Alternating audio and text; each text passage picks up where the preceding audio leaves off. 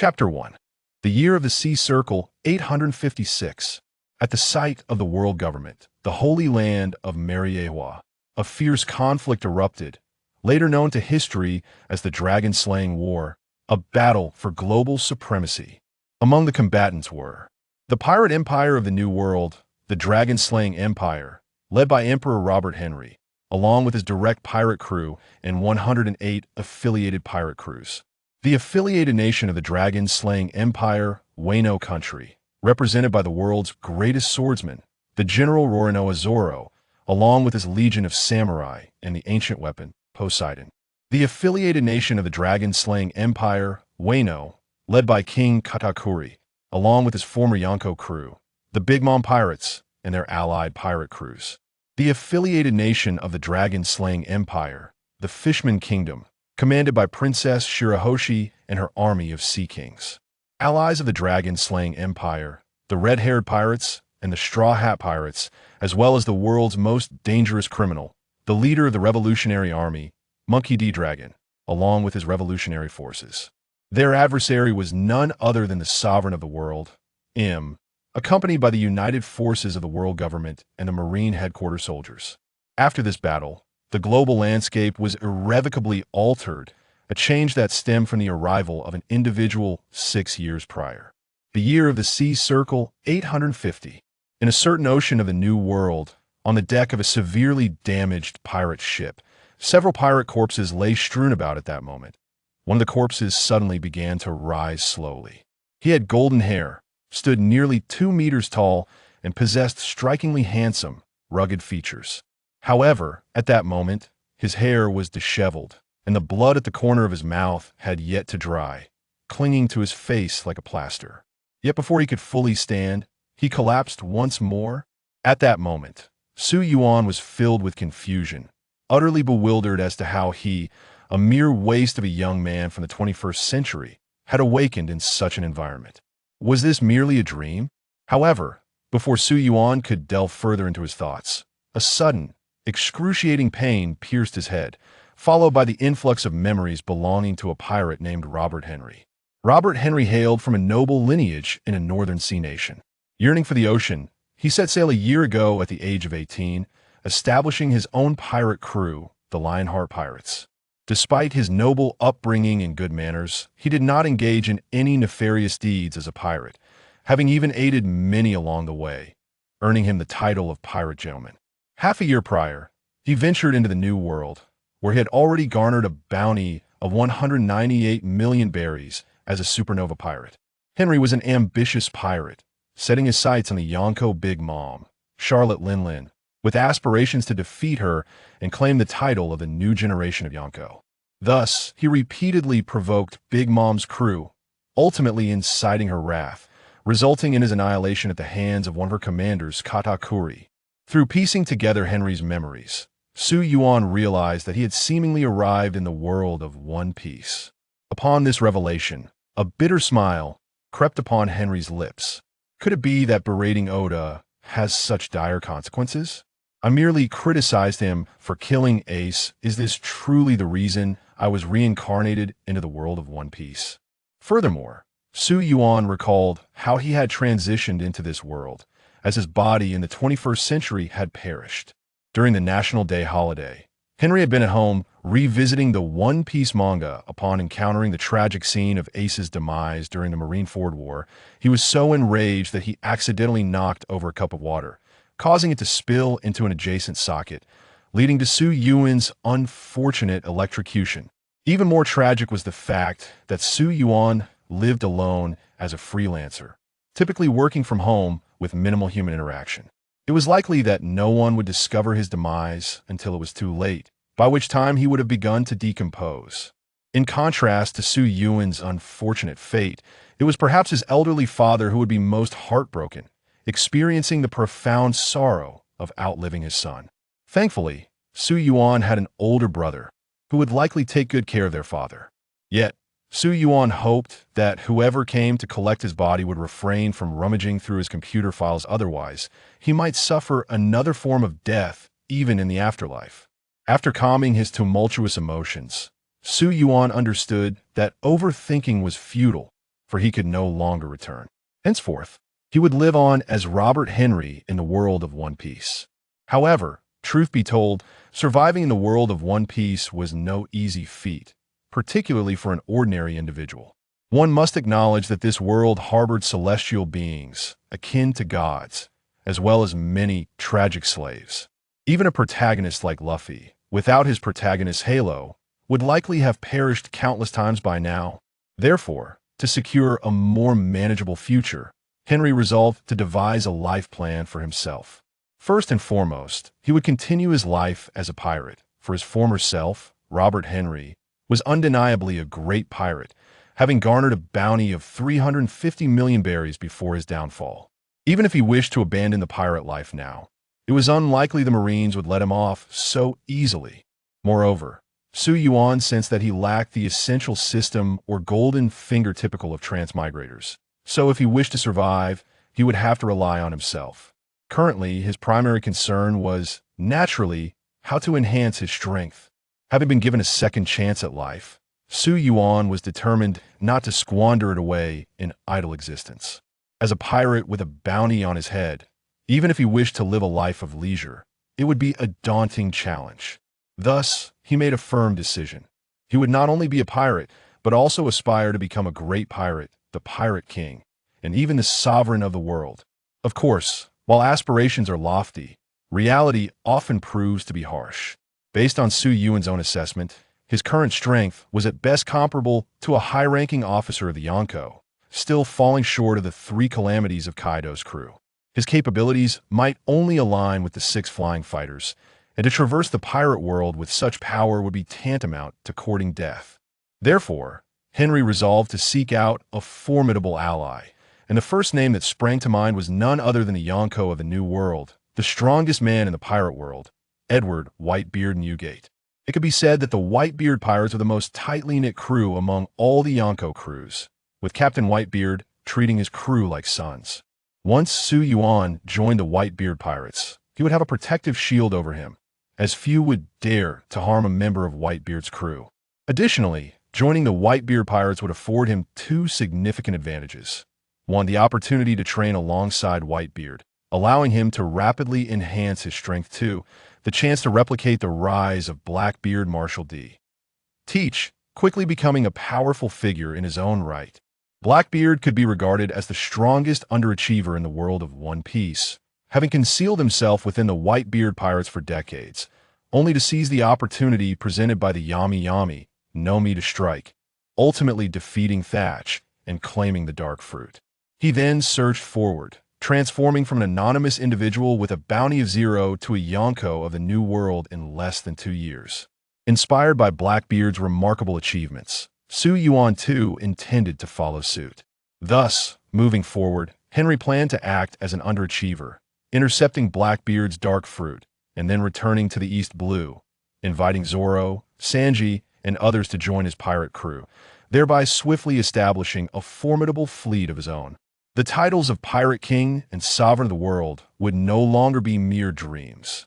As he contemplated these hopeful prospects, Su Yuan could not help but wipe away the drool trickling from the corner of his mouth. After a moment of rational reflection, Su Yuan finally resolved that he would no longer be the wasteful youth Su Yuan of the 21st century. Instead, he would become the greatest underachiever in the world of One Piece. The future Pirate King and Sovereign of the World, Robert Henry. Jing approached Tang San, sitting cross-legged beside him, and gently nodded in his direction.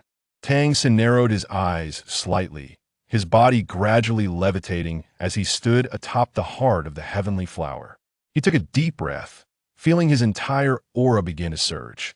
The 9 bloodlines within him, having fused during this time, had achieved a state of complete balance, and as being commenced a rapid transcendence. The golden trident's patterns re-emerged on his forehead, and in that moment, Tang San's aura began to undergo a transformation. His consciousness intertwined with the imprint of the golden trident, sensing its essence, and his eyes grew increasingly bright. A resonant sound reminiscent of sacred chants echoed around him, as waves of powerful light surged rapidly, casting a massive golden silhouette behind him. In an instant, Tang San's gaze became sharp as he looked skyward. The web version of the chapter is slow. Please download the iReader novel app to read the latest content. Suddenly, a thunderous explosion erupted from the heavenly flower, unleashing a colossal golden beam that soared into the heavens, piercing the clouds. Not far away, the great fox demon emperor felt an overwhelming surge of divine will, causing the entire hellish garden to tremble violently. The flowers began to wither rapidly, as if all fortune was converging toward that radiant golden pillar. Please exit the transcoding page and download the iReader novel app to read the latest chapters. His expression changed dramatically, and without a moment's hesitation, he transformed, revealing his true form as a nine-tailed celestial fox, over 100 meters in length, with each of its tails exceeding 300 meters. The 9 tails spread wide, obscuring the sky, radiating immense fortune that infused into the hellish garden, stabilizing the realm. The hellish garden must not be shattered otherwise. It would spell catastrophic doom for the Fox clan. At the ancestral grounds, the celestial Fox Sacred Mountain, the previously subdued golden light suddenly flared up once more. Not only that, but the very essence of the celestial Fox Sacred Mountain emitted a white glow, which seemed to collapse inwardly, drawing toward its core. Out of nowhere, a golden beam shot skyward, instantly ascending into the heights. The emperors, who had just braved a lightning tribulation, instinctively dispersed. In the next moment, that golden beam pierced through the tribulation clouds. The inky black clouds of tribulation were instantly illuminated, transforming into dark golden clouds. All traces of purple vanished in that moment, replaced by colossal bolts of golden thunder, as if the entirety of the realm was engulfed in wrath. On board the ship, Henry searched desperately and finally found enough provisions for a few days. He then set fire to the dilapidated pirate ship and held a sea burial for his crew, bidding farewell to the original Lionheart pirate crew. He then boarded a small boat and set sail for the nearest island. Guided by the recording pointer, Henry took 5 days to reach the nearest island. This island was a bustling commercial hub, with numerous vessels docked at the port. Upon arriving on the island, Henry learned from the tavern that a cargo ship would soon pass by the residence of the Whitebeard pirates at St. Chloe Island. However, before heading to the Whitebeard pirate stronghold, Henry decided to prepare himself, starting with reforging his weapon. His sword, Flying Bird, although a quality blade, was destroyed in the battle against Kelly Jia, snapping into 2 pieces. He could only seek a craftsman to reforge and repair it. On the morning 3 days later, Henry arrived at the designated port. After paying for his passage, he boarded the cargo ship bound for the Whitebeard pirates' stronghold. Fearing interruptions, Henry purchased a private cabin. Upon finding his room, he did not venture out again, but instead immersed himself in familiarizing with his new body and the swordsmanship ingrained in his memory. Although Su Yuan had perfectly inherited Henry's memories, swordsmanship still required hands-on practice. After all, Henry was uncertain whether he could successfully join the Whitebeard pirates, and he had prepared for battle just in case. After a peaceful month of sailing, Henry finally arrived at the Whitebeard pirate stronghold, St. Chloe Island. Through a month of practice, Henry had finally mastered his original swordsmanship, gaining a measure of self-defense. As the ship approached the port, Henry disembarked with a throng of passengers. Learning from passers-by about the Whitebeard pirate stronghold, Henry navigated through the bustling streets, ultimately reaching the residence of the Whitebeard pirates on St. Chloe Island. As the stronghold of the 4 emperors, the Whitebeard pirates' base occupied only a quarter of the medium-sized island, with the rest designated for ordinary residents and commercial activities, all under the control of the Whitebeard pirates. At that moment, 2 crew members were stationed at the entrance of the Whitebeard pirate stronghold to prevent ordinary citizens from intruding into their territory. Watching Henry approach, the sentries swiftly intercepted him, one of them barking, "This is the stronghold of the 4 emperors, the Whitebeard pirates. No entry for the uninvited. Leave at once." With that, they moved to usher Henry away, evidently perceiving him as a mere civilian. Dodging their attempt to drive him off, Henry called out urgently, "I am Robert Henry, captain of the Lionheart pirate crew. I have come to join the Whitebeard pirates. Please, Let me in, or at least fetch your welcoming officer." Upon hearing that Henry sought to join the Whitebeard pirates, the two stopped their attempts to expel him, but did not allow him entry. Instead, they instructed him to return in a month when the Whitebeard pirates would be recruiting new crew members. However, Henry had no time to wait a month to return. He was unaware of when Blackbeard Teach acquired the dark fruit, and naturally, he was eager to join the Whitebeard pirates as soon as possible. Upon encountering two individuals blocking his path, Henry resolved to force his way in, intending to meet the Emperor Whitebeard without delay. With Henry's current strength, he was entirely qualified to serve as a captain within the Whitebeard pirates, and he believed that joining them would not prove too difficult. As Henry made his move to break through, the two men rushed forward to impede him, yet they were effortlessly dispatched by Henry. At that moment, a curved slash suddenly soared toward Henry, accompanied by a booming voice. "Who dares to intrude upon the stronghold of the Whitebeard pirates? Do you wish to meet your end?" Recognizing the formidable opponent before him, Henry could not afford to ponder the identity of the attacker.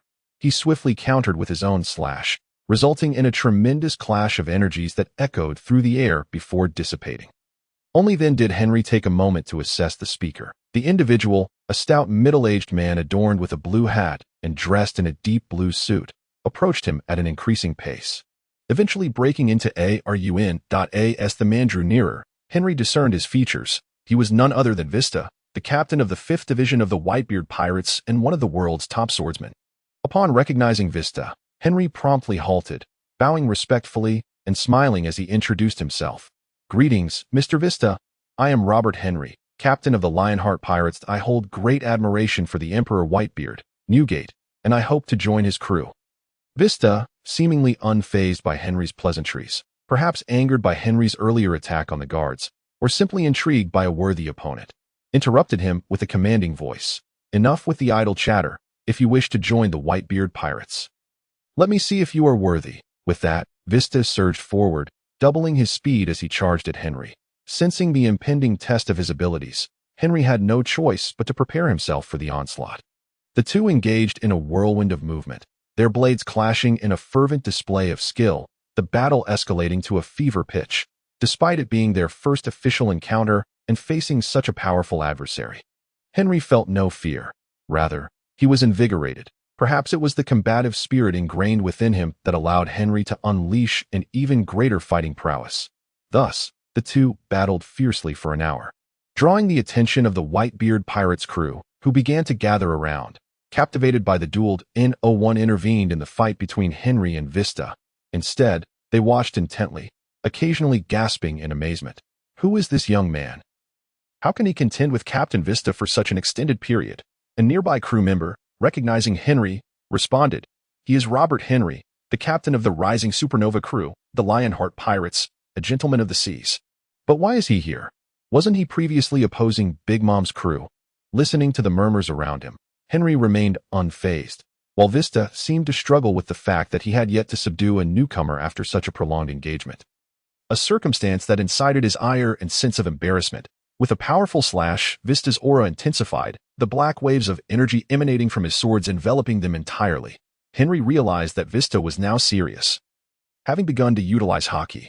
While he wished to employ haki for defense, Henry, despite his notable strength and high comprehension of swordsmanship, lacked the guidance of a master and had only grasped observation haki through self-discovery. Faced with Vista wielding his black twin swords, Henry focused intently, activating observation haki to anticipate Vista's assault. However, due to the disparity in their powers and Henry's physical exhaustion, as Vista unleashed haki, Henry found himself on the defensive and soon overwhelmed. At that moment, Henry's sword, the flying bird, could no longer withstand the pressure and shattered once more. Vista seized the opportunity to strike, and if that blow landed, Henry would either perish or be gravely injured. The outcome was not unexpected. Although the flying bird was a renowned blade, it had previously fractured, and now, facing one of the world's top swordsmen, it was predictable that it would break again under the relentless onslaught of destructive techniques. As Vista's sword loomed larger before him, time seemed to slow for Henry. He recognized this as an illusion caused by heightened concentration. In reality, time had not slowed, but rather his adrenaline had quickened his thoughts. Feeling the imminent crisis, Henry was filled with a profound sense of unwillingness. Was his journey across worlds destined to end so abruptly? Would he truly meet his demise at the hands of another? Henry was resolute in his refusal to accept such a fate. his inner voice roaring. I am destined to become the ruler of the world. How could I perish here so easily? With his defiance surging, tendrils of black lightning enveloped Henry, and Vista, poised to strike, was momentarily repelled by this newfound aura. In a sudden outburst, Henry shouted, "Get back!" Waves of black lightning erupted from him, overwhelming many of the onlookers from the Whitebeard pirates. Some collapsing to the ground, foaming at the mouth and losing consciousness. Those who remained upright stared in astonishment at Henry, exclaiming, "Conqueror's Haki, just like Old Man and Ace. How can he possess Conqueror's Haki? That is a power reserved for the rarest of kings. Could he truly be one of them?" Amidst the swirling discussions, Henry himself was bewildered, realizing he had seemingly awakened Conqueror's Haki, though he was unsure whether it was an intrinsic part of him or a gift from Su Yuan, the soul from another world. Just as Vista contemplated whether to continue the fight, a resonant buzzing filled the air, and a commanding elder's voice echoed, "Bring him to me. I wish to know what manner of individual dares to unleash Conqueror's Haki within my domain. Even other emperors would not dare to do so here." Jingjing approached Tang San, sitting cross-legged beside him and nodding gently. Tang San squinted his eyes, his body gradually levitating as he stood atop the heart of the heavenly flower. Taking a deep breath, his aura began to swell. The 9 bloodlines within him, having harmonized during this time, reached a state of perfect balance, propelling him into a rapid ascension. The golden trident's markings re-emerged on his forehead. And at that moment, Tang San's aura began to metamorphose. His consciousness intertwined with the essence of the golden trident, drawing upon its power, and his eyes grew increasingly radiant. Waves of sound, akin to divine chants, resonated around him, and a powerful light began to rise, casting a vast golden silhouette behind him. Tang San's gaze suddenly sharpened like lightning as he fixed his eyes upon the heavens. The web-based chapter content was slow, prompting the suggestion to download the IUN Novel app for the latest updates. In an instant, a tremendous explosion erupted from the heavenly flower, a colossal golden beam shooting skyward, piercing the clouds, not far away. The great fox demon emperor felt an overwhelming will surge forth, causing the entire hell garden to tremble violently. The flowers began to wither rapidly, as if all fortune was converging towards that golden beam. Please exit the transcoding page and download the IUN Novel app to read the latest chapter. His expression changed dramatically, and without delay, he transformed into his true form, morphing into a 9-tailed celestial fox over 100 meters long. Each tail stretching over 300 meters, obscuring the sky and radiating immense fortune into the Hell Garden, stabilizing the realm. The Hell Garden must not shatter, for its destruction would spell cataclysmic disaster for the Fox clan. At the ancestral grounds, the celestial Fox Holy Mountain, the previously subdued golden light surged once more, and the holy mountain emanated a white glow that appeared to collapse inward, flowing towards its core. Without warning, a golden beam shot skyward, racing towards the heavens. The monarchs, who had just barely withstood a thunderous tribulation, instinctively dispersed. In the next moment, that golden beam had already pierced the calamity clouds. The pitch-black clouds of tribulation were instantly illuminated, transforming into dark golden masses as all purple hues dissipated, replaced by colossal golden lightning that seemed to embody the fury of the entire realm. As the buzzing in the air faded, the crew of the Whitebeard pirates, who had huddled together, began to scatter, from behind them emerging a middle-aged man with a pineapple hairstyle. Henry recognized him as Marco, the captain of the 1st Division of the Whitebeard pirates, though he was uncertain of the man's intentions. Marco stepped into the scene, nodding at Vista, and upon noticing Henry, his eyes displayed an inexplicable expression, seemingly astonished that Henry possessed the Conqueror's Haki as well. He spoke slowly, "Dad wishes to see you. Follow me." After saying this, Marco did not wait for Henry's response and turned away. Observing Marco's departing figure, Henry contemplated briefly but decided to follow closely behind. After all, Henry's purpose for coming was to join the Whitebeard pirates. And since Whitebeard was willing to meet him, he had no intention of retreating. Henry trailed Marco through several rooms, noting the curious glances of onlookers, yet none dared to impede their passage. Thus, Henry followed Marco into a vast palace that was exceedingly bright yet not ostentatious. Within, he could detect a faint scent of medicinal concoctions. At the center of the palace sat a towering figure. As Henry approached, he discerned that the imposing figure was an elderly man, his silver hair casually wrapped in a headscarf. Despite his advanced age, the man's physique was remarkably robust, seemingly harboring boundless strength, poised for eruption. Beside him stood a striking woman clad in leopard print, evidently the caretaker of the elder. who was preoccupied with the 4 drip attached to him. Paying no heed to Henry's entrance, gazing at the venerable figure before him, Henry felt no inclination to underestimate him, for this was none other than Edward Newgate, known as Whitebeard, one of the 4 emperors of the New World. He was also widely recognized as the strongest man in the world, the man who stood at the pinnacle of piracy after Roger. The sight of the towering figure made Henry feel minuscule in comparison. However, rather than fear, he was filled with exhilaration. After all, Whitebeard was one of his most cherished characters among the pirates. The mere opportunity to witness him in person was enough to evoke immense excitement. Observing Henry's trembling excitement, Whitebeard chuckled, "Are the youth of today so fearless, to dare provoke an emperor so casually? Young man, do not be too arrogant. Those who are arrogant do not live long." Upon hearing Whitebeard's words, Henry's mind momentarily short-circuited, and he impulsively retorted, "A young man must be arrogant. If not, what makes him young?" As soon as the words left his mouth, Henry realized the gravity of his statement. To speak thus before the mightiest pirate, Whitebeard, was akin to courting death.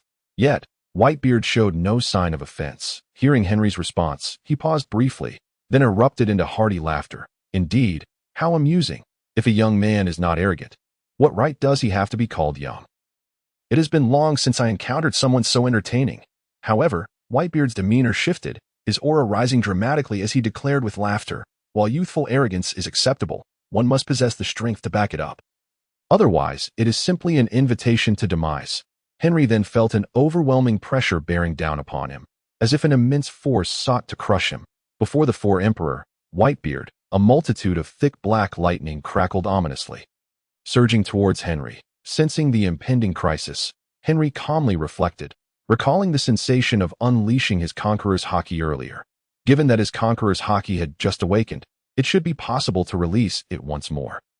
However, time was too brief, and he found himself unable to recapture the feeling immediately.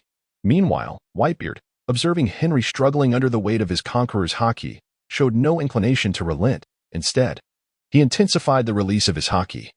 Seemingly intent on overwhelming Henry in one fell swoop, under the oppressive force of the 4 emperors' haki, Henry's indomitable spirit refused to yield easily. He lifted his gaze, meeting Whitebeard's eyes once more. With a loud shout, he proclaimed, "You think I would so easily submit to you? It is not that simple." Following his declaration, black lightning crackled around Henry, countering the haki emanating from Whitebeard. The 2 forces clashed in the air, igniting sparks of energy. As Henry grew increasingly familiar with the release of his conqueror's haki, he began to push back against Whitebeard's formidable presence. As the 2 faced off, the palace they inhabited began to tremble under the strain of their clashing haki. The surrounding walls developing fissures. Witnessing the unfolding scene, Marco could no longer remain silent and shouted, "Dad, cease at once. Otherwise, this palace will be destroyed." At Marco's words, Whitebeard finally withdrew his haki, while Henry stood below, drenched in sweat, teetering on the brink of collapse. Although he had managed to withstand the pressure of the 4 emperors' haki, the toll it took on him was considerable, leaving him even more fatigued than after an hour-long battle with Vista. Yet, Henry did not succumb. He relied on his unwavering will to stand firm, defiantly facing the legendary Whitebeard above. Unbeknownst to them, the inhabitants of St. Croix's Island were in a state of upheaval. Their gazes fixed upon Whitebeard and the palace, expressions of disbelief etched upon their faces. Though the clash of haki between Whitebeard and Henry had been brief, the island's strongmen felt the tremors of their confrontation.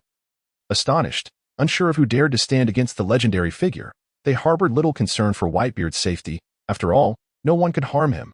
Their curiosity was piqued. Who could possibly contend with the emperor? Could it be Ace? Yet, no one stepped forward to clarify the situation. In the palace, Whitebeard regarded the sweating Henry with evident satisfaction, laughing heartily. "Young man, you indeed possess the right to be arrogant. Now tell me, what brings you to my island?" Calming himself, Henry slowly replied, "I wish to join the Whitebeard pirates and become one of your crew." Upon hearing Henry's response, Whitebeard was taken aback. He had initially presumed that Henry had come to challenge him, only to discover that the latter sought to join his ranks. It is worth noting that Whitebeard was already familiar with Henry's name, having heard of his recent troubles with the Yonko Big Mom's pirate crew. Now, with Henry daring to approach him, could it be that he intended to leverage Whitebeard's strength against Big Mom? However, Whitebeard was not one to ally with others, nor did he require assistance to confront Big Mom's crew. Thus, he resolutely declined, stating, "A person like you cannot calmly serve under another. It would be best for you to leave. I have no need for you here." Upon hearing Whitebeard's rejection, Henry was momentarily stunned. He could not fathom why Whitebeard was unwilling to accept him, as he believed his own strength would be welcomed. Nonetheless, Henry did not easily concede, for joining Whitebeard's crew was essential for his rise. Thus, he promptly declared, "I must join the Whitebeard pirates, for they are the mightiest crew in the New World. Only here can I grow stronger, and only then can I avenge my comrades." At this point, tears streamed down Henry's face, not in act, but genuine sorrow. The memories of the former members of the Lionheart Pirates weighed heavily on him, evoking profound sadness. Perhaps this was the final tribute of Henry's original body to his fallen companions. Upon hearing this, Whitebeard paused, unaware that the Lionheart Pirates had been annihilated by Big Mom's crew. If that were indeed the case, accepting Henry would not be out of the question. So, Henry hastily recounted his tragic tale, revealing the complete destruction of his crew. Had it not been for Su Yuan's rebirth, the Lionheart Pirates would have been utterly extinguished. After listening to Henry's account, Whitebeard fell into contemplation. He was known for his deep care for his crew, treating them as his own children. Hearing that Henry sought vengeance for his comrades stirred something within him. Moreover, Henry possessed the potential of Conqueror's Haki, which could greatly benefit the development of Whitebeard's crew. Thus, Whitebeard prepared to speak again, intending to accept Henry as his subordinate. Jingjing approached Tang San, settling beside him in a meditative pose, gently nodding in acknowledgement. With narrowed eyes, Tang San began to rise slowly. Standing atop the heart of the celestial flower, he took a deep breath, his aura expanding as the 9 bloodlines within him reached a state of perfect equilibrium through their recent fusion. Propelling him toward rapid ascension, the golden trident markings on his forehead re-emerged, and at that moment, Tang San's aura began to transform. His consciousness intertwined with the imprint of the golden trident, sensing its essence. And his eyes grew increasingly radiant. The sound reminiscent of celestial chanting resonated around him as waves of energy surged, powerful light ascending rapidly, casting a colossal golden silhouette behind him. In an instant, a tremendous explosion erupted from the celestial flower, a massive golden beam shooting skyward, piercing the clouds. Nearby, the heavenly fox Great Demon Emperor felt an overwhelming will erupt, causing the entire Hell Garden to tremble violently. The flowers wilting rapidly, as if all fortune was converging toward that golden pillar. His expression shifted dramatically. He dared not delay, and with a swift motion, he transformed into a colossal 9-tailed celestial fox, each tail exceeding 300 meters in length, casting a shadow that blotted out the sun. A torrent of fortune surged into the Hell Garden, stabilizing the realm. The Hell Garden must not shatter. Otherwise, it would spell catastrophic doom for the Heavenly Fox clan. At the ancestral home, the Heavenly Fox Sacred Mountain, the previously subdued golden light surged once more, radiating a brilliant white glow that appeared to collapse inward. Without warning, a golden beam shot into the heavens, ascending rapidly. The recently battle-weary sovereigns instinctively dispersed, and in the next moment, that golden beam had plunged into the calamity clouds. The inky black clouds ignited, transforming into dark golden masses as all traces of purple vanished, replaced by colossal golden thunderbolts, seemingly filled with the wrath of the entire realm. After hearing Henry's story, Whitebeard was swayed and prepared to accept him, asking, "Do you genuinely wish to join my ranks? This is not a ploy for ulterior motives, is it?" However, he cautioned, "If you seek vengeance for your former comrades, that burden lies solely upon you. I shall not intervene." Upon realizing Whitebeard's willingness to relent, Henry's excitement surged. His sole desire was to join the Whitebeard pirates to seize the opportunity to obtain the dark fruit. Whether the Whitebeard pirates would avenge his former crew mattered little to him. Moreover, Henry had no intention of using Whitebeard's crew to confront Big Mom. He aimed to settle the score himself, even if he was not the true Robert Henry. Thus, he quickly replied, "I sincerely wish to join the Whitebeard pirates. As for avenging my subordinates, that is my own responsibility. I will undoubtedly defeat Big Mom in due time. Of that I am completely confident." Hearing Henry's response, Whitebeard chuckled heartily. "You possess quite the ambition. Thinking you can defeat Big Mom on your own.do you comprehend the magnitude of a Yonko's power? You are not even a match for one of her subordinates, yet you aspire to confront her directly? You seem rather intrigued by the Yonko's throne. Could it be you yearn to become the Pirate King?" In response to Whitebeard's inquiry, Henry smiled and replied, "I have no interest in being the Pirate King. My goal is to become the ruler of the world." At this, Whitebeard laughed even louder, saying, A ruler of the world, how bold of you! Do you realize the last person to utter such words is now lost to history, with no grave to be found? Henry was well aware of whom Whitebeard referenced, but he remained unfazed. He was not of the same ilk. He was merely a pawn, and until his strength reached a formidable level, he would not expose his ambitions. He understood the might of the world government and the Marines, and thus would not recklessly proclaim his desire for world domination. He would strengthen himself step by step, eventually toppling the world government and the celestial dragons. However, these thoughts would not be shared with Whitebeard, nor would he necessarily believe them. Observing the resolute expression on Henry's face, Whitebeard chuckled. I accept your wish to join my ranks. However, since you wish to be part of my crew, you must adhere to my rules, particularly the prohibition against harming your comrades. If you contravene this, I will personally intervene to address you. Do you understand?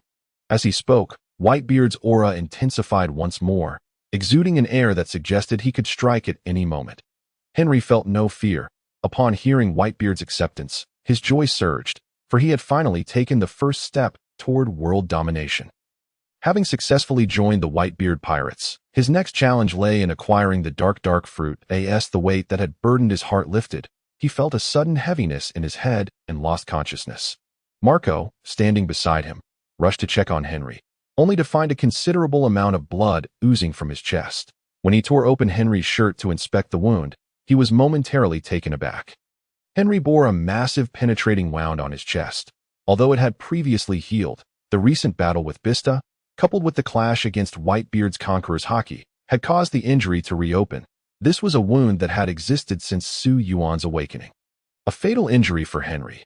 Yet when Su Yuan was reborn, the wound had scabbed over, and he had paid little mind to it, merely applying a simple bandage. He never expected the old injury to flare up once more. Fortunately, Henry had been recuperating well for some time before the incident. Although his wound had reopened, it was not too severe. With Marco's abilities, he could easily facilitate Henry's recovery. After exchanging a few words with Whitebeard, Marco took Henry away from the Grand Hall, intending to find a place to tend to his injuries. As he watched Henry being led away and recalled Henry's previous words, Whitebeard couldn't help but think of that man. Newgate, Lingling, Kaido, Shiki, the celestial dragons had dominated the world for far too long. It was now time for us to rule this world. We shall become the new masters of this realm. The grandiose declarations from memory felt as if they had been uttered just yesterday. Yet the speakers of those words were long gone.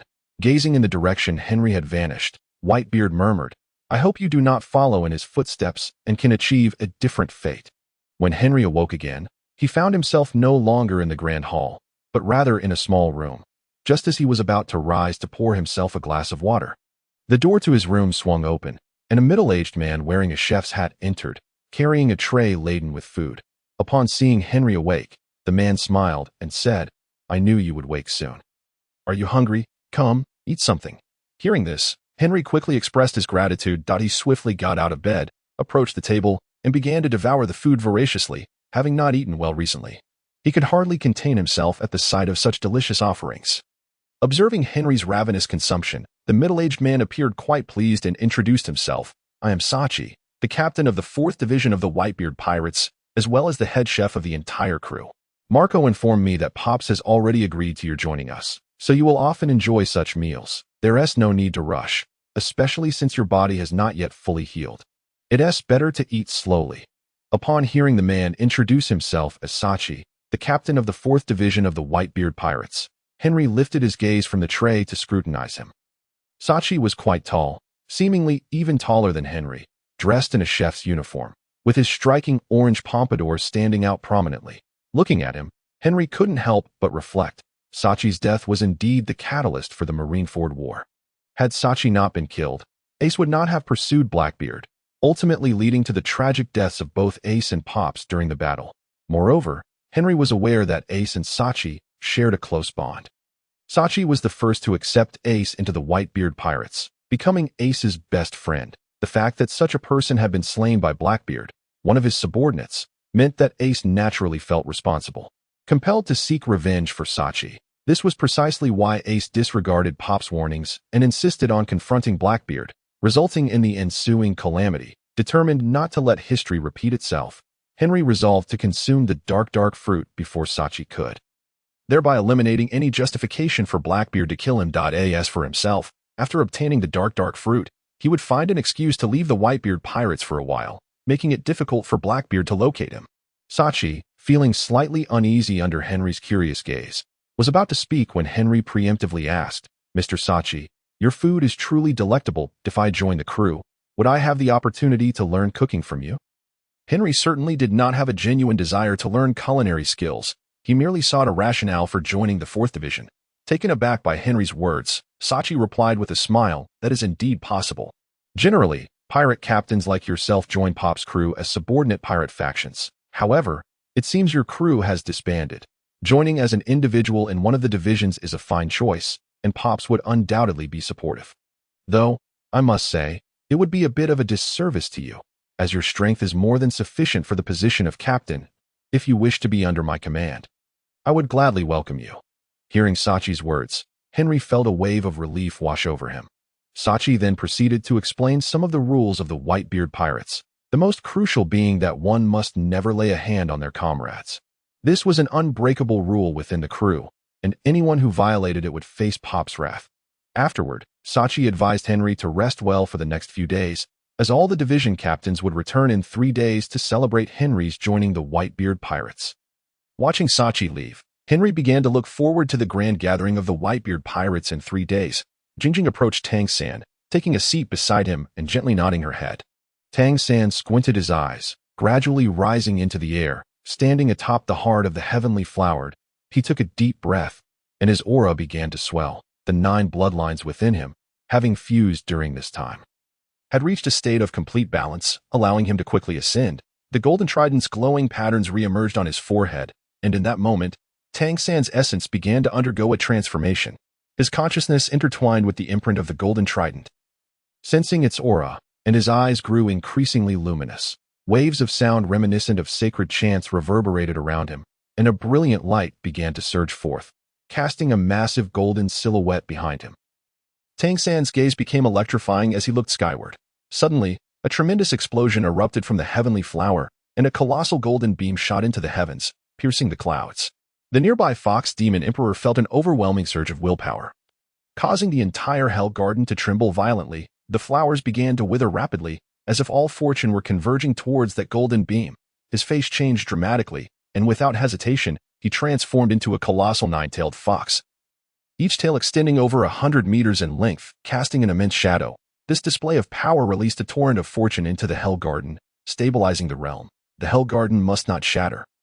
Otherwise, it would spell catastrophic disaster for the Fox Clan. In the ancestral home, the Fox Sacred Mountain, the previously contained golden light flared up once more. Not only that, but the Fox Sacred Mountain itself radiated a white glow, which seemed to collapse inward, flowing towards its core. A golden beam shot skyward without warning, instantly reaching the upper atmosphere. The emperors, who had just withstood a lightning tribulation, instinctively dispersed.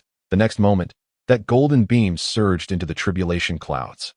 The pitch-black tribulation clouds were instantly illuminated, transforming into dark golden clouds, with all traces of purple vanishing, replaced by immense golden lightning that seemed to embody the wrath of the entire realm.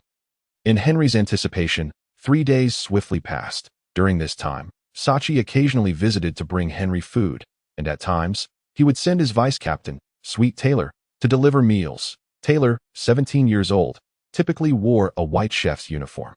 With golden-gray short hair, she stood at a modest height of 1.8 meters but weighed over 200 pounds. Although slightly plump, her features were exquisitely refined, and if she slimmed down, she would undoubtedly be a breathtaking beauty, making her quite endearing. Taylor could be considered Sachi's adopted daughter, having been trained in both culinary arts and combat skills by him, earning her position as the vice captain of the 4th Division through sheer merit.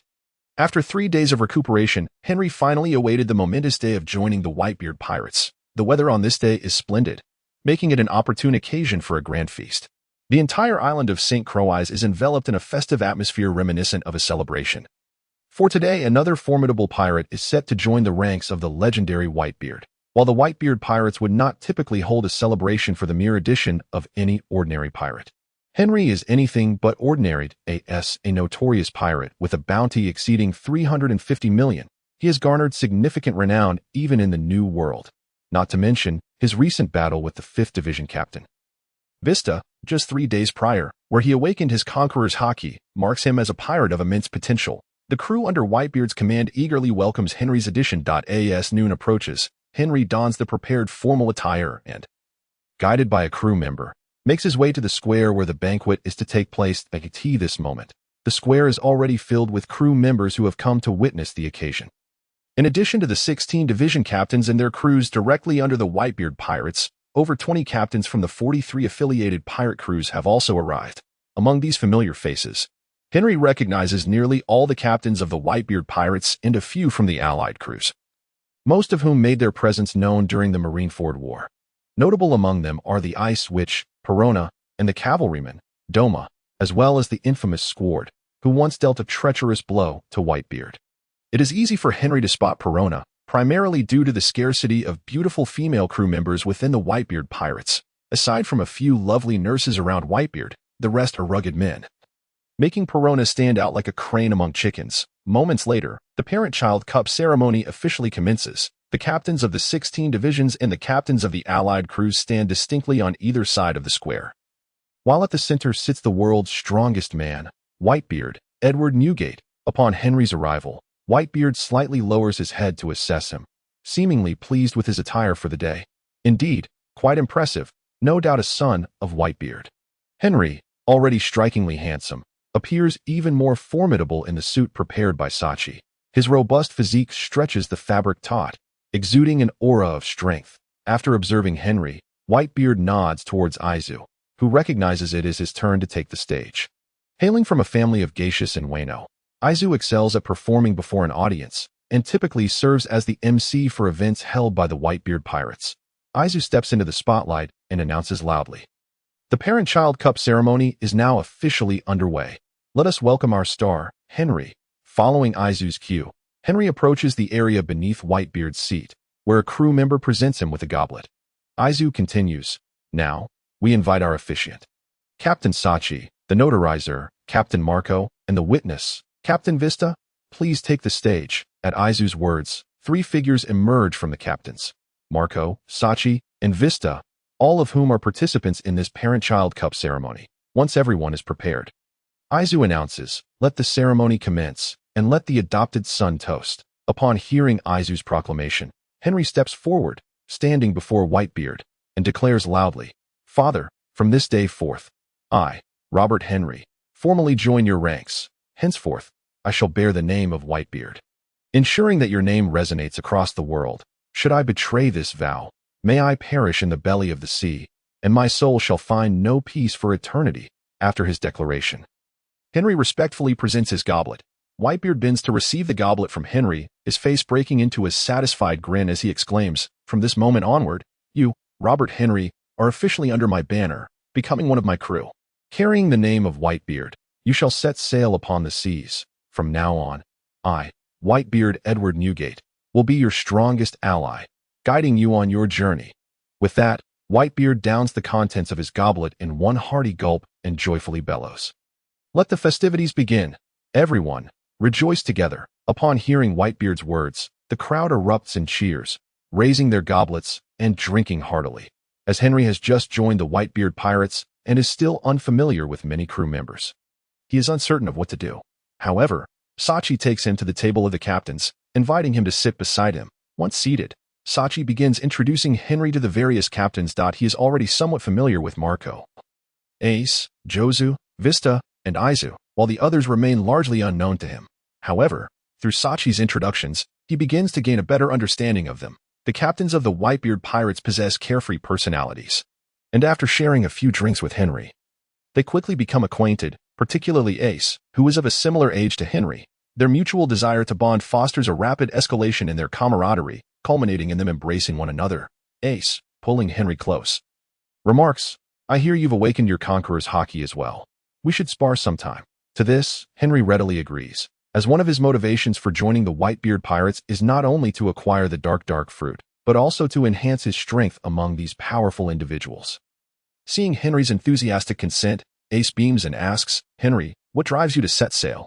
Is it the title of Pirate King and the great treasure?" Looking at Ace, Henry smiles and replies, My aspiration is not to become the Pirate King, but rather to become the master of the world. I intend to overthrow the celestial dragons and claim dominion over all." Upon hearing Henry's response, Ace bursts into laughter, placing a hand on Henry's shoulder. "Then perhaps you should join the Revolutionary Army instead of becoming a pirate. But I believe in you. You can achieve it. Who hasn't had dreams in their youth? A life without dreams is no different from a salted fish adrift at sea." It seems Ace firmly believes in Henry's ambitions and does not mock him for his grand aspirations. After all, youth is the time for dreams, and who knows what may come to fruition. Listening to Ace, Henry playfully inquires, "So, Ace, what is your dream? Is it to be the Pirate King as well?" At the mention of the title Pirate King, Ace seems to pause reflectively before responding with a smile.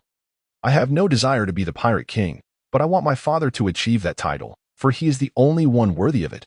This era should be known as Whitebeard's." Henry is not surprised by Ace's response, knowing that Ace has faced considerable hardship due to his identity as the son of Gold. Roger, the Pirate King, and thus holds little interest in the throne. However, he is deeply grateful to Whitebeard, whom he regards as a father, and wishes for him to claim the title of Pirate King.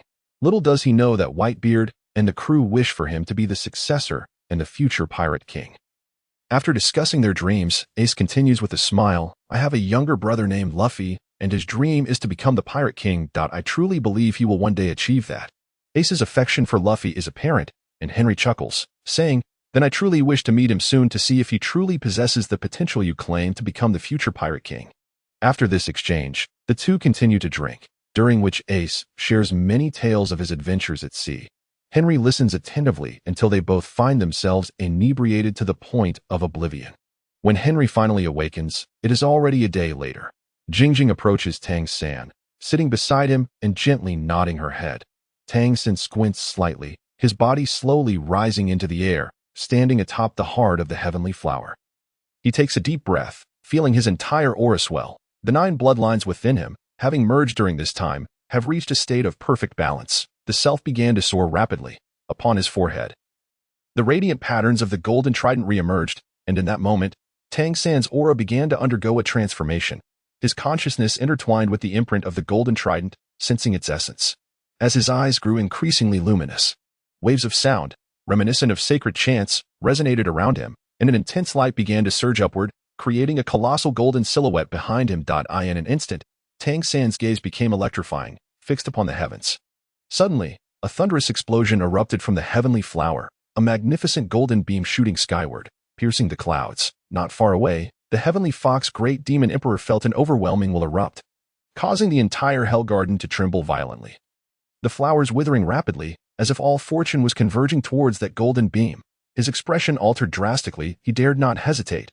With a swift motion, he transformed into a 9-tailed celestial fox over 100 meters long, each tail extending over 300 meters, obscuring the sky and shielding the sunlight. Exuding an abundance of fortune, he infused it into the Hell Garden, stabilizing the realm. The Hell Garden must not shatter.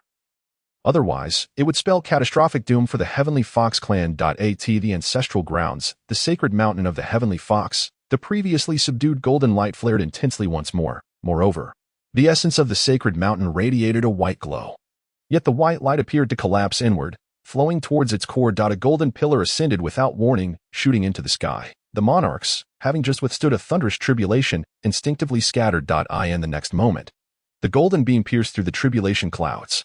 The inky black clouds were instantaneously illuminated, transforming into dark golden cumulus, all traces of violet dissipating, replaced by colossal golden bolts of lightning, seemingly filled with the wrath of the entire realm. When Henry awoke again, it was the following morning. After freshening up, he sought out the captain of the 4th Division, Sachi. As Henry was now part of Sachi's 4th Division, he intended to request Sachi to teach him the techniques of armament hockey and observation hockey. After all, the whereabouts of the dark fruit remained unknown, and Henry aimed to enhance his strength in advance. He had previously discussed this with Sachi, so upon finding him, Sachi readily agreed. Subsequently, Sachi led Henry to a secluded area on the island, commencing his instruction in armament hockey and observation hockey. In truth, Henry had already grasped the fundamentals of observation hockey, but it was through his own exploration, thus he desired Sachi to provide a systematic teaching. Seeing Henry prepared, Sachi stated, "From this moment on, I shall impart to you my knowledge of hockey. As you should be aware, hockey is divided into 3 categories." Upon hearing Sachi's inquiry, Henry replied, I understand. Hockey is divided into three types: Conqueror's hockey, armament hockey, and observation hockey. Among them, Conqueror's hockey is exceedingly rare, awakening solely through oneself, rather than through training. Sachi, pleased with Henry's response, smiled and said, You answered excellently. You awakened Conqueror's hockey a few days ago, yet I do not possess the knowledge to train it. Perhaps you can inquire with Dad, and he may provide the answers you seek. What I can teach you are only armament hockey and observation hockey. Armament hockey can be likened to an invisible armor. This power is referred to as flowing cherry blossoms in Wano. As for observation hockey, it is a force that allows one to keenly sense the presence of others. Through continuous training, one can perceive the number and condition of living beings, as well as predict an enemy's next move. This power is known as Heart Net in the Sky Island. It is said that when mastered to its limits, observation hockey can glimpse fleeting moments of the future. The foremost of the four emperors, Katakuri of the Big Mom Pirates, wields this power. Observing Henry's earnest attentiveness, Sachi expressed his satisfaction, saying, It seems you have already grasped observation hockey. I will assist you with further training later. For now, mastering armament hockey is of utmost importance. Allow me to demonstrate armament hockey. Upon finishing his words, Sachi began to unleash armament hockey, a force emanating from within, enveloping his arms in a deep ebony hue. After demonstrating armament hockey, Sachi instructed Henry to strike his arm with his sword, but before Henry's blade could make contact, a formidable force intercepted it. Henry recognized this as the power of armament hockey, specifically a more advanced application akin to the flowing cherry blossoms of Wano. After showcasing the might of armament hockey, Sachi conveyed to Henry, The power of armament hockey exists within each of us. However, most individuals are unaware of how to channel it. You may envision it as a stream of energy flowing within your body, which you must guide outward. In order to facilitate your swift mastery of this power, you may need to endure some hardship. Are you prepared to accept this? Upon hearing Sachi's words, Henry did not hesitate, resolutely responding, As long as I can quickly master this power, what is there to fear in enduring a bit of hardship? However, Henry soon regretted his impulsive declaration, sensing that Sachi was setting him up. Sachi, unfazed by Henry's response, anticipated his agreement and continued, My method is quite simple. I will use armament hockey to directly attack you, and you must withstand it with your body. This method will swiftly awaken the hockey within you, enabling you to quickly grasp armament hockey. Upon learning of this approach, Henry hesitated momentarily, yet he understood that time was of the essence. With less than a year before Blackbeard sought the dark fruit, he needed to enhance his strength without delay. Besides seizing the dark fruit, he also intended to intercept Luffy's companions, Zoro and Nami. So he had to recruit them into his crew before Luffy set sail. Thus, after a brief moment of contemplation, Henry decisively proclaimed, No problem, I will train in armament hockey as you suggested. With that, Henry shed his shirt, revealing a well-muscled physique, a sight to behold. Seeing Henry prepared, Sachi wasted no time, swiftly striking him with a punch, sending Henry flying. As he soared through the air, blood spurted from the corner of his mouth, indicating that he had sustained injuries from the blow. Observing Henry's trajectory, Sachi rushed over to assess his condition. Although Henry appeared gravely injured, in reality, his wounds were not as severe as they seemed. Merely light injuries, as his body had been honed through years of training, making it resilient against severe harm. After a brief recovery period, Henry returned to Sachi, ready to continue training, only to be sent flying once more. Thus, on that first day, Henry was knocked back 6 times by Sachi, ultimately conceding for the day due to unconsciousness. Fortunately, with the presence of the finest physician, Marco, from the Whitebeard Pirates, Henry's injuries were swiftly tended to. Thanks to Marco's Phoenix Fruit's healing abilities, upon regaining consciousness, Henry remained undeterred, seeking out Sachi the following day for another round of training. After a week of grueling practice, Henry finally mastered the ability to release armament hockey from his chest to withstand attacks, preventing him from being easily thrown aside. Throughout this period, however, Marco could only shake his head in bemusement. Perplexed by Henry's relentless determination, he wondered why Henry was pushing himself so hard, as there was no need to rush in his pursuit of strength. Henry found himself unable to respond to Marco's inquiries, silently continuing to follow Sachi's rigorous training regimen. After enduring a month of grueling exercises under Sachi's guidance, Henry finally mastered the art of armament hockey. Once unleashed, he could shroud his arms in a pitch-black aura and extend his power to transform his sword, Phania, into a black blade. During the training of armament hockey, Henry also engaged in battles against Sachi, which steadily enhanced his observation hockey, resulting in a significant qualitative leap in his abilities. Now, when Henry unleashed his full strength, Even Sachi had to exercise caution. In addition to honing his armament and observation haki, Henry did not neglect the development of his Conqueror's haki. He had become adept at controlling the intensity of its release, though the process was fraught with hardships. His method for enhancing Conqueror's haki was rather straightforward and brutal. He directly clashed it with Whitebeard's formidable haki, often resulting in Henry being rendered unconscious by the overwhelming force. However, this training method could not be conducted on the island, as Whitebeard, due to health issues, spent half of each month recuperating on the island. Yet, being a pirate at heart, he yearned for life at sea and would spend the other half aboard the Moby Dick. During these maritime excursions, Sachi accompanied Henry, tasked with overseeing Whitebeard's sustenance and training Henry. While Henry seized the opportunity to repeatedly clash his Conqueror's haki with Whitebeard's, unfortunately for the crew members who accompanied them, many of the less capable ones found themselves incapacitated by the haki unleashed by the two. Initially, Whitebeard felt a pang of compassion, but upon witnessing the crew endure several trials without succumbing, he acquiesced to Henry's training requests. Thus, Henry's first month in the Whitebeard Pirates concluded amidst this arduous training, leading him to the precipice of his inaugural battle as a member of the crew, an event marking the dawn of his illustrious career. Jingjing approached Tang San, settling beside him in a meditative posture.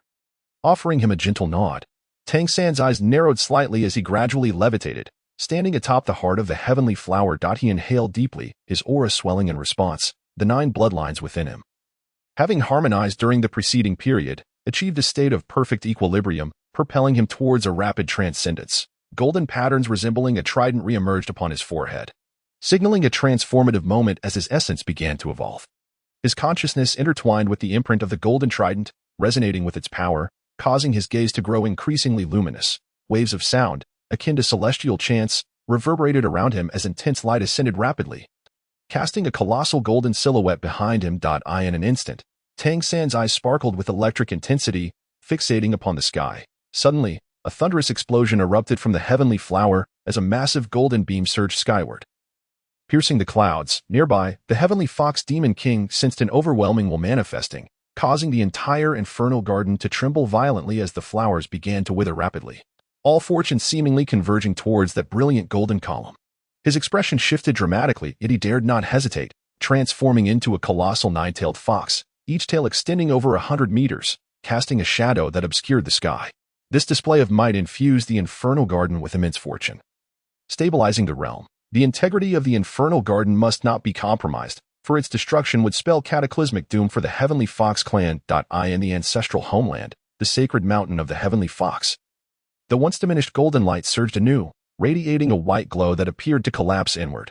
Without warning, a golden beam shot upward, ascending towards the heavens. The recently battle-hardened monarchs instinctively dispersed, and the next moment, the golden column pierced through the calamity clouds. The pitch-black clouds ignited, transforming into dark golden formations, as all traces of purple dissipated, replaced by colossal bolts of golden lightning, as if the very fury of the realm was unleashed. After a month of relentless training, Henry adeptly commanded the 3 forms of haki, and he was now poised to embark on his first mission as a member of the Whitebeard Pirates. Although the Whitebeard Pirates ranked among the 4 emperors of the New World, and indeed the strongest among them, they were not immune to assaults from rival pirate crews, just as Henry had previously harassed the Big Mom pirates. Whitebeard's crew faced similar disruptions. After all, aspirant pirates eager for ascension were never in short supply, yet most perished within their first year in the New World, akin to the fate of the Lionheart pirates. The few who survived often either aligned themselves with one of the 4 emperors, like Capone Beej or Drake from the Supernovas, or withdrew from the pirate life altogether to return to normalcy.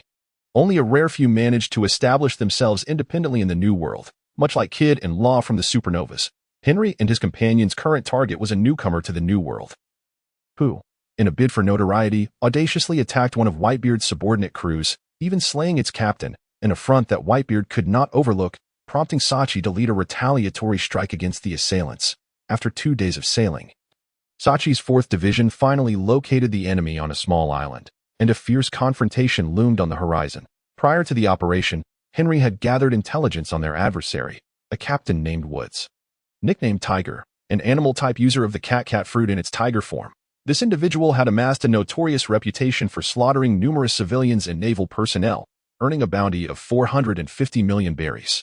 As a carnivorous animal-type user, Woods possessed formidable strength, explaining how he could easily dispatch a captain from the ranks of the four emperors. Sachi had already devised a battle strategy. The Tiger Pirates were a relatively large crew, numbering in the hundreds, with 3 members carrying bounties: the captain, the vice-captain, and the helmsman. The vice-captain, Yebel his, had a bounty of 118 million berries, while the helmsman, the giant Carly, was worth 92 million berries. According to Sachi's plan, he would confront Captain Woods, while Vice-Captain Tyler would face his, leaving Henry to contend with the helmsman, Carly. Upon landing on the island, Sachi bellowed, "Brothers, charge forward and eliminate these scoundrels." With that, he led the charge towards the enemy camp, followed closely by the crew.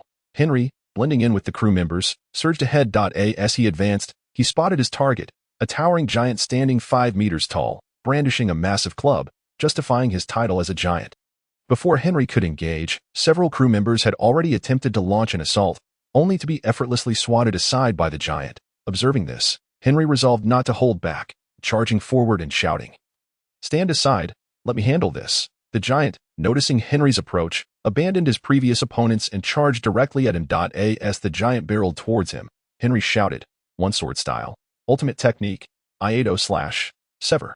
In an instant, a flash of blade light passed before Henry, causing Carly, who had been rushing forward, to suddenly collapse, a gash appearing on his chest as his club and body were cleaved in two. Watching the adversary fall, Henry exhaled deeply. This technique, a refinement of his original style by Su Yuan, was a form of sword drawing, symbolizing a decisive cut. The results were impressive. Carly had been swiftly vanquished, witnessing Henry's valor as he effortlessly dispatched the opposing officer. The crew of the 4th Division erupted in cheers, their spirits invigorated, and they fought with even greater fervor. Meanwhile, the members of the Tiger Pirate Group, upon witnessing the swift demise of their third strongest fighter, were struck with dread, prompting some to contemplate retreat. The Whitebeard pirates, emboldened by their momentum, pursued the fleeing adversaries with relentless vigor.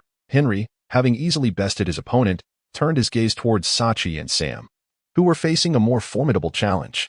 This was primarily due to the strength of their adversaries. Among them, Sachi confronted Tiger Woods, who had transformed into a beastly form, his colossal tiger head exuding terror, while his hands morphed into lethal claws. Woods exhibited incredible speed, his sharp claws lunging towards Sachi. However, Sachi adeptly parried the attacks, wielding his dual swords with finesse and skill. Noticing that Sachi required no assistance, Henry shifted his focus to Taylor, Sachi's disciple.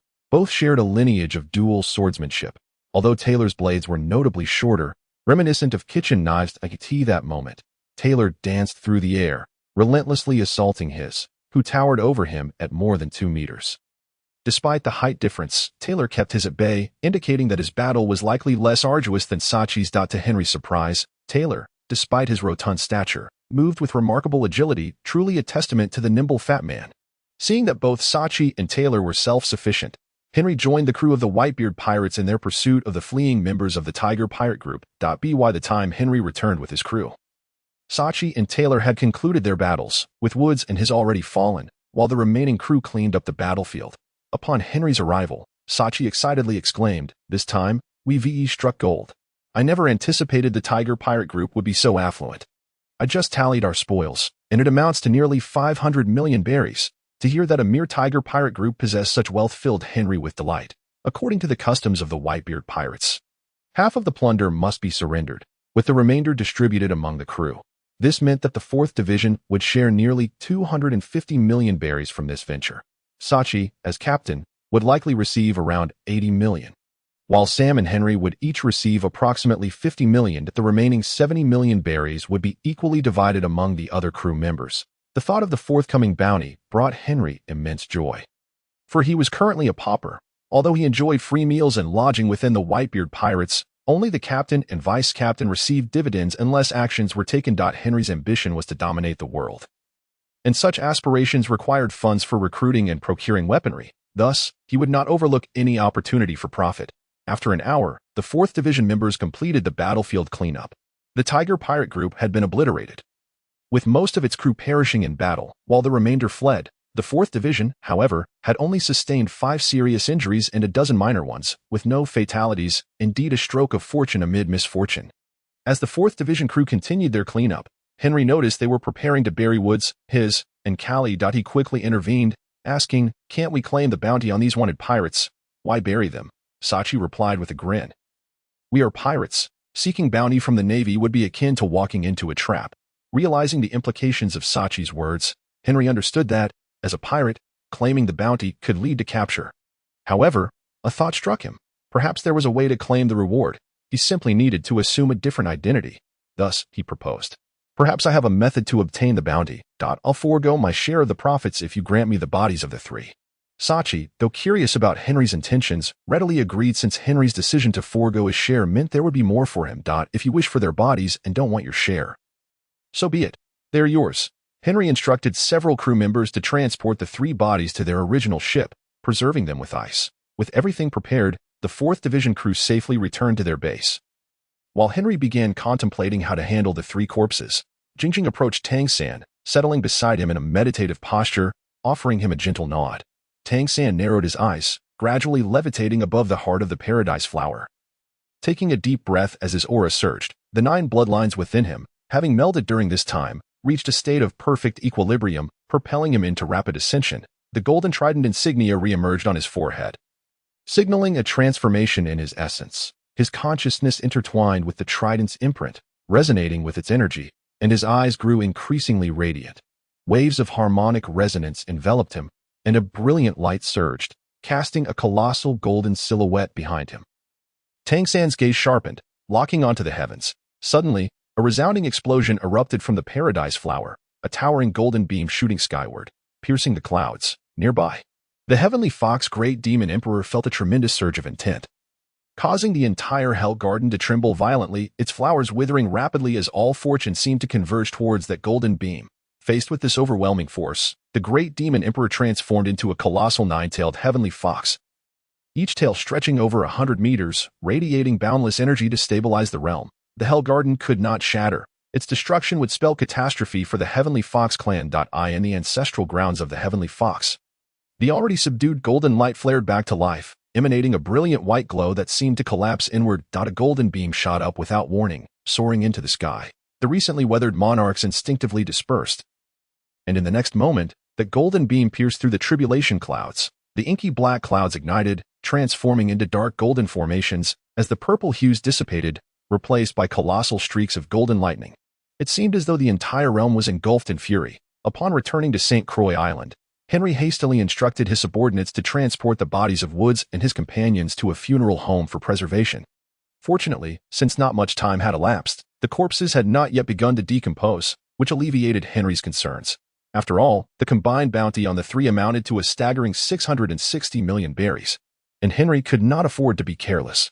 However, the cost of storing the remains for just a few days was a staggering 1 million berries, prompting Henry to lament the exorbitant profits of the funeral industry, leading him to consider opening his own mortuary business in the future.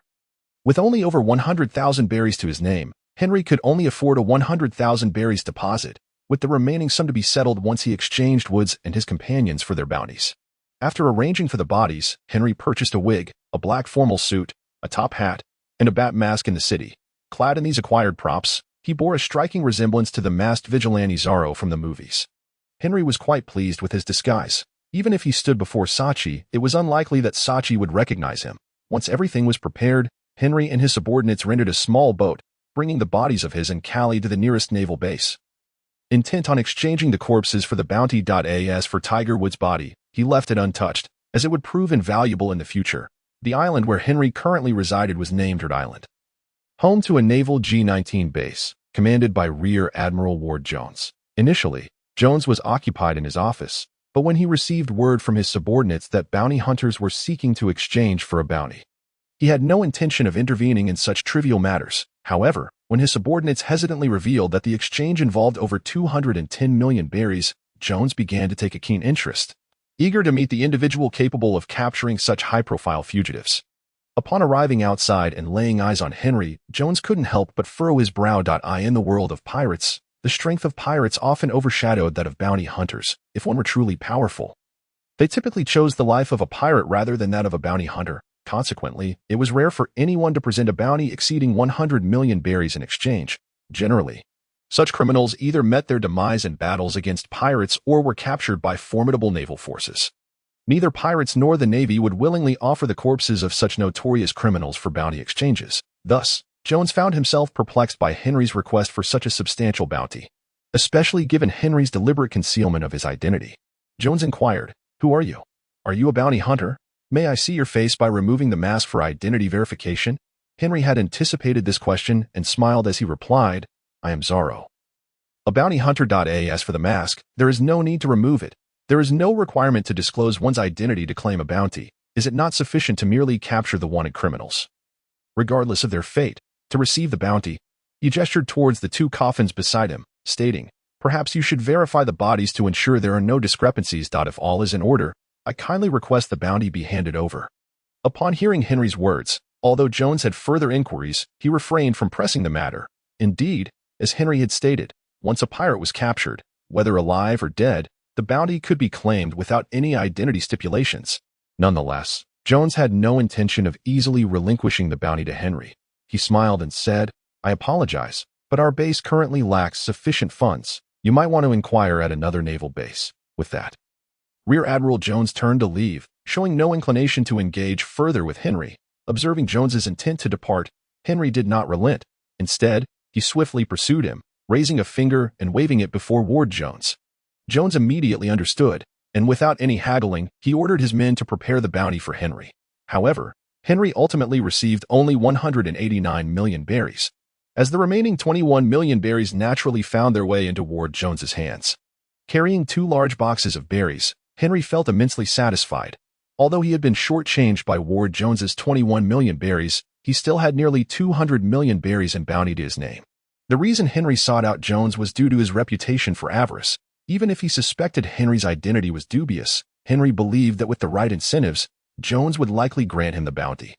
Having successfully acquired the bounty, Henry cheerfully waved goodbye to Jones, smiling as he said, "If the opportunity arises, I shall return for further collaboration." With that, he left the G-19 naval base, his spirits high. Once the naval base was out of sight, Henry could not contain his laughter. "I truly am a genius, devising such a scheme to fleece the naval headquarters." In truth, other pirates had attempted similar tactics to profit, but most had failed miserably. Without sufficient strength, once exposed, those attempting to exchange bounties would be easily captured. Henry was confident that even if his identity was compromised, he possessed the ability to escape should they attempt to apprehend him, which bolstered his resolve to undertake this venture. After his laughter subsided, Henry returned to the Whitebeard Pirates base on St. Croix Island, preparing to treat this endeavor as a legitimate enterprise. Upon his return, he promptly purchased a substantial property in the city and established a funeral home, aptly named One Stop Service. Once the company was operational, Henry selected a particularly astute individual from his crew to manage the establishment. Notably, Henry's funeral home would not accept ordinary corpses.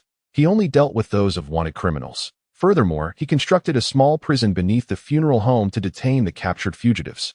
Henry then began promoting his service among the captains of the Whitebeard Pirates and affiliated pirate crews, encouraging them to bring any captured or deceased wanted criminals directly to him for bounty exchanges, assuring them that he would pay half of the original bounty, although this meant a significant reduction in their earnings. As pirates, they had no alternative but to seek out Henry rather than the Navy for bounty exchanges, and thus, the captains had little objection that Tio further enhance his influence. Henry invested 10 million berries in an advertisement in Morgan's World Economic Journal. The advertisement quickly proved effective, and soon, individuals began approaching Henry with captured wanted criminals, and he honored his promise, providing them with half of the bounty. Henry accepted both the living and the dead, though he retained the bodies of those with abilities, as he deemed them valuable for future endeavors and would not readily part with them for bounty exchanges. Thus, over the course of 2 months, through diligent efforts, Henry successfully amassed a fortune in the billions, the majority of which came from the captured wanted criminals delivered by the Whitebeard Pirates and their subordinate captains, with a smaller portion sourced from other pirate crews. During these 2 months of business, Henry did not neglect to enhance his own strength. Whenever he had a moment to spare, he would seek out Sachi and Old Man Whitebeard for training in hockey. Honing his skills one day, a crew member approached Henry, informing him that Old Man Whitebeard wished to see him. Henry felt a twinge of confusion, although he had been diligently training under Whitebeard's guidance in the ways of conqueror's hockey. It was rare for Old Man Whitebeard to summon him for anything other than training, especially since he had not set sail that day. leading Henry to believe there was no reason for his summons. With a sense of curiosity, Henry followed the crew member to the grand hall where Old Man Whitebeard awaited. Finding him alone within, approaching respectfully, Henry greeted him with a smile. "Old man, may I inquire what you seek from me?" Looking down at Henry, Old Man Whitebeard chuckled. "I have heard whispers that you have recently acquired a considerable fortune. Is that true?" Upon hearing Old Man Whitebeard's inquiry, Henry hesitated momentarily, pondering. Could it be that he is beginning to take an interest in my modest wealth? Such a feat is not beyond the realm of possibility, for one must recognize that Whitebeard, the venerable patriarch, has returned all the treasure he acquired to his homeland, Sphinx Island, leaving him to indulge in only the cheapest of spirits. It is fair to say that Whitebeard is renowned as the notorious miser of the Whitebeard pirates. However, he remains unconcerned. Should he desire some of that money, offering him a portion would pose no issue.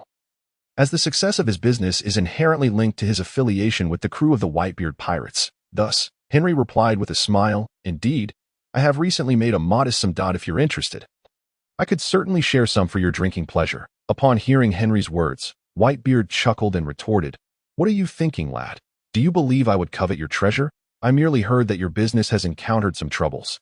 Do you require my assistance in remedying them?" Realizing the intent behind Whitebeard's words, Henry quickly responded with a grin. "Indeed, I would be grateful for your aid, and since you have offered, I shall not refuse." Jingjing approached Tang San, settling beside him in a meditative posture, gently nodding in acknowledgement. Tang San narrowed his eyes slightly, his body gradually levitating until he stood atop the heart of the heavenly flower. Taking a deep breath, his aura began to surge. The 9 bloodlines within him, having harmonized during the preceding moments, achieved a state of equilibrium, allowing him to rapidly transcend his current state. The golden trident's luminous patterns re-emerged upon his forehead. Marking the onset of his transformation, his consciousness began to meld with the imprint of the golden trident, resonating with its essence, while his eyes grew ever brighter. Waves of sound, reminiscent of sacred chants, echoed around him as a brilliant light swiftly ascended, casting a grand golden silhouette behind him. In an instant, his gaze sharpened like lightning, fixating on the heavens. Suddenly, a thunderous explosion erupted from the heavenly flower. A colossal golden beam shooting skyward, piercing the clouds. Not far off, the heavenly fox demon emperor sensed a cataclysmic will manifesting, causing the entire hell garden to tremble violently as the flowers began to wither rapidly. All fortunes seemingly converging towards that golden pillar. As his countenance shifted dramatically, he dared not delay. With a swift motion, he transformed into a 9-tailed heavenly fox, each tail extending over 100 meters. Casting a shadow that obscured the sun. A torrent of fortune surged into the Hell Garden, stabilizing the realm. The integrity of the Hell Garden must not falter, for its destruction would spell catastrophic doom for the Heavenly Fox clan. In the ancestral grounds, the holy mountain of the Heavenly Fox, the previously subdued golden light flared once more. In addition, the mountain's essence radiated a white glow, yet this light appeared to collapse inward, drawing towards its core. Without warning, a golden beam shot skyward, ascending towards the heavens. The sovereigns, having recently weathered a lightning tribulation, instinctively dispersed, and in the next moment, that golden pillar pierced the tribulation clouds. The ink-black clouds of tribulation ignited, transforming into dark golden formations as all traces of purple vanished, replaced by immense golden lightning, seemingly infused with the fury of the entire realm. It transpired that with Henry's funeral business flourishing, it naturally attracted the attention of others. Notably the underworld magnate, the master mortician, Dolag Piclo. This individual, a titan within the funeral industry, had heard of Henry's lucrative dealings with the remains of bounty-hunting pirates and was keen to stake his claim in this burgeoning enterprise. Henry had clashed several times with Piclo's subordinates, but given Henry's prowess, they were no match for him, failing to wrest any advantages from their encounters. Nonetheless, Henry prioritized his cultivation and could not escort every shipment personally, resulting in several instances where his goods were pilfered by Piclo's minions. While infuriated, Henry found himself powerless. He had attempted to confront Piclo, even destroying a few of his funeral establishments, yet the man himself eluded capture. Moreover, since Henry's funeral parlor was a private venture, he was unable to leverage the might of the Whitebeard pirates for protection, leaving him vulnerable to Piclo's brazen actions. Recently, Henry had suffered multiple losses, which were significant, so Whitebeard's willingness to assist was most fortuitous. He thus remarked with a smile, "That would be splendid. In the future, when I dispatch my goods, perhaps you could send some of your crew to safeguard them." With the presence of the Whitebeard pirates, I trust none would dare lay claim to my shipments. Of course, Henry was astute enough to ensure that the crew would not labor in vain. He intended to allocate half of his business profits to the Whitebeard pirates. 20% would go to Whitebeard himself, while the remaining 30% would serve as protection fees for the entirety of the crew, ensuring satisfaction for all parties involved. Utilizing the formidable deterrent of the Whitebeard pirates, Henry established similar funeral homes in the territories of the four emperors, Kaido and Big Mom, as well as other significant pirate strongholds. Although half of the profits would be directed to the Whitebeard pirates, the expansion of his operations ultimately yielded greater profits for Henry. Notably, he retained the guise of the supposed owner of these establishments, the bounty hunter Zoro, as the Navy would never permit a pirate to collect bounties. Time passed swiftly, and thus Henry spent half a year within the ranks of the Whitebeard pirates, while his funeral business persisted. Competition had intensified, particularly with the involvement of Kaido and Big Mom's subordinates, rendering his enterprise far more challenging. Yet, Henry was unfazed. He was the pioneer of this endeavor and had already reaped considerable rewards. His primary goal in establishing the funeral home was not merely financial gain, but rather the collection of capable individuals and their remains to ensure the reclamation of these individuals. He had notably enhanced the exchange rate for bounty hunters, resulting in most of the capable bounty criminals ending up in his possession. Presently, he had amassed over 20 corpses of ability users and 5 living ones. Should he secure the dark fruit, he would directly acquire more than 20 devil fruits, potentially doubling his worth. However, what troubled Henry was that despite nearly half a year with the Whitebeard pirates, he had yet to receive any news regarding the dark fruit. He had participated in every one of Sachi's operations, yet the fruit remained elusive.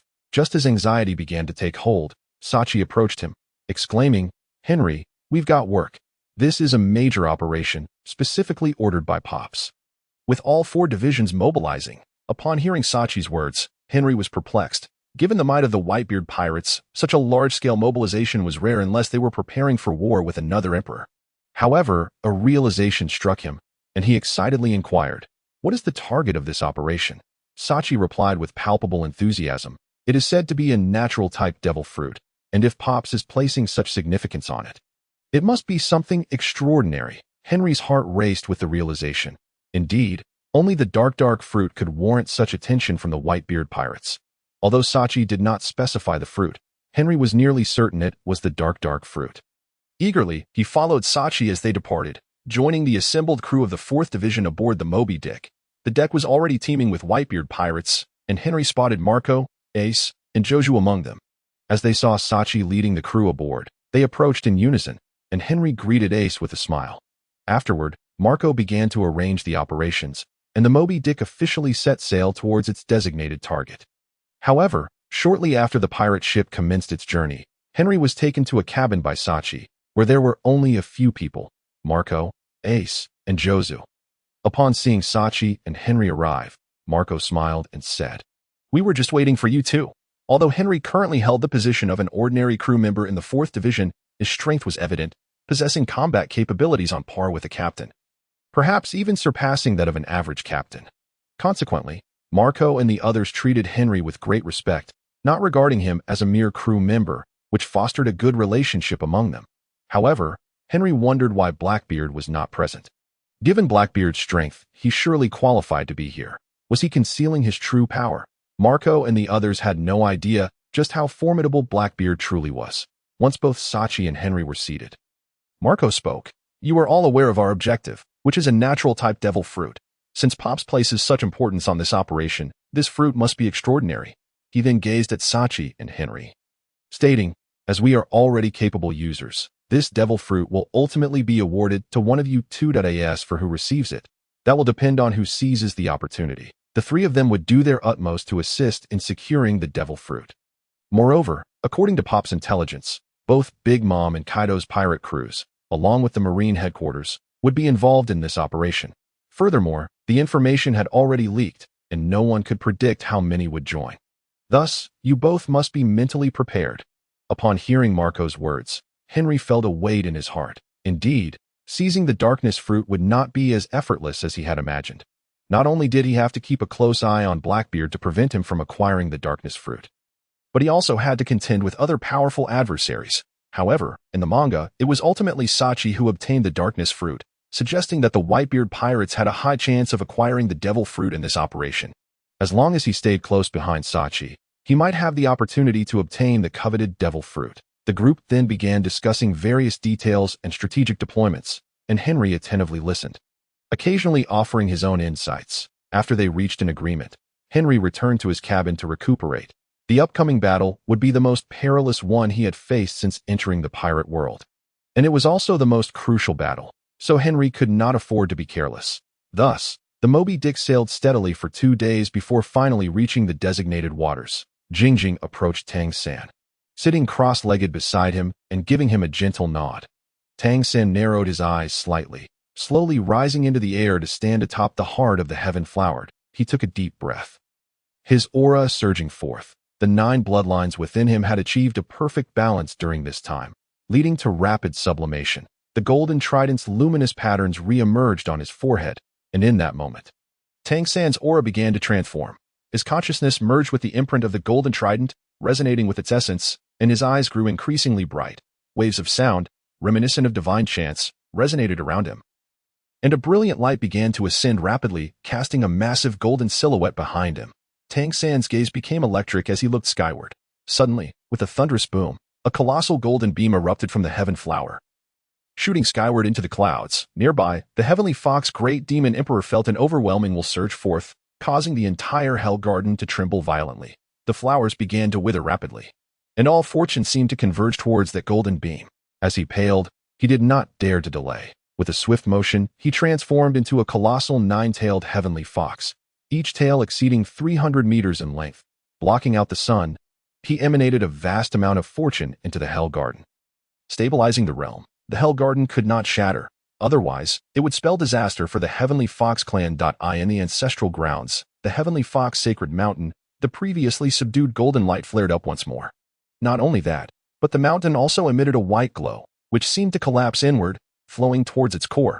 Without warning, a golden beam shot skyward, piercing the heavens. The recently recovered rulers instinctively dispersed, and in the next moment, the golden beam had entered the tribulation clouds. The inky black clouds were instantly illuminated, transforming into dark golden clouds, with all purple dissipating, replaced by massive golden lightning, as if filled with the fury of the entire realm.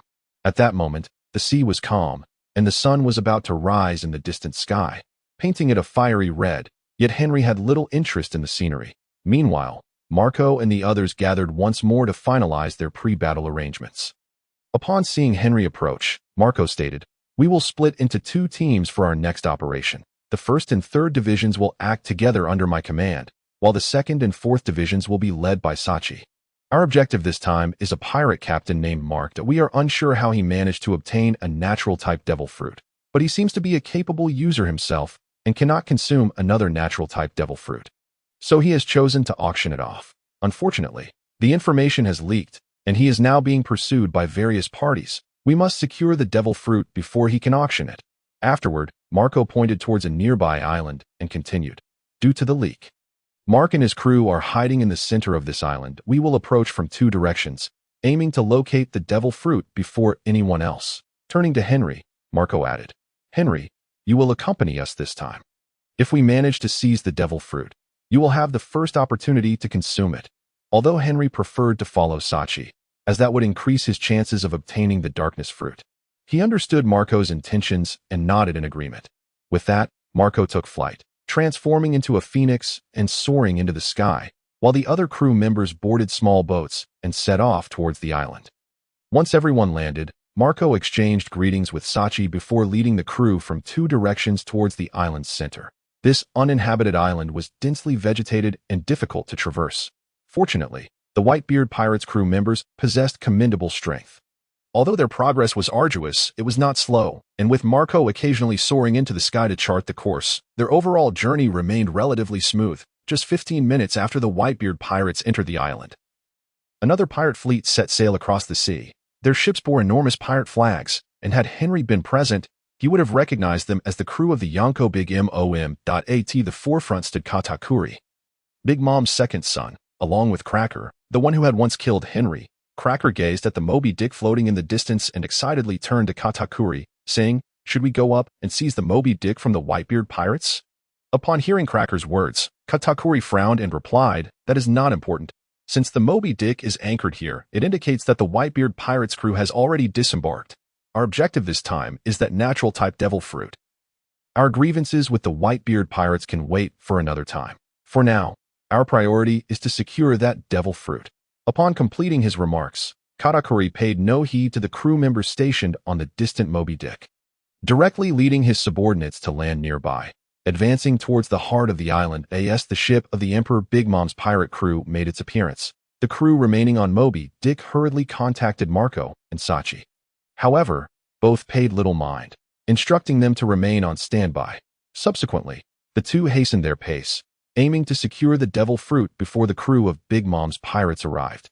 Unbeknownst to Katakuri and his men, just beyond their pirate ship floated several large vessels, but this time they were not pirate ships. Rather, they were warships belonging to the Navy headquarters. On one of the principal vessels, Admiral Kazara casually held a glass of red wine, basking in the sunlight, while a Navy rear admiral beside him lowered his binoculars and reported, "Mr. Borsellino, the Emperor Big Mom's Katakuri has landed with his subordinates. Now all three of the 4 Emperor pirate crews have entered the island. Should we not take action?" After hearing the rear admiral's report, Kazara set down his wine glass and replied with a smile, "No rush. You go ahead and seize their pirate ships. As for the pirates who have already landed, let them engage in mutual destruction. Is that not preferable? Regardless of who obtains the devil fruit, they will eventually have to leave here, and we can simply wait for the opportunity. I will first descend upon the island to assess the situation. You all can act afterward and secure those remaining pirate ships." Without waiting for the rear admiral's response, Kizaru transformed into a streak of light and propelled himself towards the center of the island. At this moment, Henry had been following Marco for quite some time, and they were drawing ever closer to the center of the island. Suddenly, a red signal flare erupted in the far distance behind them. Observing the flare, Marco furrowed his brow, while the captain of the 3rd Division, Jozu, remarked, "It's in the direction of our pirate ship. It seems they have come under attack. Should I return to investigate?" Just as Marco was about to respond, his din-din mushi began to ring. He promptly answered it. "Captain Marco, we've spotted a multitude of Navy warships in our rear. What should we do?" Upon hearing the voice from the din-din mushi, Marco's brow furrowed, and he ultimately replied, "You all should regroup towards the center of the island in our direction. As for the Moby Dick, do not concern yourselves with it for now. The Navy will not depart immediately. We can reclaim it later." After concluding the call, Marco turned to Jozu and Henry, saying, "It appears we must accelerate our pace. The Big Mom pirates and the Navy have already arrived. We are uncertain if Kaido's crew has also arrived ahead of time, that we must act swiftly." Without hesitation, Marco continued leading his crew forward, with Henry following closely behind. Thus, Marco and his crew pressed onward for half an hour, finally reaching the very heart of the island. At this moment, his din-din mushi rang once more, and Marco hastily answered. Finding it was Sachi on the other end, "Marco, hurry over. We have located the target, but Kaido's crew, Jin and Jack, are also here. You must bring reinforcements quickly. That devil fruit may already be in their possession." After Sachi provided their current position and hung up, Marco quickly informed Jozu and Henry. "Sachi and the others have found the devil fruit, but Kaido's men arrived first. Sachi and Ace are engaged in a fierce battle with them. We need to hurry to their aid." After issuing orders for his second-in-command to continue leading the crew, he transformed into a phoenix, grasping Jozu and Henry as he soared towards the direction indicated by Sachi. Not long after Marco took flight, he heard the sounds of battle ahead. As he drew closer, Henry spotted the combatants. One enormous figure, clad in a mask, was locked in a fierce struggle with Ace. Entirely enveloped in black leather, complete with a pair of massive black wings, with just a glance, Henry recognized him as the foremost of the calamities from the 4 Emperor Kaido's crew, the Flame Calamity.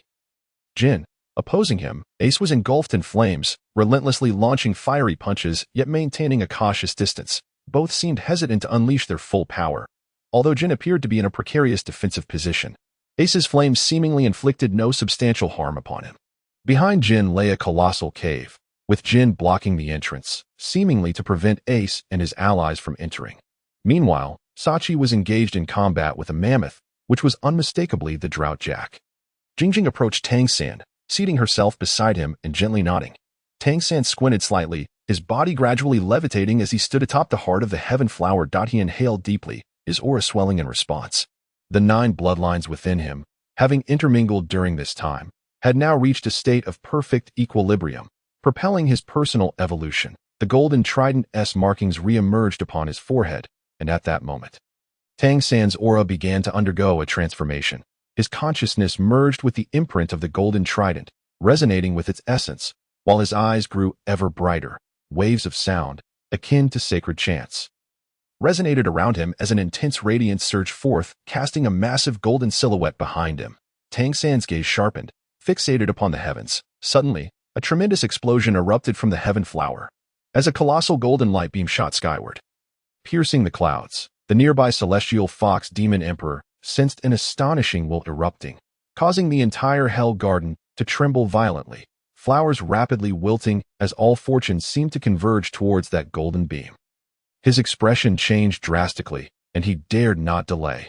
With a swift motion, he transformed into a colossal nine-tailed celestial fox, each tail extending over 300 meters, obscuring the sky. He exuded a vast amount of fortune, stabilizing the realm of the Hell Garden could not be shattered. Otherwise, it would spell catastrophic ruin for the Celestial Fox clan. At the ancestral grounds of the Celestial Fox Sacred Mountain, the previously subdued golden light suddenly intensified. Moreover, the sacred mountain emanated a white glow, which appeared to collapse inward, surging towards the core. An unanticipated golden beam shot skyward, instantly ascending into the heavens. The monarchs who had just withstood a lightning tribulation instinctively dispersed, and in the next moment, that golden beam penetrated the tribulation clouds. The inky black clouds were instantly illuminated, transforming into dark golden clouds, with all traces of purple dissipating, replaced by colossal golden bolts of lightning. Brimming with wrath, the commotion caused by Marco, Henry, and Josu's arrival did not escape the notice of the battling parties. Ace and Sachi expressed surprise upon seeing the trio approaching, while Jin displayed a wary expression, glancing back towards the cave as if steeling himself.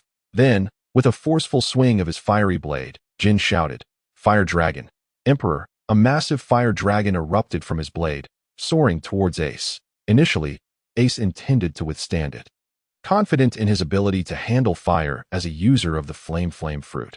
However, upon sensing the immense energy emanating from the fire dragon, his expression shifted. After launching a fire punch to momentarily fend off the dragon's advance, he swiftly retreated. The fire dragon collided with Ace's fire punch, swiftly consuming it and growing in size, charging forth with an unstoppable momentum towards the Whitebeard pirates' crew. Observing the approaching fire dragon, Ace stepped forward once more, shouting, "Great Flame Ring, Flame Emperor." Subsequently, Ace conjured a blazing sun of flames in his hand and hurled it fiercely towards the direction of the fire dragon.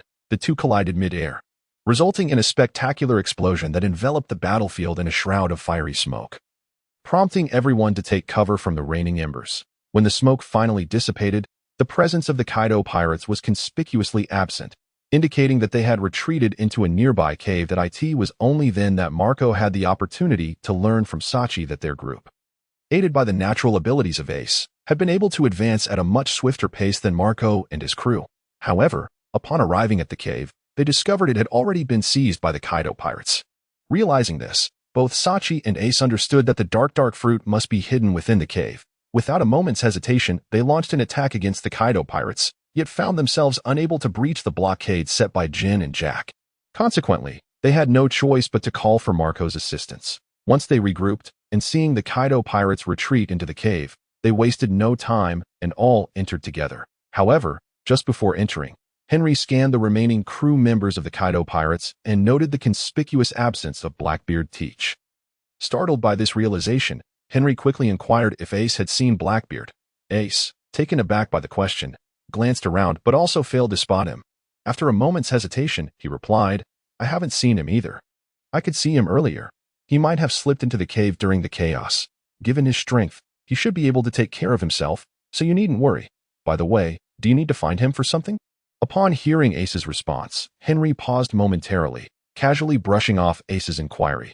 Yet, concern began to creep into his mind. He must not allow Blackbeard to seize the dark fruit first. Otherwise, his entire plan would be thrown into disarray. Without further delay, Henry followed Marco and the others into the cave, hoping to locate Blackbeard before he discovered the coveted fruit. Once they entered the cave, they found it to be a labyrinth of passages with numerous forks, necessitating a split in their actions. Marco had initially intended for Henry to accompany him, but Henry insisted on teaming up with Sachi instead. After all, Sachi was the one who would ultimately acquire the dark fruit. And Henry believed that staying close to him would increase his chances of obtaining it as well. As for the consequences of Sachi acquiring the fruit first, Henry had not contemplated that possibility.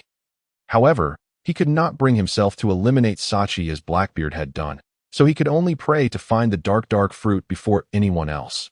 Thus, Henry trailed behind Sachi as they pressed onward, encountering several members of the Kaido pirates along the way, all of whom they dispatched effortlessly.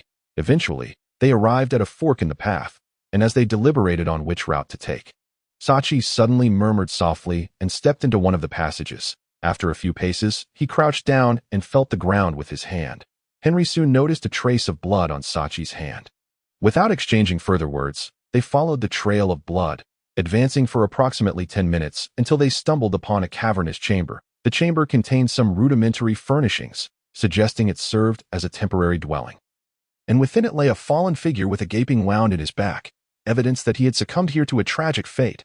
As they approached, Sachi flipped the figure over, revealing a middle-aged man with a full beard and a rugged visage. Both men were filled with elation upon recognizing him as their target for this operation, the fortunate pirate captain, Mark.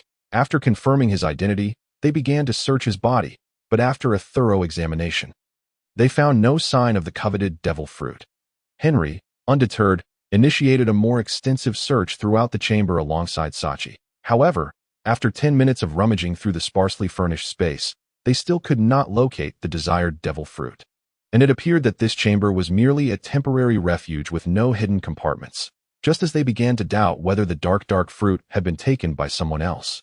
A figure suddenly darted past the entrance of the chamber, quickly disappearing down one of the passages. Sachi, suspecting that this person had absconded with the dark fruit, wasted no time and pursued the figure. Meanwhile, Henry refrained from recklessly following, as he had observed that no one else had entered the chamber besides himself and Sachi. If Captain Mark had returned to this chamber in his final moments, it was likely that something of importance remained hidden within. Thus, Henry deduced that the devil fruit must still be concealed in this chamber, cleverly hidden by Mark. He scrutinized the fallen Mark, attempting to restore him to the position he had occupied just before his demise. He noticed that one of Mark's arms was outstretched, seemingly reaching for something. Following the direction of Mark's arm, Henry spotted a stone pillow lying nearby. He picked up the stone pillow and examined it closely. It appeared to be an ordinary stone pillow, chiseled from a single block of stone, and wrapped in a thick cloth adorned with intricate patterns. He weighed the stone pillow in his hand. A frown creased his brow. It felt lighter than he had anticipated. However, in an instant, joy surged through him. He realized the dark fruit must be contained within this pillow, which had a hidden compartment. With determination, he tore away the cloth covering the stone pillow and discovered 2 seams underneath. Pulling at them forcefully, he managed to slide out a stone box, within which lay the very fruit he had longed for, the dark fruit. Having studied a detailed illustration of the fruit, Henry was certain that this was indeed the devil fruit he sought. With excitement coursing through him, Henry wasted no time and promptly consumed the dark fruit. It was somewhat dry and slightly bitter, proving to be quite unpalatable. Nevertheless, despite the unpleasant taste, Henry grimaced and swallowed the entire fruit. After consuming it, he began to sense changes within his body. Yet whether it was due to the brief interval since ingestion or other factors, he did not perceive any significant alterations. However, this was not the place to experiment with the fruit's powers. Once he had tidied up, Henry suddenly retrieved another devil fruit from his pocket that bore an identical appearance to the dark fruit. Jingjing approached Tang San, seating herself beside him and giving him a gentle nod. Tang San narrowed his eyes and slowly floated upwards, standing atop the heart of the heavenly flower that he inhaled deeply, allowing his aura to swell. The 9 bloodlines within him, having mingled during this time, had reached a state of complete equilibrium, leading to a rapid ascension of his abilities. The golden trident patterns re-emerged on his forehead. And in that moment, Tang San's aura began to undergo a transformation. His consciousness intertwined with the imprint of the golden trident, attuning itself to its essence, and his eyes grew increasingly radiant. Waves of sound, reminiscent of sacred chants, resonated around him, and a brilliant light surged forth, casting a massive golden shadow behind him. With a sudden intensity, Tang San's gaze sharpened, directing his attention skyward. Instantly, a resounding explosion erupted from the heavenly flower. As a colossal golden beam shot into the heavens, piercing the clouds, nearby, the celestial fox great demon king felt an overwhelming surge of will erupt, causing the entire hell garden to tremble violently. With flowers wilting rapidly as all fortune seemed to converge towards that golden beam. As his expression shifted dramatically, he dared not delay. With a swift transformation, he revealed his true form, a colossal nine-tailed celestial fox, exceeding 100 meters in length, with each tail stretching over 300 meters, casting a shadow that obscured the sun. A vast amount of fortune emanates, infusing the Hell Garden and stabilizing the realm. The Hell Garden must never shatter.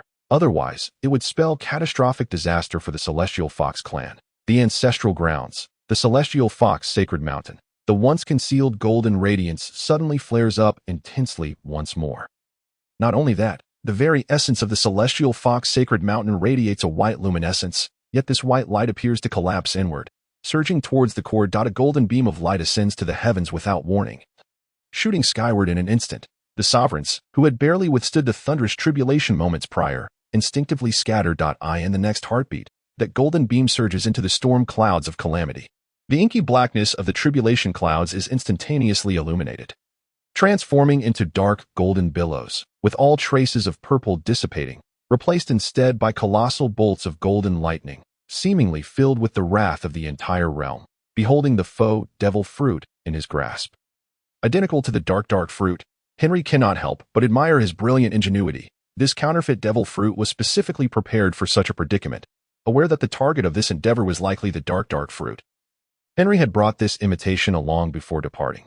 Grasping the counterfeit devil fruit, Henry finds a small box within the chamber and places the imitation inside.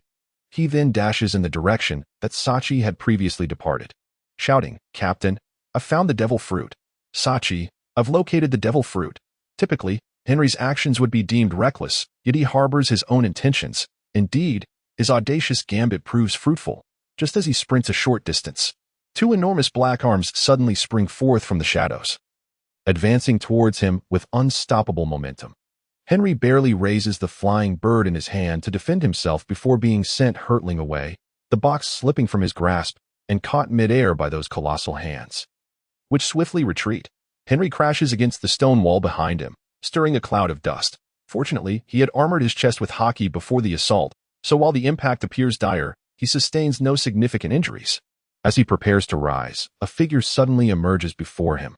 Upon closer inspection, Henry realizes it is Sachi, who had pursued him earlier. Seeing Henry sprawled on the ground, Sachi hastily assists him to his feet, anxiously inquiring, "Are you all right? Who injured you?" Hearing Sachi's concern for his well-being rather than the devil fruit, Henry feels warmth in his heart and smiles. "I'm fine, but the devil fruit has been stolen. I couldn't see who it was, but they fled in that direction." He gestures towards the passage from which the enormous hands had vanished. Upon confirming that Henry is indeed unscathed, Sachi breathes a sigh of relief and reassures him. "It's just a devil fruit. If it's lost, it's lost. As pirates, we cannot rely solely on devil fruits to grow stronger. It is our own strength that truly matters. Only with sufficient power can we hope to dominate the world." Henry recognizes Sachi's comforting words and feigns a pained expression, responding, "We should hurry and pursue. Perhaps we can still retrieve it." After hearing Henry's words, Sachi does not hesitate, although he reassured Henry not to worry. He himself is deeply concerned. After all, this particular devil fruit must be extraordinary if it has garnered the attention of their father, making its loss truly regrettable. Thus, the two of them charged down the passageway where the figure had disappeared, only to find the path sealed, as if it had never existed. Henry and Sachi step forward to investigate, but they find no traces. However, Henry is certain the individual escaped in that direction, recalling the colossal arms that had ambushed him. He deduces the situation that he steps back a distance, draws his sword, the flying bird, and shouts, "One sword style, cross slash." With that, Henry swiftly unleashes two slashes, forming a cross-shaped strike towards the stone wall. As the sword energy pierces through, the passageway is obliterated. A resounding crash echoes as smoke billows forth. When the haze clears, a towering 2-meter-high passage is revealed before them. Gazing at the newly opened passage, Henry leads the charge, traversing the 10-meter-long corridor, which soon returns to its original state. Once Sachi catches up, Henry declares, "I know who stole the dark fruit. It must be Katakuri, the foremost among the 4 sweet commanders of the Big Mom Pirates." Curious, Sachi inquires, "How do you know it was him?" Henry responds with a grin. I once clashed with him. The massive arm that ambushed me earlier was undoubtedly a manifestation of his powers, and the passage we just traversed must be an ability he acquired upon awakening his devil fruit. With that, Sachi does not press further, and the two continue their determined advance. In truth, Henry had never encountered Katakuri before. He simply deduced the identity of his assailant from his familiarity with the One Piece manga. Having recognized the attack, thus, Henry and Sachi burst forth from the cave into the outside world. Upon emerging, they are met with the cacophony of battle. It appears a chaotic skirmish has erupted outside. Indeed, a tumultuous clash rages beyond the cave entrance, where several individuals are surrounding Katakuri. Among them, the most conspicuous are Enel and Marco, who dive from the skies in an attempt to subdue Katakuri. Yet he effortlessly evades their onslaught. It seems Katakuri has honed his observation haki to an exceptional degree, capable of foreseeing the future, making it exceedingly difficult for even fellow vice admirals like Marco and Enel to land a hit on him. Only Enel, engulfed in flames and propelled by a surge of speed, manages to press forward, but he too is swiftly repelled by Katakuri. Observing the fray, Henry shouts at Katakuri in fury, Katakuri, return the devil fruit you stole from me, or I shall lay siege to your Big Mom pirate stronghold and bring ruin to your island. With that, he joins the assault against Katakuri. Noticing Henry's advance, Katakuri remains unfazed, sending forth a black arm to restrain him. Simultaneously, Kurizumi, who was engaged in a struggle with Jack the Drought, suddenly turns his head, gazing at Henry with disbelief, exclaiming, Henry, weren't you killed by me 6 months ago? How are you here? Dismissing Kurizumi's incredulity, Henry continues his relentless attacks on Katakuri. As the number of assailants against him swells, Katakuri loses the will to continue the fight and loudly calls to Kurizumi, Kurizumi, prepare to retreat. Upon hearing Katakuri's command, Kurizumi cleaves Jack aside with a strike. Rapidly conjuring 10 biscuit soldiers, 2 of them assist him in fending off Jack, while the remaining 8 rush to Katakuri's side to facilitate his escape. Once Katakuri withdraws from the fray, he produces a massive mirror from within his being, proclaiming, the target has been secured. The Big Mom Pirates shall now commence our retreat. The crew members of the Big Mom Pirates, who were battling other pirate factions, swiftly disengage from combat, utilizing the mirror behind Katakuri to depart. Ultimately, only the higher-ranking officers of the Big Mom Pirates remain on the battlefield. Observing that most of the crew has retreated, he turns to Kurizumi and states, I shall take the devil fruit and depart first. You all must evacuate the battlefield swiftly. Upon finishing his words, Katakuri intended to escape the battlefield through the enormous mirror behind him. At that very moment, a laser beam suddenly soared from a distance, striking the mirror and shattering it into countless fragments. As the laser dissipated, a languid voice echoed from above, a pirate is a pirate. Do you think you can simply flee after plundering? Jingjing approached Tang San, settling beside him in a meditative posture, offering him a gentle nod. Tang San narrowed his eyes slightly, his body gradually levitating as he stood atop the heart of the heavenly flower. He inhaled deeply, allowing his aura to swell. The 9 bloodlines within him, having harmonized during the preceding moments, attained a state of equilibrium, propelling his essence towards rapid sublimation. The radiant patterns of the golden trident re-emerged upon his forehead, marking the commencement of Tang San's transformation. His consciousness intertwined with the imprint of the golden trident, resonating with its essence. As his eyes began to shine ever more brilliantly, waves of sound reminiscent of celestial chants enveloped him, while a brilliant light surged upward, casting a vast golden silhouette behind him. In an instant, Tang San's gaze became electrifying as he looked skyward. Suddenly, a thunderous explosion erupted from the heavenly flower, a colossal golden beam shooting heavenward, piercing the clouds. Nearby, the celestial fox emperor felt an overwhelming will manifest, causing the entire Hell Garden to tremble violently, flowers wilting rapidly as all fortune seemed to converge towards the golden pillar. His complexion shifted dramatically, yet he dared not delay.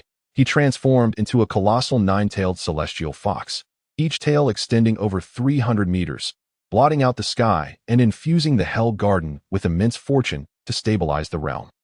The sanctum of the celestial fox, the sacred mountain, suddenly radiated with intensified golden light, its essence collapsing inward like a vortex. Without warning, a golden beam ascended into the sky, instantly surging towards the heavens. The sovereigns, having just weathered a previous tribulation, instinctively dispersed. In the next moment, the golden beam pierced the tribulation clouds. The inky blackness of the clouds ignited, transforming into dark golden formations, the purple hues dissipating entirely. replaced by colossal bolts of golden lightning, seemingly brimming with wrath. Witnessing the shattered mirror behind him, Katakuri seethed with anger. Clearly unprepared for such an eventuality, he turned to the source of the voice. Where a tall, lean figure approached, clad in a yellow-striped suit, draped with the coat of a marine admiral, none other than Kizaru, who had been waiting patiently. It seemed Kizaru had witnessed Katakuri's attempt to escape with the devil fruit and could no longer contain himself. Ready to seize the fruit. As the admiral made his entrance, the once chaotic battlefield gradually fell silent, the warring factions instinctively parting ways, refraining from further combat. Regarding Kizaru's advancing figure, Katakuri displayed no trace of fear. Instead, smiling as he proclaimed, "No one can stop the Big Mom pirates from departing. Not even you, Admiral." With that, he turned away, crouching to pick up a slightly larger shard of the shattered mirror, and retrieved the treasure box he had snatched from Henry, placing it directly upon the broken mirror's surface. As ripples coursed across the mirror's surface, the treasure box began to sink. Kizaru, seeing Katakuri's intent to transfer the devil fruit, contemplated intervening. However, Cracker had already positioned all his biscuit soldiers to shield Katakuri, preventing even an admiral like Kizaru from attacking. The other pirate crews, uncertain due to Kizaru's presence, hesitated to act, allowing Katakuri to successfully return the treasure box to Big Mom's domain. After accomplishing this, Katakuri felt a sense of relief and smiled at the others, declaring, "That devil fruit is now in Mama's possession. If any of you possess the capability, feel free to seek it from Cake Island. Should anyone wish to engage me, I shall gladly oblige." The crews of the other two pirate factions, witnessing Katakuri's successful return of the treasure box, felt immense frustration yet were left with no recourse. Realizing that the devil fruit had effectively become the property of the Big Mom pirates, making retrieval nearly impossible, subsequently, the various pirate factions began to prepare for retreat, acknowledging that with the devil fruit secured by Big Mom's crew, there was no need to pursue Katakuri further, especially with the presence of Admiral Kizaru. However, retreating in the face of an admiral was no easy feat, observing the pirate factions preparing to flee. Kizaru smirked dismissively and said, "Since the prize is lost, you shall all remain here." He then addressed the snail communicator on his arm, instructing, "Commence bombardment." Without a moment's pause, Kizaru ascended into the air, bellowing, "Yada no Kagami." He unleashed a barrage of laser beams, powerful rays piercing the throngs and triggering a series of explosions. Simultaneously, cannonballs began to rain in from the coastline, plunging the entire island into chaos. Following the initial onslaught by Admiral Kizaru, the three pirate factions suffered significant losses. Witnessing the turmoil, Marco, captain of the Whitebeard Pirates' 1st Division, exclaimed in anger towards Kizaru, "Kizaru, who gave you the audacity to strike against 3 of the Yonko crews simultaneously?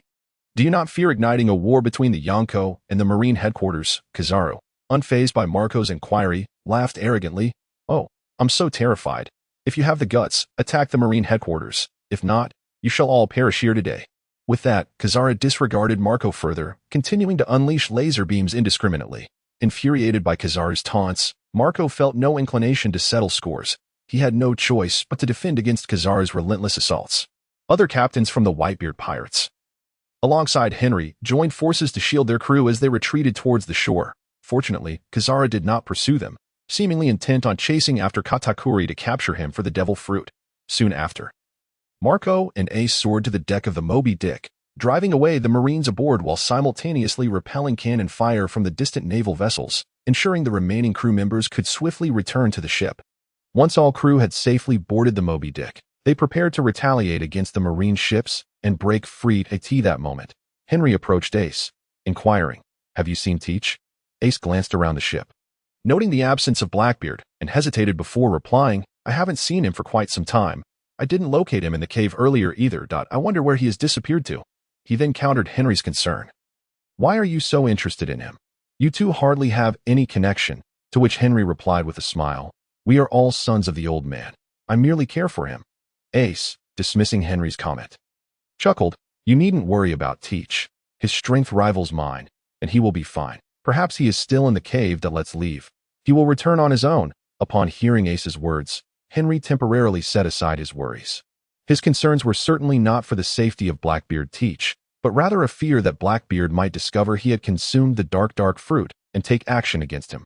Given Henry's current strength, he was indeed not a match for Blackbeard, and if the latter were to learn of his acquisition of the dark fruit, Henry was certain that Blackbeard would not hesitate to eliminate him, allowing the fruit to be reborn in some distant corner of the world. Thus, upon hearing that Blackbeard had vanished, Henry finally felt a sense of relief, now that he had obtained the dark fruit. It was time for him to part ways with the Whitebeard pirates for a while. After all, with Blackbeard lurking like a ticking time bomb, he could find no peace within the crew, especially considering he still needed to preemptively intercept Zaro and Nami. After conversing with Henry, Ace made his way to where Marco was located. After a brief discussion among the captains, they decided not to linger any longer and boarded the Moby Dick, charging into the fleet of Navy warships. With no Marine Admiral Kizaru to impose restraint, even the few formidable Navy Vice Admirals present could not halt the escape of the Whitebeard pirates' crew, allowing them to break through with ease. Thus, after 2 days of sailing, the Moby Dick returned to St. Croix Island. Jingjing approached Tang San, sitting cross-legged beside him and giving a gentle nod. Tang San squinted slightly, his body slowly floating upward to stand atop the heart of the heavenly flower. He took a deep breath, his aura swelling in response. The 9 bloodlines within him, having fused during this time, had reached a state of complete balance, leading to a rapid elevation of his essence. On his forehead, the glow of the golden trident re-emerged, and in that moment, Tang San's aura began to undergo a metamorphosis. His consciousness intertwined with the imprint of the golden trident, sensing its aura, while his eyes grew increasingly bright. Waves of sound reminiscent of celestial chants resonated around him, and a brilliant light began to surge forth, casting a massive golden shadow behind him. In an instant, Tang San's gaze became electrifying as he looked toward the heavens. Suddenly, a tremendous explosion erupted from the heavenly flower, and a colossal golden beam shot skyward, piercing the clouds. Nearby, the celestial fox monarch felt an overwhelming will erupt, causing the entire Hell Garden to tremble violently, as flowers began to wither rapidly, all fortunes seemingly converging toward that golden beam. As his expression changed dramatically, he dared not delay, transforming into a massive 9-tailed celestial fox, each tail extending over 300 meters, obscuring the sky and pouring forth abundant fortune into the Hell Garden to stabilize the realm. The Hell Garden could not shatter, otherwise it would spell catastrophic doom for the Celestial Fox clan. In the ancestral ground, the Celestial Fox Sacred Mountain, the previously subdued golden light surged once more. Not only that, but the sacred mountain also emanated a white glow that seemed to collapse inward. Without warning, a golden beam shot upward, instantly soaring into the heights. The recently recovered sovereigns, having just endured a lightning tribulation, instinctively scattered. In the next moment, that golden beam pierced into the tribulation clouds. The inky black clouds were instantly ignited, transforming into dark golden billows, with all purple dissipating, replaced by massive golden lightning, seemingly filled with the wrath of the entire realm. Upon returning to St. Croix Island, several captains went to see Whitebeard. Although Henry was not required to attend, he felt it necessary to inform Whitebeard of his impending departure from the crew. So he followed the captains into the grand hall where Whitebeard resided. Upon meeting him, Marco recounted the details of their recent expedition. Whitebeard expressed a degree of regret upon learning that the devil fruit had been seized by the Yonko Big Mom's pirate crew. Yet he did not dwell on it for long. After all, it was preferable that it remained in the hands of a fellow former member of the Rocks Pirates than falling into the Navy's grasp. As for the conflict with Admiral Kizaru, Whitebeard cared even less. Pirates and Marines were natural adversaries, and conflicts were inevitable. He would not lead his crew into a reckless confrontation with the Marine headquarters over such skirmishes. After discussing the events of the expedition, the captains departed, leaving Henry behind. Observing him, Whitebeard chuckled and remarked, "This mission's failure to secure that devil fruit might have meant it could have been yours." Upon hearing Whitebeard's words, Henry silently mused that it was indeed now his. However, he did not reveal this on his face, instead responding with a smile, "It was originally mine, but it was snatched away by Katakuri from Big Mom's crew. I was no match for him." Following this, Henry continued, "Through this battle, I've realized my inadequacies. The opportunities for growth within the Whitebeard pirates are limited. I intend to venture out and experience more life-and-death situations. Only then can I hope to enhance my strength at a quicker pace." Upon hearing Henry's words, Whitebeard furrowed his brow but nodded in agreement, saying, "You make a valid point. With your current strength, conventional training has little effect. It is indeed time for you to venture forth. A fledgling must leave the nest to grow swiftly." Hearing Whitebeard's consent for his departure from the crew, Henry was elated. Although his departure did not signify a complete severance from the Whitebeard pirates, it was uncommon for ordinary crew members to leave for extended periods. Seeing Whitebeard willing to grant him this freedom filled him with joy. Observing Henry's excitement, Whitebeard scrutinized him closely before suddenly asking with a smile, "That natural-type devil fruit, did you eat it?" The exhilarated Henry froze for a moment, unsure of what had given him away, realizing that Whitebeard suspected him of consuming the dark fruit. However, since Whitebeard had already inquired, he had no intention of concealing the truth, as it was something that could not be hidden. Eventually, Whitebeard would find out. If he were to lie now, it would only sour their relationship. Thus, he responded with a smile, "Old man, how did you discover that? I haven't even tested the abilities of this devil fruit yet." Upon hearing Henry's reply, Whitebeard laughed. "I know you well enough. With your cleverness, you could even exploit the Navy headquarters from a corpse. If you obtain that devil fruit, it wouldn't just vanish. So tell me, what exactly happened?" After Whitebeard's words, Henry gave a shy smile and replied, "Indeed, nothing escapes your notice, old man. I consumed that devil fruit the moment I acquired it. As for the treasure box that Katakuri took, it was merely a fake." Whitebeard did not inquire about how Henry had a fake devil fruit on him, but instead pointed at him with a chuckle, saying, "You really played Katakuri for a fool. He bore the brunt of that blame and has no idea what happened." After that, Whitebeard earnestly reminded Henry, "The devil fruit you consumed is the natural-type dark fruit, renowned as the most nefarious devil fruit in history. Use it with caution. Now, unleash your abilities. Let me see." Without hesitation, Henry focused his thoughts, and a surge of black smoke erupted from his right hand. Watching the black smoke billow from Henry's hand, Whitebeard appeared momentarily entranced. As if lost in a memory, after a long while, he returned to his senses and smiled. "You can retract it. It is indeed the dark fruit. Just be careful when you use it." Henry responded with a smile. "I will be cautious." After uttering his thoughts, the dark smoke emanating from his right hand gradually dissipated. Observing the vanishing smoke, the old man with a white beard turned to Henry and said, "Since you are about to depart, allow me to bestow upon you a grand gift before your departure."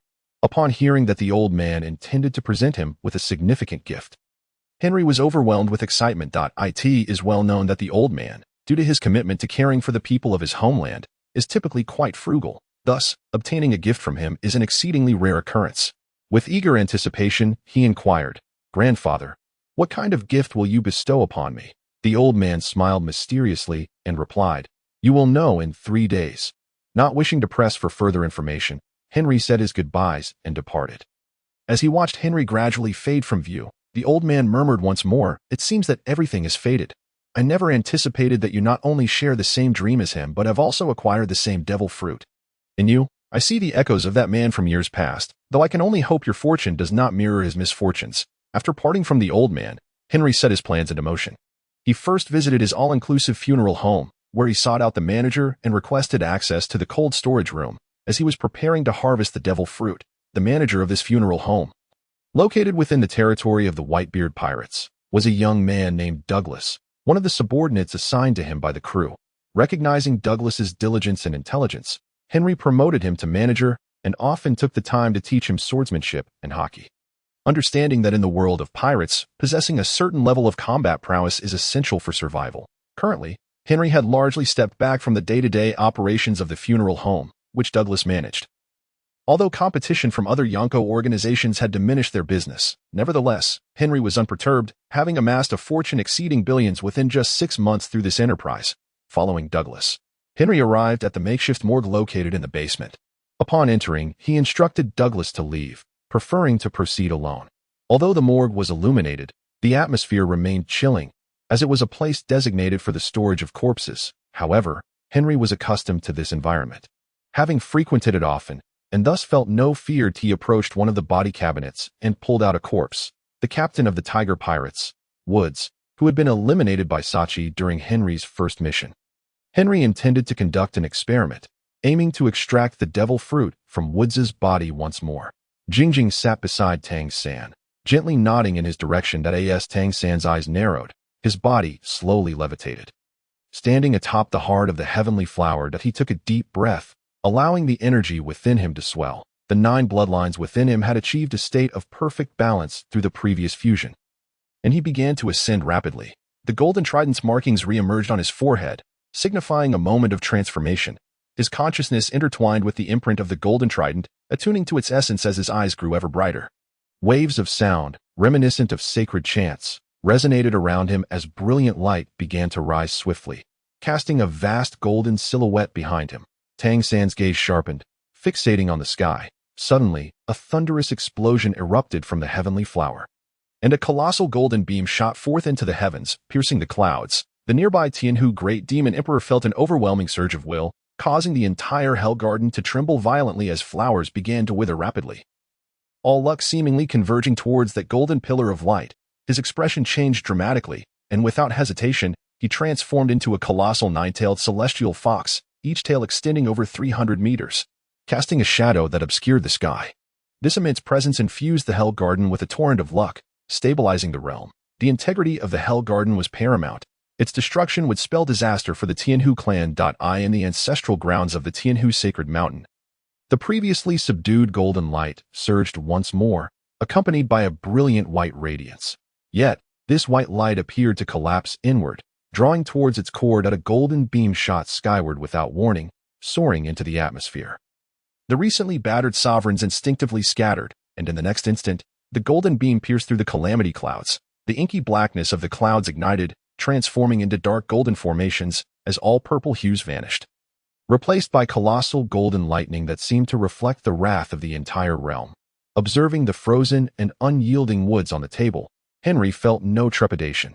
After all, during his time with the Whitebeard pirates, he had participated in numerous battles and had personally dispatched countless foes. How could he fear a mere corpse? However, he remained uncertain about how to extract the devil fruit from the deceased. Thus, he began to experiment. Henry activated his abilities, unleashing a torrent of black mist from his body, filling the morgue as if to envelop it entirely. As he felt the dark mist surge within him, Henry sensed that with a mere thought, any area shrouded in his black mist would be drawn into an abyss of darkness. This must be the capability of the dark fruit. Yet, Henry currently had no intention of fully harnessing its powers.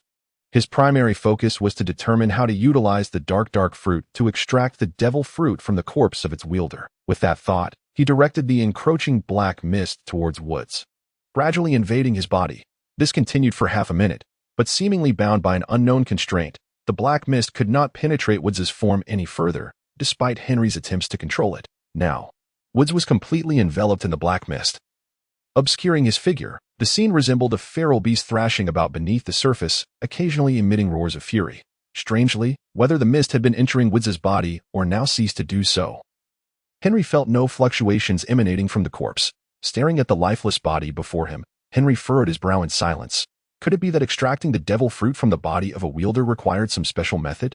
Subsequently, he endeavored to recall the plot of One Piece. However, the manga seemed to lack any depiction of how Blackbeard extracted the devil fruit. It appeared that Henry would have to rely on his own exploration. Yet, a particular scene came to Henry's mind. When Caesar was creating artificial devil fruits, a massive slime perished, and an apple beside it transformed directly into a devil fruit. Thus, Henry speculated that his inability to extract the devil fruit might be due to a lack of a medium. Consequently, he ventured outside and summoned Douglas, instructing him to procure some fruits. With the fruits Douglas had purchased in hand, Henry returned once more to the morgue. He placed the fruits on a nearby table and once again enveloped Tiger Woods' body with his abilities. Yet this time, there was still no reaction. Henry repeatedly conducted experiments, utilizing several other pirate corpses, until he seemed to sense a certain fluctuation emanating from a pirate's body he had received a day prior. Therefore, he concentrated all his thoughts into it, holding an apple in his left hand while continually activating his abilities with his right, absorbing some energy from the corpse before him. Henry's powers activated. A certain substance within the corpse was drawn towards him, converging continuously in his right hand. After half an hour of effort, a radiant orb of multicolored light manifested in the palm of Blackbeard's right hand. Gazing at the orb, Henry felt an overwhelming, terrifying power emanating from it.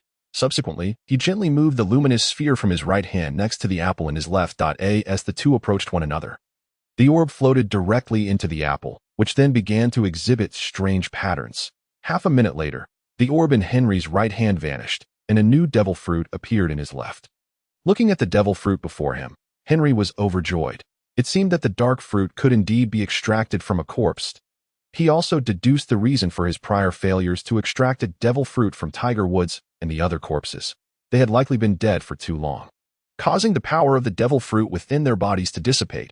The owner of the corpse before him had died approximately 3 days ago, having been delivered from another mortuary just a day prior, which allowed Henry to successfully extract the devil fruit from him. From the information he had gathered earlier, Henry understood that this devil fruit possessed the abilities of an animal-type pangolin, boasting considerable defensive power and an affinity for burrowing. He was curious how its previous owner had met their demise. After securing this devil fruit, he glanced at the other corpses around him and felt a twinge of regret, yet he was not overly disheartened.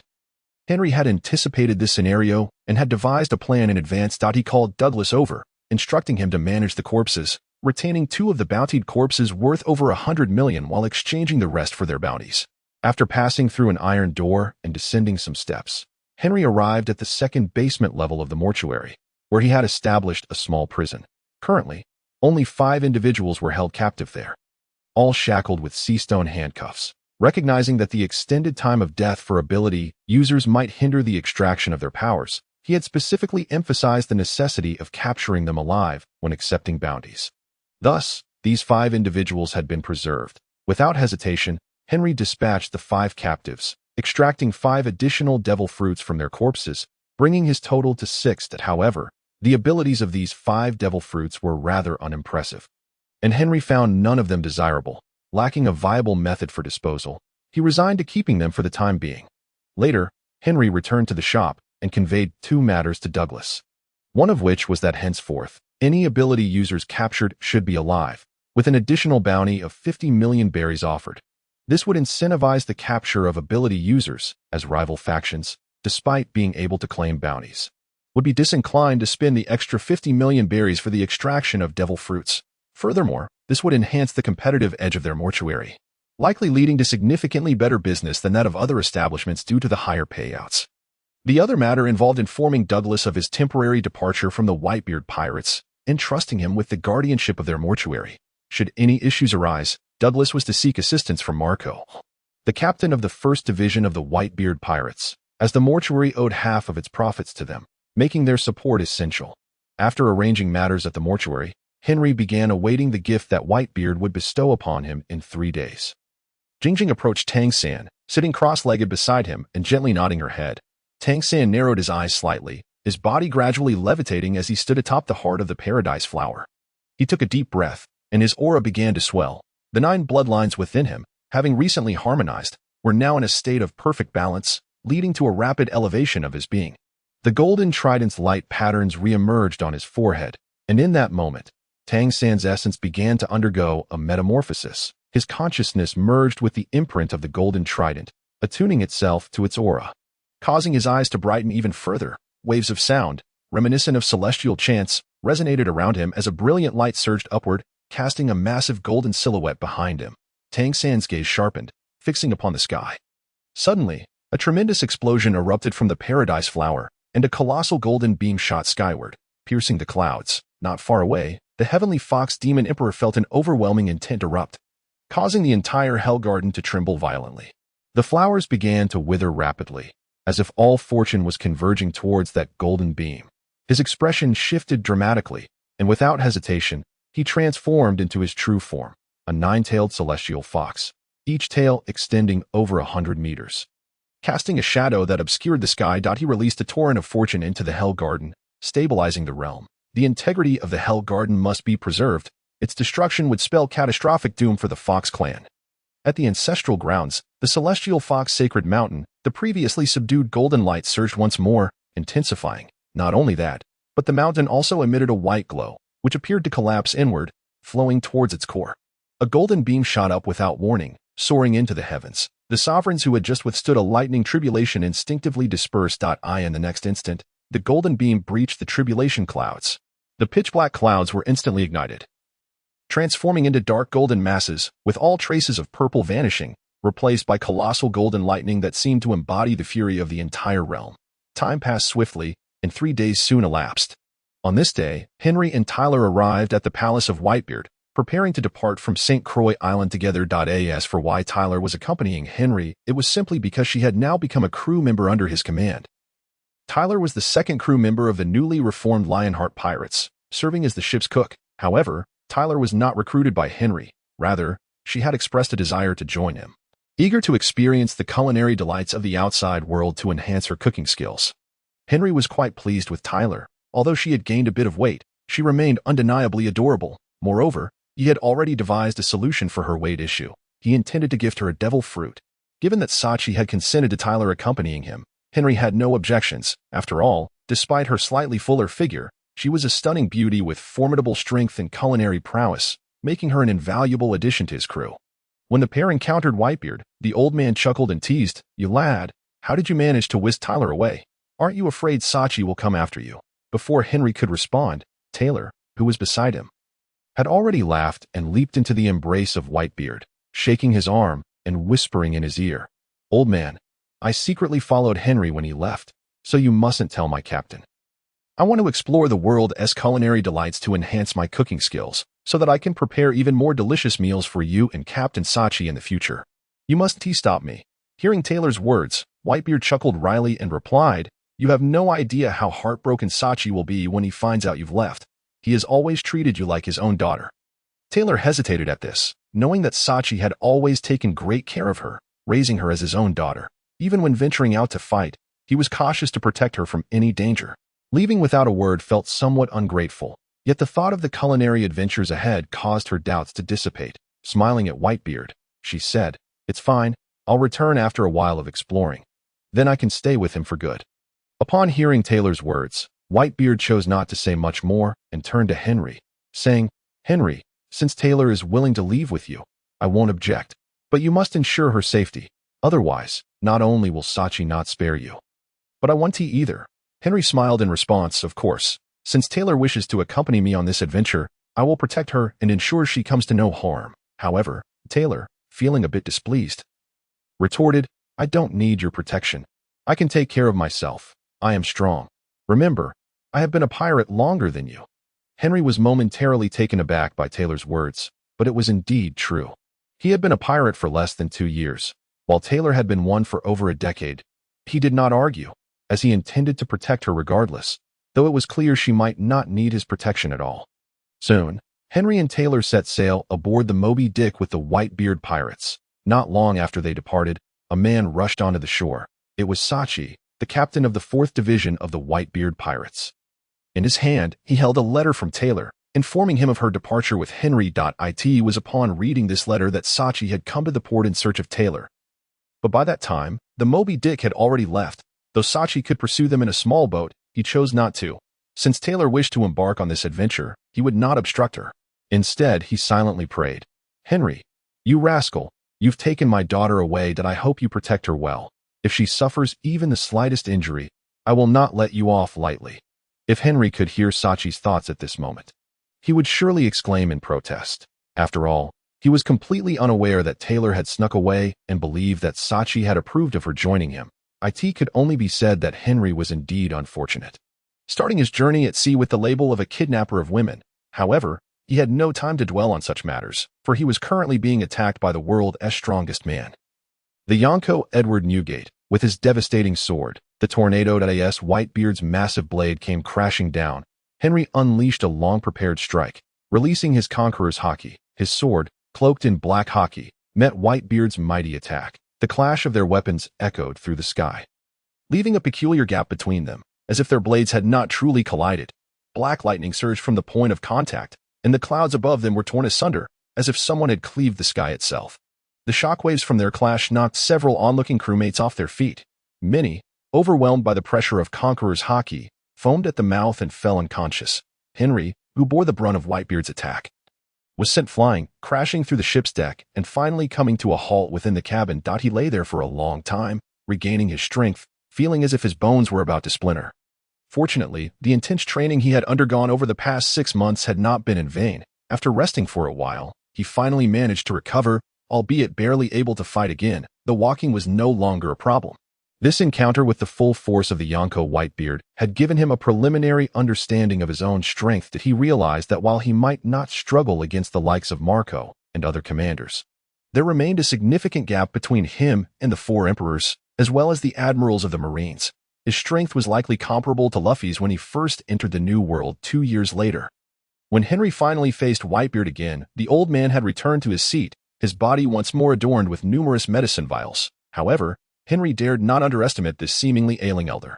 The power he had just unleashed was not something an ordinary person could withstand. Moreover, Whitebeard had yet to employ the abilities of the Tremor fruit.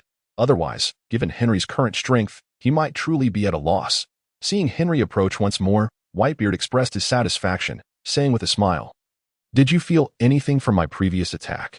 Henry, understanding the question behind Whitebeard's words, replied with a grin, "If I'm not mistaken, your last attack seemed to contain Conqueror's Haki.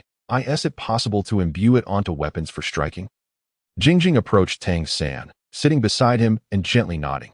Tang San narrowed his eyes slightly, his body gradually rising as he stood atop the heart of the heavenly flower. He took a deep breath, allowing his aura to swell. The 9 bloodlines within him, having harmonized during this time, had achieved a state of balance, leading to a rapid ascension of his being. The golden trident's patterns re-emerged on his forehead.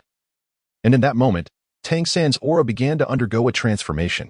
His consciousness merged with the imprint of the golden trident, resonating with its essence, and his eyes grew increasingly bright. Waves of sound resembling sacred chants resonated around him as brilliant light surged forth, casting a massive golden silhouette behind him. In an instant, a resounding explosion erupted from the heavenly flower, a colossal golden beam shooting skyward, piercing the clouds, not far away. The heavenly fox great demon emperor felt a surge of overwhelming intent, causing the entire hell garden to tremble violently. The flowers began to wither rapidly, as if all fortune was converging towards that golden beam. As his complexion changed dramatically, he dared not hesitate, transforming into his true form. A 9-tailed heavenly fox over 100 meters long. With each of its tails exceeding 300 meters in length, the 9 tails spread across the sky, enveloping the heavens and infusing the hell garden with immense fortune to stabilize the realm. The hell garden must not shatter, for that would spell disaster for the heavenly fox clan. In the ancestral grounds, the sacred mountain of the heavenly fox, the previously dim golden light surged again, intensifying. Not only that, but the mountain itself emitted a white glow that seemed to collapse inwardly. Suddenly, a golden beam shot up without warning, soaring into the sky. The monarchs who had just withstood a lightning tribulation instinctively dispersed. And in the next moment, the golden beam plunged into the tribulation clouds. The dark clouds, as black as ink, were instantly illuminated, transforming into dark golden clouds. That moment, all traces of purple vanished, replaced by immense golden lightning bolts. It seemed as though the entire realm was engulfed in a tempest of fury. Upon hearing Henry's words, the venerable Whitebeard appeared exceedingly pleased, chuckling as he remarked, "Your comprehension is commendable. In just half a year, you have cultivated your Conqueror's Haki to this level, seemingly surpassing even Ace's prowess. Your thoughts are astute. Indeed, Conqueror's Haki can be enveloped around weapons like armament Haki, enhancing the potency of your attacks. However, your current mastery of Conqueror's Haki is insufficient for that feat. Yet, fret not, given the aptitude you have previously demonstrated. If you diligently remember the sensation of the strike I just delivered, you will undoubtedly attain this ability in due course. Moreover, based on the combat prowess you exhibited while fending off my attacks, among the crew of the Whitebeard pirates, there is currently no one, aside from myself, who could defeat you. But do not let pride swell within you.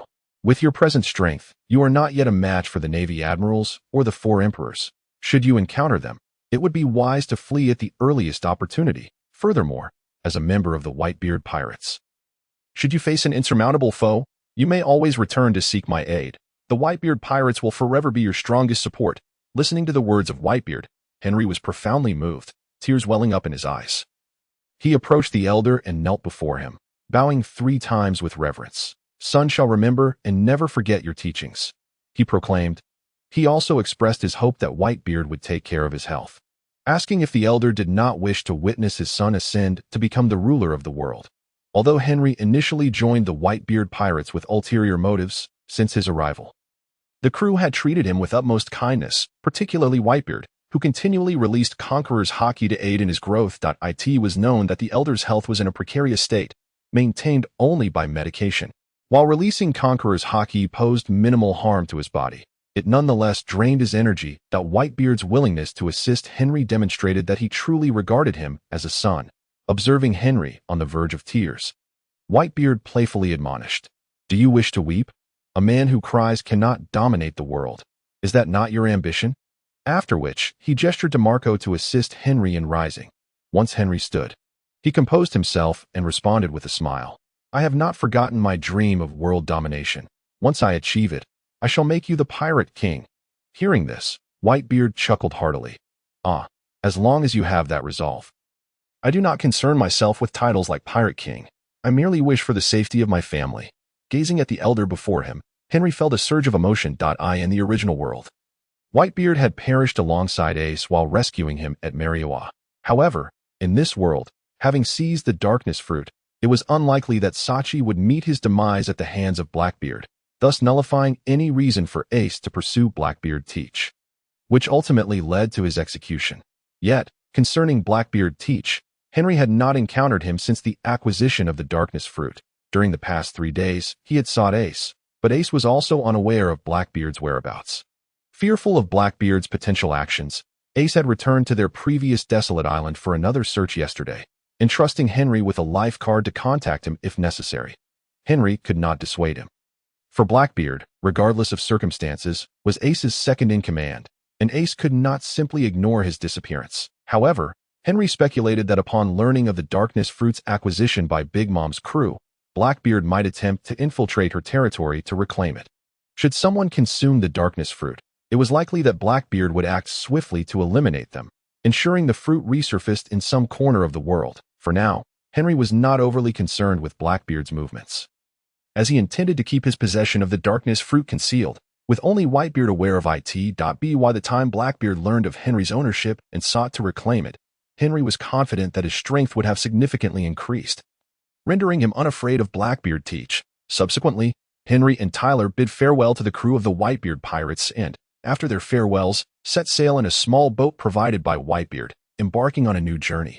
Half a month later, Henry and Tyler navigated their small boat across the vast ocean. Initially, Tyler struggled to adjust, having spent her life among the Whitebeard pirates, surrounded by companions and friends, leaving little room for loneliness. Now, with just Henry by her side, she found it somewhat disconcerting.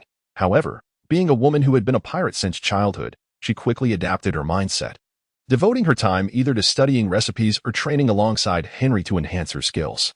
She recognized that departing from Whitebeard's territory meant that safety could no longer be taken for granted, thus she seized every opportunity to improve her abilities, engaging in practical training with Henry during their downtime, resulting in notable progress. After leaving the Whitebeard pirates, Henry shared his upcoming objectives with Tyler, primarily focusing on seeking new companions, and he had already set his sights on the former Straw Hat Pirates members. Despite their current lack of strength, he believed they possessed significant potential for growth, especially as they were destined to be part of the crew of the future Pirate King, Monkey D. Luffy. Henry was particularly eager to recruit Zoro, his favorite character. He was determined to have him on board. Additionally, he sought Nico Robin, the only archaeologist capable of deciphering the poneglyphs. To secure these companions, Henry understood that he must first return to the first half of the Grand Line in the East Blue, with his immediate destination being the Navy's G1 base. As a pirate, his reason for venturing into Navy territory was to facilitate his crossing of the Red Line. While most pirates typically traverse the Red Line via Fishman Island, Henry feared that delays could lead to unforeseen complications, opting instead for the world government's transcontinental passage. With less than 6 months remaining before Luffy set sail, Henry knew he had to locate Zoro and Robin before that time, or they would likely join the Straw Hat Pirates according to the original timeline. After half a month of sailing, Henry and Tyler finally reached the island of Bridge, home to the Navy's G1 base, preparing to utilize the transcontinental transport to enter the first half of the Grand Line. Jingjing approached Tang San, settling beside him in a meditative posture, gently nodding her head. Tang San narrowed his eyes, gradually levitating above the heart of the heavenly flower. Inhaling deeply as his aura surged, the 9 bloodlines within him had reached a state of equilibrium, initiating a rapid transcendence. The golden trident's luminous patterns re-emerged on his forehead, marking the moment of his transformation. His consciousness intertwined with the imprint of the golden trident, resonating with its essence. As his eyes began to shine ever more brightly, waves of ethereal sounds, reminiscent of sacred chants, resonated around him, and a brilliant light surged forth, casting a colossal golden silhouette behind him. Tang San's gaze suddenly flashed like lightning as he fixed his eyes upon the heavens. That a tremendous explosion erupted from the celestial flower, unleashing a colossal golden beam that soared into the sky, piercing the clouds. Not far away, the Heavenly Fox Great Demon Emperor felt an overwhelming surge of divine will erupt, causing the entire Hell Garden to tremble violently. The flowers began to wither rapidly, and all fortunes seemed to coalesce towards that golden beam. His complexion changed drastically, yet he dared not delay. With a swift motion, he transformed into a nine-tailed celestial fox. Over 100 meters in length, each of its tails extending more than 300 meters, obscuring the sky and radiating immense fortune into the Hell Garden, stabilizing the realm. The Hell Garden could not be allowed to shatter. For such a calamity would spell doom for the Heavenly Fox clan. The ancestral grounds, the Heavenly Fox Sacred Mountain, the once concealed golden light surged forth once more with vigor. Furthermore, the very essence of the Heavenly Fox Sacred Mountain emanated a white glow, which appeared to collapse inward, drawing towards its core. Without warning, a golden beam shot skyward, thrusting into the heights. The sovereigns, having just withstood a lightning tribulation, instinctively dispersed. In the next instant, the golden beam had already penetrated the tribulation clouds. The pitch-black clouds of tribulation were instantly illuminated, transforming into dark golden clouds, as all purple hues dissipated, replaced by massive bolts of golden lightning, seemingly filled with the wrath of the entire realm. As the Navy's first line of defense in the New World, the Navy G1 base stood as one of the mightiest strongholds outside of the Navy headquarters, commanded by the Rear Admiral Shahutin. Supported by 5 formidable vice admirals, given Henry's current strength, attempting to breach through by force would be exceedingly difficult. Moreover, the proximity to the Navy headquarters made him wary of taking unnecessary risks. After a lengthy voyage, upon reaching the Navy G1 base, Henry planned to procure food and water to facilitate the upcoming journey. Although this course of action was fraught with danger, Henry found himself with little choice. The ship gifted to them by Whitebeard was rather modest, and with only Henry and Tyler aboard, a larger pirate vessel would be impractical. Consequently, the supplies of food and water were severely limited. After half a month at sea, they were nearing depletion, necessitating a resupply. Initially, Henry had intended to go alone, but as Tyler had never set foot in a Navy base, her curiosity compelled him to bring her along. Though Breagage was the site of the Navy G1 base, the actual area occupied by the Navy was relatively small, with Breagage more so serving as a commercial port, given that it was the only island. Aside from Fishman Island, capable of traversing the Red Line, the Navy-guarded route was significantly safer than navigating through Fishman Island's bubble coating technology, generally, unless one was visiting Fishman Island as a tourist. Most would opt for this passage. As a result, Breagage's port was bustling with ships, and the island boasted several markets catering to the needs of traveling merchants. However, as Breagage was indeed a Navy base. Prior to setting foot on the island, Henry disguised both himself and Tyler, ensuring that even acquaintances from the past would find it difficult to recognize them. Once disguised, the two made their way to the nearest market to procure some food. Water could be easily obtained at the docks, eliminating the need to purchase it from the market. However, upon observing Tyler's behavior upon entering the market, Henry began to regret bringing her along for the shopping trip. Shortly after their arrival, his arms were filled with bags of food. True to her reputation as a voracious eater, Tyler bought everything she deemed delicious, purchasing not just one but multiple portions of each item. Within less than an hour of wandering the market, they had gathered sufficient provisions, prompting Henry to decide it was time to return, considering the Navy's presence on the island made an early exit prudent. Just then, a commotion erupted from the throng ahead, quickly fading away. Henry noticed the crowd parting, with individuals kneeling along the sides of the street. Understanding the implications, he realized that a celestial dragon must be passing through. Prompting the citizens to show deference. It was hardly surprising, given the proximity of the Navy's G1 base to Mariehua, making visits from the celestial dragons quite commonplace. Henry had no interest in bowing to the celestial dragons. So before their arrival, he ushered Tyler to hide behind a nearby building. Unaware of the situation, Tyler inquired, "What is happening? Why is everyone kneeling?" Henry chuckled and replied, "Nothing to worry about. A celestial dragon is passing by. Let us just wait until they leave." Having lived within the territory of the Whitebeard pirates, Tyler had never encountered the legendary celestial dragons, making her exceedingly curious as she peered from behind the wall at the approaching figures. In the center of the street, a group was slowly making their way forward, led by a grotesquely plump middle-aged man adorned in opulent attire, complete with an oxygen tank, a quintessential appearance of a celestial dragon.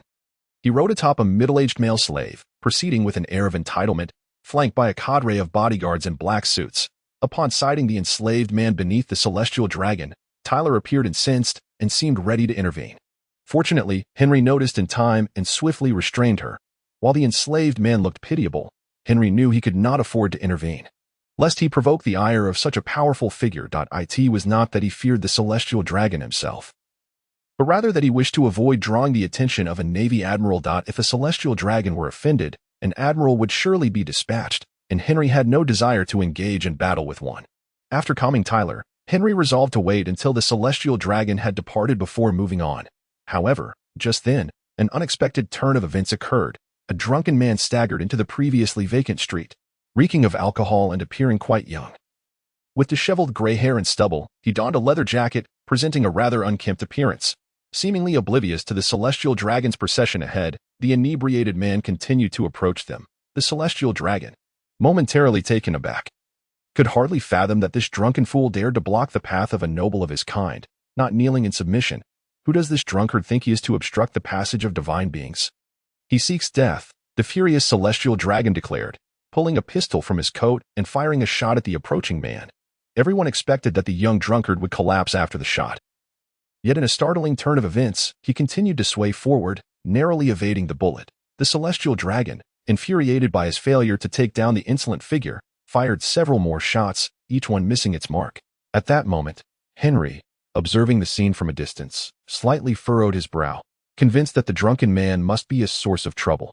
Just moments ago, he had witnessed the inebriated individual, who appeared to stagger as he walked, deftly evade the bullets that flew toward him, as if employing a technique from the Navy's 6 styles. It was not until this juncture that the bodyguards protecting the celestial dragons recognized the issue and hastily drew their weapons to fire at the drunken man before them. However, at this point, the swaying figure of the drunkard seemed to deem it unnecessary to continue concealing his identity, as he produced 2 short-handled pistols from his waist and launched an assault on the celestial dragons. One of the shots struck a celestial dragon squarely in the chest, causing the individual to spew forth blood and collapse, leaving his fate uncertain, whether he was dead or otherwise incapacitated. Witnessing this unfolding drama, Henry found himself at a loss for words. He had merely stepped out to procure some food, only to stumble upon an assassination attempt against a celestial dragon. It was well known that provoking a celestial dragon could summon a Navy admiral, and few dared to lay hands on them. Henry pondered the motivations of the drunken man, who audaciously attempted to assassinate a celestial dragon within a Navy base. Was he courting death? As for such matters, Henry felt no fear. Even in the face of a Navy admiral, he believed he possessed the means to protect himself. His primary concern was that the drunken man's actions would render it impossible for him to traverse the Red Continent in the near future. Jingjing approached Tang San and settled beside him, nodding gently in acknowledgement. Tang San narrowed his eyes and slowly lifted himself to stand atop the heart of the heavenly flower. He inhaled deeply, his aura surging in response. The 9 bloodlines within him, having harmonized during this brief period, had reached a state of equilibrium, allowing his essence to rapidly ascend. The golden trident's luminous patterns re-emerged upon his forehead. And in that moment, Tang San's aura began to undergo a transformation. His consciousness intertwined with the imprint of the golden trident, attuning to its essence, while his eyes grew increasingly luminous. Waves of sound reminiscent of celestial chants resonated around him, and a brilliant radiance began to rise swiftly, casting a colossal golden silhouette behind him. In an instant, Tang San's gaze flashed like lightning as he looked skyward. Suddenly, a resounding explosion erupted from the heavenly flower. A towering golden beam shooting skyward, piercing the clouds. Nearby, the great fox demon king felt an overwhelming will surging forth, causing the entire hell garden to tremble violently, with flowers wilting rapidly as all fortune seemed to coalesce toward the golden pillar. His expression shifted dramatically, and without delay, he transformed into his true form, a colossal 9-tailed celestial fox, each tail extending over 100 meters, casting a shadow that obscured the sun. A vast amount of fortune infused the Hell Garden, stabilizing the realm. The Hell Garden must not shatter, otherwise it would spell catastrophic disaster for the Fox tribe. The ancestral grounds, the celestial Fox holy mountain, the once contained golden light surged anew, radiating a white luminescence that seemed to collapse inward. A golden beam erupted unexpectedly, shooting skyward in an instant. The recently rejuvenated monarchs, having just withstood a lightning tribulation, instinctively scattered. In the next moment, the golden pillar pierced the tribulation clouds, the inky black clouds were instantly illuminated, transforming into dark golden wisps as all traces of purple vanished, replaced by massive golden lightning that seemed to embody the wrath of the entire realm. Due to the sudden emergence of the drunken man attempting to assassinate a celestial dragon, Henry swiftly departed with Taylor, planning to return and immediately cross the Red Continent by boat to avoid any entanglement with that individual. Yet, Taylor did not follow Henry's lead. Instead, he grasped Henry's hand and declared, "That fellow seems to be in trouble. Let us assist him." Without awaiting Henry's consent, Taylor charged forward. The drunken man, after striking the celestial dragon, intended to deliver a finishing blow, but two bodyguards emerged from the throng, positioning themselves directly before him. Both appeared to be masters of the six styles, effortlessly intercepting the bullets fired by the drunken man with iron blocks. Realizing he could no longer execute his plan, the drunken man resolved to flee, only to be pursued and restrained by the two guards. Now, escape was no longer an option, and the sound of gunfire had already drawn a considerable number of patrolling Navy soldiers to the scene. Once the Navy reinforcements arrived, his chance of escape would vanish. Taylor, harboring discontent toward the celestial dragon, observed the drunken man's perilous situation and, without hesitation, charged forth to intervene. He intercepted one of the bodyguards, significantly alleviating the drunken man's predicament. Seeing Taylor take action, Henry felt compelled to follow suit. He surged toward the bodyguard assaulting the drunken man, channeling all his strength into a single strike that sent the assailant flying, causing him to spew a torrent of blood midair before collapsing without rising again. Afterward, Henry joined Taylor, effortlessly dispatching the second bodyguard with the same technique. Once the two adversaries were neutralized, Henry approached the drunken man, who had now succumbed to unconsciousness, his body punctured with numerous wounds. Whether inflicted by bullets or the prior two master strikes remained uncertain. Without pausing to examine further, Henry bent down and hoisted him onto his back, preparing to flee with Taylor. Yet, before their escape, Henry approached the male slave of the celestial dragon, grasping the collar around his neck. The slave, sensing Henry's intent, appeared apprehensive and attempted to resist. However, Henry had no intention of engaging in conversation. With a firm grip, he unleashed a wave of black-armed hockey, contorting the collar until it twisted and deformed. Once the collar was destroyed, Henry discarded it, watching as it exploded in mid-air. This moment, the male slave remained bewildered, still grappling with the situation. Henry offered no further words, simply stating, "You are free now, but you must hasten to escape this island, for a Navy admiral may soon arrive." With that, Henry and Taylor dashed forward, intent on departing from Bridge Island. Just then, they heard the slave's voice behind them. "Noble benefactor, may I know your name? I shall repay you in the future." Upon hearing this, Henry did not turn back, simply replying, "Call me Leifong. I require no repayment. You should flee quickly, for time is of the essence." With those words, Henry and Taylor swiftly navigated the streets, only to find dozens of Navy soldiers converging at the intersection. Henry had no intention of engaging them and unleashed a wave of conqueror's haki, incapacitating most of the soldiers, while Taylor swiftly dealt with the few remaining. Afterwards, Henry and the other two successfully returned to the pirate ship. But it was no longer a safe haven for them. To err on the side of caution, Henry made the decisive choice to abandon the small boat given to him by the old man with the white beard.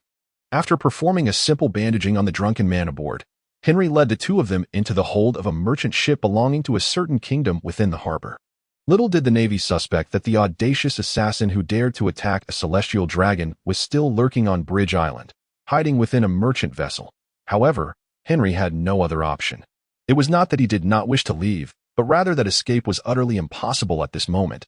Following the assassination of the celestial dragon, the island had been sealed off, and even the passage across the Red Line had been closed, rendering all ships unable to depart from Bridge Island temporarily for leaving on a small boat immediately after the incident. Henry had not even considered it. With the sailing capability of his tiny vessel, it would likely be overtaken by the Navy before long. At that point, Henry would be forced to engage in a fierce battle with a Navy admiral, a confrontation he had no desire for, especially since there was no need for such an encounter. Thus, after discarding his original small boat, Henry resolutely took refuge aboard the current merchant ship with Tyler and the drunken man. This vessel appeared to be directly affiliated with a royal family of some nation, which explained why the Navy had not conducted a search here over the past 3 days. They merely inquired briefly before departing, allowing Henry and his companions to remain safely concealed. During these 3 days, Henry had ventured out a few times and gained a fair understanding of the situation outside, following the assassination of the Celestial Dragon. The Navy headquarters did indeed dispatch an admiral to handle the matter, but it was not the Admiral Kazara that Henry had envisioned. Instead, it was Akiji, knowing that a Navy admiral was truly on the move. Henry dared not take any risks, choosing to remain quietly aboard the ship for the entirety of 3 days without venturing out. However, what left Henry feeling rather regretful was that the Celestial Dragon who had been attacked by the drunken man had not died but was merely gravely injured. After Henry and the others had departed, he had been rescued. During these 3 days, the drunken man whom Henry had saved had awakened twice, only to fall back into unconsciousness after consuming some food. Just then, Tyler found Henry and informed him that the drunken man had completely regained consciousness. Upon hearing Tyler's words, Henry hurried to the drunken man's side. They were currently in a storage room on the ship, a place seldom visited, which allowed Henry and his companions to hide unnoticed for 3 days. Approaching the previously unconscious drunken man, Henry found him awake, albeit pale and wrapped in bandages, with faint blood seeping through. Upon seeing Henry approach, the drunken man mustered a modicum of strength and weakly said, "Thank you for saving me, that I apologize for causing you trouble." Hearing the drunken man's words, Henry felt a surge of anger and coldly retorted, "You have indeed put me in a dire predicament. I came here to procure food and unexpectedly got entangled in a major incident involving the assassination of a celestial dragon, and now I am being pursued by an admiral. To be frank, if it weren't for Tyler's intervention, I would have thrown you overboard long ago." Upon hearing Henry's words, Tyler smiled shyly at him, fully aware that all of this stemmed from her actions. Had she not insisted on saving the drunken man before her, the situation would not have escalated to this point. However, Tyler also recognized that Henry's sharp words belied his kind heart. He was not genuinely angry with her. After speaking, Henry continued, "Who exactly are you to attempt the assassination of a celestial dragon? Were you not aware that this would provoke the Navy admiral? Are you seeking death?" The drunken man's face contorted in pain upon hearing Henry's inquiry. After a moment of hesitation, he replied, "My name is Alamid. I was once a Navy officer. The reason I attempted to assassinate the celestial dragon is that he was responsible for my wife's death. For the sake of avenging her, what is my life worth?" It was only after learning that his wife had been killed by that man that he had resolved to confront him. But he was violently beaten by CP0 and expelled from the Navy. If it weren't for my former superior pleading on my behalf, I would likely have been killed on the spot. 3 days ago, I learned that he was here vacationing and came specifically to seek vengeance. He continued, "Now that I have attempted to kill him, I would not lament my own demise, but I never expected to involve you. Truthfully, you need not have rescued me that day, for I was prepared to die in my quest to eliminate him." Upon discovering that this man had been a Navy officer, Henry felt a twinge of displeasure. Yet Alam's tragic plight softened his heart, and he chose not to dwell on it. Furthermore, Henry bore no moral burden regarding an attack on a celestial dragon. He merely wished to avoid drawing the Navy's attention at this particular juncture. After hearing Alam's words, Henry regretfully informed him, "I have some unfortunate news. The celestial dragon you attempted to assassinate, St. Phiplus, did not perish. He is merely seriously injured and has already been rescued by the Navy." Upon hearing Henry's words, Alamy appeared momentarily stunned, attempting to rise, but Henry quickly restrained him. "Do not be too agitated. Since you did not succeed in killing him this time, you may have another opportunity in the future. Do not dwell on this matter too much. However, considering he has just survived an assassination attempt, he is unlikely to emerge anytime soon. So focus on recuperating that AS for revenge. We shall discuss it once you have healed." After listening to Henry's reassurances, although Alamy remained somewhat agitated, he no longer felt the urge to struggle to get up. After comforting him a few more times, Henry took his leave. As for how to deal with Alamy, that would have to wait until he had fully recovered. Jingjing approached Tang San and sat beside him, gently nodding her head. Tang San narrowed his eyes slightly, his body slowly levitating as he stood atop the heart of the heaven flower. Taking a deep breath, his aura began to swell. The 9 bloodlines within him, having harmonized during this period, had reached a state of complete balance, propelling his essence to rapidly transcend. The golden trident's luminous patterns re-emerged on his forehead. And at that moment, Tang San's aura began to undergo a metamorphosis. His consciousness merged with the imprint of the golden trident, sensing its essence, and his eyes grew increasingly radiant. Waves of sound, reminiscent of sacred chants, resonated around him, and a brilliant light began to surge forth, casting a massive golden silhouette behind him. In an instant, Tang San's gaze sharpened like lightning as he looked skyward. Suddenly, a tremendous explosion erupted from the heaven flower, and a colossal golden beam shot upward, piercing the heavens. Not far away, the celestial fox Great Demon King sensed a tremendous surge of will erupting, causing the entire Hell Garden to shudder violently. Flowers began to wither rapidly, as if all fortune was converging toward the golden beam. He paled at the sight, not daring to hesitate. Transforming in an instant, he became a nine-tailed celestial fox over 100 meters long, with each tail exceeding 300 meters in length, casting a shadow that blotted out the sun. A vast amount of fortune poured into the Hell Garden, stabilizing the realm. The Hell Garden must not shatter. Otherwise, it would spell catastrophic ruin for the Celestial Fox clan. In the ancestral grounds, the Celestial Fox Sacred Mountain, the gold light that had once receded surged fiercely anew. Not only that, but the mountain's essence radiated white light, which seemed to collapse inward, flowing toward the heart of the mountain. Without warning, a golden pillar shot skyward, instantly ascending to the heavens. The monarchs who had just withstood a lightning tribulation instinctively scattered. In the next moment, that golden pillar had already pierced through the tribulation clouds. The pitch-black tribulation clouds were instantaneously illuminated, transforming into dark golden clouds, and all traces of violet dissipated, replaced by enormous bolts of golden lightning. It seemed as if the entire realm was engulfed in an inferno of rage. 2 days later, the port's blockade was finally lifted. Apparently, the Navy had failed to locate the assassin responsible for the attempted assassination of the celestial dragons during these 5 days. They likely assumed that Henry and his companions had long departed from Brugge Island, thus deeming the continuation of the blockade unnecessary. Today, the restrictions on the island were finally lifted, following the removal of the blockade. The merchant ship on which Henry was hiding finally set sail. Fortunately for Henry and his companions, their luck was favorable. This merchant vessel was also bound to traverse the Red Line to return to the first half of the Grand Line, allowing them to avoid the need to transfer to another ship. In fact, the method of crossing the Red Line was quite simple. The world government had constructed a massive lift mechanism here that could effortlessly elevate vessels from below to the surface of the Red Line, and vice versa. However, this only applied to smaller ships. Colossal vessels like the Moby Dick from the Whitebeard pirates would be unable to pass through. Before vessels could utilize the lift, they underwent a round of inspection, though it was not overly stringent. Generally, to avoid complications, bribes could be offered to the inspecting navy, allowing for easy passage. The merchant ship on which Henry was concealed was a vessel exclusive to a royal family, so the inspecting navy conducted minimal checks. After paying a sufficient toll, they were granted swift clearance. Upon entering the lift mechanism, the ship came to a halt, waiting for a sufficient number of vessels to gather before the lift began its gradual ascent.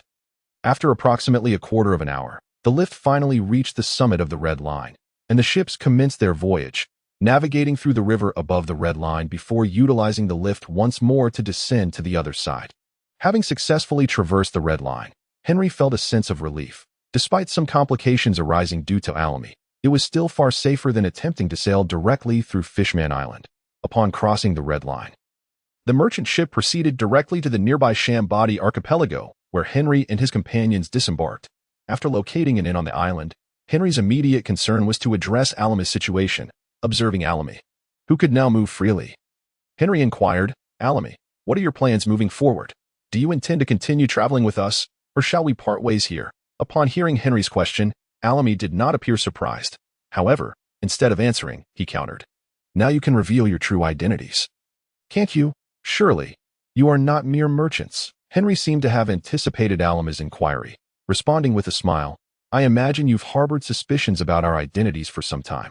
Now that we have crossed the Red Line, I shall no longer keep you in the dark. My name is Robert Henry, a crew member of the Whitebeard Pirates, and I am also the captain of the Lionheart Pirates." Afterward, he gestured towards Taylor, saying, "She is Sweet Taylor, the vice captain of the 4th Division of the Whitebeard Pirates, and also the cook for my crew." With that, Henry and Taylor dropped their disguises, revealing their true selves before Alami. Alami, upon learning that both Henry and Taylor were pirates, was not particularly taken aback, as he had already surmised this. However, he had not expected them to be members of the 4 Emperor's pirate crew, the Whitebeard Pirates. After Henry's revelation, he looked at Alami and continued, "Now, may I inquire about your intentions? Would you be interested in joining my pirate crew? I am currently in the process of assembling a new crew."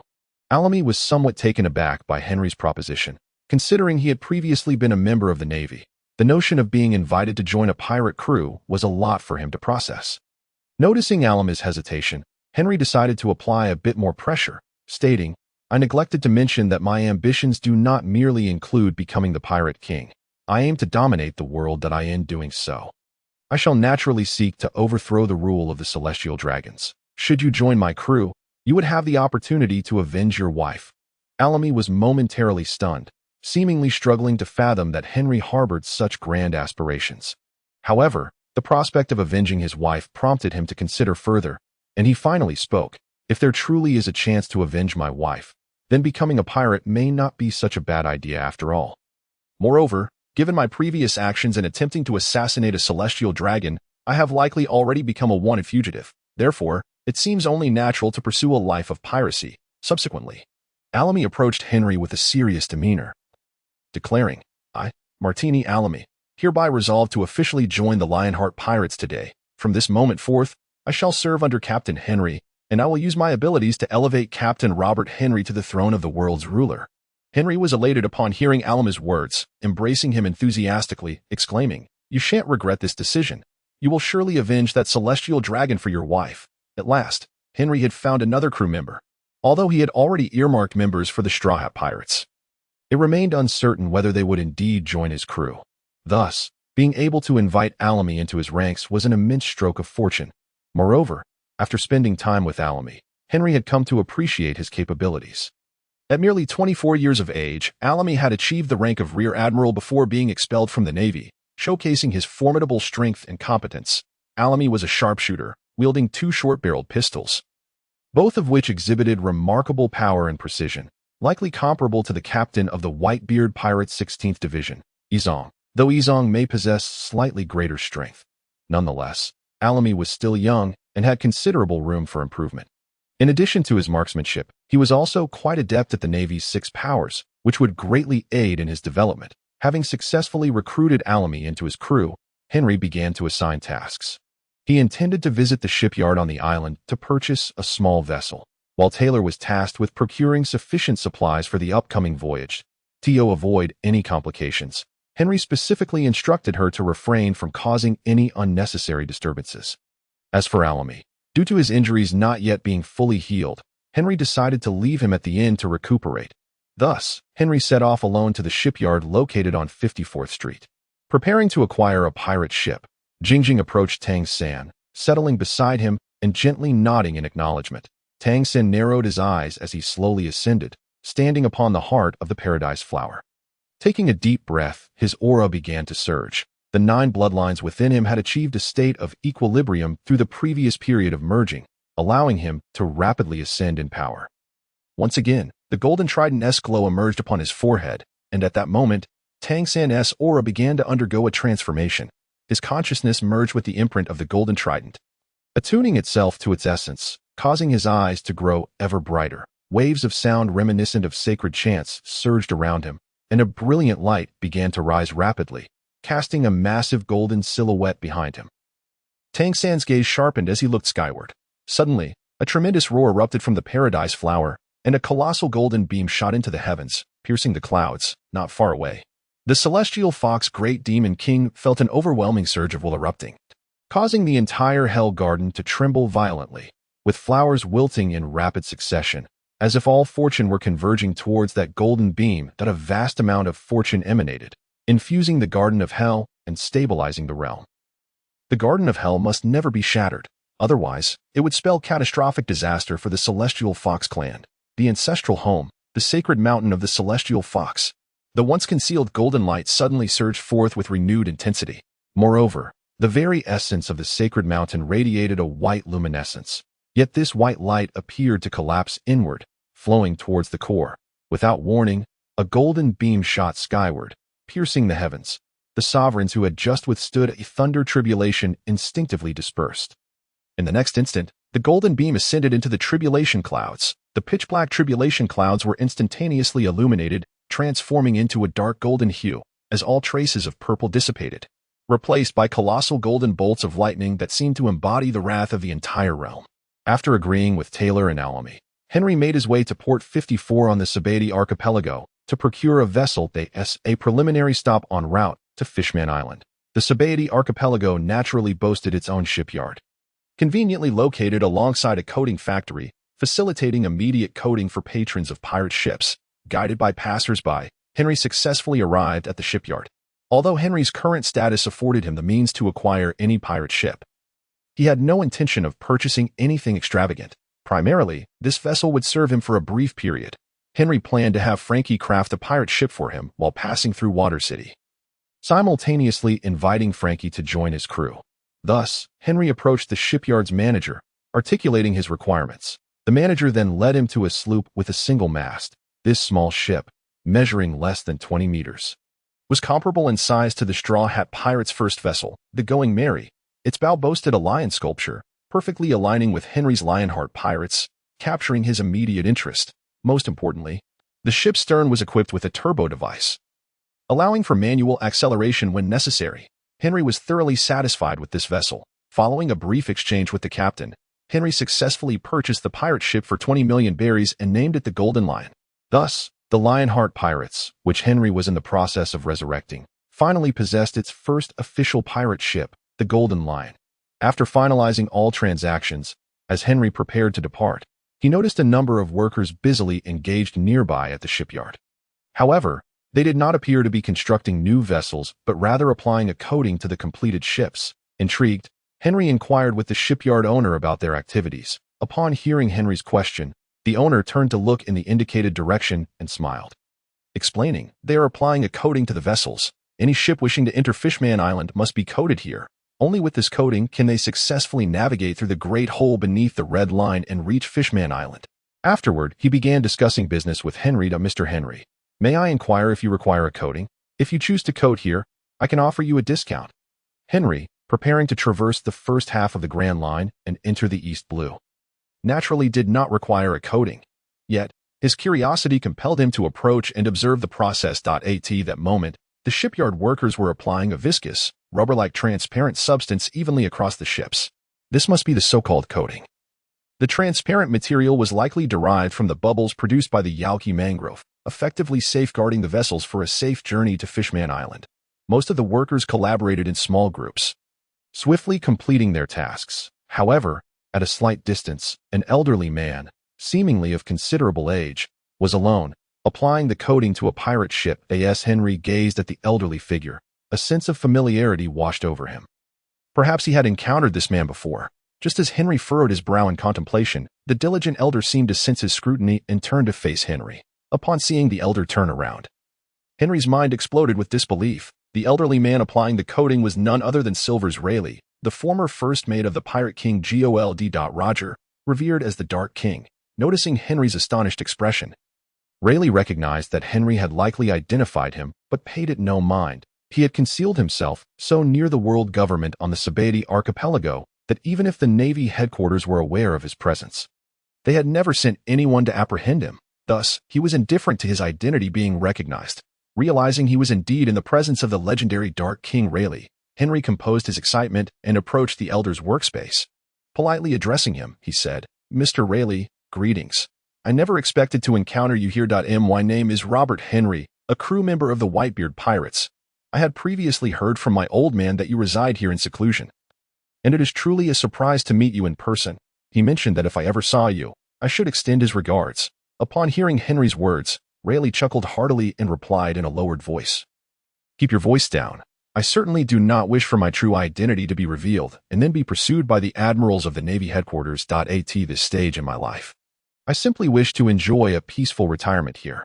Although Rayleigh spoke softly, there was no trace of fear in his eyes, indicating his indifference to the prospect of being captured by the Navy.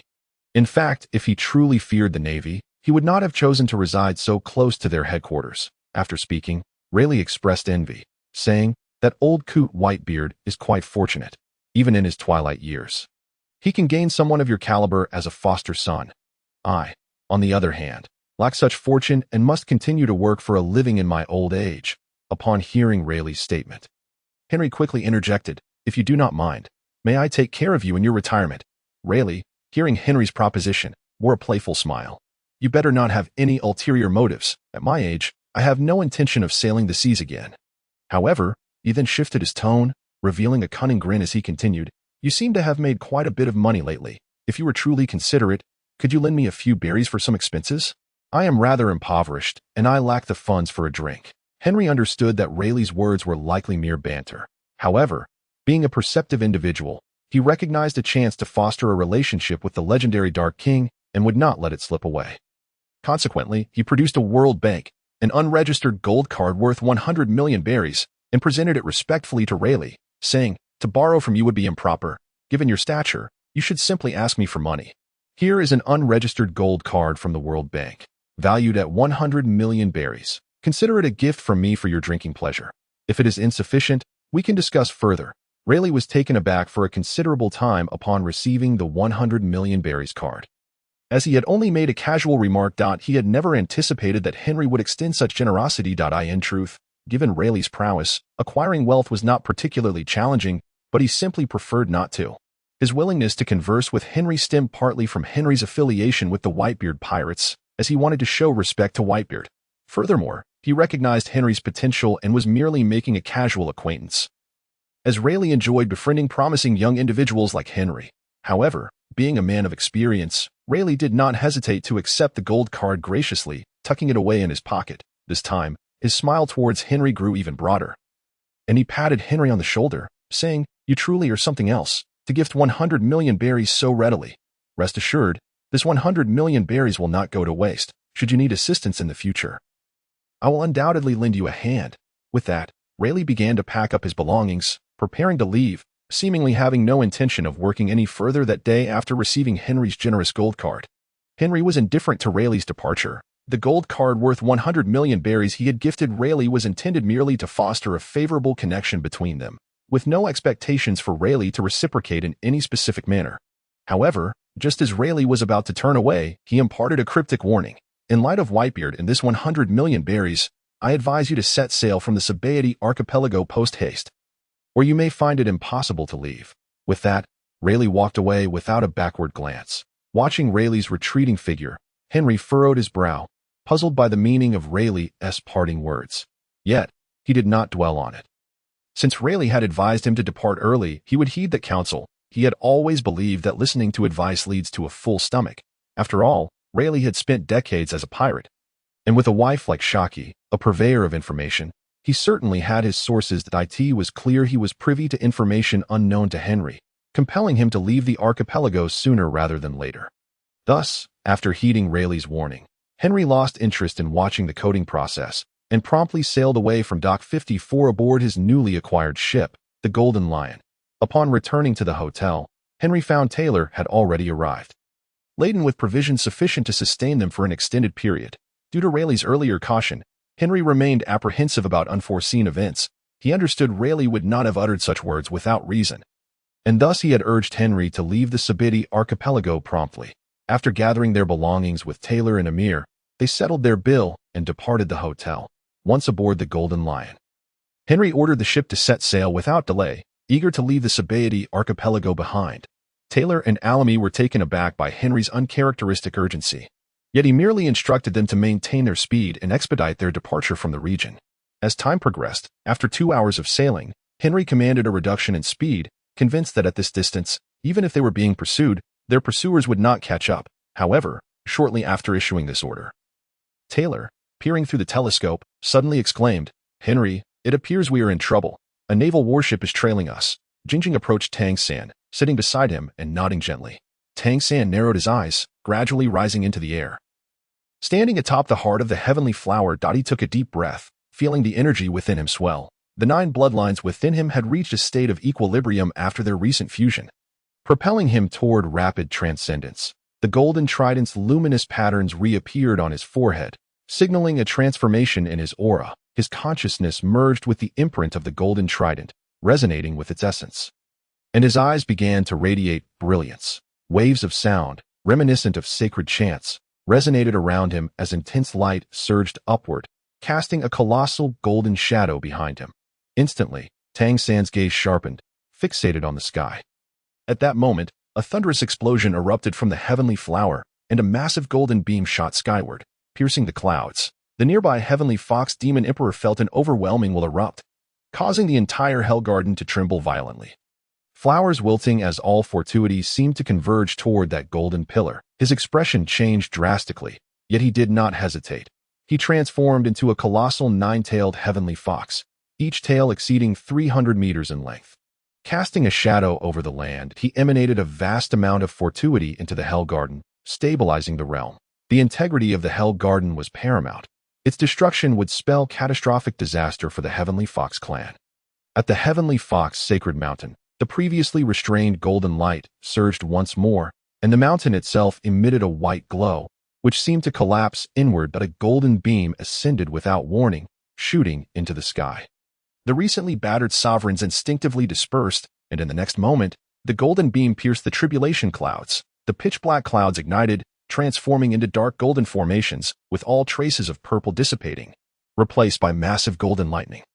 Seemingly filled with wrath from the entire realm, upon hearing Taylor's alert, Henry was startled and swiftly took the telescope from Taylor to survey the rear, discovering a naval warship pursuing them. To his dismay, he recognized Admiral Akiji aboard the distant vessel. No wonder Rayleigh had urged him to leave the Sabaody archipelago sooner. He must have been aware of Akiji's presence there. Yet, Henry had no time to ponder further. He instructed Taylor to activate the turbo boost to increase their ship's speed, aiming to escape before the warship could close in. It appeared that the pursuing naval vessel had also realized their intent to flee, hastening its speed in a bid to catch up.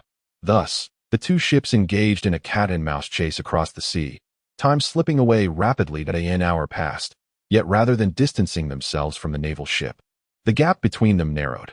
Alarm flickered in Henry's eyes. It seemed evading Akiji would not be so simple today. Nevertheless, a resolute determination settled in him, and he approached Taylor and Alamy, declaring, "I will stay behind to hold them off. You two use this time to accelerate and escape our pursuers." Taylor and Alamy immediately protested, especially Alamy, who insisted, "Let me stay. The Navy is likely pursuing us due to that incident with the Celestial Dragon. If I remain, they should cease their pursuit of you." Henry rebuked her sharply. "What are you saying? Now that you have joined my ranks as a member of the Lionheart Pirates, I have a duty to ensure your safety. I will not allow you to become a sacrificial pawn. Besides, Taylor and I were equally involved. We are all culpable, and the Navy will not spare any of us. Do you truly believe you can withstand Akiji?" As they continued to argue, Henry interjected firmly, "Neither of you should say another word.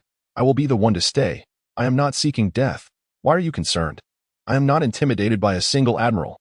After taking a moment to breathe, he continued, "You must follow my instructions. Only if you leave first will I be safer. Defeating an admiral is beyond my capabilities, but escaping from his subordinates is still within my means. If I cannot even manage that, what right do I have to claim aspirations of becoming the future ruler of the world?" Seeing Henry's serious demeanor, the two eventually ceased their objections. After his declaration, Henry instructed them to leave a small boat behind and hastily depart while he remained aboard, awaiting the arrival of the naval warship. Time passed, and after a quarter of an hour, the naval vessel finally approached within 20 meters. Allowing Henry to discern its features clearly, a tall figure stood at the bow, unmistakably Admiral Akiji. Addressing Akiji loudly, Henry declared, "Akiji, I am a member of the Whitebeard Pirates. Are you truly willing to provoke a war between the Navy and the Whitebeard Pirates?" Akiji replied, his expression unchanged, "You do not represent the Whitebeard Pirates, and given your actions against the Celestial Dragon, even if we capture you, I doubt Whitebeard would come to your aid." Upon hearing Akiji's words, Henry felt a sense of helplessness. He had initially hoped to leverage the reputation of the Whitebeard Pirates to convince Akiji to let him go, but Akiji remained utterly indifferent, insisting on taking him back for accountability. However, when Akiji mentioned his involvement with the Celestial Dragons, Henry sensed a glimmer of hope for redemption and exclaimed, "How could I have ever attacked the Celestial Dragons? Do not slander me with such baseless accusations." Seeing Henry attempt to refute him, Akiji swiftly produced a newspaper, declaring, "Take a look at this. After you read it, let us see how you will wriggle out of this one." Henry caught the flying newspaper with one hand and scrutinized it closely. Quickly locating the information he sought, within its pages was a report on the recent attack involving the Celestial Dragons. What infuriated Henry was the blatant distortion of facts. The article had falsely portrayed him as the mastermind behind the incident, while merely glossing over Alamy's involvement, and Tyler was not even mentioned. After absorbing the article's content, Henry's anger escalated further, and he vehemently protested, "This newspaper is nothing but a fabrication. The true assailant of the celestial dragons was Alamy. I merely assisted in his escape at the end. How am I being labeled as the mastermind?" Henry understood that the world government had crafted such a narrative to shield the reputation of the celestial dragons and the Navy. After all, the root cause of the assassination stemmed from the celestial dragon's transgression against the wife of a Marine brigadier general, which ultimately led to the attack. Such a political scandal was not something the world government or the Navy could afford to publicize. At that moment, Henry had unwittingly become their scapegoat. He continued, "Akiji, you are more aware than anyone of the events surrounding the celestial dragon incident. Alamy is one of your subordinates, and yet you choose to ignore his plight and have the audacity to apprehend him. Do you truly believe that the celestial dragons are worthy of your protection? Is this dark Navy headquarters truly deserving of your unwavering loyalty?" Henry aimed to manipulate Akiji's sentiments, hoping to persuade him to grant him mercy. Upon hearing Henry's words, Akiji's gaze flickered momentarily, but he quickly regained his composure and replied with a stoic expression, "I regret the situation concerning Alamy, the Navy headquarters, as a vast organization that has existed for so long, inevitably harbors shadows within. However, as a Marine Admiral, I will strive to effect change. When I ascend to the rank of Fleet Admiral, I shall implement reforms. As for you, it is best that you accompany me. It will spare you further suffering." Realizing that this confrontation was unavoidable, Henry acknowledged that he had never anticipated being able to alter Akiji's perspective with mere words if he wished to survive. He would need to rely on his own strength. However, upon hearing Akiji's aspiration to become the Fleet Admiral, he could not help but scoff. "You think you can become Fleet Admiral? Do you truly believe that the 5 elders behind the world government would allow someone like you to ascend to such a position? Do not be deluded. If you wish to capture me, then let us see if you possess the requisite strength." With that, he proclaimed, "Allow me to demonstrate something extraordinary. This is the first time I shall reveal its power before others."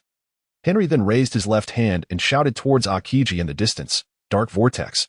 Jingjing approached Tang San, sitting cross-legged beside him and gently nodding in acknowledgement.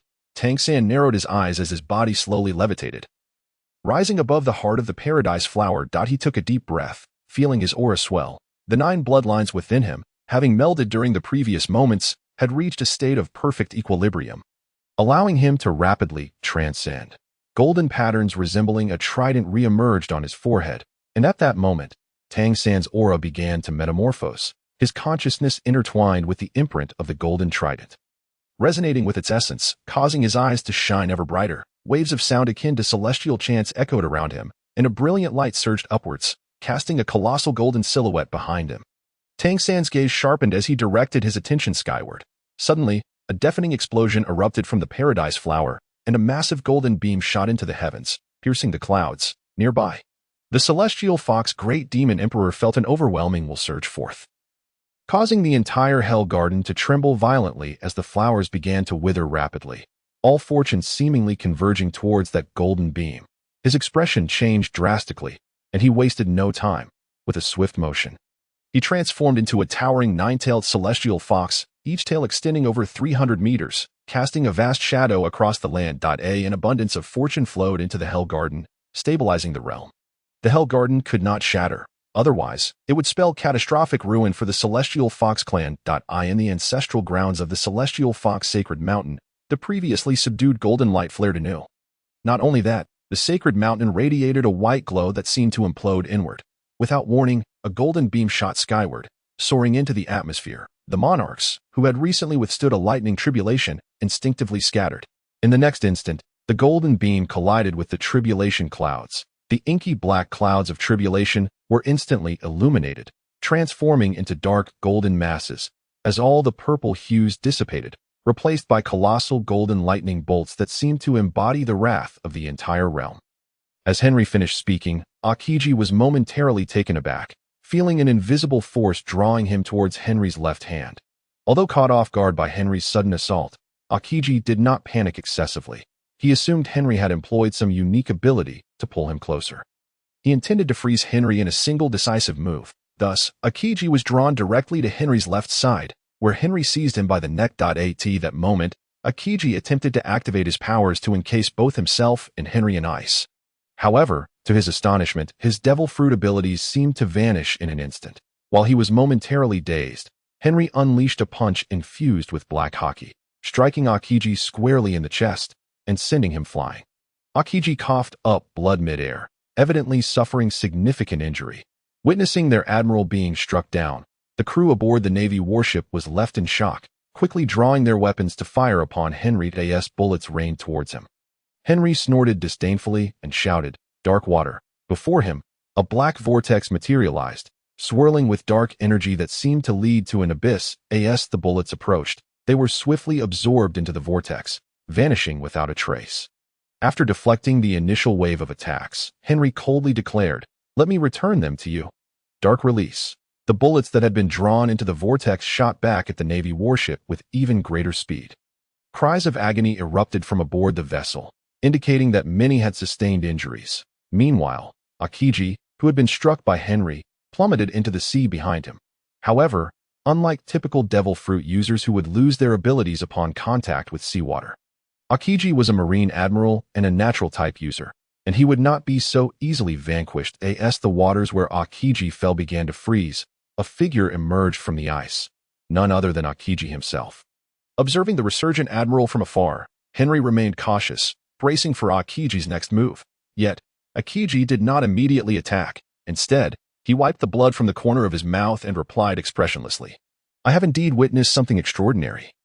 You must have acquired the devil fruit that was previously sought after by various factions. How foolish of Kazara to claim that it had been seized by Big Mom's pirates." It appears that Aokiji has been struck by Henry's attack and has realized that Henry has just employed the powers of the dark fruit. Consequently, he refrains from engaging in close combat this time.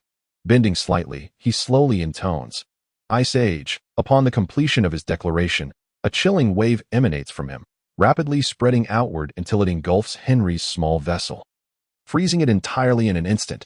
"Since fate has led us to cross paths here, you shall not escape." With that, Aokiji raises his right hand and bellows, "Ice Bird." A surge of icy energy erupts from his hand, transforming into a magnificent ice phoenix that hurtles toward Henry's form. Witnessing the colossal ice bird soaring his way, Henry also raises his voice. Black hole. A vast, swirling vortex of darkness manifests before him, effortlessly swallowing the approaching ice phoenix without causing the slightest ripple. After neutralizing Aokiji's icy assault, Henry once again activates his power, the dark vortex, unleashing a tremendous gravitational pull from his left hand, drawing Aokiji closer against his will. However, this time Aokiji is not caught off guard. As he is pulled through the air, he releases two tridents that swiftly lunge toward Henry's chest. Henry manages only to conjure a formidable defensive barrier in time.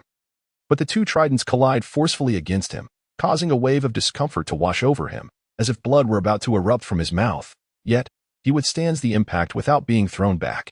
As Aokiji is drawn closer, Henry swiftly unsheathes his blade and strikes downward. However, his blow does not land squarely on Aokiji, instead meeting the resistance of Aokiji's outstretched arm, which is enveloped in a dark, armored hockey, nullifying the effectiveness of Henry's strike.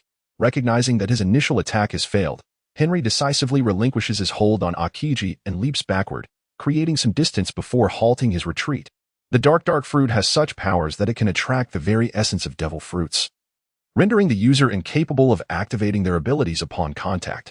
Yet, facing a master like Aokiji, even without the capabilities of a devil fruit, Henry's inherent combat prowess remains formidable. He realizes that relying solely on the dark fruit to achieve victory is nearly impossible. Therefore, he resolves to consume a potent devil fruit with formidable close-quarters combat capabilities in the future, such as Whitebeard's Tremor fruit.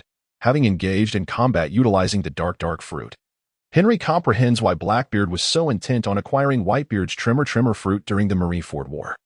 Only through the overwhelming offensive power of the Tremor fruit can the true potential of the dark fruit be realized. However, Henry harbors no intention of killing Whitebeard to seize the Tremor fruit, for Whitebeard has shown him immense kindness, making such an act unthinkable. Moreover, it seems that Henry is not a match for Whitebeard. Even if he had the desire, he lacks the strength to defeat him. Naturally, the best course of action would be to wait for Whitebeard's passing to reclaim the Tremor fruit.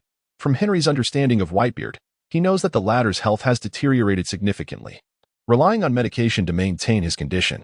Given Whitebeard's current state, Henry surmises that only a few years remain, a duration he is willing to endure, in addition to waiting for Whitebeard's natural demise to reclaim the devil fruit. Henry also contemplates another method to acquire the Tremor fruit. Though this method remains beyond his current capabilities, however, once his strength and influence are sufficiently robust, Henry believes it will be a straightforward endeavor, as it would benefit both himself and the other party involved, who would likely not refuse. Yet, all of this is a matter for the future. His immediate priority is to escape from the grasp of Admiral Akiji. From their earlier encounter, Henry deduces that defeating Akiji would be exceedingly difficult.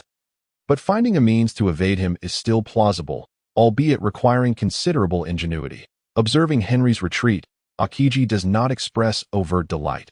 His countenance remains impassive, seemingly indifferent to the prospect of capturing Henry. Nevertheless, his offensive does not relent. After Henry's withdrawal, Akiji unleashes a barrage of freezing energy, proclaiming, "Great Ice Ball." An overwhelming wave of icy air erupts from Akiji's body, racing towards Henry with unstoppable force, encasing him instantly in a solid ice sphere. Yet, Henry, encased in the ice, remains unperturbed. Dark smoke begins to emanate from his body, enveloping him entirely. Mere seconds later, the ice sphere surrounding him melts away at an observable rate, and Henry soon reappears before Akiji. Upon witnessing Henry's sudden reappearance, Akiji furrows his brow. It seems nearly impossible to freeze a Logia-type user like Henry. After dispelling the icy prison, Henry does not dissipate the dark mist trailing behind him. Instead, he shouts, summoning forth greater volumes of black smoke that spread in all directions. The dark mist flows forth like a tide, swiftly enveloping Akiji's feet, instinctively sensing danger from the encroaching darkness. Akiji swiftly conjures an ice pillar from beneath him, lifting him off the ground. However, the black smoke at Henry's feet does not recede. Rather, it surges past Akiji, continuing its advance, while the ice pillar he created begins to sink slowly, seeing his support structure begin to fail. Akiji's otherwise calm demeanor finally shows signs of concern. He furrows his brow slightly and takes flight from the ice pillar. From his palm, a surge of cold energy bursts forth, transforming into a gust of icy wind. Akiji leaps onto this icy wind, hovering suspended in the air. Perched atop the icy breeze, Akiji gazes down at Henry, who is still shrouded in swirling black smoke, and calls out, "Are you not afraid of exhausting your stamina with such reckless use of the dark fruit?" Henry, unfazed by Akiji's words, responds with a smile, "You will soon understand my intentions." At that moment, a cacophony of terrified cries erupts from the distant naval vessel, still encased in ice. Jingjing approaches Tang San, settling beside him in a meditative posture, giving him a gentle nod. Tang San squints slightly, his body gradually levitating as he stands atop the heart of the heaven flowered. He takes a deep breath, allowing his aura to swell. The 9 bloodlines within him, having harmonized during this time, reach a state of perfect equilibrium, facilitating his rapid ascension. Golden patterns of the trident re-emerge on his forehead, marking the moment of transformation. His consciousness merges with the imprint of the golden trident, resonating with its essence, causing his eyes to shine ever more brightly. Waves of ethereal sound, reminiscent of sacred chants, resonate around him as a brilliant light ascends rapidly, casting a colossal golden shadow behind him. In an instant, a thunderous explosion erupts from the heaven flower, a magnificent golden pillar shooting skyward, piercing through the clouds. Not far away, the celestial fox demon emperor senses an overwhelming surge of will, causing the entire Hell Garden to tremble violently as the flowers begin to wither, all fortune seemingly converging toward that radiant golden beam. His expression shifts dramatically as he cannot afford to be negligent. With a swift motion, he reveals his true form, transforming into a colossal 9-tailed celestial fox, each tail extending over 100 meters in length, casting a shadow that obscures the sun. He emanates immense fortune, stabilizing the Hell Garden, for its destruction would spell doom for the Celestial Fox clan. In the ancestral homeland, the Celestial Fox Sacred Mountain, the previously subdued golden light suddenly flares anew. Not only that, but the mountain itself radiates a white glow that appears to collapse inward, drawing energy toward its core. Without warning, a golden beam ascends into the heavens, soaring into the sky. The monarchs who had just withstood a previous lightning calamity instinctively scatter in response. In the next instant, the golden beam of light surged into the ominous dark clouds. The inky blackness of the storm was illuminated in an instant, transforming into dark golden wisps, as all traces of violet dissipated, replaced by colossal golden bolts of lightning that seemed to embody the fury of the entire realm. When Akiji turned back, He beheld the black smoke emitted by Henry, which began to spread beneath the naval warship. The smoke then coalesced, intent on enveloping the entire vessel. The sailors aboard the ship, upon witnessing this terrifying spectacle, cried out desperately for help, yet the black smoke remained indifferent, ultimately swallowing the entire warship before coming to a halt. Faced with such a dire situation, Akiji could no longer maintain his composure, and he vociferously confronted Henry. "Henry, do you dare to act so recklessly? Are you truly seeking your own demise?" Following this, he conjured numerous frozen tridents before hurling them at Henry. However, with a mere wave of Henry's hand, the swirling black mist consumed the projectiles effortlessly. Before Akiji could strike again, Henry's voice rang out. "You might want to reconsider your actions. Otherwise, I cannot guarantee the safety of those naval soldiers. I believe it is time for us to engage in a serious discussion." Akiji glanced back at the location where the naval warship had once been stationed. Now transformed into a colossal sphere of darkness, its surface shrouded in black mist, with the terrified cries of sailors echoing from within. Hearing Henry's words, Akiji refrained from attacking further and inquired, "What are your intentions? Release those naval soldiers at once, or you shall not leave here today." Upon hearing Akiji's words, Henry realized he had correctly assessed the situation. Given Akiji's character, he would never stand idly by as the sailors met their doom before his eyes. Had Akiji been confronted by Admiral Akainu instead, this tactic would likely have been futile, as Akainu would sooner sacrifice the lives of those soldiers than allow himself to be bested. Thus, Henry replied, "It is quite simple. If you allow me to leave today, I shall release those naval soldiers unharmed. Otherwise, I will take their lives, and we can engage in battle thereafter. However, I would advise you to let me go. As we have no significant grievances between us. As for that celestial dragon, it was not I who attempted the assassination, but rather Arami. You must understand the reasons behind Arami's actions better than anyone else. Is such a celestial dragon truly worthy of your allegiance?" Henry began to manipulate Akiji's thoughts, even painting an enticing vision. "Why not leave the Navy and join my pirate crew? Together, we can overthrow the celestial dragon's tyrannical rule and establish a navy that aligns with your ideals. What do you say?" Akiji, upon hearing Henry's proposition, was left speechless, finding the notion laughable. He had not anticipated that Henry would not only demand his release but also attempt to recruit him into his pirate crew. Although Akiji harbored discontent regarding the Arami incident, he could not simply abandon the Navy for such a reason. Having ascended to the rank of admiral, he possessed his own ambitions. He aspired to ascend to the position of fleet admiral and reform the Navy according to his vision. Thus, Akiji held little objection to Henry's request for release, recognizing that if he stubbornly insisted on detaining Henry, the trapped naval soldiers would undoubtedly perish. Furthermore, considering Henry's demonstrated combat prowess, Akiji was uncertain of his own ability to truly restrain him. After contemplating for a time, Akiji finally spoke. "I will allow you to leave, but you must ensure the safety of those naval soldiers." Upon hearing Akiji relent, Henry felt a wave of relief wash over him. With a mere thought, the black sphere enveloping the naval warship gradually split apart, allowing the trapped sailors to flee. Once all the naval soldiers had escaped the black sphere, Henry clenched his right hand tightly, causing the massive black orb to violently constrict. With a thunderous roar, the naval warship, ensnared within the black sphere, was utterly destroyed, reduced to mere fragments. Had the sailors remained aboard, their fate would have been dire indeed. This act served both to intimidate the Navy present and to obliterate their vessel, thereby stripping them of their capacity to pursue him. Observing Henry's destruction of the warship, Akiji furrowed his brow but chose not to voice any objections. He addressed Henry with a calm demeanor. "You may depart, I shall permit you this time. But should we meet again, escaping my grasp will not be so easily accomplished." Unfazed by Akiji's ominous words, Henry chuckled and replied, "What I said earlier remains true. If you find it difficult to continue within the Navy, consider joining my pirate crew. I would make you the fleet admiral." Following this, Henry cleaved through the previously frozen small boat, using his powers to clear a path through the ice, and thus departed unabashedly before the Navy. Witnessing Henry's brazen exit, the naval officers were greatly displeased. One Vice Admiral spoke up. "Mr. Kazan, are we truly allowing him to leave like this? What shall we say to the celestial dragons when they inquire?" Akiji, regaining his previous demeanor, languidly replied, "There is no need to worry about the celestial dragons. Let them seek me out if they have any concerns. As for Henry, you all witnessed that had I not allowed him to leave, none of you would have survived. Moreover, he is far more formidable than you realize. I may not have been able to truly detain him." Contact the naval headquarters and request another warship to escort us back. With that, Akiji found a place to recline, yet his mind was filled with the echoes of Henry's words from earlier. A bemused smile playing upon his lips, this fellow harbored quite the ambition, daring to envision the overthrow of the celestial dragons and proposing that he serve as fleet admiral. One could only wonder what gave him the audacity to make such claims.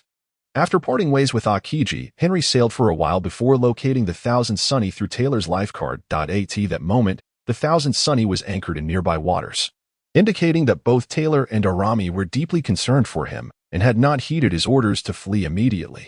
Witnessing their thoughtful arrangement, Henry bore no resentment. Rather, he felt a profound sense of gratitude, realizing he had not misjudged their character.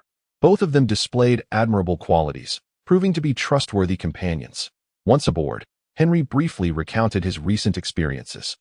When they learned that he had managed to confront an admiral without faltering, their spirits lifted significantly. They felt assured that they had aligned themselves with the right individual, as Henry had bravely faced danger alone, allowing them the opportunity to escape. This demonstrated that Henry was a pirate captain worthy of their trust and loyalty. Henry then commanded a swift departure, although Akiji had just agreed to spare him. He could not dismiss the possibility of other Navy personnel pursuing them. Thus, he deemed it prudent to vacate the area as swiftly as possible. Consequently, the Thousand Sunny sailed for another day without a trace of Navy ships in sight. Suggesting that the Navy had abandoned their pursuit, this moment, Henry held the newspaper Akiji had tossed him, a smile playing on his lips as he perused its contents. Besides the report on the assassination of the celestial dragons, the paper featured 2 bounty notices, one for Henry, amounting to 480 million berries, and another for Arami, set at 120 million berries. Previously, Henry's bounty had reached 350 million berries before increasing by approximately 30 million during his 6-month tenure with the Whitebeard Pirates, culminating in a total of 380 million berries. Following his involvement in the Celestial Dragon assassination, his bounty had surged by 100 million, solidifying his status as a formidable pirate. As for Arami, he had anticipated the inevitability of becoming a wanted criminal and thus did not dwell on it too much. He was quite content with his 120 million berries bounty. However, he pondered whether this amount was reflective of his own strength or merely a consequence of the assassination. Taylor, on the other hand, felt somewhat aggrieved. Despite her participation in the endeavor, there was no mention of her in the news, which left her quite dissatisfied. Henry, unable to provide much consolation, reassured her that her bounty would surely rise in due time. Thus, the following month of sailing proved remarkably smooth, with Henry and his companions traversing the first half of the Grand Line, passing through the Twin Capes, and entering the East Blue. Their next objective was to locate the bounty hunter Zorro and invite him to join the Lionheart Pirates. Jingjing approached Tang San, sitting beside him and offering a subtle nod.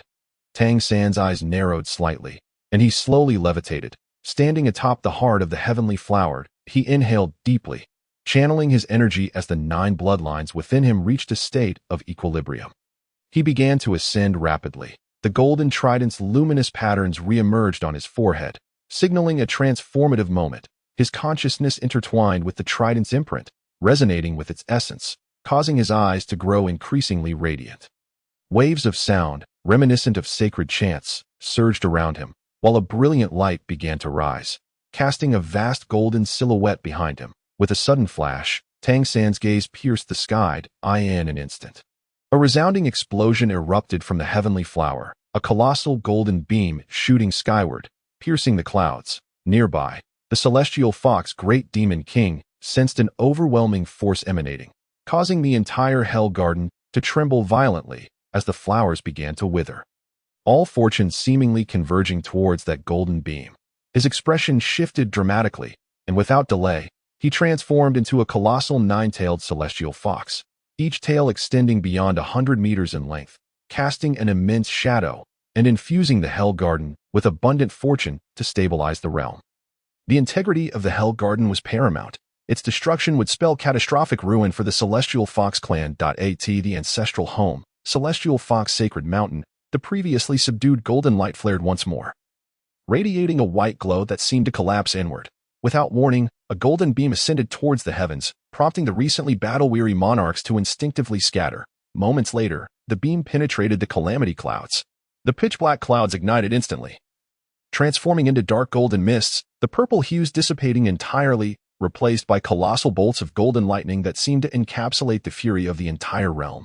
Upon entering the East Blue, Henry promptly retrieved the intelligence he had purchased from Morgans, which included the recent whereabouts of Zoro, Sanji, and Nami. Morgans had kindly provided several nautical charts, enabling Henry to locate them with ease. As for Usopp, Henry chose not to inquire about him, feeling a lack of regard for Usopp's combat prowess, and he preferred not to strip Luffy of all his crew members, leaving at least one behind. In this light, Henry considered himself rather conscientious. Truth be told, among the group, only Zoro held any real notoriety as a renowned bounty hunter, making it relatively easy for Morgan's men to track him down. Conversely, Nami and Sanji lacked significant recognition, complicating efforts to find them. Fortunately, the detailed information Henry provided facilitated their search, although he still paid Morgans a hefty fee of 5 million berries. Highlighting Morgan's unscrupulous nature, Henry examined Zoro's information, noting that he had exchanged a bounty for another at a nearby Navy base just 2 days prior, suggesting he would likely remain in that vicinity, as he was notoriously directionally challenged. After studying the nautical charts, Henry spent half a day locating the designated small town. He instructed Arami to remain aboard the pirate ship, while he and Taylor ventured into the town in search of Zoro. The tavern was the ideal place to gather information, and with the town being modest in scale, they easily found the only tavern available. Approaching lunchtime, the tavern buzzed with excitement as Henry and Taylor entered. They stirred quite a commotion. In such a small locale, patrons were usually familiar faces, and the appearance of two strangers drew curious glances. However, upon recognizing Henry, particularly his striking appearance, many patrons displayed expressions of astonishment. Plunging the tavern into an awkward silence, Henry surmised that the recent assassination of the Celestial Dragons had made him a topic of much discussion, and encountering a figure of such notoriety in a small town was indeed startling. He paid little heed to the onlookers, while Taylor, unfazed, strode directly to the bar, calling out to the tavern owner, "Boss, bring us 10 servings of your finest food and 2 bottles of top-shelf rum. I'm starving. Hurry up with the food." She pounded the table emphatically, displaying a boldness uncharacteristic of a young lady. Upon encountering the 2 formidable figures before him, the tavern owner displayed a look of concern, fully aware that offending either of them was not an option. Thus, he hastily instructed the kitchen staff to expedite the delivery of 2 hearty meals and 2 large goblets of rum. Once the food and rum arrived, Henry could no longer maintain his composure. He eagerly began to feast. Clearly both he and his companion were ravenous, observing the voracious appetite of the 2 gentlemen. The tavern owner scurried back to the kitchen to urge the chefs to work faster and bring forth the additional dishes required by the pair. After Henry had polished off another serving of food and rum, he finally felt satiated. As for Taylor, seated beside him, he paid her no mind and turned to the tavern owner, inquiring amiably, "Good sir, may I trouble you for some information? Are you familiar with a man named Roronoa Zoro? He is a bounty hunter and has recently been spotted on this island." The tavern owner, sensing the intensity in Henry's demeanor, felt a twinge of fear. However, upon realizing that Henry was merely seeking information, he relaxed somewhat. Yet, upon hearing that Henry was searching for Zoro, he hesitated before gesturing toward a table tucked away in the corner. There, slumped over, was a man who appeared to be in a deep slumber. Although not particularly tall, he sported striking green hair and 3 earrings adorning his ears. He wore a white short-sleeved shirt, a waist apron, and black trousers. Indeed, it was Roronoa Zoro, the very man Henry had been yearning to find. Excitement surged within Henry at the prospect of having found Zoro so effortlessly. However, just as he prepared to approach him, the tavern door was suddenly kicked open with a resounding bang. Several menacing brutes strode inside, led by a square-faced, bearded giant who immediately began scanning the room for his target. Upon spotting the sleeping Zoro in the corner, he burst into laughter, proclaiming, "Roronoa, you killed my brother and claimed his head for the bounty.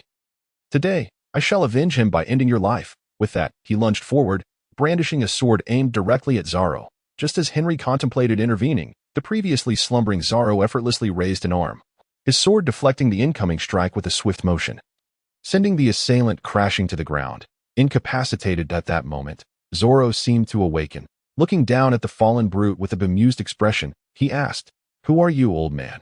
Infuriated by Zoro's nonchalance, the bearded giant scrambled to his feet, shouting, "I am Buffalo Bill. My brother was Bull Cadden, and 3 days ago, You killed him and took his head for a bounty. I am here to avenge him." He then rallied his companions, declaring, "Everyone, attack together. Whoever can defeat him will earn a reward of 5 million berries." The mention of such a lucrative bounty ignited a fervor among Buffalo Bill's henchmen, who charged forward with wild shouts. Observing their advance, Zorro raised a hand and called out, "Are any of you bounty hunters?" In response, Buffalo Bill boasted, "I have a bounty of 8 million berries, but I wonder if you can survive to collect it." Hearing this, Zorro's eyes sparkled with excitement as he replied, "It seems I have found today's meal ticket." Without further ado, Zorro stood, placing one of his swords in his mouth, while retrieving 2 more from his waist. With all 3 blades in hand, he assumed a stance and bellowed, "Santorio." In an instant, Zorro propelled himself toward Buffalo Bill and his lackeys like a cannonball, weaving through them with blinding speed, leaving a trail of blood in his wake. When he finally came to a stop, all of Buffalo Bill's men lay defeated on the ground. After the skirmish, Zorro sheathed his swords and addressed the tavern owner, "This man is yours. You can turn him over to the Navy for an 8 million berries reward. Enough to cover my meals for the next few days." Without waiting for a response, he strode out of the tavern. Seeing Zorro's departure, Henry abandoned the meal he had been enjoying with Taylor and rushed after him. Having covered some distance, Zorro turned to see Henry pursuing him and casually asked, "What is it? Are you here to seek revenge as well?" Henry, slightly taken aback, chuckled and replied, "I am not here for vengeance. My name is Henry Robert, and I aspire to become the master of the world. I wish to invite you to join my pirate crew. Would you be interested?" Zorro, uninterested in the notion of joining a pirate crew, merely shrugged. Though he had gained a notorious reputation, he had no desire to sail as a pirate. His sole purpose for venturing out to sea was to find a certain man and challenge him, striving to become the world's greatest swordsman. Unfortunately, having lost his way, he found himself wandering aimlessly, now bearing the unintended title of bounty hunter after dispatching a few troublesome criminals. However, Zorro typically does not actively seek out bounty criminals. In the case of someone like Henry, a pirate who has not provoked him, Zorro has no intention of intervening and thus plans to turn and leave at a T that moment. A large group of people suddenly appeared in the distance on the street. As they drew closer, it became evident that they were soldiers of the Navy.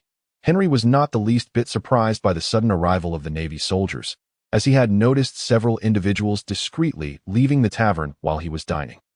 Presumably to inform the Navy headquarters, Henry paid no heed to this, for the Navy in a small town like this possessed remarkably limited strength and posed no threat to him whatsoever.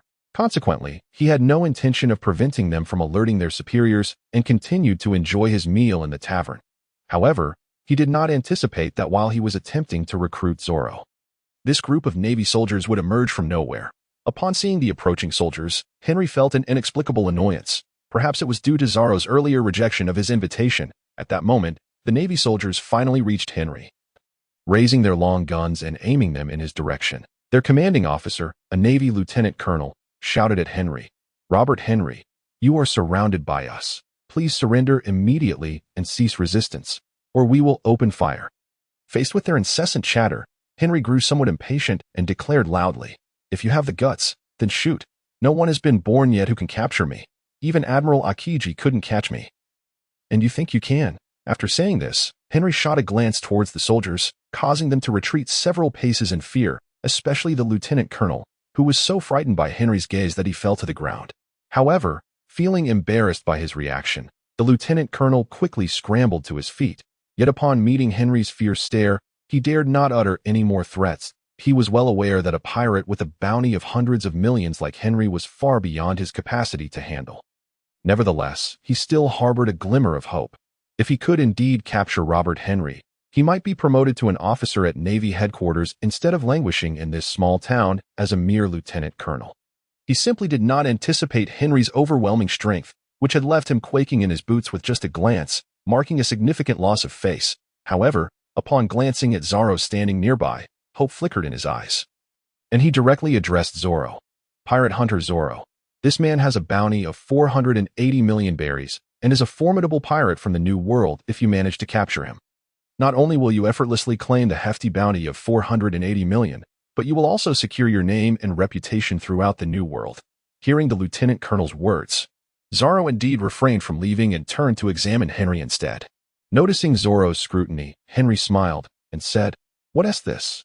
Are you tempted? My bounty of 480 million berries is not so easily obtained." In response to Henry's remark, Zoro shook his head and replied, I have no interest in your bounty. But judging by the sword at your waist, you must also be a swordsman. I have a keen interest in powerful swordsmen, and if possible, I would like to challenge you. Upon hearing Zoro's words, Henry was not particularly surprised, as Zoro's wandering was primarily to challenge the world's greatest swordsman. Now that he encountered a formidable swordsman from the New World, it was only natural for him to be intrigued. Thus, Henry replied with a smile, challenging me is certainly acceptable. If you manage to defeat me, then it's all negotiable. You can take my head for the bounty. However, if you lose, you must agree to join my pirate crew and become one of my subordinates. After pondering Henry's proposition, Zoro closed his eyes in contemplation before looking up at Henry again, stating earnestly, no problem that if I truly cannot defeat you, I will agree to join your crew. However, my dream is to become the world's greatest swordsman.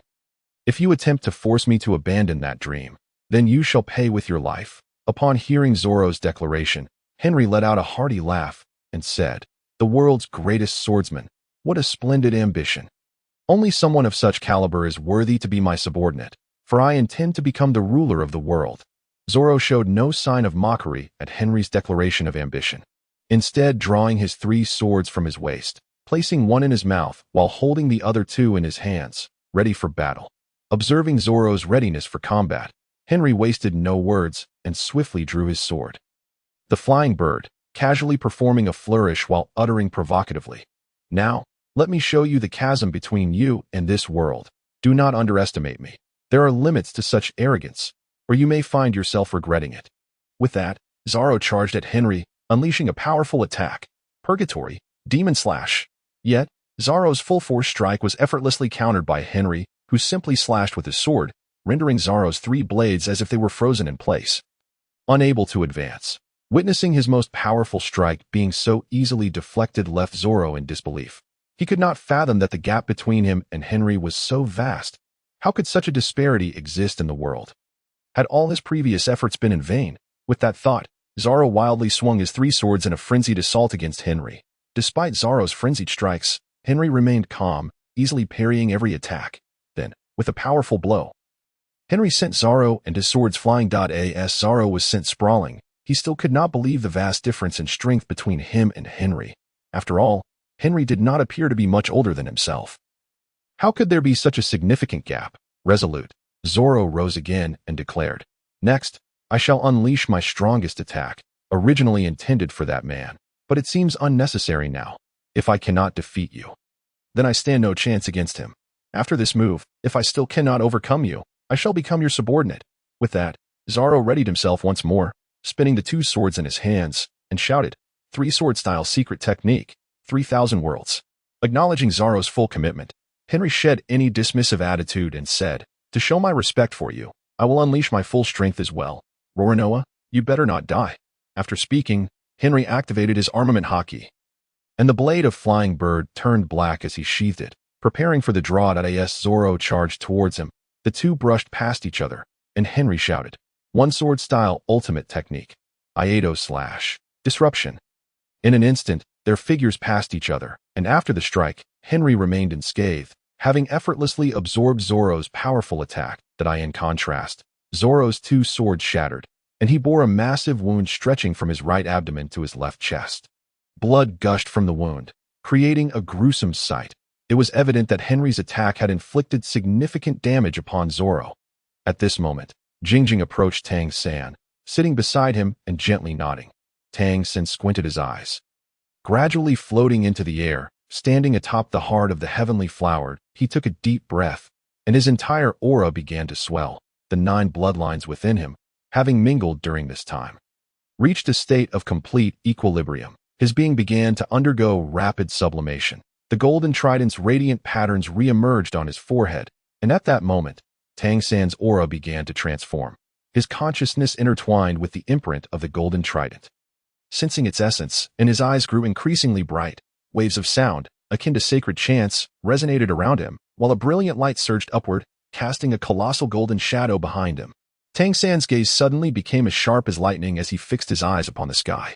The content of the web version was slow to load, urging readers to download the IUN novel app for the latest chapters. In an instant, a tremendous explosion erupted from the heavenly flower. a colossal golden beam shooting skyward, piercing the clouds. Nearby, the great fox demon emperor felt an overwhelming will surge forth, causing the entire hell garden to tremble violently. The flowers began to wither rapidly, as if all the fortune was converging towards that golden pillar of light. Please exit the transcoding page and download the IUN novel app to read the latest chapters, with a drastic change in expression. He dared not linger, transforming swiftly into his true form, becoming a nine-tailed celestial fox over 100 meters long, each tail exceeding 300 meters in length, obscuring the heavens and the sun. He exuded immense fortune, infusing the Hell Garden to stabilize the realm. The Hell Garden must not shatter, otherwise, it would spell catastrophic disaster for the fox tribe. In the ancestral homeland, the celestial fox sacred mountain.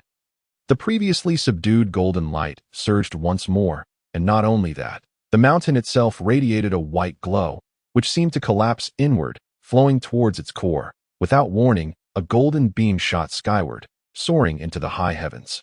The monarchs, who had just withstood a lightning tribulation, instinctively scattered in the next instant. The golden beam pierced through the calamity clouds. The pitch-black calamity clouds were instantly illuminated, transforming into dark golden clouds, with all the purple dissipating, replaced by massive bolts of golden lightning, seemingly filled with the fury of the entire dimension. After a single exchange, Zoro was severely injured and lost his fighting capability. Seeing Zoro falter, Henry hurried to support him, allowing him to lean against his side. Leaning against Henry, Zoro's voice was hurried, gasping for breath, yet he weakly declared, "Have I lost?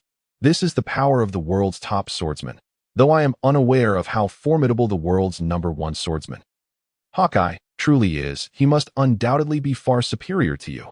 However, I will not relinquish my dream, and no matter how arduous the path ahead, I will undoubtedly become the world's greatest swordsman. Until then, I shall not accept defeat. I have made a promise to someone, to strive together until she can hear my name in heaven. Whether it be demons or pirates, I want my name to resonate throughout the world." "Henry, did you hear that?" Upon hearing Zoro's words, Henry resolutely replied, "You can certainly achieve it. The future world's greatest swordsman will undoubtedly be you, Roronoa Zoro." After Henry spoke, he awaited Zoro's response but turned to find Zoro had already lost consciousness.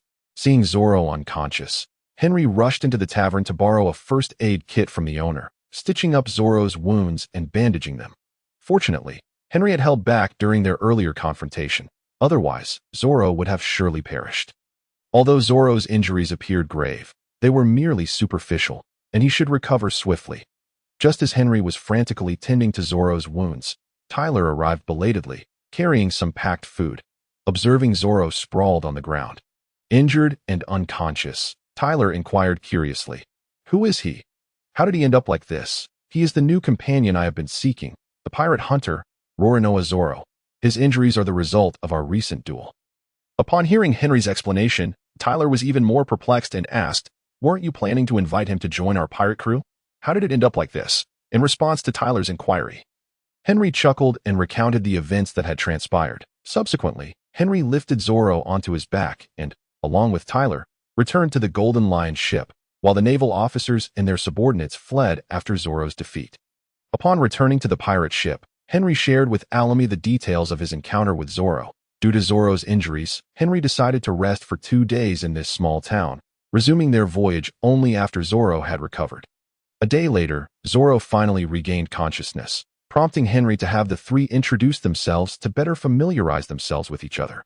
Zoro was the first to speak. "It is a pleasure to meet you all.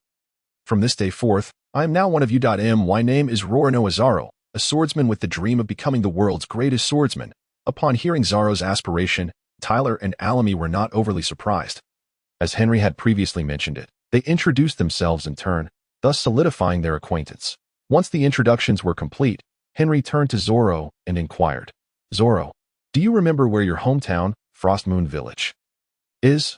I wish to meet your master, Mr. Kushru, and have him provide you with special training. Otherwise, with your current strength, you would undoubtedly be easily defeated in the new world."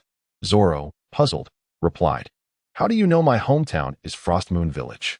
Do you know my master? However, I forgot the way home 3 years after I left." Henry was not surprised that Zoro had forgotten his hometown. Given Zoro's notorious lack of direction, remembering it would indeed be unusual. With a smile, he said, "I do not know your master, But I am aware of his reputation, and I also know where your hometown lies. Rest well. We shall head to Frost Moon Village."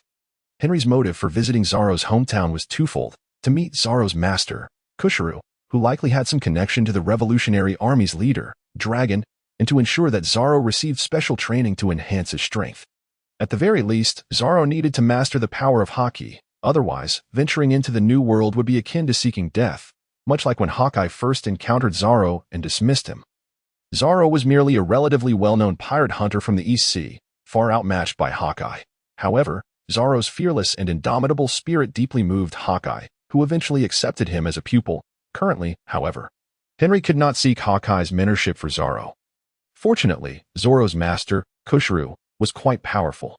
Thus, Henry intended to send Zoro back for special training, ensuring he at least mastered Haki. After instructing Tyler to prepare some nutritious food for Zoro, the Golden Lion ship set sail once more, heading toward the island where Frost Moon Village was located.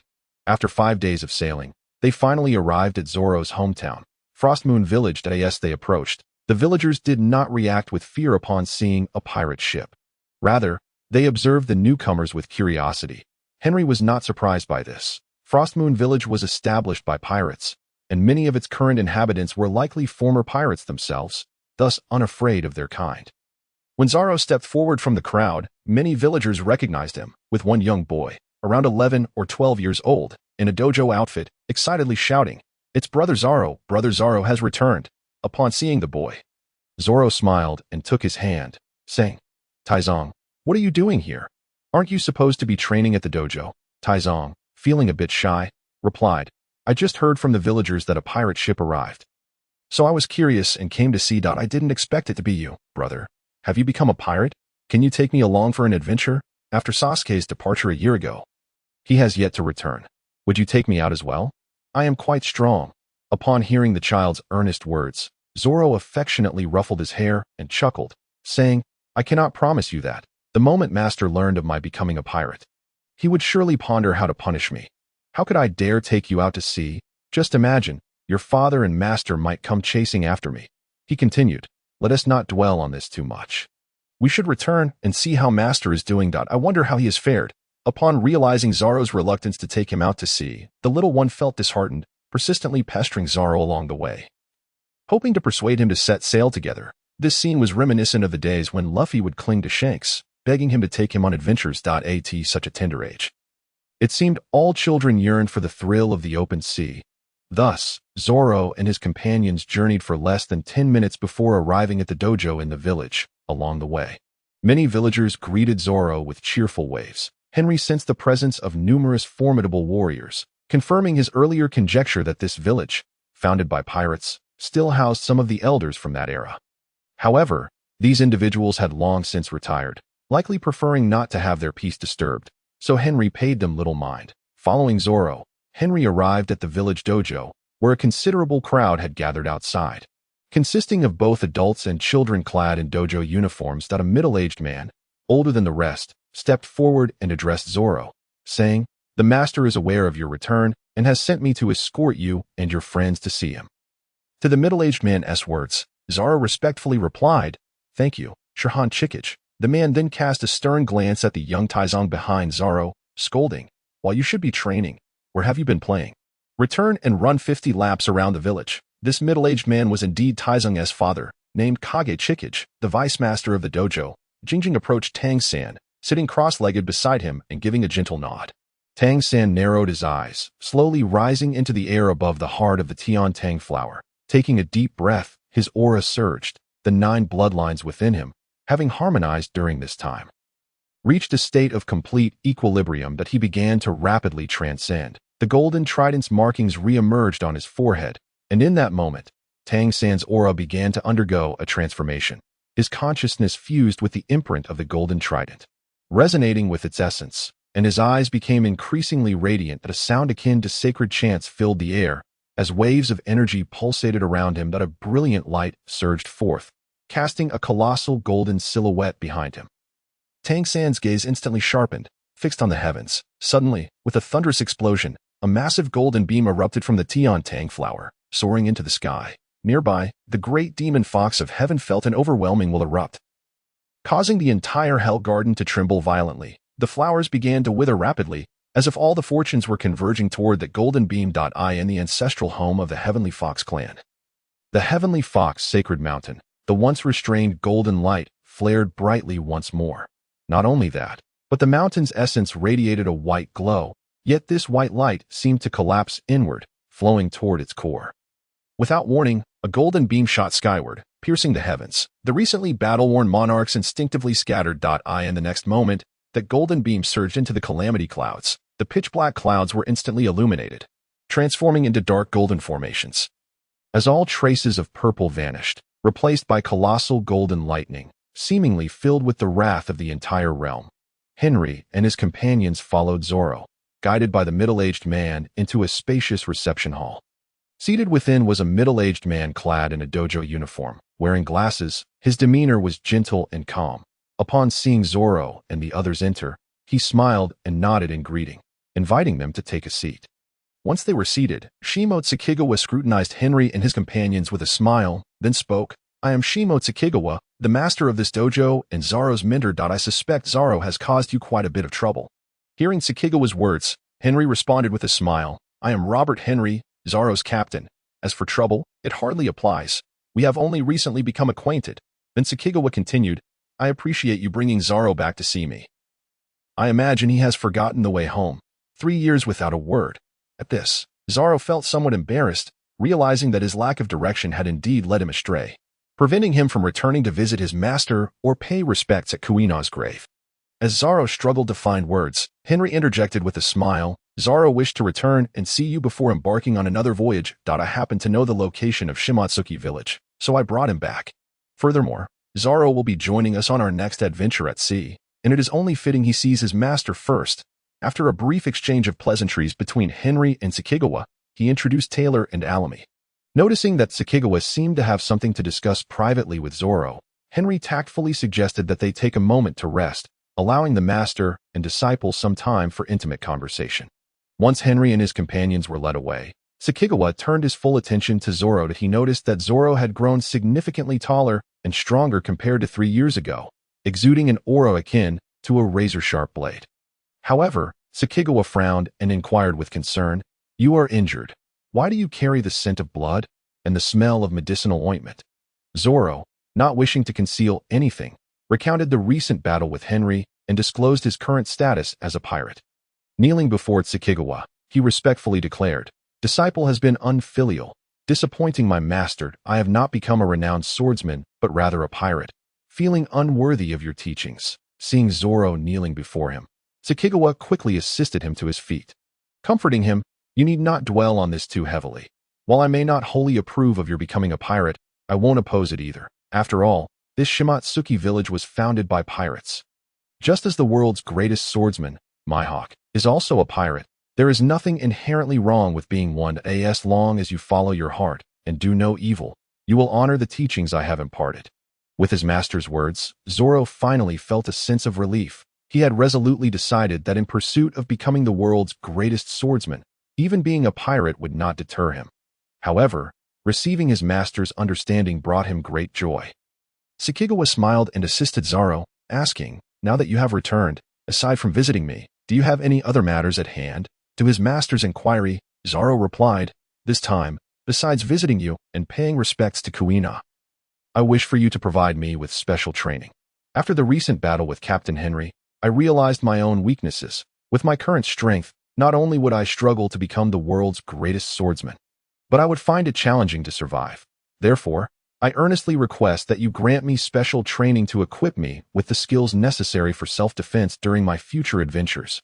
Upon hearing Zoro's words, Gung Shiro smiled and remarked, "Recognizing one's own limitations is not a flaw. Rather, it can lead to greater clarity. Since you have chosen the path of a pirate, battles are inevitable, given your current strength. You are indeed in a precarious position. Fortunately, your foundation is solid, and for the next month, I shall provide you with specialized training, teaching you the flow of Sakura from Wano, which is the Haki of the New World.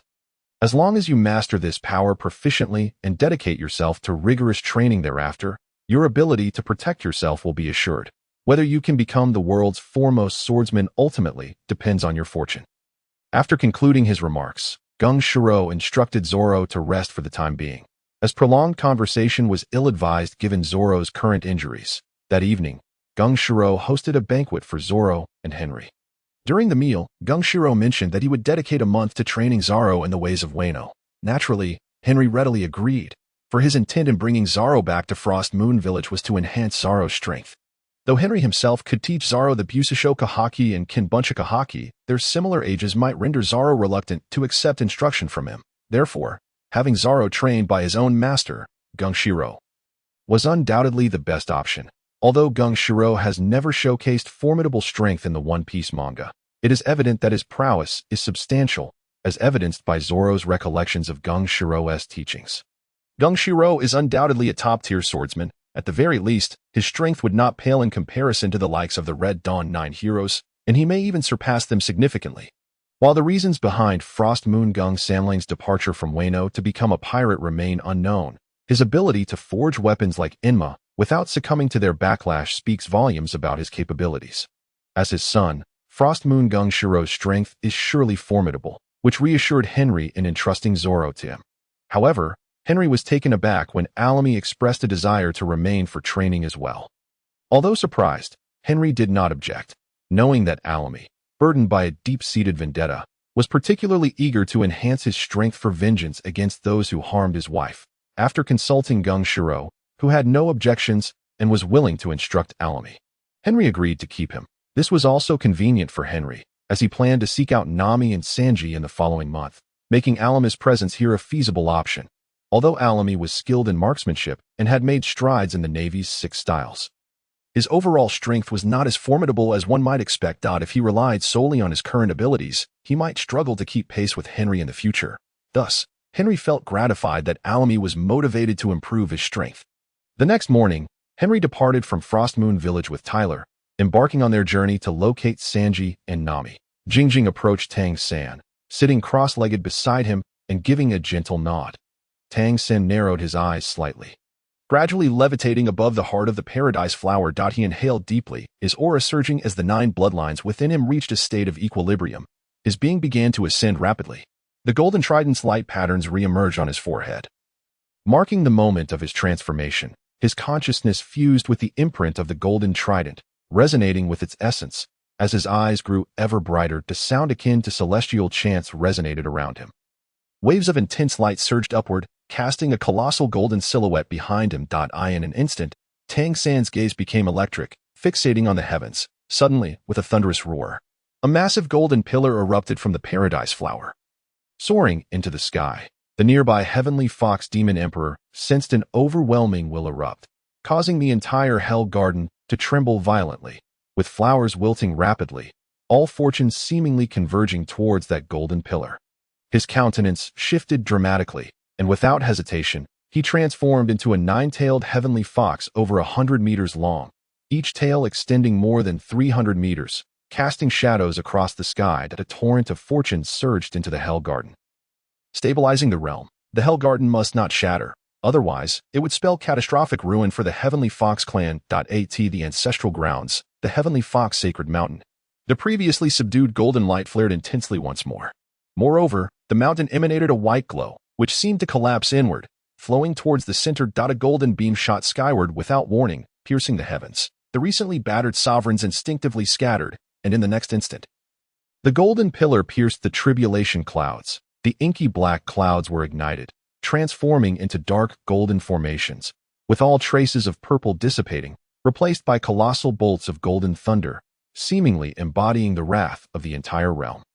After departing from Frost Moon Village, Henry began his search for Nami and Sanji. Finding Sanji was considerably easier than locating Nami, as Sanji had a fixed workplace at the Sea Restaurant Baratai. A few inquiries would suffice to track him down. Thus, Henry opted to seek Nami first. As a cunning thief specializing in pilfering pirate treasures, Nami roamed various seas, making her elusive. Fortunately, Morgan's intelligence network proved remarkably effective, eventually revealing Nami's recent whereabouts, which coincided with Henry's current location. However, after 3 days of searching the vicinity, Henry had yet to catch sight of Nami, just as he contemplated abandoning the search for her and pursuing Sanji instead. A luxurious cruise ship appeared not far ahead, Spotting the distant vessel, Henry's eyes sparkled. As a thief, Nami often targeted such opulent ships in addition to pirate treasure. Henry had previously inspected several similar vessels without success. Hoping this time would yield better results, thus, he urged Tyler to accelerate their ship, drawing closer to the cruise liner. Upon noticing the pursuing pirate ship, the cruise liner's crew swiftly raised the alarm and increased their speed, attempting to evade Henry's vessel. However, Henry was resolute in not allowing their escape. He dashed to the turbine chamber, fervently stomping on the turbine, amplifying the pirate ship's speed beyond measure, quickly closing the gap with the cruise ship. As the two vessels approached, Henry hurled a grappling hook, latching onto the cruise liner, and he and Tyler leaped onto the deck. The cruise ship's crew, seeing Henry and Tyler land on their ship, wasted no time in launching an attack. As bullets flew toward him, Henry scoffed and unleashed his conqueror's haki, instantly incapacitating all who dared to attack. The bullets that soared toward him were effortlessly deflected by Tyler. Seizing the moment, Henry proclaimed loudly, "From this moment forth, this cruise ship is under our control. All crew members, assemble in the main hall on the first floor in 15 minutes. I am merely here to find someone. Once I do, I shall depart without causing you any harm. If you cooperate, nothing untoward will occur. If you refuse, you shall bear the consequences." In order to achieve the most remarkable effect, Henry deliberately infused a hint of his formidable conqueror's haki into his speech, thus creating an atmosphere of intimidation without overwhelming his audience with excessive power. As he awaited the arrival of everyone in the grand hall of the cruise ship, he savored the delectable delicacies offered on board. Though Henry would never descend to a life of plundering, he had no intention of passing up such sumptuous, complimentary cuisine. Beside him, the voracious Taylor was indulging herself with great gusto, likely matching the appetite of the renowned eater. Bonnie, however, compared to Bonnie's slender frame, Taylor was considerably more robust. Yet, Henry was unconcerned, for he had already prepared an ideal devil fruit for Taylor, one that would alleviate her worries about weight. As Taylor and Henry relished their feast, the hull of the cruise ship began to fill with passengers. A quarter of an hour passed swiftly, and Henry had nearly finished his meal. Observing the panicked crowd before him, he signaled for them to remain calm, assuring them that he meant them no harm. He then inquired of the equally anxious cruise captain whether all the guests had arrived. The captain hurriedly consulted one of the crew members, presumably responsible for managing and registering the passengers, who promptly informed him that approximately a dozen guests were still missing. It appeared these individuals had no intention of emerging, leaving Henry with no choice but to embrace his role as a genuine pirate. Consequently, Henry unleashed his observation haki, pinpointing the locations of the remaining passengers on the cruise ship, instructing the captain to lead the crew in apprehending them all. Moments later, those who had been hiding in the cabins, unwilling to face the situation, were brought forth. Upon encountering the fearsome Henry and Taylor, they collapsed in terror. However, Henry had no intention of causing them harm. He merely relieved them of their valuables. Their reluctance to emerge stemmed from a fear of losing their treasures. And thus, Henry was determined to strip them of their riches, ensuring they would regret their cowardice. This was a case of psychological warfare. Although Henry reaped considerable rewards from robbing these individuals, he was disheartened to find that Nami was not among them. Yet, having failed to locate her, he resigned himself and instructed Taylor to retreat. Thus, the two departed the cruise ship amidst the cheers of the passengers. However, upon returning to the Golden Lion, they sensed something amiss. It seemed someone had infiltrated their pirate ship during their absence. Rather than feeling alarmed by the intrusion, Henry was secretly delighted to dare to invade his ship. While he was away, plundering the cruise ship required a level of audacity that only the notorious thief Nami could possess. After tirelessly searching for her, he was surprised to find she had ventured into his territory. Without a moment's hesitation, Henry activated his observation haki once more, swiftly detecting Nami's presence hidden within a storage compartment. Sensing that Henry and Taylor had returned, Nami had concealed herself within an empty treasure chest where Henry typically stored his loot. Henry had a designated place for his treasures, rendering them inaccessible to others.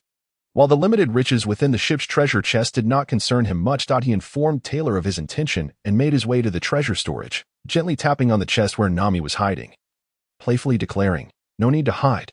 We have discovered you, little thief cat Nami." Realizing that her cover had been blown and that her name had been revealed, Nami saw no reason to remain hidden any longer and opened the chest. Henry watched as the chest creaked open, revealing a slender girl with alluring orange hair and large, expressive eyes. She wore a striped short-sleeved shirt paired with a black skirt. Fear was evident on her face as she timidly stammered. "Big brother, you must be mistaken. I do not know any little thief cat Nami. My name is Nojiko. I was merely hiding out of fear. Please spare me." Henry was not fooled by her act and chuckled. "You are indeed little thief cat Nami. Spare me the theatrics. Nojiko is your sister, is she not?" Upon hearing Henry mention Nojiko, Nami realized he must know her well, as he was familiar with her sister's name. Thus, she could no longer maintain her facade and directly inquired, "Who are you, and how do you know my sister's name?" In response, Henry laughed. "How I came by that knowledge is of no consequence. But I have indeed been searching for you for quite some time." Nami, puzzled, queried, "What do you want with me? I do not believe we are acquainted." Henry replied with a smile, "Your lack of familiarity with me is inconsequential. What matters is that I know you. I have heard that you possess exceptional navigational skills, and I wish to invite you to join my pirate crew as our navigator." Upon realizing that Henry was extending an invitation to join his crew, a flicker of coldness flashed in Nami's eyes, and she responded curtly, "You have the wrong person. I do not possess any navigational abilities. You should seek someone else," as she seemed ready to depart. Henry seized her arm, producing a gold card from his pocket and waving it enticingly before her. "This is an anonymous gold card issued by the World Bank. One card is worth 100 million berries. Should you accept my offer to become the navigator of my ship, this card will be yours." Nami's eyes turned into symbols of money at the sight of the gold card. She rushed to Henry, snatched the card from his hand, and impulsively kissed it. Then, she dashed back to Henry, embracing him exuberantly, exclaiming, "From now on, I am yours." Jingjing approached Tang San, sitting cross-legged beside him, and gently nodded. As Tang San's eyes narrowed, he gradually levitated, standing atop the heart of the heavenly flower. Taking a deep breath, his entire aura began to swell. The 9 bloodlines within him, having harmonized during this interval, reached a state of perfect equilibrium, propelling him towards rapid ascension. Golden patterns resembling a trident re-emerged on his forehead, signifying a transformation in his essence. His consciousness merged with the imprint of the golden trident, resonating with its aura as his eyes grew increasingly radiant. Surrounding him, the sound of waves, akin to celestial chants, echoed, while a brilliant light surged upwards, casting a colossal golden shadow behind him. Tang San's gaze sharpened like a bolt of lightning as he stared into the sky. Suddenly, a tremendous roar erupted from the heavenly flower as a massive golden beam shot skyward, piercing the clouds. The nearby heavenly fox emperor felt an overwhelming surge of will, causing the entire infernal garden to tremble violently. With flowers swiftly wilting as all fortunes seemed to converge towards that golden pillar, the emperor's expression changed dramatically, and he dared not delay. With a swift motion, he transformed into a colossal 9-tailed celestial fox, each tail extending over 100 meters, casting a shadow that blotted out the sky. A torrent of fortune surged into the infernal garden, stabilizing the realm. The infernal garden must not shatter, otherwise it would spell catastrophic doom for the Heavenly Fox clan. In the ancestral homeland, the Heavenly Fox Sacred Mountain, the previously subdued golden light flared up once more. Not only that, but the sacred mountain itself radiated a white light that seemed to collapse inward. Drawing towards its core, without warning, a golden beam shot up into the heavens, instantly surging skyward. The recently battle-weary sovereigns instinctively scattered, and in the next moment, that golden beam penetrated the tribulation clouds. The pitch-black clouds were instantly illuminated, transforming into dark golden formations as all traces of purple vanished, replaced by immense bolts of golden lightning. That it seemed as though the entire realm was saturated with fury, feeling a soft warmth against his chest. Henry couldn't help but blush. Although Nami was still young and her figure had not yet blossomed into the fullness it would attain in 2 years, she had already begun to develop.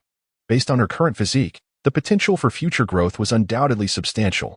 During the 6 months of Henry's journey through this world, he had devoted most of his time to training and enhancing his strength, never once contemplating matters of a more intimate nature. Now, being suddenly embraced by such a stunning beauty as Nami nearly overwhelmed him. Nami seemed to sense Henry's unease and quickly stepped back from his embrace.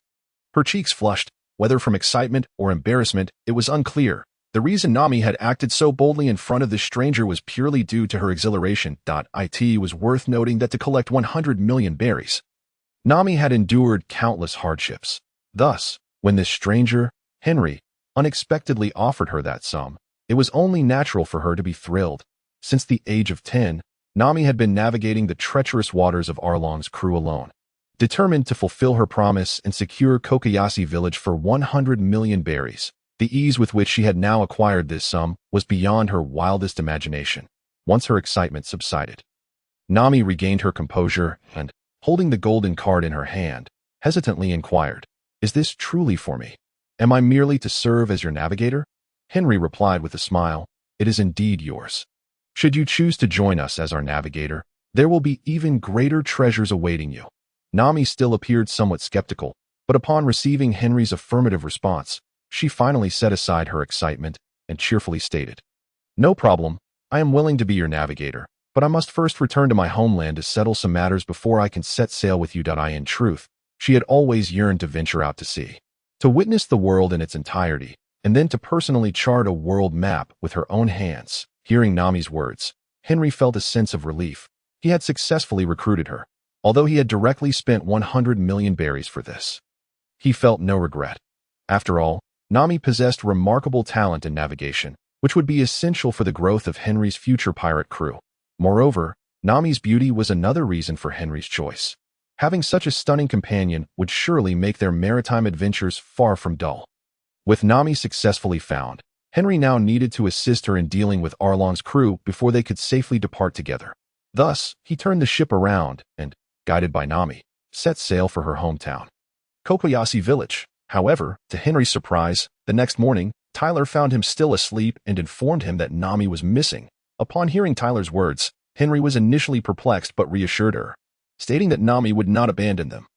She had become a member of the Lionheart Pirates, and having accepted 100 million berries, she had no means to escape. Henry could understand Nami's sudden departure. She likely doubted his ability to confront Arlong's crew, prompting her to leave alone.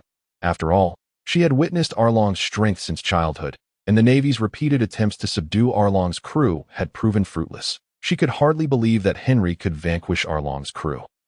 However, it was impossible for Nami to rely solely on her own strength to secure peace for Kokoyasi village with 100 million berries. After all, Arlong would never relinquish such a valuable asset so easily.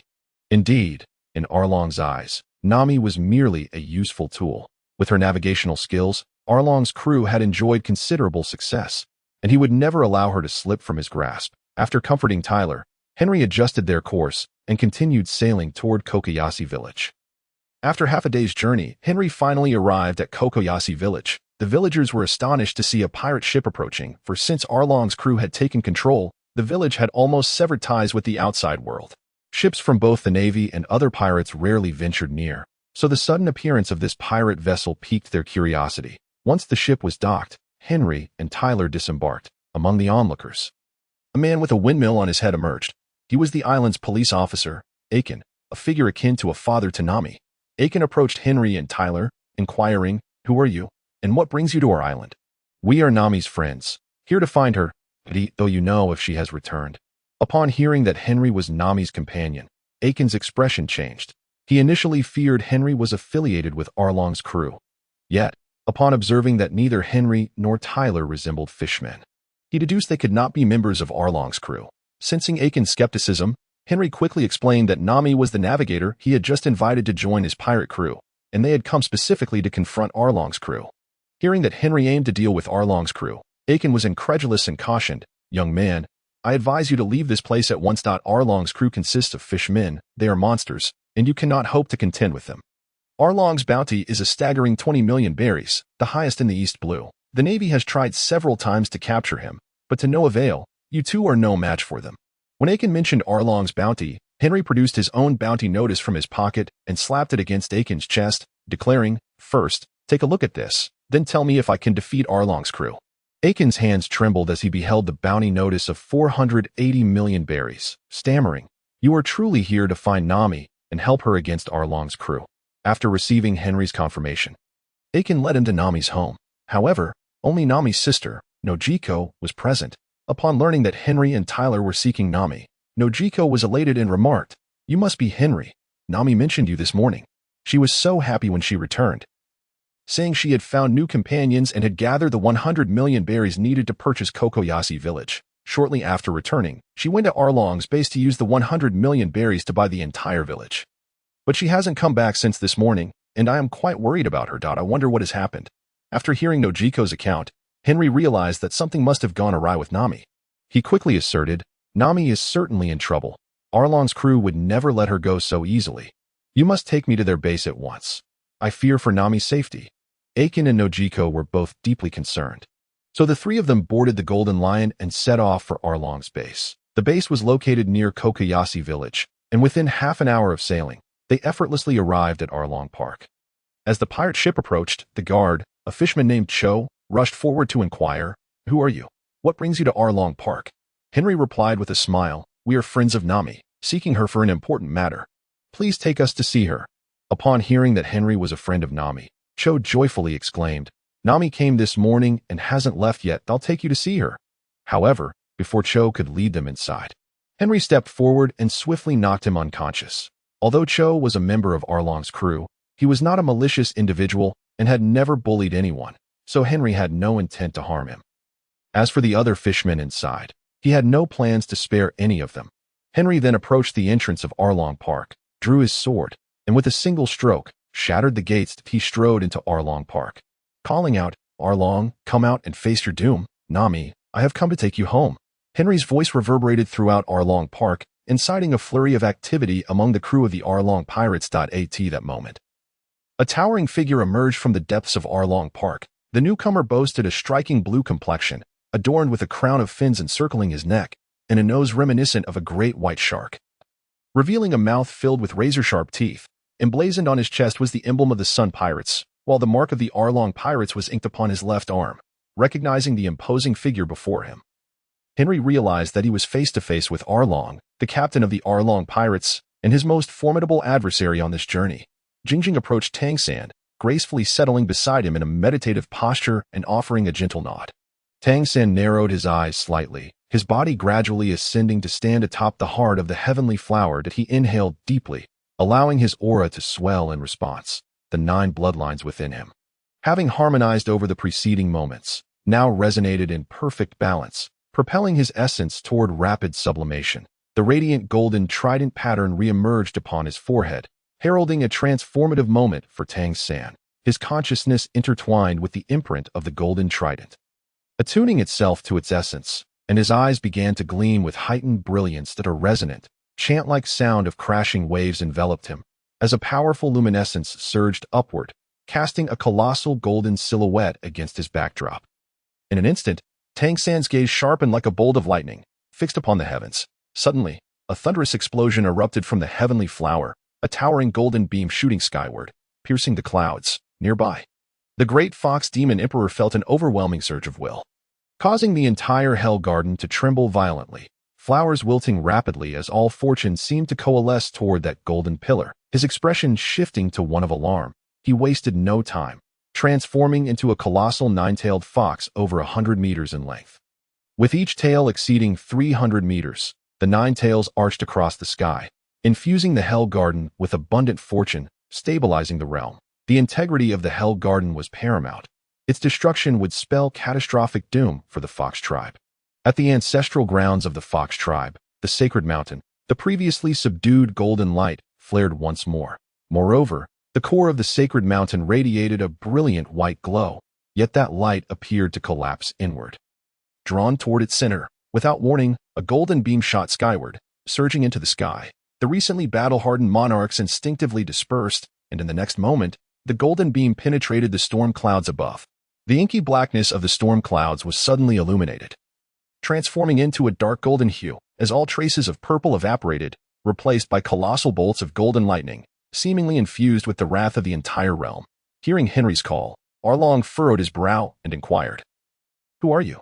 What business do you have with me? Since when has Nami become your kin?" In response to Arlong's query, Henry laughed heartily, declaring, "I am Robert Henry, captain of the Lionheart Pirates, and Nami is our navigator. You have taken our navigator captive, so naturally we have come to bring her home." With this revelation, Arlong understood that Henry sought trouble and wasted no words, commanding his crew, "Men, attack together and eliminate him." As Arlong's minions charged forward, Henry spoke not a word of hesitation, stepping boldly toward them and uttering, "Soaring Dragon." He plunged into the fray, weaving effortlessly among the adversaries, leaving a trail of fallen foes in his wake, even dispatching Arlong's 2 top lieutenants with a single strike. Witnessing his crew fall before Henry's might, Arlong's eyes blazed with fury, crimson with rage. You shall pay dearly for your actions. I will not let you escape. Lowly human, prepare to witness the strength of our noble fishman. Henry scoffed. I fail to see what makes you noble. While I harbor no disdain for fishmen, I hold no affection for the likes of you. Considering what you have done to Nami, do you truly believe I would let you go? After speaking, Henry directed Taylor, you all go find Nami. She is in the room at the very top.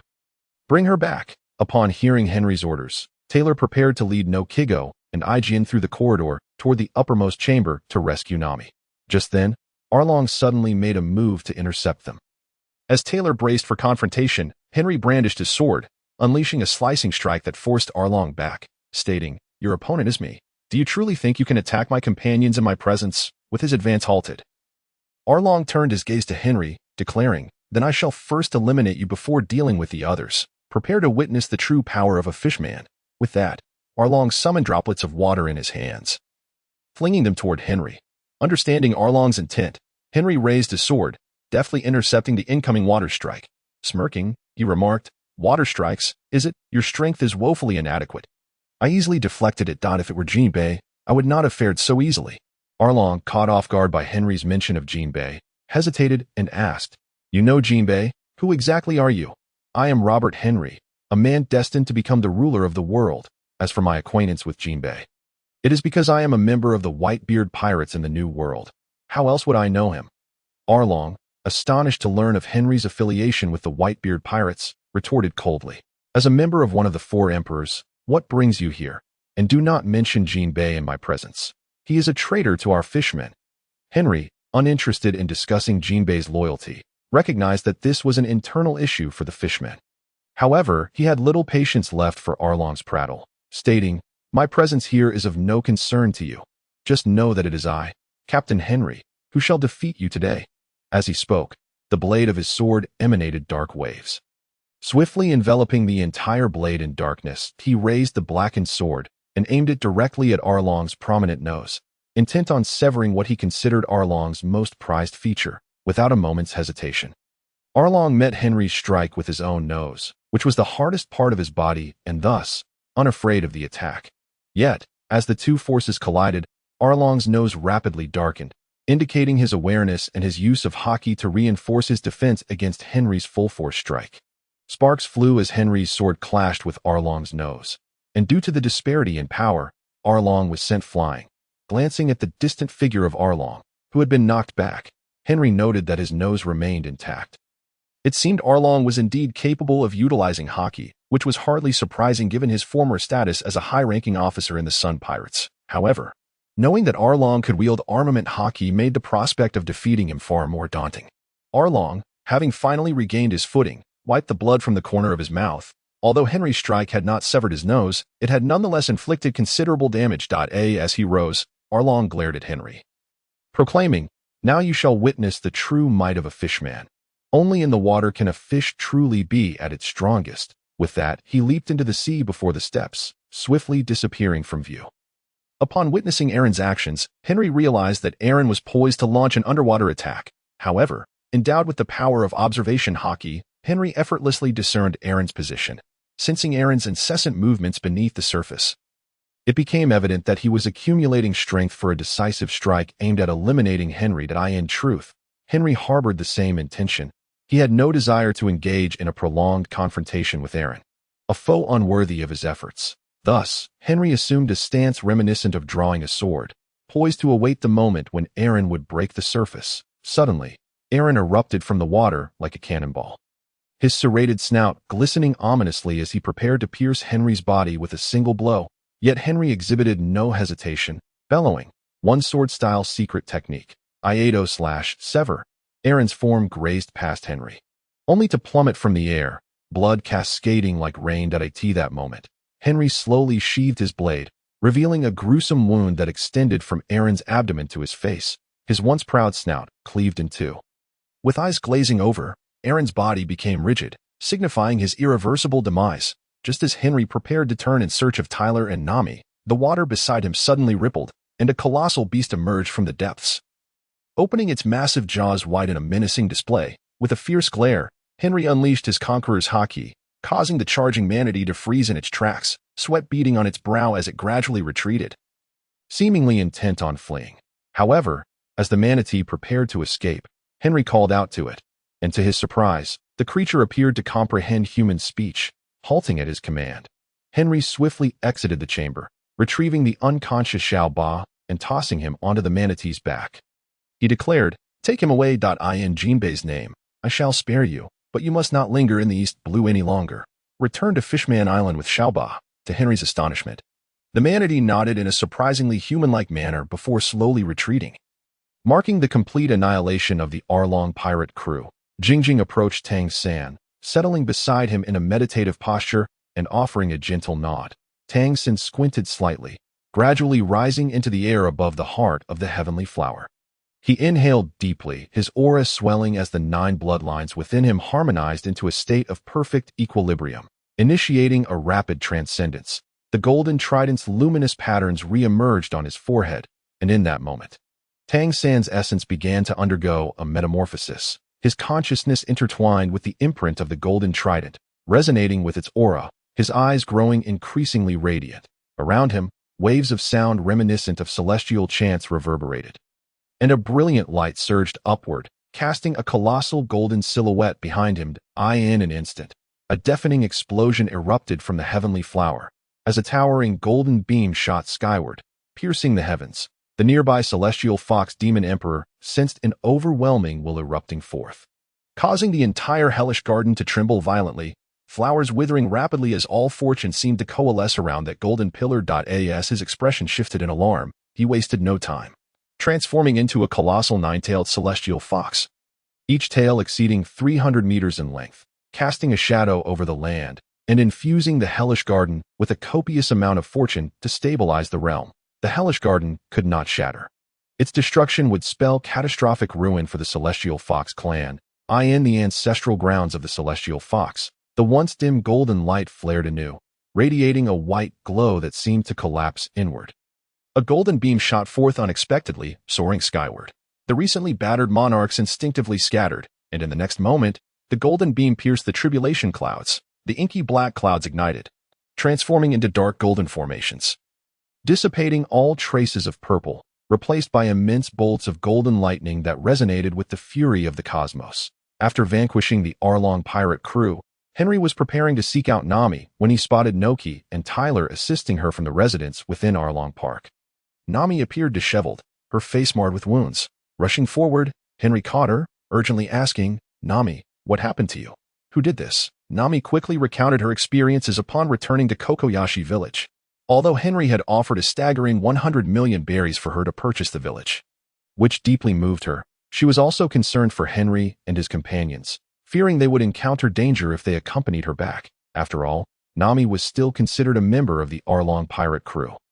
Even if she handed over the 100 million berries Henry entrusted to her to Aaron, it was unlikely he would allow her freedom, and Henry and his friends might face peril as well. Nami understood her significance to the Arlong pirate crew. It was her navigational charts that enabled their dominance in the East Blue. Thus, she resolved to return alone to resolve matters, even offering to relinquish the 9 million berries she had clandestinely amassed over the years to Aaron, hoping to secure her own release. For years, Nami had lived for the village, enduring countless hardships, especially as she lived with Aaron, the man who had killed her adoptive mother. The emotional toll it took on her was unimaginable, as she yearned to escape the grasp of the Arlong pirate crew. However, Nami was oblivious to Aaron's treachery. She remained unaware that he would never permit her to reclaim Kokoyashi village. It was only through the village that Aaron maintained control over her. Even if she amassed the necessary funds, Aaron would conspire with his naval accomplices to seize it, a narrative that had already unfolded in the original manga. On another front, Nami was equally unfamiliar with Henry. Had she known he could effortlessly defeat Aaron, she would not have considered handling the situation alone. After all, Henry was more than capable of dispatching a foe like Aaron. Thus, when Nami approached Aaron with 190 million berries, intending to redeem the village and sever ties with the Arlong pirate crew, Aaron turned on her, seizing her wealth, binding her, and threatening to slaughter the villagers to force her compliance. Initially, Henry had been hesitant about eliminating Aaron due to his ties with Jibei. Hoping to recruit him into his own crew in the future, he preferred not to kill Aaron outright, considering the worst-case scenario would involve merely imprisoning him again. However, after hearing Nami's ordeal, Henry felt no regret about his decision to end Aaron's life. After all, if Aaron dared to treat Nami in such a manner, he must be prepared for the consequences, even if it meant incurring Jinbei's ire in the future. But in Henry's perspective, Jinbei and Aaron were fundamentally different individuals, and their relationship was not as strong as it seemed. Additionally, given Aaron's villainy, it was unlikely that Jinbei would blame Henry for his actions. After hearing Nami's plight, Henry embraced her tightly, whispering words of comfort. Henry embraced Nami with intention, not out of desire to take advantage of her, but rather recognizing that her emotions were currently in turmoil, and she truly needed comfort. Meanwhile, Nami, gazing at the lifeless body of Arlong sprawled on the ground, along with the scattered corpses of the Arlong pirates, felt a tumult of emotions within her. She understood that she was finally free. With the demise of the Arlong pirates, the nightmare that had bound her for 8 long years, akin to a haunting specter, had finally dissipated. To release the pent-up grievances and sorrows accumulated over those years, Nami clung to Henry and wept bitterly, as if shedding the misfortunes of those years with each tear. After a while, Henry gently patted her back, offering solace as he spoke. Arlong is dead, and you need not live in fear any longer. Furthermore, I will protect you from any harm. Upon hearing Henry's words, Nami turned and planted a quick kiss on his lips before swiftly retreating, smiling as she expressed her gratitude. Henry, thank you. Without you, I would have been lost, forced to endure humiliation while serving the Arlong pirates, or to fight desperately alongside the villagers against them. Neither option appealed to me, and I am grateful that you provided me with a third choice. From this day forth, I shall live for myself, traversing the world on my own 2 feet, and drawing the map of the entire world. This has been my dream since childhood, and you must help me realize it. However, after speaking, Nami seemed to recall something and dashed back into the room. After a brief interval of 10 minutes, she emerged, her back burdened with an enormous pack. Struggling, she placed the hefty bundle before Henry, her eyes gleaming with excitement as she exclaimed, I have completely plundered the treasures of the Arlong pirates.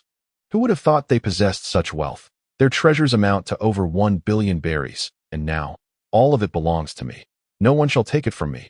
Witnessing Nami's exuberance, Henry couldn't help but smile. It was evident that she had truly come alive, embracing her true self without the previous constraints. Thus, her genuine nature was finally revealed, and as Henry had surmised, aside from oranges, Nami's greatest love was indeed money. Yet, Henry did not despise this aspect of her. It was the most authentic version of Nami.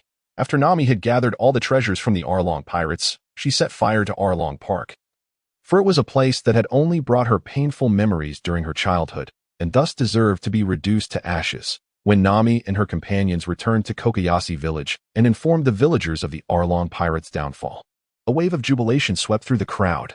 Ever since the Arlong pirates had established their base on the island, the villagers of Kokoyashi had become little more than slaves, cut off from the outside world and living lives worse than that of beasts. The news of the Arlong pirates' defeat ignited an indescribable excitement among them. That evening, the villagers hosted a grand feast to celebrate this hard-won day. As the hero responsible for the Arlong pirates' demise, Henry was hailed as the guest of honor, with villagers continuously raising toasts in his honor, which he graciously accepted. Eventually, even Henry's formidable constitution was no match for the copious amounts of alcohol. And by the later hours of the night, the villagers carried the semi-conscious Henry back to his quarters. In the hazy twilight between sleep and wakefulness, Henry felt a presence on his bed. Before he could fully comprehend, a sultry body pressed against him.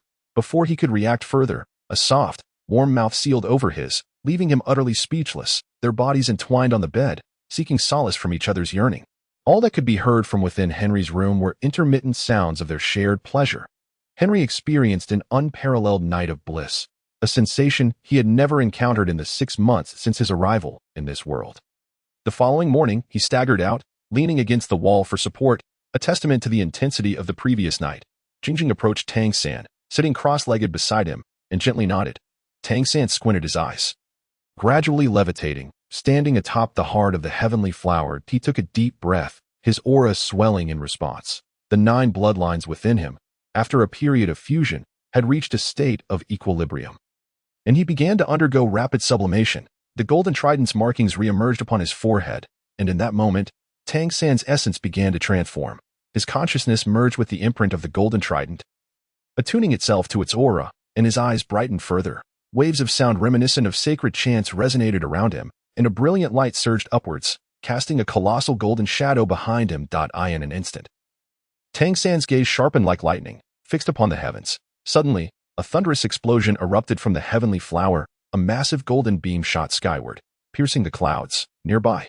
The celestial fox great demon emperor sensed a tremendous whirl erupting, causing the entire hell garden to tremble violently, the flowers withering rapidly as if all fortune was converging towards that golden pillar. In the ancestral grounds of the celestial fox clan, the previously subdued golden light flared up once more, radiating white light, yet the white glow appeared to collapse inward, drawing towards its core.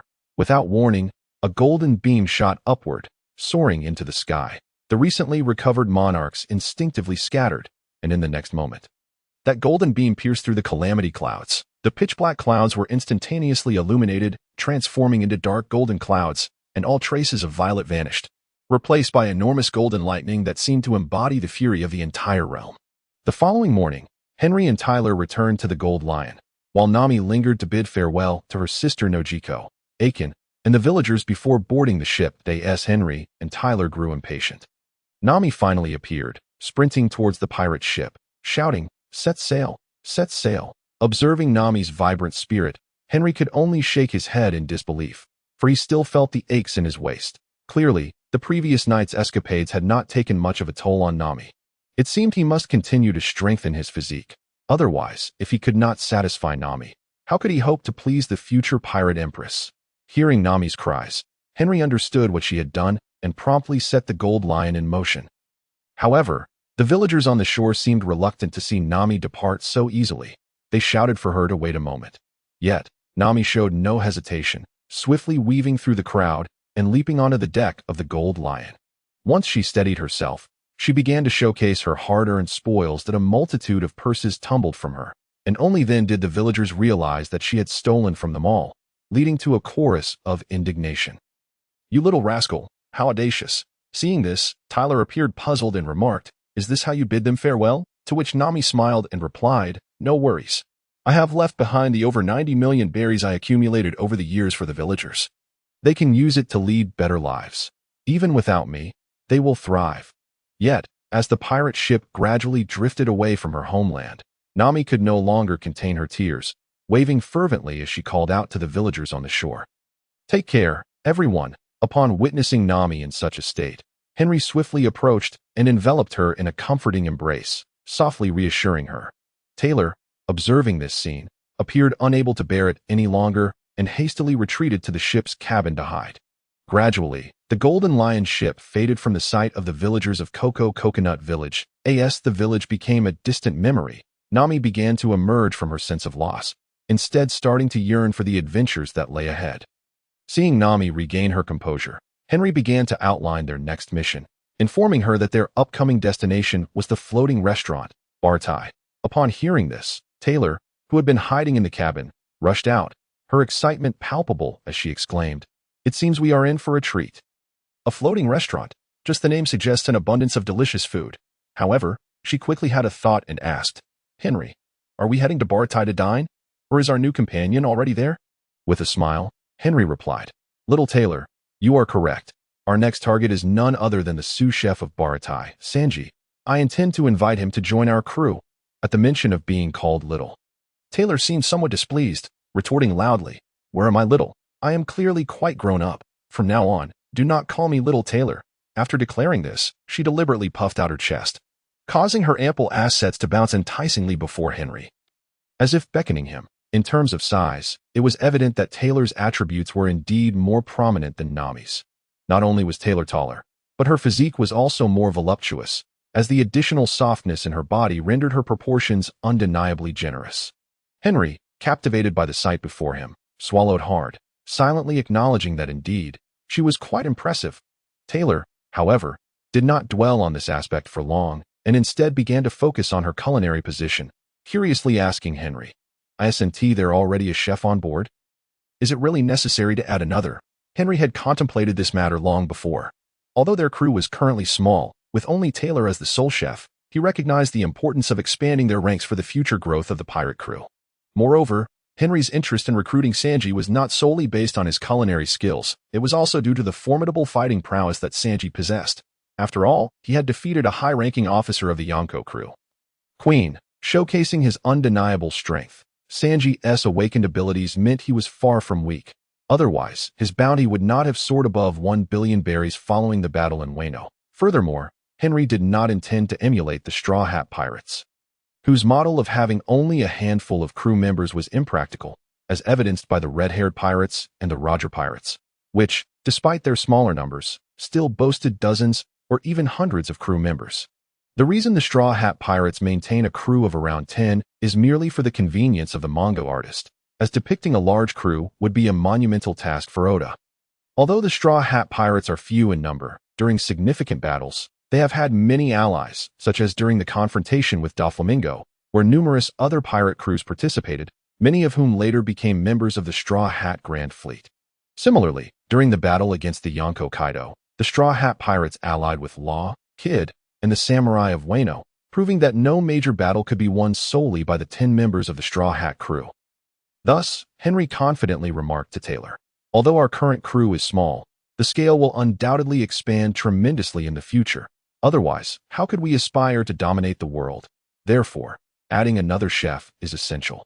And having an additional chef on board would surely alleviate some of your burdens." After hearing Henry's words, Taylor finally set aside her concerns regarding her position. Subsequently, under the guidance of Navigator Nami, Henry and his companions set sail towards the location of the floating restaurant, Bar Tai. After a day and night of sailing, Henry and his companions finally arrived at the floating restaurant, Bar Tai. At that moment, it was mealtime, and the restaurant was bustling with patrons. The trio found a window seat to settle down, while Henry contemplated how to persuade Sanji to join his pirate crew. A young man with golden hair swiftly emerged from the restaurant's kitchen. Clad in a meticulously tailored suit and holding a cigarette, he presented an amusing contrast. His eyebrows, curling upward, added to his intriguing appearance. Recognizing that the target of his mission had arrived, Henry identified the individual as Vinsmoke Sanji.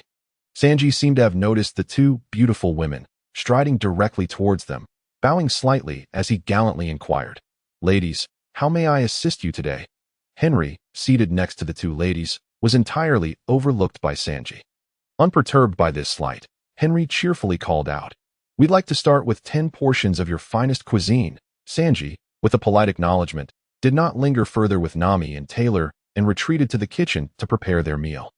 Observing Sanji's departure, Henry turned to Nami and Taylor, seeking their opinions. "What do you think of him?" Upon hearing Henry's question, the two women understood that the young man was likely the target of Henry's mission.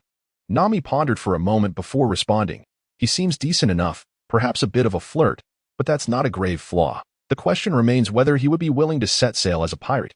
Taylor added, "His skills appear satisfactory. We shall see how his food tastes before making any further judgments." After considering the opinions of the two women, Henry refrained from elaborating, as the next step would involve convincing Sanji to join his crew. Approximately 10 minutes later, Sanji returned to their table, carrying 10 exquisite dishes from the restaurant. After setting down the food, he exchanged playful banter with Nami and Taylor before preparing to leave, but Henry promptly called out to him, "Hey there, would you care to sit down for a chat?" Initially intending to depart, Sanji was intrigued by the invitation, especially since Henry was accompanied by the stunning Nami and Taylor. Glancing around the restaurant, he noted it wasn't overly busy, so he smiled and took a seat. Henry opened the conversation. "What do they call you, and what is your role here?" In response to Henry's inquiry, Sanji cheerfully replied, "My name is Sanji, and I serve as the sous chef of this floating restaurant. May I ask how I should address you and the two lovely ladies? I am Robert Henry, a pirate captain, and these two enchanting ladies are my navigator, Miss Nami, and my chef, Miss Taylor." Sanji showed no surprise at Henry's pirate identity, as the floating restaurant welcomed all patrons, whether they were ordinary customers, Navy personnel, or pirates, as long as they came to dine. Discovering that Taylor was a fellow chef, Sanji enthusiastically engaged her in a conversation about cuisine, and they appeared to get along splendidly. Seeing their rapport, Henry seized the opportunity to propose. "Mr. Sanji, I just savored your culinary creations, and they were absolutely delightful. Would you be interested in joining my pirate crew? The East Blue is far too small for your talents. You deserve a grander stage." His consciousness intertwined with the imprint of the golden trident.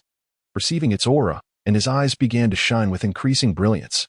Waves of sound, reminiscent of sacred chants, surged around him as a powerful radiance rapidly ascended, casting a colossal golden silhouette behind him. In an instant, Tang San's gaze became electrifying, fixed upon the heavens. Suddenly, a tremendous roar erupted from the paradise flower, and a massive golden beam shot skyward, piercing the clouds. The nearby Tianhu Great Demon Emperor felt an overwhelming will surge forth, causing the entire Hell Garden to tremble violently, as flowers began to wither at an alarming rate, all fortunes seemingly converging towards that golden pillar of light. While his complexion changed drastically, he dared not delay. In a swift motion, he transformed into a nine-tailed celestial fox, stretching over 100 meters in length, each tail exceeding 300 meters, casting a shadow that obscured the sun. A vast amount of fortune poured into the Hell Garden, stabilizing the realm. The Hell Garden must not shatter. Otherwise, it would spell catastrophic disaster for the Tianhu clan in the ancestral land of the Tianhu Sacred Mountain. The previously subdued golden light flared up once more. Moreover, the sacred mountain radiated a white glow, which seemed to implode inwardly. Without warning, a golden beam shot up into the sky, instantly ascending towards the heavens. The rulers who had just endured a lightning tribulation instinctively scattered. In the next moment, that golden beam surged into the tribulation clouds. The inky black clouds of tribulation were suddenly illuminated, transforming into dark golden clouds, as all purple hues dissipated, replaced by colossal golden lightning that appeared to embody the wrath of the entire realm. Upon hearing Henry's invitation, Sanji paused for a moment. Over the years, many had invited him to leave the Baratai, yet he had always declined. After all, this was his sanctuary, home to his savior and mentor. Abandoning them for adventure was inconceivable. Thus, he could only express his apologies to Henry. "I sincerely apologize, Mr. Henry. While I would be delighted to embark on a new journey with you and the two lovely ladies by your side, this is my home, and I cannot leave. Therefore, I must respectfully decline." Henry, upon hearing Sanji's words, was not surprised. He understood that persuading Sanji to join him was not as straightforward as he had imagined. Consequently, he did not take it to heart and decided to linger for a while, hoping for an opportunity to win Sanji over, with still over half a month remaining until Zoro's training concluded. Henry had no pressing matters and chose to wait patiently. Thus, Henry and his companion spent 5 full days at the Baratai. Each time they visited, they invited Sanji to dine with them, and by now, they had grown quite familiar. Yet, Sanji still declined their request to set sail. Henry could only bide his time. After all, he had ample opportunity to persist, and on this particular day, Henry and his companions returned to the Baratai for another meal. With Tyler directly entering the kitchen to lend a hand, this was initiated by Tyler himself, as his purpose for sailing was to enhance his culinary skills and relish exquisite dishes, observing the unique techniques employed at the Baratai. He was eager to learn and had spent several days assisting in the kitchen. Henry paid no mind to Tyler's activities and engaged in pleasant conversation with Sanji and Nami, sharing amusing tales from the New World and extolling the wonders of Fishman Island, which captivated Sanji's imagination, making him yearn to fly there immediately. However, Sanji was acutely aware that Henry's intentions were to entice him to join his ranks, despite his longing for Fishman Island and the renowned Princess Shirahoshi. He resolutely declined Henry's repeated invitations, determined not to leave until he had repaid his benefactor's kindness. Even when Henry attempted to tempt Sanji with tales of Princess Shirahoshi, he remained unmoved, leaving Henry at a loss. Should he simply abandon his efforts? As Henry pondered how to persuade Sanji, a nearby table erupted into a dispute with a server, escalating into a full-blown altercation. Such occurrences were not uncommon in the Baratai, where business on the open sea often attracted troublesome pirates. In these moments, it was a test of strength. Henry was unfazed, having witnessed several similar incidents during his time there. Such confrontations seemed almost daily. Noticing the commotion, Sanji excused himself and swiftly moved to address the conflict. Henry smiled and encouraged him to focus on the matter at hand. However, as Henry awaited Sanji's return from the fray, he was startled to see Sanji hurled towards him, struck by an assailant. Henry quickly rose to catch the incoming Sanji, who appeared battered, with blood trickling from his mouth and nose, and a massive footprint emblazoned across his chest, indicating he had been kicked. Following the direction from which Sanji had come, Henry spotted a man clad in a high-collared suit, his nose resembling a gutter, gazing disdainfully at them, flanked by several subordinates. Recognizing him, Henry furrowed his brow. This was Charlotte Moby, the 31st son of the infamous Big Mom pirates, a crew renowned alongside Whitebeard at that moment. Moby also recognized Henry. his expression mirroring Henry's frown. Yet before he could speak, the commotion within the restaurant roused Sanji's master, Chef Zep. Observing the shattered dining table and the injured Sanji, Zep seethed. What on earth happened? You break my things and expect to leave without compensation. No one gets to walk away. Having once been a pirate, Zep's temper was not easily quelled, and he would not let such disturbances go unpunished. However, Moby dismissed Zep's words with a hearty laugh, proclaiming, I won't pay a dime today. What can you do about it? I refuse to believe anyone dares to touch a member of the Big Mom Pirates. Upon realizing Moby's affiliation with the Big Mom Pirates, the onlookers, initially curious, quickly fled the restaurant, understanding that the four emperors of the New World were not to be trifled with. Meanwhile, Zep hesitated, too distracted by the fleeing patrons to consider the chaos unfolding. As he grappled with whether to de-escalate the situation, a voice rang out, I dare to act. Not only will I deal with you, but I won't spare Big Mom either. Let her prepare to lose her throne. With that declaration, Henry charged forward, delivering a resounding slap to Moby's face, sending him crashing through the wall. Staring at the hole in the restaurant's wall, Zep was left speechless, exclaiming, You could have taken your fight outside. Look at the damage you've caused to my establishment. You owe me for this. Henry found Zep's concern absurd. With the Big Mom Pirates wreaking havoc, Zep was fretting over property damage instead of contemplating how to safeguard their lives. Emerging through the breach, Henry found Moby already recovering, albeit with a clear handprint on his face, his mouth swollen and bruised. Upon seeing Henry, Moby shouted defiantly, Henry, what does this have to do with you? Why are you meddling? You struck me, and my mother won't let you off easily. Despite Moby's threats, Henry remained unfazed. Even if Big Mom were present, he would not cower. This is my friend's restaurant, and your disruption cannot go unpunished. As for Big Mom, let me have a word with her. I am curious to see what she can do to me. Upon hearing Henry's audacious remarks, Moby hesitated to contact the formidable Emperor Big Mom. Given her notoriously volatile temper, even her own son lived in a constant state of trepidation. Thus, the idea of linking Henry with her was utterly out of the question, with Henry's recent tone. It was evident that a conversation with her would undoubtedly incite her wrath, and Moby could only speculate on the dire consequences that might befall Henry, though he was certain they would not bode well for him. As Moby mulled over his predicament, his phone bug suddenly erupted into sound and he quickly fished it out, but an overwhelming dread of facing the furious emperor held him back from answering the call.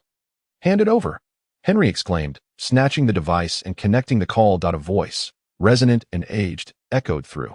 None other than Emperor Big Mom, Charlotte Linlin herself.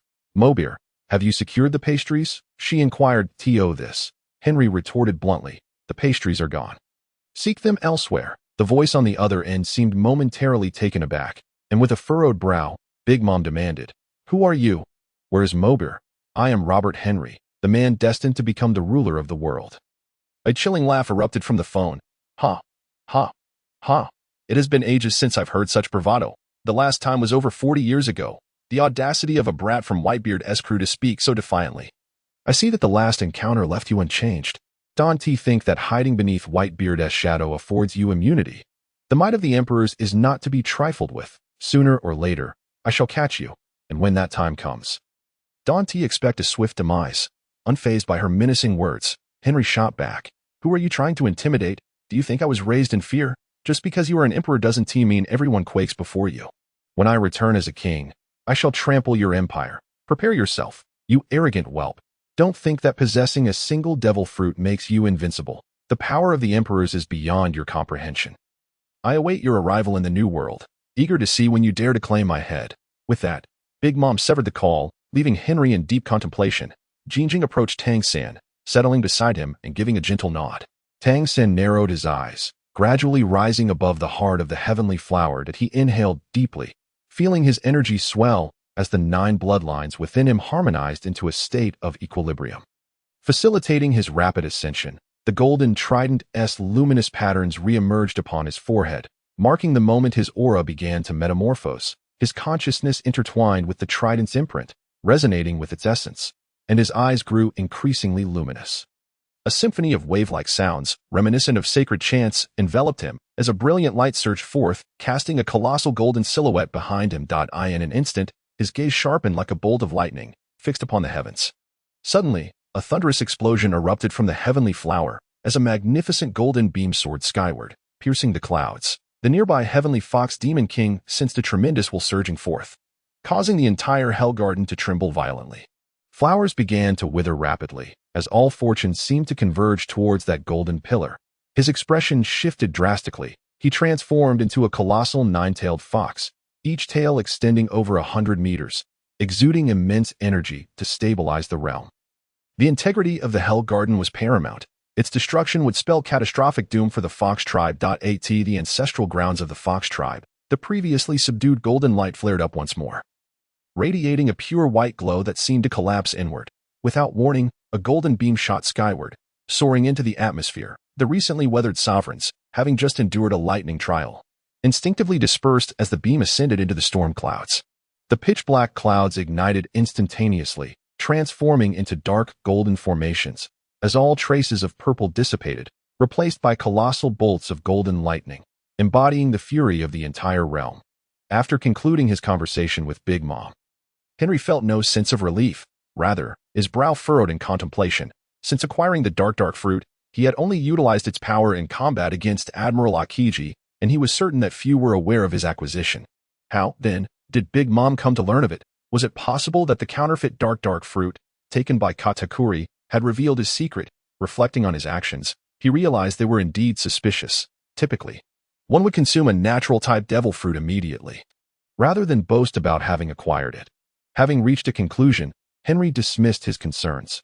After all, the fact that he had consumed the dark fruit would inevitably come to light. Whether Big Mom knew now was inconsequential. Yet, unbeknownst to him, her awareness stemmed from an entirely different source, a revelation he would soon uncover. When Henry regained his focus, he found Mobir still lingering nearby, seemingly unwilling to depart. Addressing the unfortunate soul, Henry bellowed, "Why are you still here? Do you seek another beating?" Seeing Henry raise his hand as if to strike again, Mobir quickly recoiled, humbly pleading, "Captain Henry, it's not that I wish to linger, but I cannot fulfill Mother's orders. Returning would mean certain doom." Curious about Mobir's predicament, Henry inquired further. Mobir had come to the sea restaurant, drawn by the enticing tales of delectable pastries, intending to procure some for his mother without spending a dime, relying on the reputation of Big Mom's crew to dine for free. However, Sanji, unwilling to indulge a freeloader, had promptly engaged him in a brawl, resulting in Mobir effortlessly sending Sanji flying. Now, due to Henry's influence, Mobir was understandably reluctant to continue his free dining scheme, yet he still needed to purchase the pastries. This time, he would pay. After listening to Mobir's explanation, Henry finally grasped the situation. He conferred with Zepp and Sanji, both of whom agreed that Big Mom's crew was not to be trifled with, and thus consented to sell Mobir some pastries. Having resolved Mobir's dilemma, with Zepp and Sanji present, Henry boldly proclaimed, "Mr. Zepp, you have witnessed that, due to my actions, Big Mom's crew will refrain from attacking your restaurant for the time being. However, since Sanji has already crossed paths with her crew, it is only a matter of time before trouble arises. Why not allow Sanji to join me at sea? This way, if Big Mom seeks revenge, she will target me instead. What do you think?" After a moment of contemplation, Zepp replied, "You speak wisely. Sanji has a knack for attracting trouble, frequently clashing with patrons in my establishment. I've long wished to rid myself of him. If you're willing to take him off my hands, it would spare me further misfortune." Henry felt a surge of excitement. He finally glimpsed the possibility of recruiting Sanji. His earlier confrontation with Mobir had been a calculated move to intensify hostilities, thus prompting Sanji to leave Baratai and join his crew. Yet, Sanji appeared reluctant to part ways, glaring at Henry as he retorted to Zepp, "Old man, don't think you can dismiss me. I own half this restaurant, and no one is sending me away." After finishing his words, Sanji hurriedly made his way to the kitchen. Paying no heed to the bewildered stares of Henry and Zepp, upon hearing Sanji's declaration, Henry found himself at a loss for words. Even at this juncture, Sanji remained reluctant to depart with him, seemingly resolute in his intent to remain by Zepp's side until the latter's final breath. However, Henry was not one to capitulate easily. Instead, he shifted his focus onto Zepp, reasoning that if he could not persuade Sanji, perhaps he could influence Zepp instead. Observing the eager anticipation in Henry's eyes, Zepp chuckled and patted Henry's shoulder, assuring him, "Rest assured, I will convince Sanji to accompany you. He is merely concerned about leaving this old man behind. With my intervention, he will certainly agree to leave with you." Listening to Zepp's promise, Henry finally felt a sense of relief. Aside from Zepp, he had no other alternatives. Fortunately, Zepp proved to be quite effective in his persuasion. As it wasn't long before Sanji agreed to set sail with Henry. Of course, the primary reason for Sanji's acquiescence was his own fervent desire to venture out to sea, driven by a dream to witness the convergence of all ingredients in the vast blue ocean. How could he resist the allure of such an adventure? Nevertheless, due to the sacrifice Zepp made to save him years ago, losing a leg in the process, Sanji felt a deep sense of obligation and was initially hesitant to leave his mentor. To Sanji, Zepp was akin to a father figure, and had it not been for the recent events, he would have been unwilling to abandon him for the sake of an adventure. Thankfully, after relentless coaxing from Zepp, Sanji was ultimately persuaded to leave with Henry, albeit with a delay of 2 weeks. During this interim, Zepp also planned to conduct a rigorous training regimen for Sanji, ensuring he possessed the skills necessary for self-defense before allowing him to embark on his journey. Hearing that Sanji was finally willing to depart with him, Henry felt a wave of relief wash over him. As for the 2-week wait, he was unperturbed, for Zoro's training would likely conclude around the same time. In the following days, Zepp commenced Sanji's specialized training, while Henry and Nami took the opportunity to explore nearby islands. During their excursions, Henry assisted Nami in conducting some cartographic work, making their time feel productive. Meanwhile, Tyler continued to help at the floating restaurant, stepping in to manage things while Sanji was occupied with his training. To facilitate Sanji's training, Zepp and Sanji sought out an uninhabited island nearby. The focus of Zepp's training encompassed 2 key areas: the development of armament haki and the awakening of observation haki. In truth, Sanji had already mastered observation haki, although he was unaware of it. Zepp's role was merely to reinforce this understanding while primarily concentrating on training Sanji's armament haki. Gazing at Sanji, Zepp spoke earnestly. "You know my former nickname was Red Leg Zepp, right? But do you know the reason behind this moniker?" Upon hearing Zepp's inquiry, Sanji nodded and, with a puzzled expression, replied, "Isn't it because you killed so many people with your legs that they became blood-soaked?" Zepp scoffed at Sanji's answer. "Well, that is partially true. But the real reason lies in my signature technique, flame leg.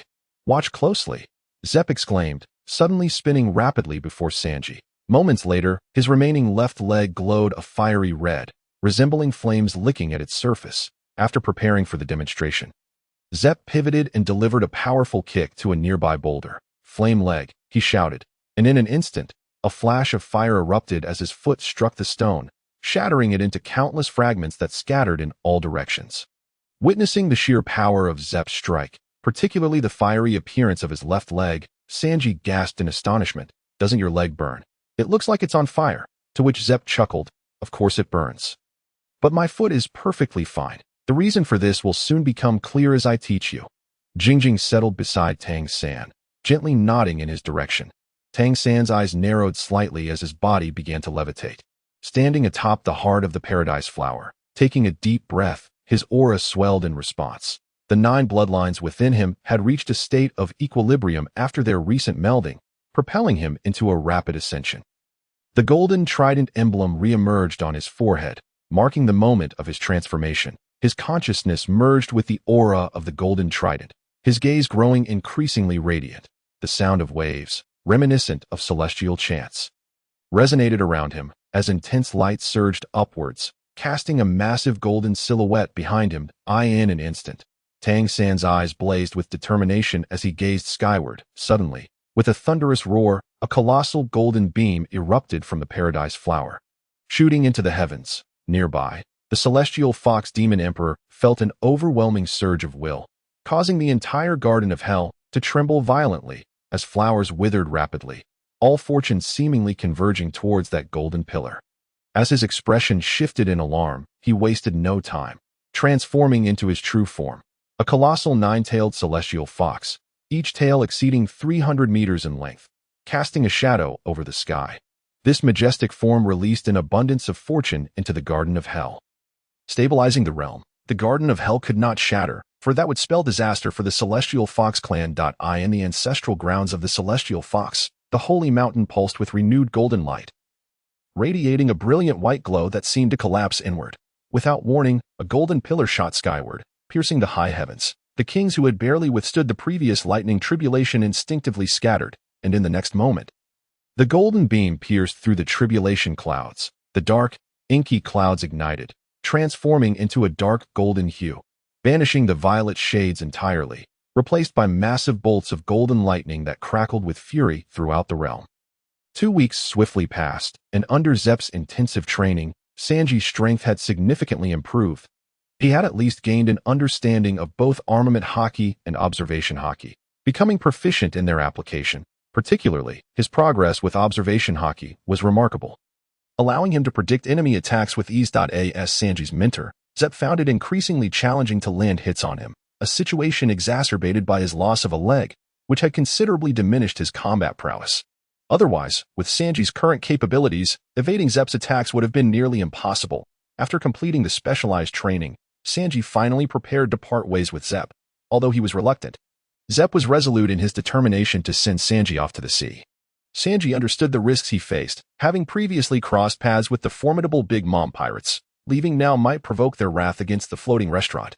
Remaining there would only invite further retaliation from Mober, who would undoubtedly seek vengeance. Sanji's upcoming voyage was to become a pirate, and if the Big Mom pirates sought revenge, it would likely target his current crew, the Lionheart pirates. Moreover, given Henry's prior provocations to Big Mom, who was currently fuming, it was reasonable to assume she would focus her ire on Henry, leaving Sanji, a mere pawn, largely unscathed. Finally, the day arrived for Sanji to depart from Parati.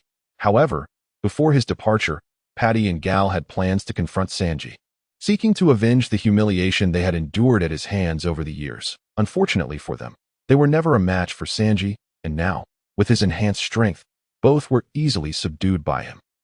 As Sanji was about to leave the Bartai restaurant, a sudden voice called out to him from the balcony. "Hey, Sanji, don't catch a cold." The gentle words of Zeph pierced through Sanji's defenses. It could be said that Sanji was raised by Zeph.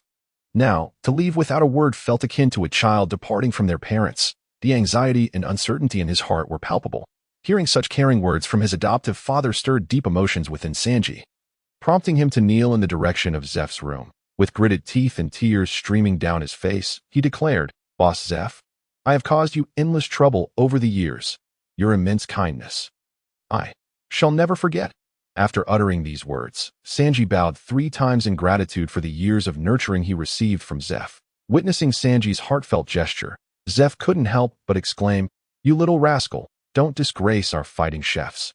I'm eagerly awaiting your bounty notice." Meanwhile, the chefs at the Bartai were overwhelmed with tears. Though men seldom cry, who could remain composed in such a moment of parting? Taylor and Nami, witnessing this scene, were also moved to tears. Thus, Sanji embarked on his pirate journey in pursuit of the Grand Line dream, amidst the cries of the Bartai staff as he departed from the paradise of his youth. Due to his recent departure from the Bartai, Sanji's spirits were somewhat low, leading Henry to suggest that Taylor comfort him. Fortunately, Sanji was not one to dwell excessively on his emotions.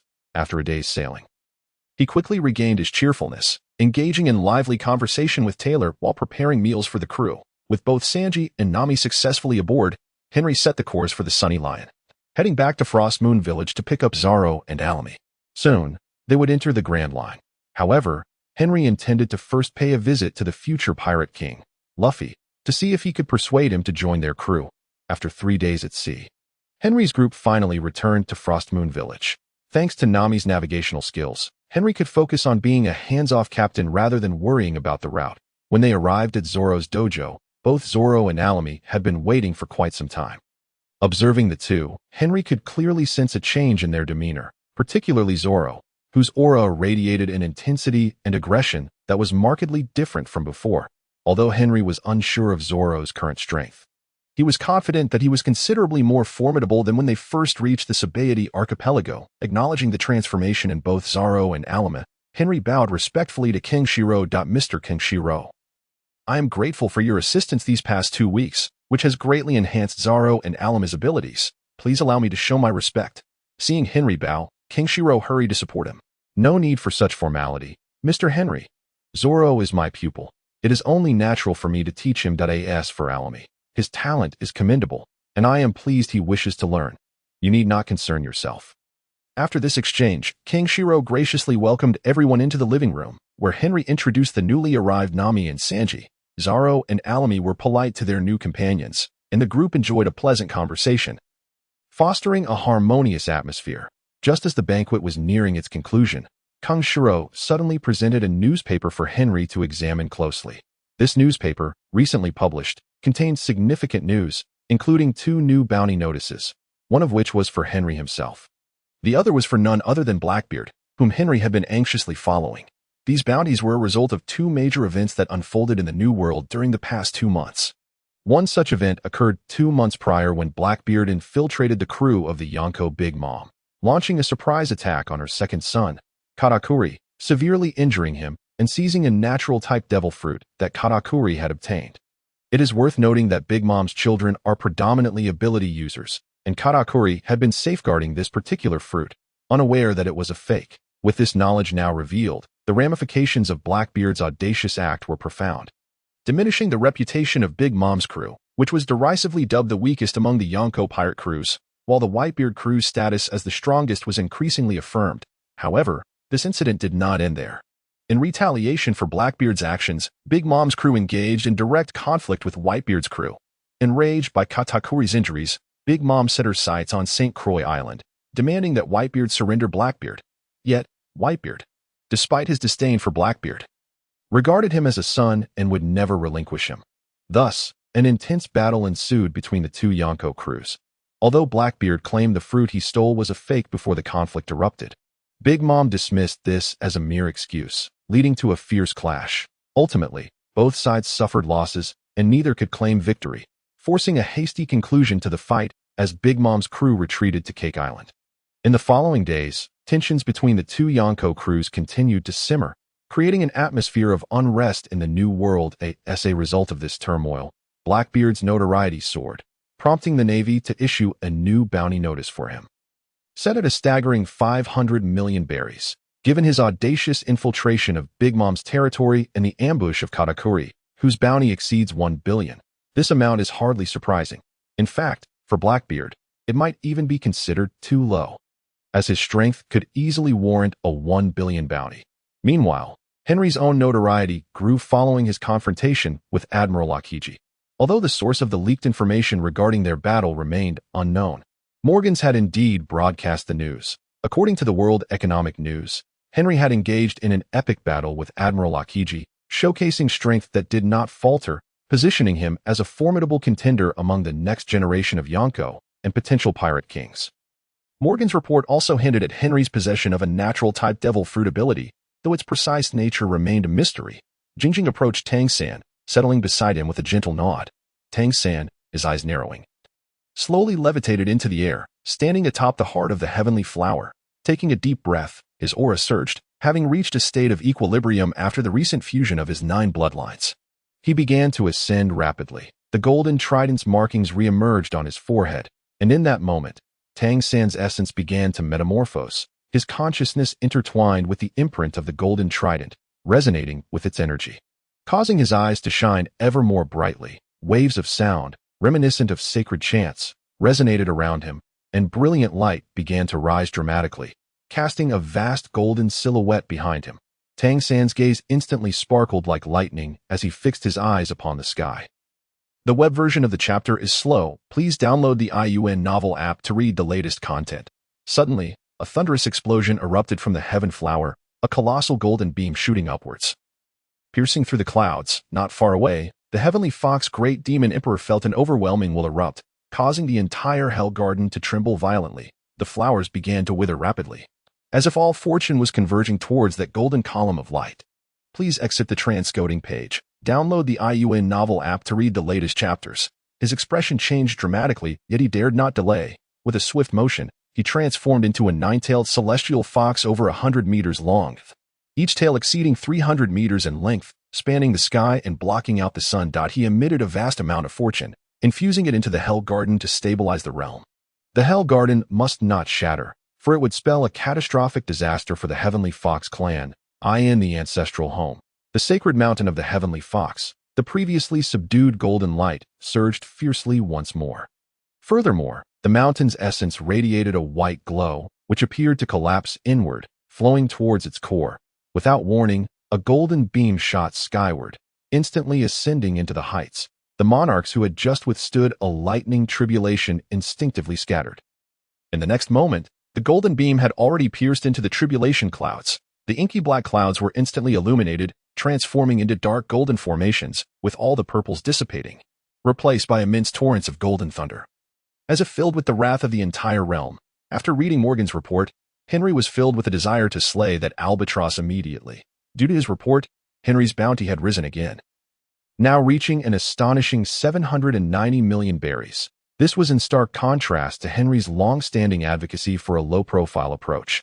It is important to note that he aspired to be the sixth seat, to develop stealthily, conceal his strength, and then suddenly erupt, dazzling others with his brilliance. This was the path he ought to pursue. With his strength now exposed by Morgan, how could he maintain a low profile in the future? However, Henry felt somewhat unjust towards Morgan. While it was true that Morgan leaked the details of Henry's battle with Akiji, the bounty itself was unrelated to Morgan.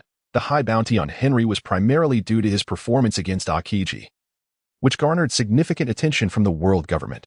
After finishing the news in his hands, Henry handed the newspaper to several others. They were all astonished upon seeing the paper, not expecting their captain Henry to have such a high bounty.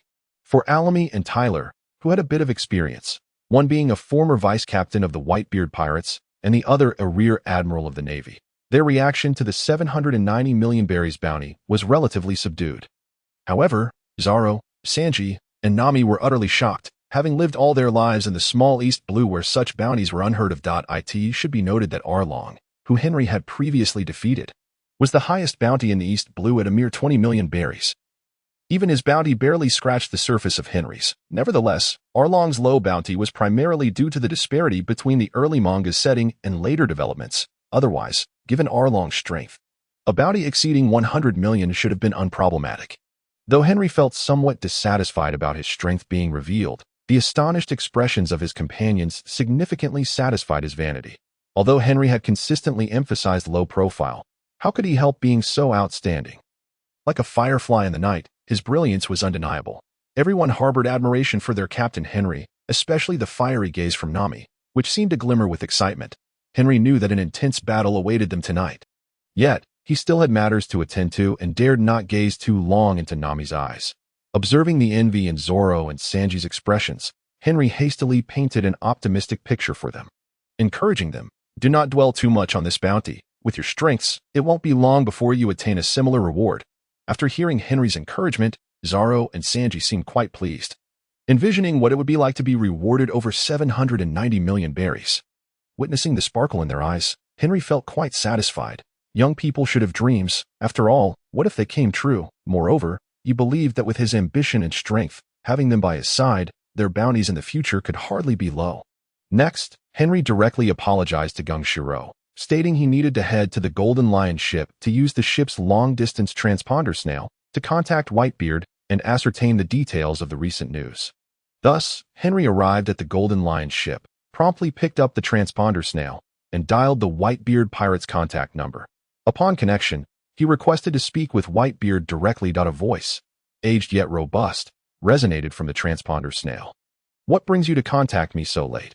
How are you and Tyler faring?"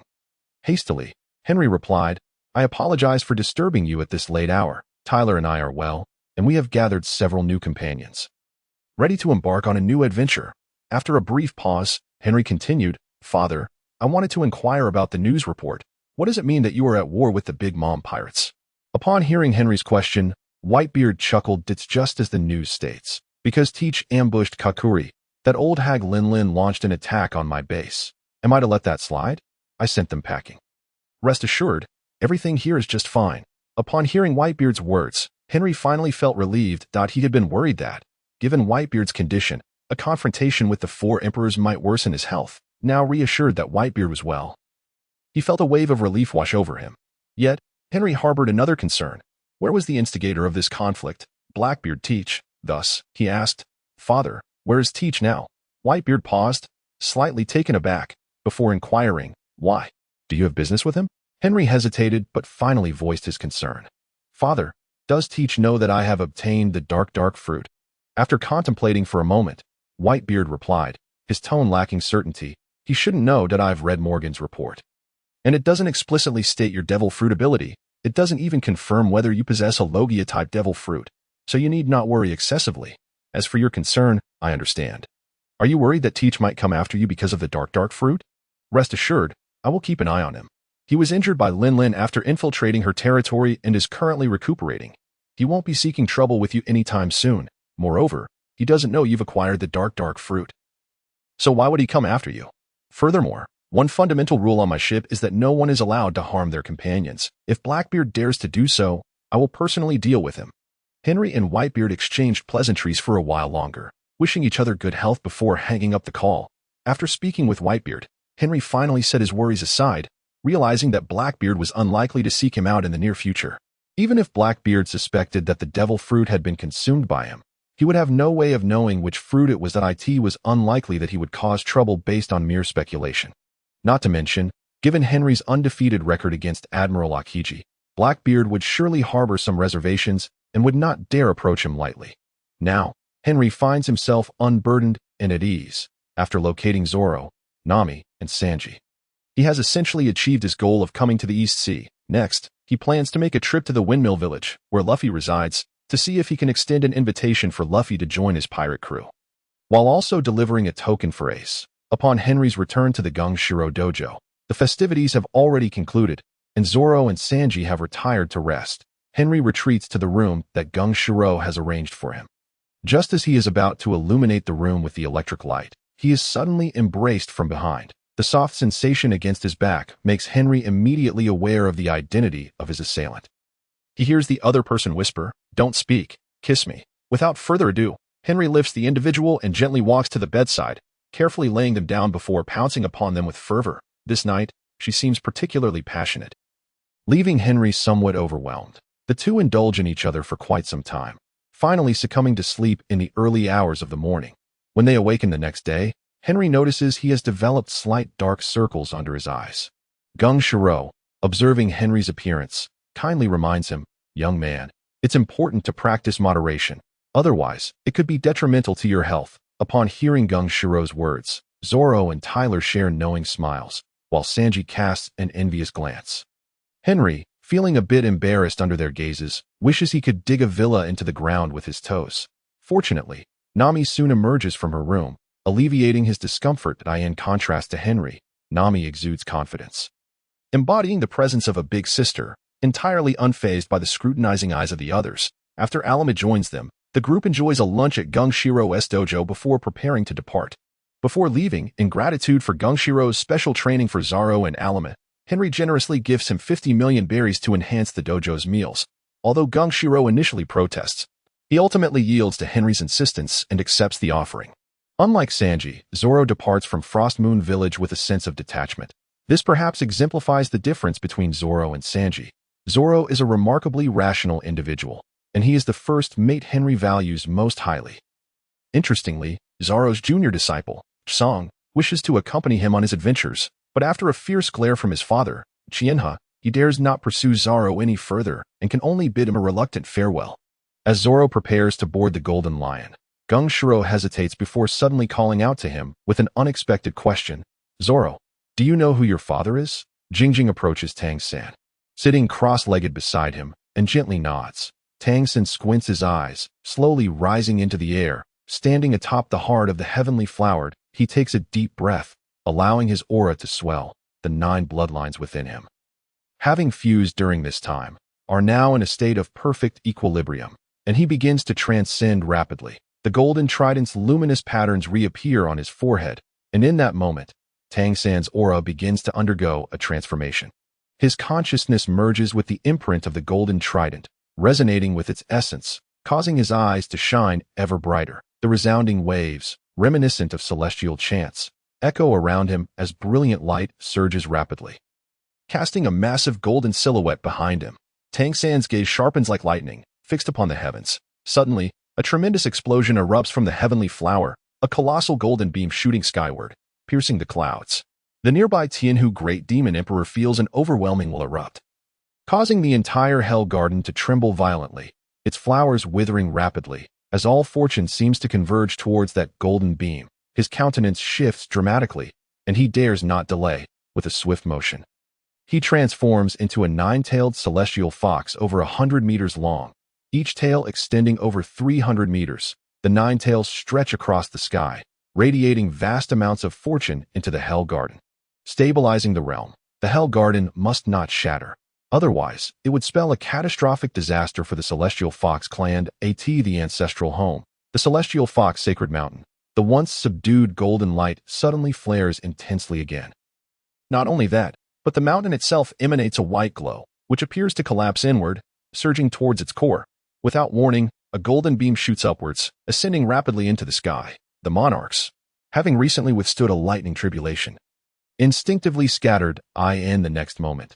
That golden beam pierces the calamity clouds. The inky black clouds are instantaneously illuminated, transforming into dark golden formations as all traces of purple vanish, replaced by massive golden thunderbolts, seemingly filled with the wrath of the entire realm. Upon hearing his master's inquiry, Zoro pauses for a moment, unsure why Gung Shiro would pose such a question. However, he respectfully responds, "I have lived with my mother since childhood and have never seen my father. After my mother passed away, I stayed at my master's dojo. Master, do you know who my father is?" Noting Zoro's lack of knowledge regarding his lineage, Gung Shiro hesitates before speaking again. "Did your mother never mention your father to you?" Zoro ponders briefly before responding. "When I was young, I did ask my mother, but she only said that my father was a powerful warrior. She never disclosed his name. Whenever I pressed further, she would cry secretly. So I eventually stopped asking. Until my mother passed, I never knew who my father was." Then, with a glimmer of hope, Zoro looks at Gung Shiro and asks, "Master, do you know the mystery of my origins? Please tell me, who is my father?" Seeing Zoro's anxious demeanor, Gung Shiro comforts him. "I do not know who your father is either, but I can tell you that when your mother brought you to Frost Moon Village 19 years ago, she was accompanied by 2 warriors. However, they left shortly after arriving. What I know is that they had escaped from Wano country. You understand that Frost Moon Village was established by pirates, and those pirates were immigrants from Wano. Which is why we welcomed you and your mother. If you truly wish to uncover the identity of your father, you should visit Wano." Gung Shiro pauses before continuing. "Wano seems to be under the control of the Yonko Kaido, making it nearly impossible for ordinary people to enter. However, when your strength is sufficient, you can seek out your origins there." After Gung Shiro concludes, he falls silent, while Zoro remains in place, seemingly processing the impact of Gung Shiro's words. Zoro stands in contemplation for several minutes before regaining his composure. He bows deeply to Gung Shiro, respectfully stating, "Thank you for revealing the truth to me, Master. Otherwise, I might have never discovered who my father is. As for Wano, I will definitely go there in the future. Our Captain Henry aims to become the ruler of the world, and as a crew of the Yonko Kaido, they will undoubtedly be our target." With that, Zoro strides directly onto the Golden Lion, and the pirate ship begins to set sail, Zoro waving farewell to his master and the villagers on the shore. Thus, the figures of Zoro and the Golden Lion gradually fade from the view of the Frost Moon villagers until they are no longer visible. Shinha, standing beside Gung Shiro, looks at him with curiosity. "Since you mentioned Zoro's origins, why not tell him the truth?" In response to Shinha's question, Gung Shiro slowly replies, "It is not that I do not wish to tell Zoro, but knowing the truth would offer him little benefit at this stage. Just as he mentioned, now that he has chosen the path of a pirate, Kaido will inevitably become his target when the time comes for him to reach Wano. The mystery of his origins will naturally be revealed, and we need not worry about it. Revealing the truth now would only cause him pain, offering no advantage for his future. It is far better for him to discover it on his own."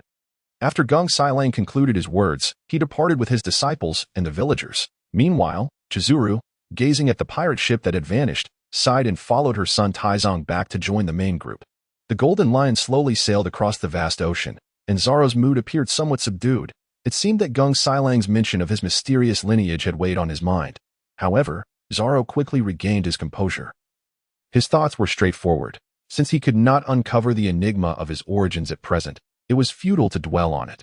Instead, he resolved to hone his skills, believing that once he became sufficiently powerful, he would ascend to Wano and uncover all truths. Noticing Zoro's recovery, Henry summoned several individuals to discuss their forthcoming plans. He intended to travel to a small village in the Goya Kingdom known as Windmill Village, seeking a man named Luffy to see if he could recruit him for the crew. After assigning their respective tasks, Henry handed the nautical charts to Nami, instructing her to lead them to Windmill Village in the Goya Kingdom. Under Nami's guidance, the Golden Lion navigated for 4 days before finally arriving at the harbor of Windmill Village. As the ship docked, the villagers spotted them from afar but dared not approach, merely watching as Henry and his companions disembarked onto the island. Leaving Alame to guard the pirate ship, Henry, accompanied by the others, strode into the village tavern at this hour. The tavern was sparsely populated, allowing Henry and his companions to find an empty table. Upon their entrance, the tavern owner, Makino, approached them with a smile, inquiring, "What can I get for you, gentlemen?" Recognizing her as Makino, who cared for Luffy and Ace like a sister, Henry found her presence amusing. Interestingly, when she reappeared 2 years later, she was already a mother, though the identity of her child's father remained a mystery, with many speculating it was Shanks. Seeing Henry's captivated gaze, Makino felt a bit bashful but persisted, asking, "Is there anything specific you require, gentlemen?" Realizing his lingering stare was inappropriate, Henry quickly replied, "Please bring us your finest dishes and a generous supply of wine." At his request, Makino promptly went to arrange the food. Nami, however, began to tease Henry playfully, exclaiming, "What's this? Have you taken a liking to the tavern owner?" Caught off guard by Nami's words, Henry dismissed the notion. He had no such intentions. Besides, if Makino were indeed connected to Shanks, any romantic entanglement could provoke the wrath of the Yonko himself. Just as they were jesting, the tavern door swung open, and a short, elderly man wearing a hat entered, shouting, "Makino, they say a group of pirates has come to the village. Where are they? This is the hometown of Marine Hero Garp. Pirates cannot run amok here." Upon hearing the old man's words, Henry turned to assess the newcomer. Realizing he was the village chief, the chief approached Henry and his companions directly, stating, "You heard what I said. This is the hometown of Vice Admiral Garp. I hope you will not cause any trouble here, or I will contact Garp to apprehend you." Dismissing the chief's threats, Henry remained unconcerned. His primary purpose in Windmill Village was to meet Luffy and deliver something Ace had entrusted to him. Ensuring he would not stir up any trouble, reassured that Henry and his companions were not a threat, the village chief left the tavern. After enjoying the meal provided by Makino, Henry approached the bar and ordered a large mug of rum. Smiling as he asked, "Makino, may I inquire if you know of a person named Luffy?" At the mention of Luffy, Makino's expression shifted to one of surprise, unsure of how Luffy had attracted the attention of these pirates. She maintained her composure and replied, "I'm sorry, sir. I do not know anyone by that name." Understanding her reluctance to divulge information for fear of Luffy's safety, Henry quickly produced a photograph, stating, "I am a friend of Ace. He asked me to deliver something to his brother Luffy and mentioned you, so you must know him." He handed her the photo, which depicted him and Ace during their time with the Whitebeard pirates, serving as proof of his identity. Upon seeing the photograph, Makino's demeanor softened, and she smiled, saying, "Ah, so you are a friend of Ace. You should have mentioned that sooner. I thought you might be enemies of Luffy. How's Ace doing? Since he went to sea, Luffy has missed him dearly. I expect he will be thrilled to hear news of Ace." She continued, "Luffy usually resides in the mountains with the bandits. When you arrived, I noticed their messenger running back to the mountains, so Luffy should be coming soon." Relieved that Luffy had not yet left the village, Henry was about to ask another question when the tavern door swung open once more. In walked a young boy clad in a red vest and blue shorts, wearing flip-flops and a yellow straw hat. He shouted upon entering, "Makino, I heard pirates have arrived on the island. Where are they?" "I've always wanted to see real pirates." Jingjing settled beside Tang San, nodding gently at him. Tang San narrowed his eyes and began to levitate. Standing atop the flower of paradise, he took a deep breath. Feeling the energy within him swell, the 9 bloodlines within him, having harmonized during this time, were now in perfect balance, propelling him toward rapid evolution. The golden trident's markings re-emerged on his forehead, and in that moment, Tang San's aura began to transform. His consciousness merged with the imprint of the golden trident, resonating with its essence, and his eyes began to shine ever more brightly.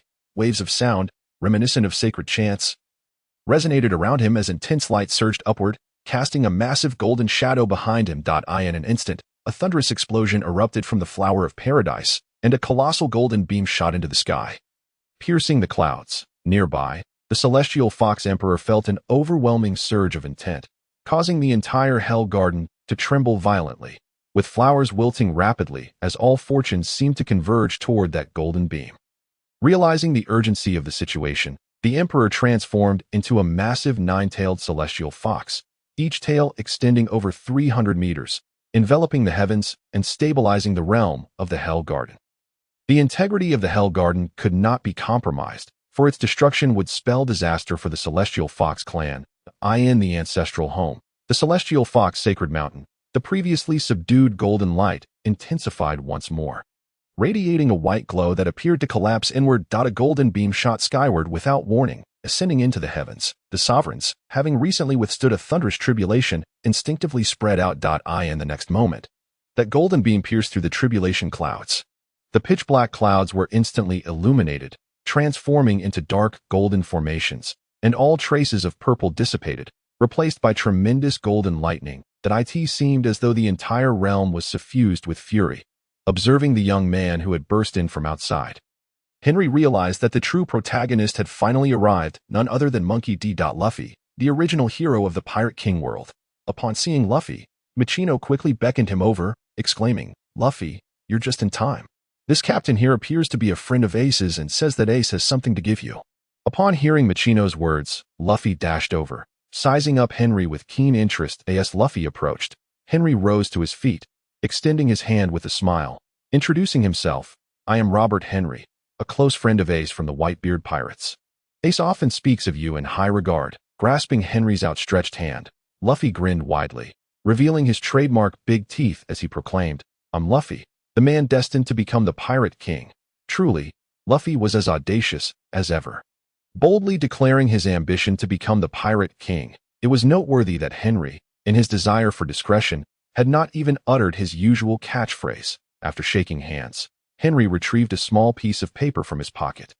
Entrusting it to Luffy with the instruction to keep it safe, he explained that the paper was Ace's life card, enabling Luffy to track Ace's whereabouts at any time, should Ace encounter any peril.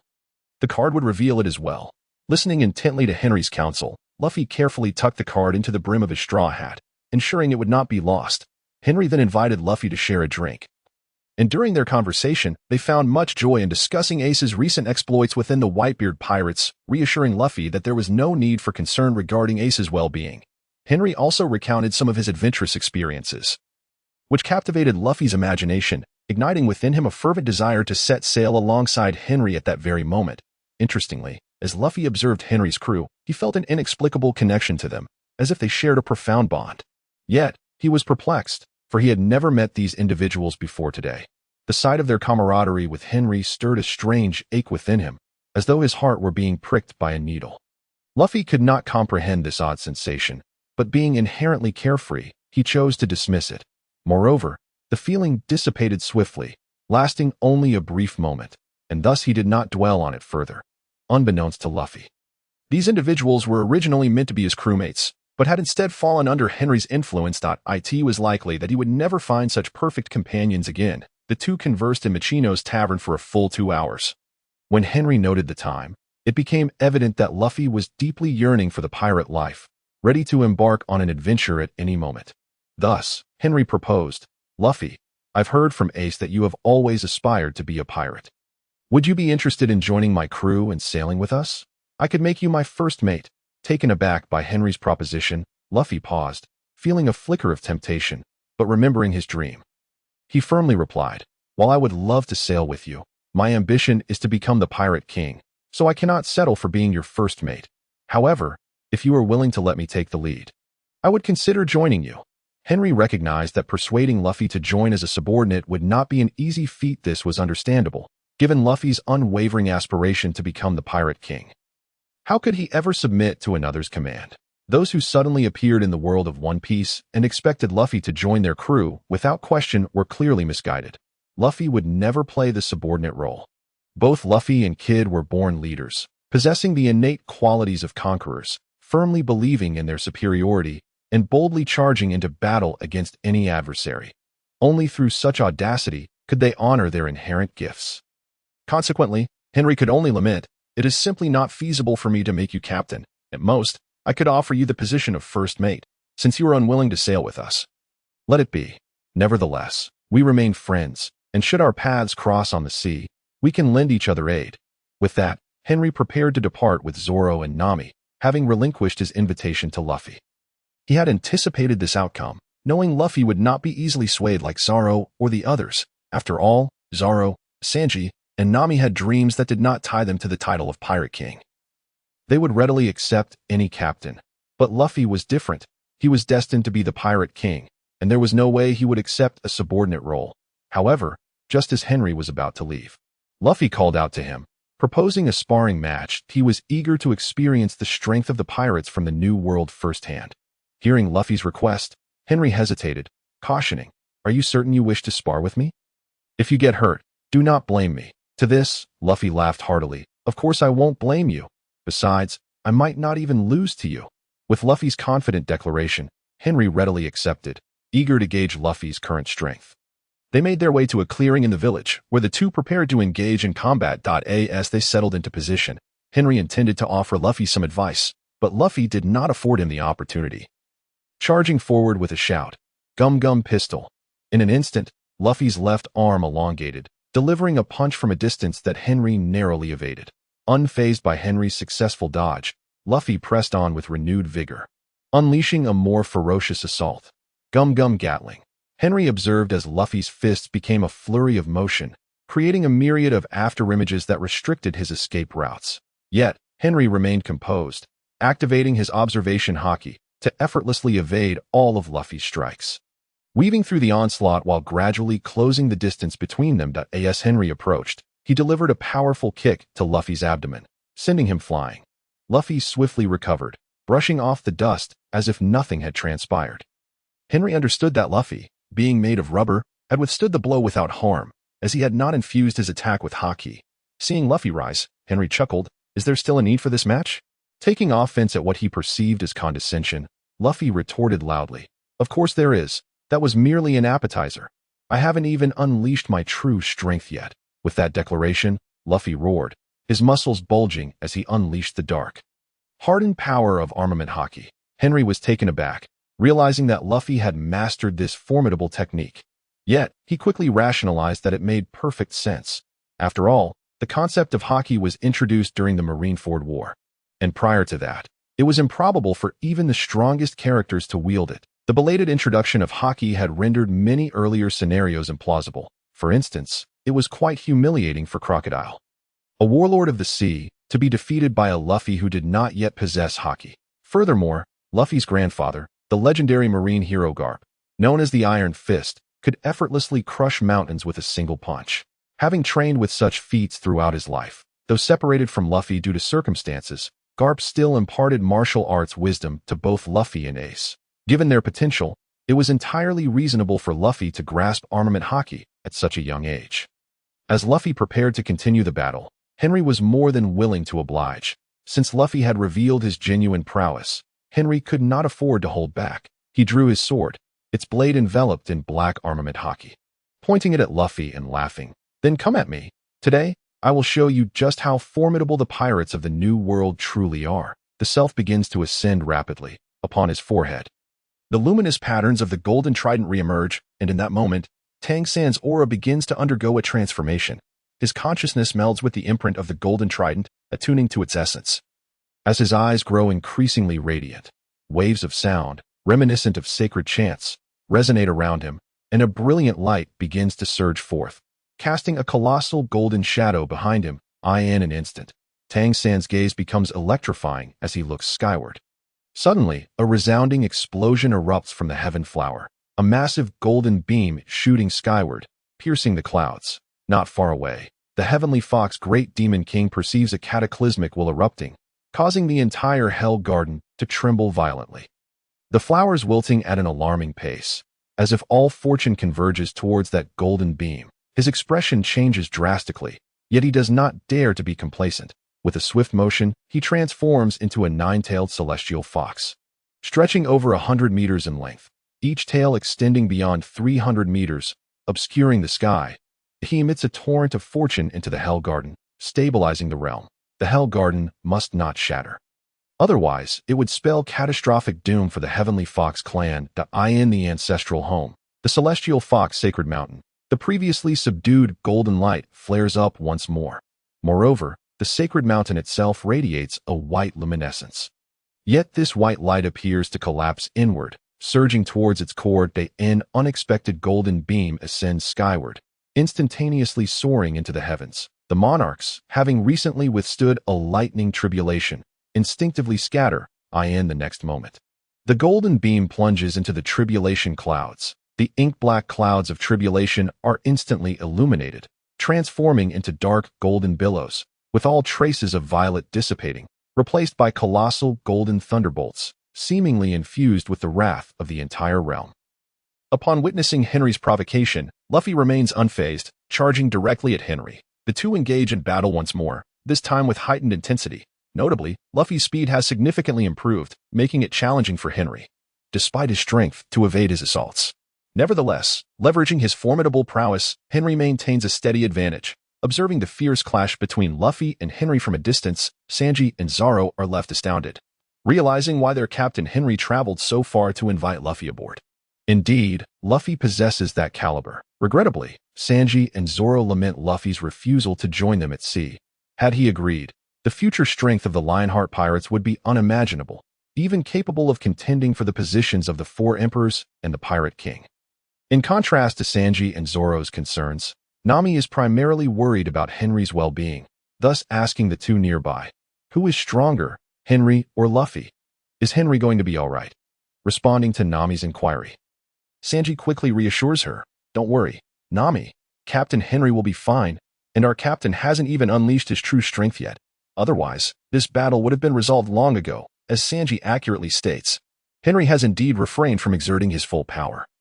At present, he is merely relying on his swordsmanship and physical capabilities, utilizing only observation haki and armament haki at most, should he employ his full strength, be it through Conqueror's haki to enhance his offensive power or the abilities of his dark fruit. He could easily subdue Luffy in an instant. According to Henry's estimation, although Luffy has grasped armament haki and observation haki, their levels are not particularly high, and he pales in comparison to the Luffy of 2 years hence in the manga. Moreover, Luffy likely is yet to awaken Conqueror's haki, so Henry views his current confrontation with Luffy as somewhat of a strong, overpowering the weak scenario. However, just as Henry becomes distracted, Luffy seizes the opportunity. Extending his arm to ensnare Henry's body, realizing his plan has succeeded, Luffy laughs heartily. Look, I've got you now. You can't escape. Hearing Luffy's laughter, Henry smirks enigmatically, replying, the one caught may not be me, but you. With that, Henry's thoughts shift, and his left hand activates his ability, resting upon the arm that Luffy has used to entangle him. In that instant, Luffy feels his devil fruit powers seemingly vanish upon Henry's touch. Concurrently, the arm that had ensnared Henry retracts quickly, causing Luffy to be pulled toward Henry due to the inertia of the contraction. As Luffy spirals around Henry, he is ultimately flung away. The impact is significant. Yet fortunately, as Luffy's arm detaches from Henry's body, it reverts to its rubbery form. Although thrown a considerable distance, Luffy sustains no injuries. Upon rising, instead of attacking Henry again, he gazes at him in confusion, asking, what just happened? Why did my rubber fruit ability vanish when you touched me? This is an experience I've never encountered before. Even when a devil fruit user comes into contact with sea stone, they do not lose their abilities, merely their strength. In response to Luffy's query, Henry smiles and explains, this is the ability of my devil fruit. As for the specifics, it's not convenient for me to disclose. However, I can tell you that I can indeed seal the powers of devil fruits. As long as your body is in contact with mine, you cannot activate your devil fruit abilities. Luffy, taken aback by Henry's explanation, exclaims, devil fruits are truly remarkable, possessing the ability to counteract other devil fruit powers. Henry wholeheartedly agrees, noting the plethora of devil fruits in the world of One Piece, where all manner of bizarre and extraordinary abilities may arise. This very diversity is what makes One Piece so captivating. Without devil fruits, what would be left to behold? Thus, Henry affirms, there are countless devil fruits in the sea, so you need not be surprised by any abilities you encounter in the future. Always be cautious when facing strangers or unknown ability users, and try to avoid letting them close to your body. Having experienced the recent battle with Henry, Luffy realizes that he is not Henry's match. He understands that Henry was clearly not using his full strength during their fight. Otherwise, based solely on Henry's exhibited devil fruit ability, he could have easily subdued Luffy. Therefore, Luffy graciously accepts Henry's concern and expresses his gratitude, thanking him. Subsequently, Luffy does not broach the subject of challenging Henry again, and Henry readily accepts this. His initial agreement to spar with Luffy was merely to gauge Luffy's current strength, and from what he has observed, Luffy, while impressive, is comparable only to Zoro, posing no real threat to him. Following their sparring session, Henry leads Zoro and the others toward the village's dock, with Luffy seeing them off as Henry prepares to depart. Luffy hesitates for a moment before asking, "Are you really leaving now? Can't you stay a little longer?" Noticing the hopeful glimmer in Luffy's eyes, Henry jokes, "Why not join us as we leave? After all, you're bound to set sail eventually." In response to Henry's renewed invitation, Luffy declines once more, stating, "That won't do. I'm destined to become the Pirate King. If I'm going to set sail, I'll do so as captain. Besides, I haven't said goodbye to my grandfather yet. He's returning in a few days, and I want him to help me enhance my strength.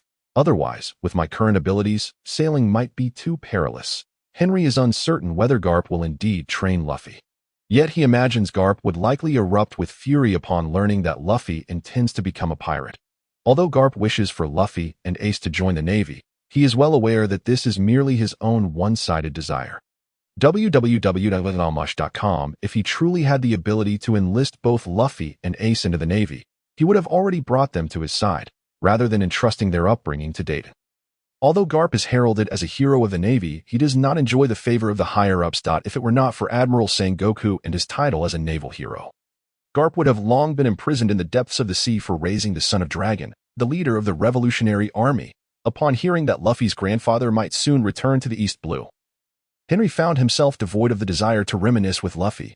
He certainly did not wish to encounter Garp so soon after setting sail. Thus, he hastily remarked, "I wish for your strength to ascend to new heights.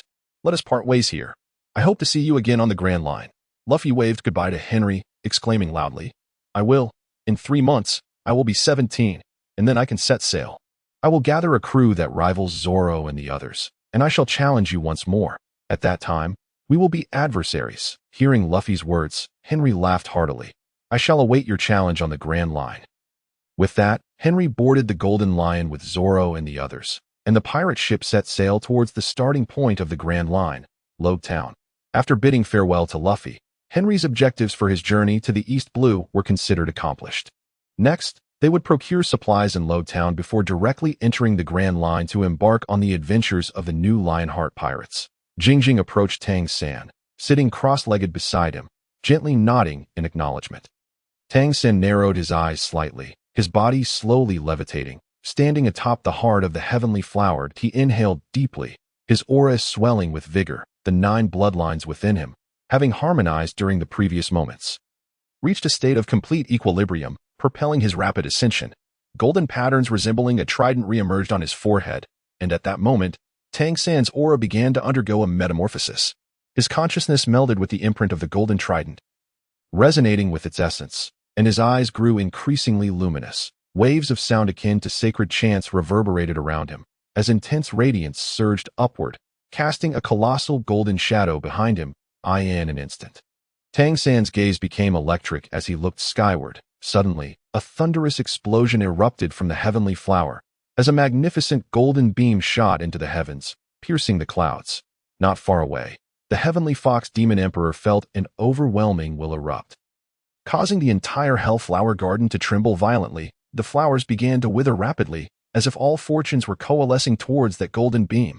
His expression changed dramatically, and without delay, he transformed into his true form, becoming a 9-tailed heavenly fox over 100 meters long, each tail extending beyond 300 meters. The 9 tails spread across the sky, casting shadows and infusing the Hellflower Garden with vast fortunes to stabilize the realm. The Hellflower Garden must not shatter, for such a catastrophe would spell doom for the Heavenly Fox clan. In the ancestral grounds of the Heavenly Fox Sacred Mountain, the previously subdued golden light surged fiercely once more. Furthermore, the main body of the Heavenly Fox Sacred Mountain radiated white light, yet that white glow seemed to collapse inward, flowing towards the core that a golden beam of light shot up into the sky without warning. Instantly soaring into the heights, the emperors who had just endured a lightning tribulation instinctively scattered. In the next moment, that golden beam pierced through the tribulation clouds. The pitch-black clouds were illuminated, transforming into dark golden formations. As all the purple hues vanished, replaced by colossal bolts of golden lightning, seemingly filled with the wrath of the entire realm. After departing from Windmill Village, Henry and his companions, after 5 days of sailing, finally arrived at the island of Lode Town. Lode Town, the birthplace of the pirate King Roger, is also the site of his execution. Renowned as the town of beginnings and ends, it was here that Roger uttered the words that ignited the era of great pirates. Do you want my treasure? If you want it, take it, go find it. I have left everything in this world there. It was Roger's final declaration that spurred countless powerful individuals across the globe to seek the elusive treasure left behind by the Pirate King. One piece. Almost every pirate is familiar with the name Logtown, and Henry, too, was aware of its significance, although he had never visited due to his origins not being from the East Blue. Upon his return to the East Blue, he had prioritized locating Nami and her companions, thus bypassing this pivotal location. Given its status as the first stop on the Grand Line, Henry and his crew were naturally inclined to explore it. After disembarking, they began to assign tasks. Sanji and Tyler were to procure provisions for their upcoming voyage. Zoro needed to purchase 2 new swords after having broken his previous ones. Nami intended to buy some clothing, while Henry planned to visit the execution platform where Roger was sentenced at AS for Alamy. He had no items to purchase and little interest in Logtown, so he remained behind to guard the pirate ship. Before setting off, Henry allocated each member an activity fund of 1 million berries, ensuring Zoro would not need to borrow money from Nami for his weapons. Once the funds were distributed, the crew of the Lionheart Pirates embarked on their respective missions. After parting ways with the others, Henry casually approached a passerby to inquire about the location of the execution platform. The platform where Roger was executed stood at the town center, allowing Henry to find it swiftly. However, the execution platform was rather unremarkable at this point, given that it was the site of the Pirate King's execution 20 years prior and now appeared somewhat dilapidated. To experience the atmosphere that Roger once faced, Henry decided to ascend the execution platform to witness the scenery that the Pirate King beheld in his final moments. Without hesitation, Henry vaulted over the barriers set before the platform and leapt onto it. Yet, before he could fully appreciate the view, his audacious act incited a commotion among the gathered crowd and the local law enforcement. Henry heard the police below calling out for him to descend immediately. Ignoring their shouts, he continued to savor the view from the platform, easily overlooking the entire expanse of Logtown. Observing the murmuring crowd below, Henry pondered what thoughts occupied Roger's mind in his final moments. Nonetheless, he was aware that Roger was not captured by the Navy. No one could truly capture him. He had willingly surrendered, even requesting to be executed in his homeland. Perhaps there was a desire to take one last look at his home within that decision? For the ailing Roger, facing an open execution before thousands might have felt more befitting of his identity as the Pirate King than passing away in bed. Yet, what was the so-called great treasure he spoke of before his demise? Although Henry was resolute in his ambition to become the world's sovereign, he was equally intrigued by the legendary treasure left behind by Roger at the final island. If possible, he wished to uncover it. Perhaps Roger had indeed buried countless rare treasures there. However, Henry considered the likelihood of this possibility to be slim. The great treasure might exist, but it may not be the tangible wealth one envisions. It could be some buried secret, hidden from the world. After absorbing the atmosphere of the execution platform and paying homage to Roger's monumental contributions that ushered in the era of great voyages, Henry prepared to take his leave. However, just as he descended from the platform, the town's police apprehended him, seemingly intent on detaining him at the island's naval base, disinterested in entangling himself with them. Henry unleashed a wave of conqueror's haki, incapacitating all officers brave enough to obstruct his path. As the officers collapsed to the ground, frothing at the mouth, the onlookers lost interest and scattered in all directions. With the crowd dispersing, Henry contemplated leaving quietly, but at that moment, a loud voice boomed from behind him. "Treasure Book House, you scoundrel shall not escape. Dare to disrupt my territory, Smoky the Soot, and it seems you wish for your demise." At the moment Henry heard those words, he felt a sinister wind sweeping in from behind him. However, due to his mastery of observation haki, he was easily able to sense the impending attack, allowing him to pivot and evade effortlessly. Upon turning around, he beheld a silver-haired youth, who had 2 cigars clamped between his lips and was draped in a plush white coat, revealing a robust physique beneath, an appearance that seemed rather incongruous. Gazing at the figure before him, Henry chuckled. "You must be the White Hunter Smoker, am I right? What's this? Do you wish to capture me as well? Keep in mind that even your superior, Akiji, could not detain me." Smoker, taken aback by Henry's recognition of him, scrutinized the golden-haired youth before him and finally identified him as none other than Robert Henry, the captain of the renowned Lionheart Pirates, who had recently garnered much attention. Yet, regarding the reports claiming Henry had escaped from Akiji's grasp, Smoker held no belief. He was well aware of Akiji's capabilities, having served under him for a considerable time and having been personally trained by him. Therefore, he could not accept that someone like Henry could elude Akiji without resorting to dubious methods. In truth, Smoker was not entirely mistaken.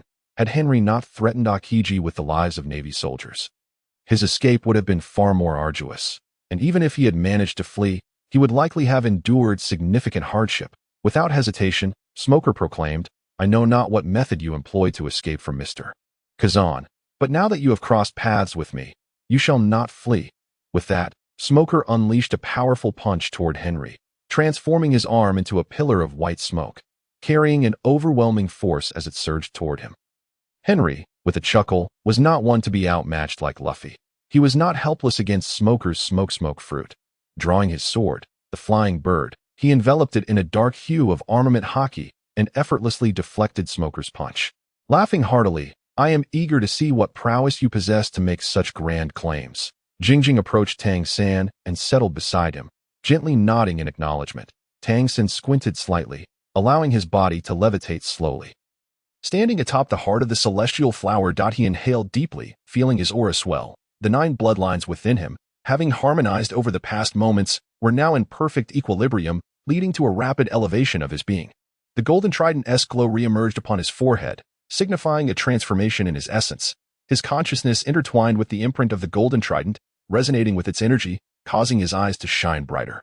The air around him resonated with waves akin to a sacred chant, as brilliant light surged, casting a colossal golden silhouette behind him. In an instant, a thunderous explosion erupted from the celestial flower, sending a massive golden beam soaring skyward. Nearby, the celestial fox Great Demon King felt an overwhelming will erupting forth, causing the entire Hell Garden to tremble violently, with flowers wilting rapidly, as all the fortunes seemed to coalesce toward the golden beam.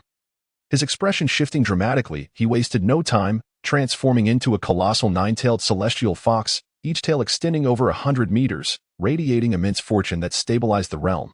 The Hell Garden could not shatter.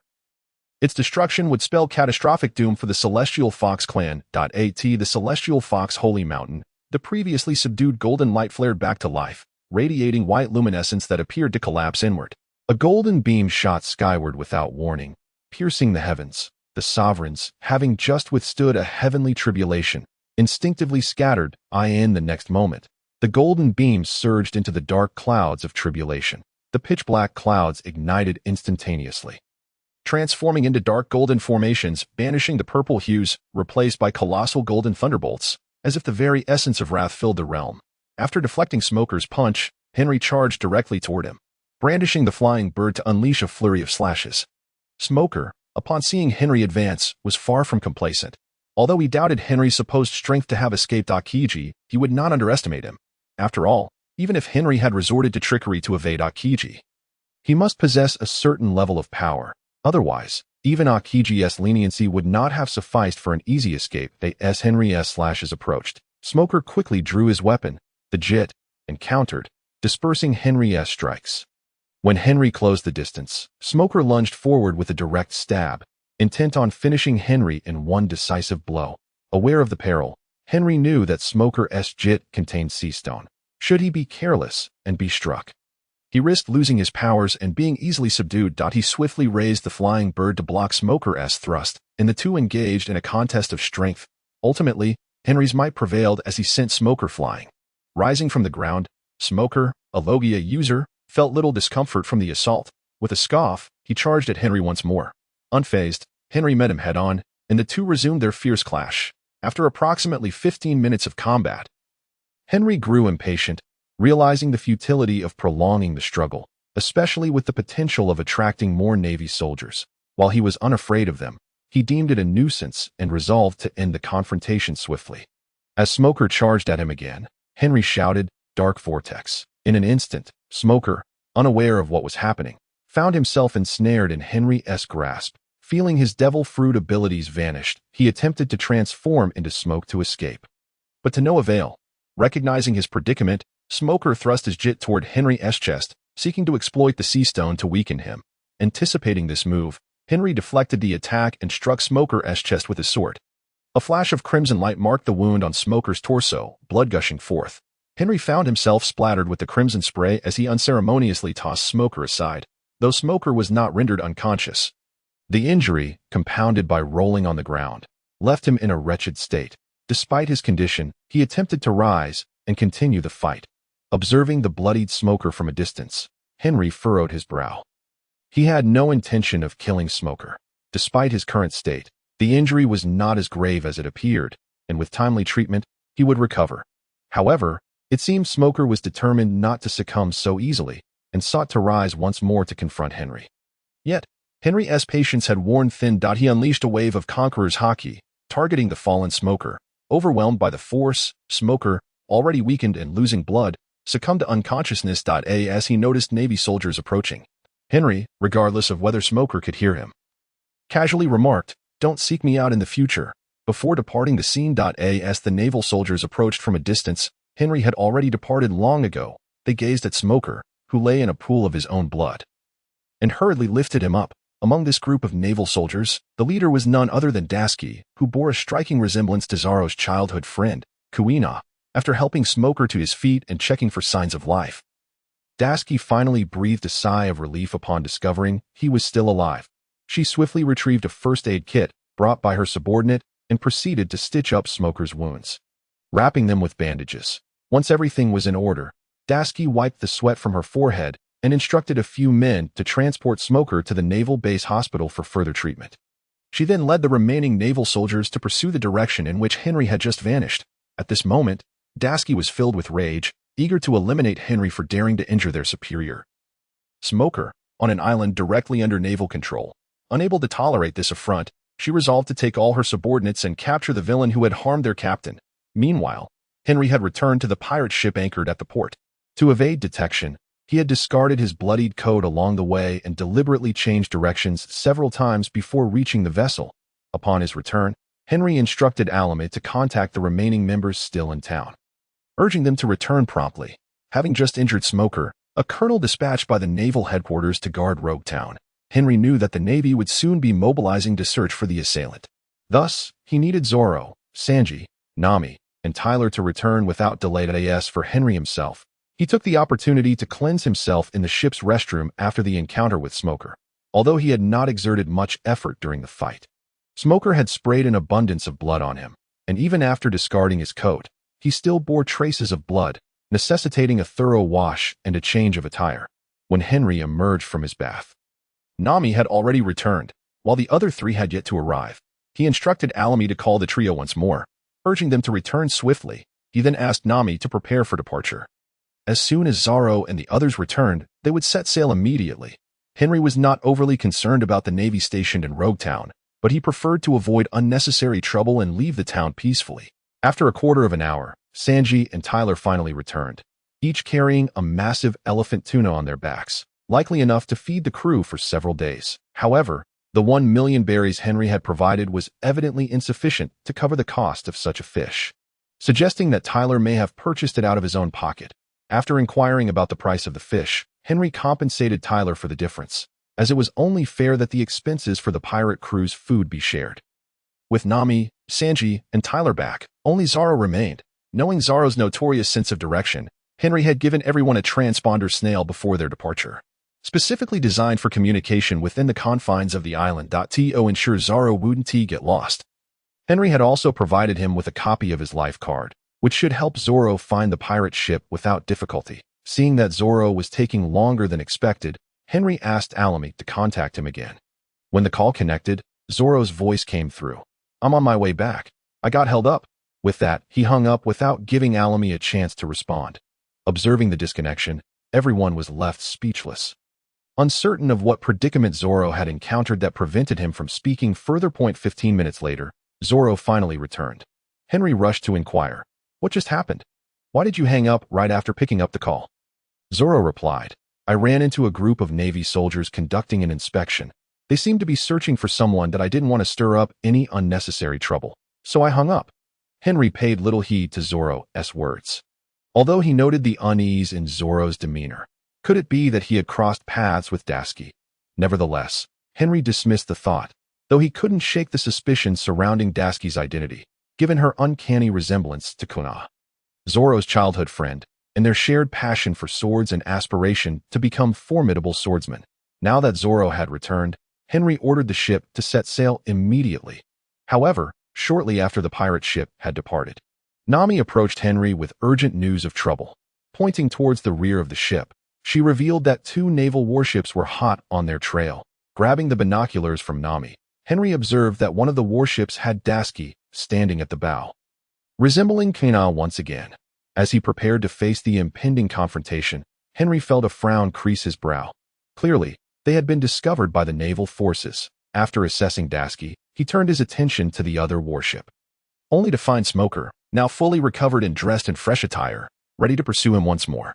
Henry was taken aback by Smoker's swift recovery and audacity to chase him down. Did he not fear the possibility of facing death at Henry's hands? However, since the Navy had chosen to pursue him, Henry would not hold back. He ordered Alamy to ready the ship's cannons, preparing to fire upon the approaching naval vessels as soon as they drew near. Compared to Henry's small ship, the Navy's warships were significantly faster, and it wasn't long before the 2 ships closed the distance. Once Henry's pirate ship entered the firing range of the Navy's artillery, Smoker issued the command to open fire. Cannonballs were launched from the naval warships towards the position of the Golden Lion. To prevent the pirate ship from taking hits, Henry, Zoro, Sanji, and Tyler had to position themselves at the rear of the vessel to shield against the incoming bombardment. Meanwhile, Alamy had the cannons primed for action. Yet due to their smaller size, they would be ineffective until the enemy ships drew closer. Thus, the 2 vessels continued to close the gap between them, as the opposing warship drew near enough to fall within the range of his artillery. Alamy decisively fired a shot. True to his former rank as a naval brigadier, Alamy's marksmanship was far beyond the capabilities of the enemy sailors. His cannonball struck the side of the vessel carrying Dasky, triggering a violent explosion along its flank. Witnessing Alamy's successful hit, Henry and his companions were filled with exhilaration. Alamy himself, elated by the immediate results of his shot, prepared to press on and sink the wounded warship. He unleashed 2 more cannonballs in quick succession, yet both missed their target, until the third finally struck the mast of the enemy ship. Consequently, that naval vessel was rendered utterly incapacitated, losing its capacity to pursue Henry and his crew. However, just as Alamy was poised to continue his assault on another naval ship, the remaining enemy vessel halted its pursuit of Henry's group. With both enemy ships having ceased their chase, Henry finally felt a sense of relief.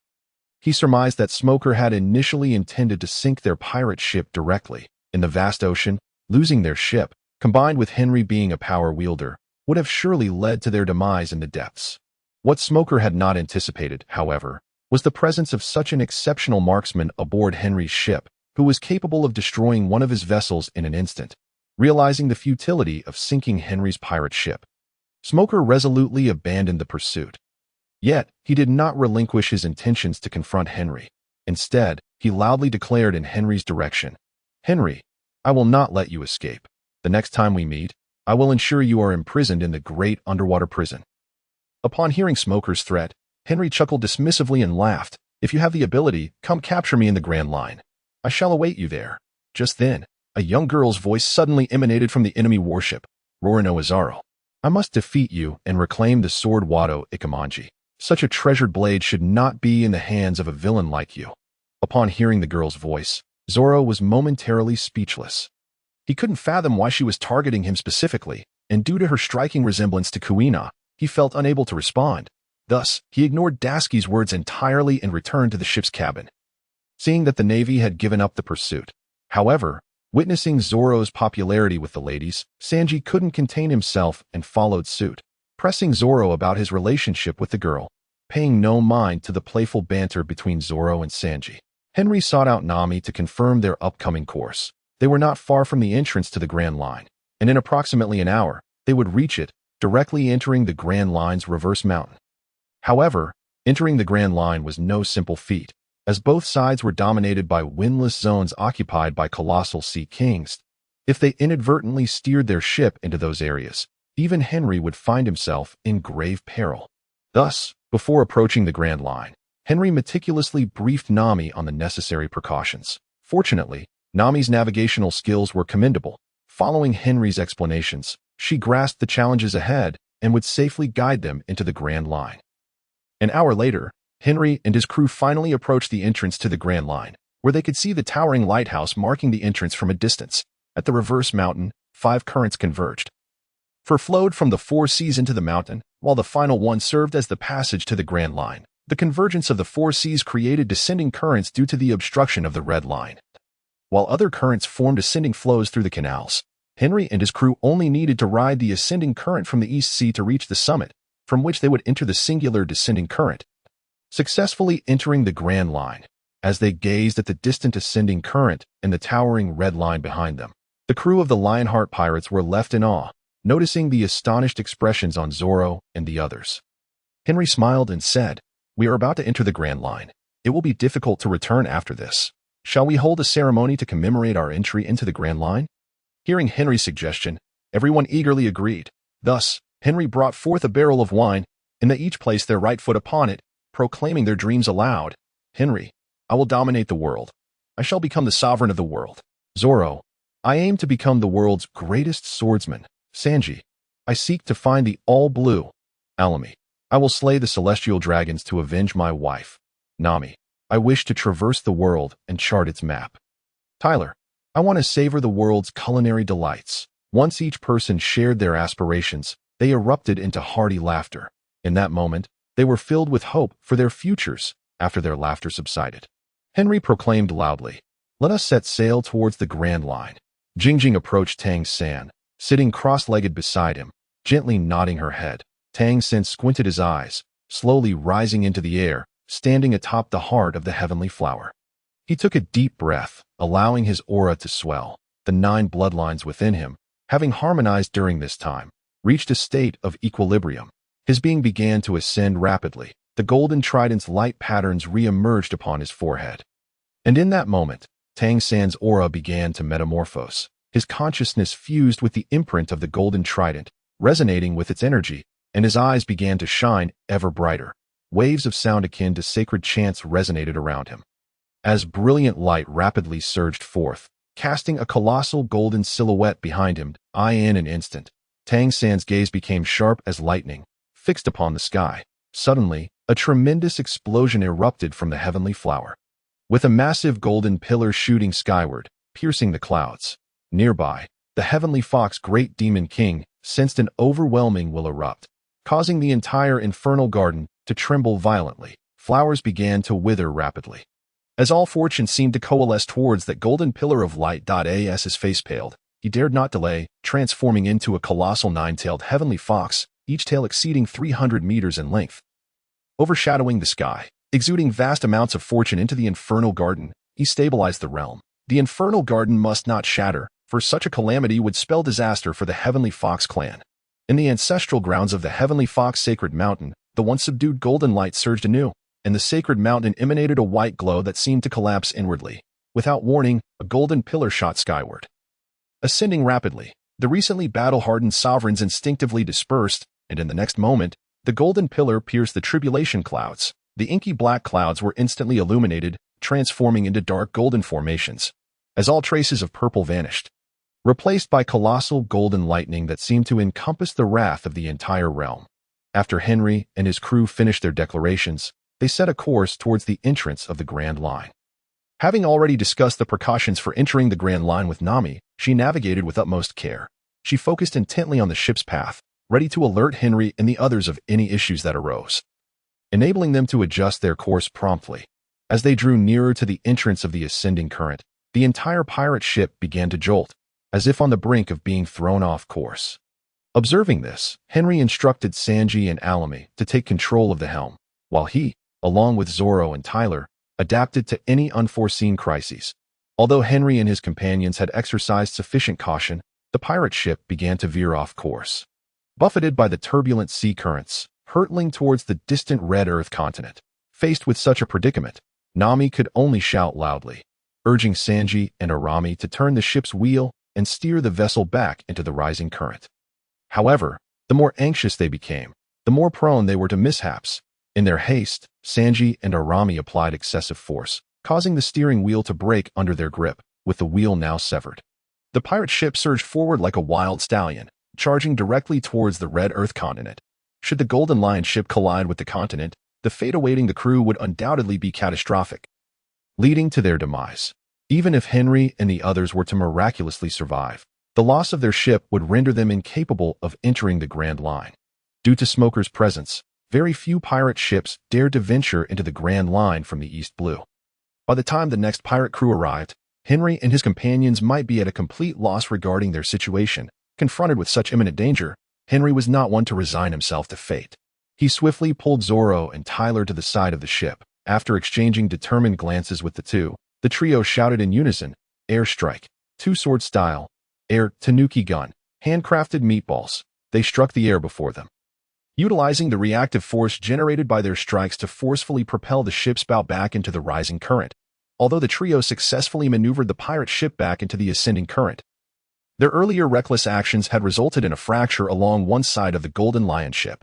Had it not been for Henry's timely intervention to grasp the two, they might have been thrown overboard into the vast sea. With no time to lament the damage inflicted upon their vessel, the three breathed a sigh of relief only after witnessing the ship smoothly navigate through the entrance of the canal. The recent events had been truly perilous, and Henry was keen to avoid such experiences in the future. As the pirate ship successfully entered the rising current, the crew embraced each other in jubilation, celebrating their entry into the Grand Line at last. Feeling the invigorating winds as the vessel soared with the current, everyone felt a sense of elation, particularly Zorro and the others. Had they not embarked on this journey with Henry, they would never have encountered such thrilling adventures. Thus, the pirate ship ascended with the rising current, shooting skyward, ascending into the clouds. Minutes later, the ship reached the apex of the current. Nami hurriedly commanded Zorro and Sanji to lower the sails. Next, they would ride the descending current directly into the Grand Line. However, as Henry and the others prepared to descend, a peculiar sound echoed from the opposite direction, reminiscent of a distant bo-oh-oh-oh-oh. Upon hearing this sound, Henry suddenly realized he had overlooked something crucial. At that moment, Nami seemed to have recognized the issue as well, anxiously exclaiming, "What is going on? Shouldn't the sea be beneath the canal? Why is there a mountain blocking our path?" Without needing Nami's input, Henry had already grasped the nature of the problem. What lay before them was not a mountain, but rather Laboon, the island whale. With no time to explain the situation in detail, Henry shouted orders to his companions. "What blocks our path is Laboon, the island whale. Sanji and Zorro, head to the control room and check if the broken steering wheel can be salvaged. If it's usable, quickly regain control and prepare to change our course. Arami, prepare the cannons. If necessary, use the recoil to halt the ship." Zorro and the others did not hesitate, promptly following Henry's commands. Meanwhile, Henry rushed to the stern of the ship, instructing everyone to secure themselves to the vessel. Once he confirmed that everyone was ready, Henry bellowed from the ship's rear, "Black hole." Suddenly, a massive black hole appeared at the back of the Golden Lion ship. As the black hole formed, a tremendous force of suction emerged, drawing the entire pirate ship toward it. With the black hole's gravitational pull intensifying, the descent of the Golden Lion ship indeed slowed. Feeling the ship's speed diminish, Henry finally felt a sense of reassurance. It appeared his strategy was effective. However, he remained vigilant, carefully regulating the black hole's power to prevent it from consuming the entire ship. For that would spell disaster. If such were to happen, Henry might become the first pirate in history to perish at the hands of his own devil fruit. As time passed, a few minutes went by, and thanks to Henry's cautious control, the Golden Lion ship finally came to a halt just before entering Laboon. However, just as Henry intended to discreetly depart with the pirate ship, he sensed a massive creature in the sky, fixating its gaze upon them. Henry's heart raced, and he looked up to see a colossal eye coldly observing the pirate ship below. Realizing the gravity of the situation, he understood that Laboon had discovered their presence before Henry and his companions could react. A gigantic mouth suddenly appeared before them, engulfing the Golden Lion ship in a single gulp. Watching helplessly as they were swallowed by the massive whale, Nami, Tyler, and the others were filled with dread. Fortunately, Henry remained composed, quickly calming the crew and assuring them that he had a plan to lead them to safety. Hearing Henry's assurance, the crew gradually relaxed. Thus, the Golden Lion ship, guided by the river within, slowly traversed into a vast chamber. This space resembled a tranquil vacation island, complete with a house gently floating in the center of a serene lake. Once the pirate ship came to a stop, the crew eagerly inquired about the circumstances. Responding to their questions with a smile, Henry explained, "Indeed, we have been swallowed by the whale, but fret not. We can exit through that door." He gestured towards a large door within Laboon's belly. After a brief pause, Henry added, "However, we are currently submerged in the whale's stomach acid, so we should leave promptly." Without giving the crew further opportunity for questions, he urged Nami to steer the ship out of the whale's belly. Upon learning they were indeed inside Laboon, the others expressed no desire to linger, promptly opting to navigate their escape. Henry's decisive action stemmed from his earlier use of observation hockey, which revealed that aside from their group, there were no other beings within the whale's belly, prompting him to hasten their departure. Thus, following the river within Laboon, Henry and his companions successfully emerged from the whale's interior. However, before they could savor the fresh air outside, a man's voice suddenly called out from the direction of Twin Cape. "Who are you? How did you emerge from Laboon?" Jingjing approached Tang San, sitting beside him and nodding gently. Tang San squinted, his body gradually levitating. Standing atop the flower heart of the paradise flower, he inhaled deeply, feeling his aura swell. The 9 bloodlines within him had achieved a state of equilibrium during this time, leading to rapid sublimation. The golden trident's glowing patterns re-emerged on his forehead, signifying a profound transformation in his essence. His consciousness intertwined with the trident's mark, resonating with its aura, and his eyes grew increasingly luminous. The rhythmic sound of waves, akin to sacred chants, resonated around him, and a brilliant light began to rise, casting a massive golden silhouette behind him. In an instant, Tang San's gaze sharpened, fixating on the sky. Suddenly, a thunderous explosion erupted from the paradise flower, sending a colossal golden beam soaring into the heavens. Nearby, the Sky Fox Great Demon King sensed an explosive surge of overwhelming intent, causing the entire Hell Garden to tremble violently. And the flowers began to wither rapidly. As if all fortune converged towards that golden pillar of light, the tremendous aura emanated, infusing the Garden of Hell, stabilizing the dimensions. The Garden of Hell must not shatter. Otherwise, it would spell catastrophic disaster for the Tianhu tribe, the ancestral grounds, the sacred mountain of Tianhu. The previously subdued golden light abruptly intensified once more, and not only that, but the very essence of the sacred mountain radiated a white brilliance. Yet that white light seemed to collapse inward, surging toward the core. Without warning, a golden beam shot skyward, piercing the heavens in an instant. The sovereigns, who had just survived another onslaught of heavenly tribulation, instinctively scattered. In the next moment, the golden beam had already penetrated the storm clouds. The inky blackness of the clouds was instantaneously illuminated, transforming into dark golden masses, with all traces of purple dissipating entirely, replaced by colossal golden bolts of lightning, as if the very wrath of the realm surged forth. Upon hearing a voice from the shore, Henry and his companions beheld an elderly man standing at Twin Cape. The old man wore spectacles and was clad in a short-sleeved shirt. Amusingly, the hair at the back of his head resembled a flower. Henry recognized him as Dr. Crocus, the former physician of the Pirate King. Roger. Hearing the man's inquiry, Henry replied, "I am Robert Henry, captain of the Lionheart Pirates, and these are my crew members. We have just passed through Reverse Mountain and entered the Grand Line, but upon our arrival, we were swallowed by your whale." Upon learning that Henry and his crew were pirates, Crocus paid little heed. However, upon seeing the state of their damaged vessel, he invited them aboard to rest. Henry and his companions were delighted by Crocus's words, for after the recent tumult, both their ship and they themselves required recuperation. They promptly set about their tasks, with Sanji and Tyler using Crocus's kitchen to prepare lunch, the centerpiece being that enormous elephant trunk tuna. Nami began sketching nautical charts of Log Town, Reverse Mountain, and Twin Cape. Meanwhile, Henry, Elamy, and Zoro commenced repairs on the pirate ship, particularly the damaged hull that needed replacing. Fortunately, Twin Cape had an abundance of supplies, and the trio swiftly restored the vessel, though it could not quite compare to the craftsmanship of a professional shipwright. By midday, Henry extended an invitation to Crocus to dine with them. The atmosphere during the meal was delightful, with Crocus lavishly praising Sanji and Tyler's culinary skills. During the feast, Nami inquired of Crocus, "What is the story behind the whale at the distant island? What caused its injury? And why does it persist in blocking the entrance to the Grand Line? It is exceedingly perilous." In response to Nami's question, Crocus recounted the tale of Laboon. The group was astonished by Crocus's narrative, realizing that there was such a profound story behind it all. They were deeply moved by Laboon's unwavering loyalty. Even Henry, who had been previously aware of Laboon's tale, found himself touched by Crocus's recounting. However, Henry chose not to intervene in Laboon's intentions. Such matters were not for him to resolve, but rather for Luffy when the time came. He pondered what kind of companions Luffy would gather now that he had taken Zoro, Sanji, and the others with him. Perhaps Usopp would still join Luffy's crew. After lunch, Henry and his companions bid farewell to Crocus. However, having enjoyed their conversation, Crocus cautioned them to remain vigilant upon reaching Whiskey Peak, for it was a gathering place for bounty hunters, and as pirates, they must exercise caution. Henry attentively listened to Crocus's advice. He was well aware of the circumstances at Whiskey Peak, but appreciated Crocus's kind-hearted warning and expressed his gratitude. As for the record pointer and nautical charts for entering the Grand Line, Henry had long since prepared them.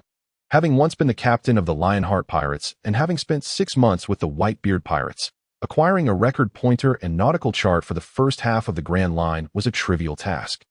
The record pointer Henry presented was indeed the same route that Luffy and his crew would navigate in the manga. After all, he was eager to obtain several devil fruits along this path. Henry explained the usage of the record pointer to Nami, and with her keen insight into nautical knowledge, she quickly grasped its function. Nevertheless, the extreme weather and currents of the Grand Line posed significant challenges for Nami, the navigator. Yet Nami was undeterred. Since Henry believed in her and appointed her as the navigator, she was determined to fulfill that role admirably. After a chaotic flurry of activity, Nami finally acclimated to the climate of the Grand Line, and their voyage began to progress smoothly. After 3 hours of sailing, Henry and his crew successfully arrived at Whiskey Peak. From a distance, Whiskey Peak resembled a vast garden of giant cacti, teeming with enormous prickly pears. Navigating through the river, Henry's pirate ship smoothly docked at the town on the island. However, unlike other islands where pirates were feared like wolves, the residents of Whiskey Peak appeared to warmly welcome the arrival of pirates. Upon witnessing the pirate ship enter the harbor, even the town's mayor, Agarapoy, personally came to greet them. Before Henry stood Akaram, the mayor of Whiskey Peak, who was, in truth, the captain of the Alabasta Guard and also the steward for Princess Vivi. A mysterious smile played upon Henry's lips. Akaram stepped forward, cheerfully announcing, Masai. Welcome. My name is Agarapoy, and I am the mayor here. Akaram spoke while pressing a hand to his throat, as if his voice was afflicted. Hearing his words, Henry replied with a smile, I am Robert Henry, the captain of this pirate ship. I did not anticipate such a warm welcome from the townsfolk. Even the mayor has come out to greet us. Your hospitality is truly remarkable. Akaram responded with a grin. Our town of Whiskey Peak is renowned for its music and fine wine, and we have always prided ourselves on being hospitable. Now that you are here, we must treat you well. Masai, I wonder if you would do us the honor. Before Henry could respond, Sanji, noticing the vivacious beauty nearby, quickly exclaimed, We are willing. We are willing. Tyler, upon hearing of the free feast, eagerly joined in, shouting, We are willing. Upon hearing Sanji and Tyler's enthusiastic declarations, Henry had yet to voice his thoughts, but Zoro and Nami couldn't help but internally ridicule the two fools. Seeing Sanji and Tyler so exhilarated, Henry decided against declining Akaram's kind offer and smiled as he followed them into the town's tavern. As night fell, the town's banquet commenced in earnest. The townspeople lavished praise upon Henry and his companions, serving food and drink without charge. In the face of such delightful sights and delicacies, Sanji and Tyler reveled in the festivities. Surrounding Sanji were beautiful maidens who constantly fawned over him, making him feel as though he were in paradise. Meanwhile, Tyler was surrounded by a feast fit for 10, having already consumed enough to tire out the chef serving her. Yet, judging by Tyler's appetite, she could likely devour another 10 servings. Nami, Zoro, and Alamy engaged in a drinking contest with the town's residents, having already outrunk several burly men, observing the lively scene before him. Henry chuckled softly, choosing to quietly enjoy his food and drink in solitude. At that moment, a sultry voice suddenly broke through the revelry beside him. Captain, why are you all alone here, drowning in your sorrows? Would you like some company? Turning to the source of the voice, Henry found himself gazing at an enchanting beauty, with flowing blue hair cascading down her back and adorned in a pink gown fit for a princess. She seemed to stand out from the jubilant crowd. Seeing this captivating figure, Henry's eyes lit up. He had been contemplating how to locate Princess Vivi, and unexpectedly, she had approached him directly.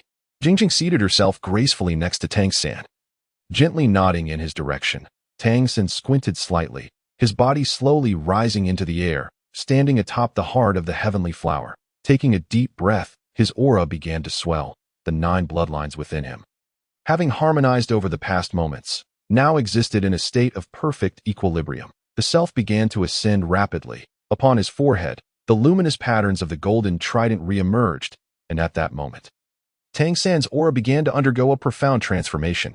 His consciousness intertwined with the imprint of the golden trident, resonating with its essence as his eyes grew ever more radiant. Waves of sound, akin to celestial chants, reverberated around him, while a brilliant light surged forth, casting a colossal golden silhouette behind him. In an instant, Tang San's gaze became electrifying, fixed upon the heavens. Suddenly, a thunderous explosion erupted from the celestial flower. A massive golden beam shooting skyward, piercing the clouds. The nearby celestial fox, great demon emperor, felt an overwhelming will erupt, causing the entire hell garden to tremble violently. Flowers began to wither rapidly. As if all fortune coalesced towards that golden beam, he was taken aback, yet dared not delay.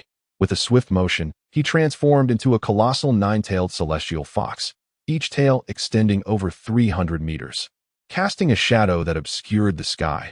This majestic form radiated abundant fortune into the Hell Garden, stabilizing the realm. The Hell Garden must not shatter, for such a calamity would spell devastation for the Celestial Fox clan. In the ancestral land, the Celestial Fox Sacred Mountain, the once subdued golden light surged once more, accompanied by a white radiance emanating from the mountain's core, yet this white light seemed to collapse inward. Flowing towards its depths, without warning, a golden beam ascended into the sky, instantly piercing the storm clouds. The monarchs, who had just withstood a thunderous tribulation, instinctively scattered. In the next moment, that golden beam penetrated the tribulation clouds. The pitch-black clouds ignited instantaneously, transforming into dark golden billows as all violet hues dissipated, replaced by colossal golden lightning that seemed to embody the wrath of the entire realm. Observing the enchanting Princess Vivi before him, Henry smiled and remarked, "I never anticipated that such a quaint town would harbor a beauty such as yourself. May I inquire your name, fair lady?" Upon hearing Henry's inquiry, Ms. Wednesday giggled as she settled beside him. "My name is Ms. Wednesday. Might I extend an invitation for Captain to share a drink with me?" Upon hearing the melodious tone of Princess Vivi, resembling that of a nightingale, Henry chuckled. "What an unusual name you possess." Though it matters not, since a beauty has initiated the invitation, I must respond graciously. With that, Henry raised a glass and clinked it with Ms. Wednesday's. Thus, the two engaged in merriment, drinking and conversing, with Ms. Wednesday persistently encouraging Henry to drink. He, too, obliged, and after an hour of revelry, he began to exhibit signs of inebriation.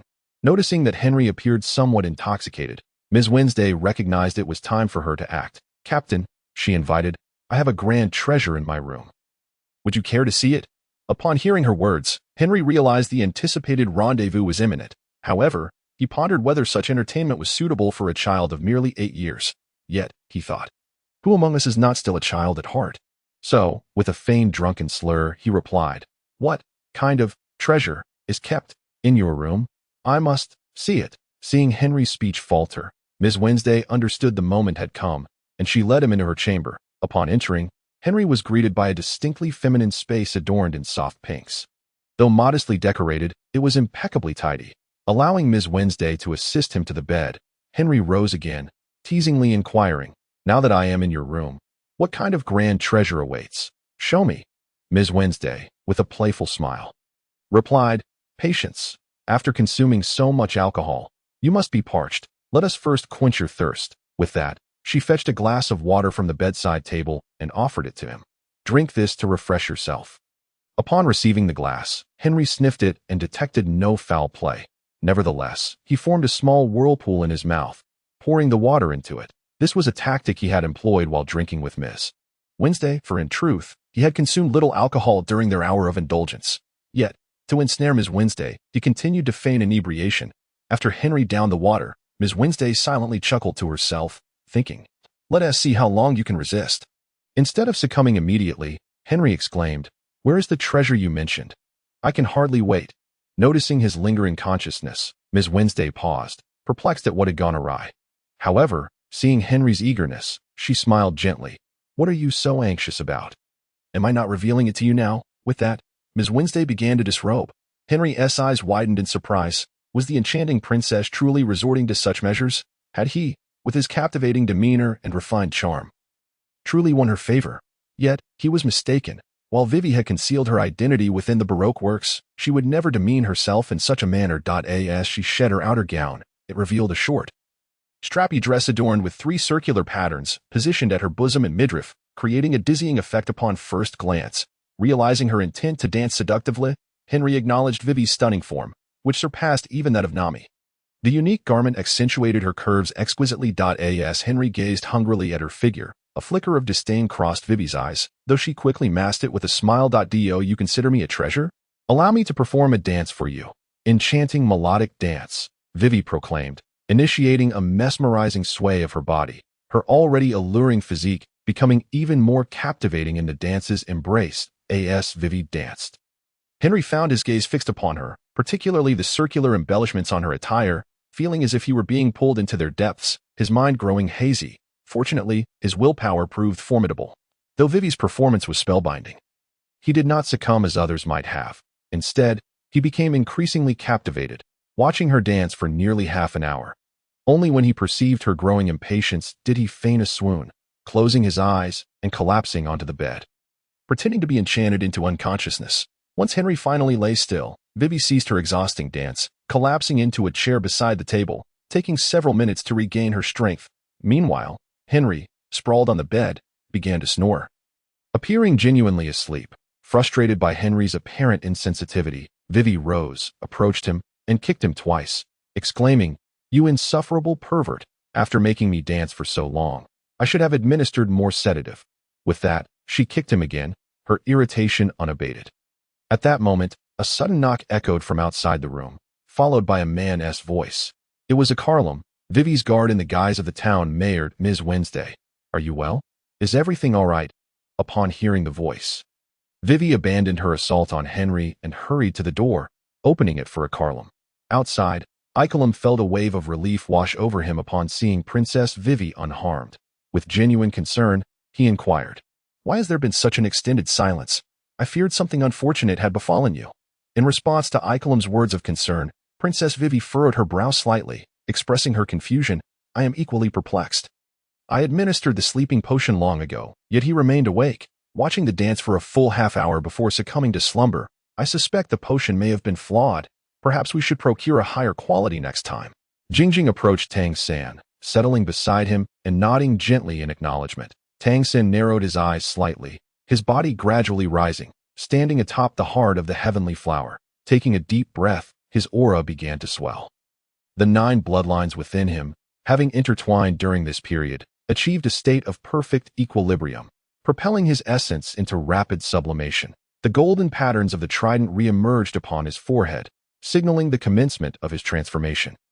His consciousness merged with the imprint of the golden trident, resonating with its energy as his eyes grew increasingly luminous. The air around him filled with a rhythmic sound akin to celestial chants. As a brilliant light surged forth, casting a magnificent golden silhouette behind him. In an instant, his gaze sharpened like a bolt of lightning, directed towards the heavens. Suddenly, a thunderous explosion erupted from the heavenly flower. A colossal golden beam shooting skyward, piercing the clouds. Not far away, the great fox demon emperor sensed an overwhelming force surging forth, causing the entire Hell Garden to tremble violently. Flowers began to wither rapidly, as if all fortune were coalescing towards that radiant golden beam. Simultaneously, the expression on his face shifted dramatically, and without hesitation, he transformed into his true form, a colossal 9-tailed celestial fox, each tail extending over 100 meters. Casting a shadow that obscured the sun, he exuded a vast amount of fortune into the Hell Garden, stabilizing the realm. The integrity of the Hell Garden was paramount. Its destruction would spell catastrophic doom for the Fox clan. In the ancestral home, the celestial Fox Sacred Mountain, the previously subdued golden light surged once more, intensifying. Moreover, the mountain emanated a brilliant white glow, though this luminescence seemed to collapse inward, coalescing towards its core. Without warning, a golden beam shot skyward, ascending into the vast expanse. The recently revived rulers instinctively scattered, and in the next moment, the golden beam surged into the storm clouds. The inky darkness of the clouds was illuminated instantaneously, transforming into dark golden formations as all traces of violet dissipated, replaced by massive bolts of golden lightning, embodying the fury of the entire realm. Upon hearing Vivi's grievances regarding the sleeping potion, Icolum dismissed any further contemplation. Assuming the potion had indeed failed, casting a glance at the unconscious Henry on the bed, he smiled and remarked, We have struck gold this time. This fellow is the notorious New World pirate, Robert Henry, with a bounty of 790 million berries. I wonder what brings him to the very beginning of the Grand Line. Vivi's eyes widened in disbelief at the staggering bounty, unable to fathom how such a high-profile pirate could have succumbed so easily to her. Ignoring Vivi's astonished expression, Icolum continued, "We are in for a windfall. If we report this successful capture to our employer, there's a significant chance we will be summoned. Then, we shall uncover the identity of the mastermind behind the Baroque works." At last, Vivi regained her composure upon hearing Icolum's words. The specifics of Henry's bounty were of little concern to her, yet the prospect of reporting such a momentous event to their employer was enticing. Surely, a meeting with him would reveal who was orchestrating the turmoil in her kingdom. However, just as Icolum and Vivi conversed, a man's terrified voice rang out from outside. "Mr. 8, Ms. Wednesday, come quickly. Those pirates are formidable. We need your assistance." Upon hearing the urgent call, Vivi and Icolum hurriedly exited the room. The one calling for them was none other than Vivi's partner in Baroque works, Mr. 9, dressed in a green suit and adorned with a crown. He often referred to himself as a prince, though in truth, he was merely a pirate hunter affiliated with Baroque works. Seeing the panicked Mr. 9 rushing towards them, Icolum immediately inquired, "What on earth has transpired? Weren't those pirates intoxicated?" Mr. 9 replied, "I cannot fathom what went wrong. After the elders ensured the pirates were incapacitated, they attempted to bind them. Yet, two of them suddenly regained consciousness and retaliated against the elders. Their strength is overwhelming. The elders and the million strong are no match for them. Those two are charging our way. What should we do?" Icolum's heart sank upon hearing Mr. 9's words. Indeed, capturing pirates with such a high bounty proved to be no simple task. Fortunately, they still had a captive on hand. If they could leverage their captain as a bargaining chip, it might lead to their surrender. With that, Icolum instructed Vivi to carry the unconscious Henry and head towards the tavern where Zaro and the others were currently engaged in a fierce battle against Baroque works. Upon arriving at the banquet hall, Icolum witnessed the intense clash between the two sides. Zaro and his companions displayed unmatched prowess, relentlessly pursuing the Baroque works crew. Zaro, like a god of death, wielded his dual blades with ferocity, cutting down every Baroque works pirate who crossed his path in a rain of blood. Meanwhile, Arami fired dual pistols, taking down a small Kalami with each shot. Taylor appeared to have regained his senses, opting to spare the villagers who had once shown them kindness, standing guard at the tavern entrance to prevent Baroque works from breaching their defenses. Witnessing the dire situation of their allies, Icolum commanded Princess Vivi to hold a knife to Henry's throat. He then bellowed, "Surrender and lay down your weapons, or I shall slay your captain." At Icolum's declaration, Zoro and Arami indeed ceased their pursuit of the Baroque works elders. Yet they did not comply with the demand to disarm. Observing Henry, caught between Vivi's waist and the blade at his throat, Zoro mockingly remarked, "What a foolish captain, ensnared by beauty and now reduced to a mere captive." Arami, unusually in agreement, chimed in, "Henry truly is a fool, duped by such petty tricks. Perhaps we ought to consider a new captain." Taylor approached, having overheard their conversation, and added, "Foolish Henry, such a simpleton should not lead us. I shall take the helm instead. From now on, you shall all address me as Captain Taylor." Seeing the trio on the opposing side show little regard for the captive's fate, engaging instead in a light-hearted debate over who should assume leadership, Icolum found himself at a loss for words. Did they truly wish to abandon their captain? Just as Icolum prepared to interject, the feigning Henry could no longer contain himself. He feared that if he continued to play the role of a hostage, the others might settle on a new captain without him.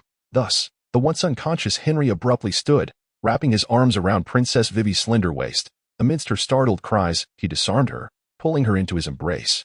Seeing Vivi captured by Henry, Icolum, in a moment of panic, forgot to maintain his disguise. As he pulled at his necktie, 6 gun barrels emerged from his tousled hair. With a loud shout, he declared, "Release Princess Vivi at once, or I shall fire." Unfazed by Icolum's threat, Henry merely chuckled, "Fear not. I harbor no ill will towards Princess Vivi. Do not act rashly." With that, Henry indeed relinquished his hold on the struggling Princess Vivi. Upon her release, Princess Vivi immediately dashed to the side of Icolum, brandishing her weapon, the peacock feather, and glaring furiously at Henry. She now comprehended that Henry had not been intoxicated nor drugged. He had feigned drunkenness intentionally. Watching her perform an exotic dance for half an hour. In her eyes, Henry was not merely a pervert. but a consummate deceiver.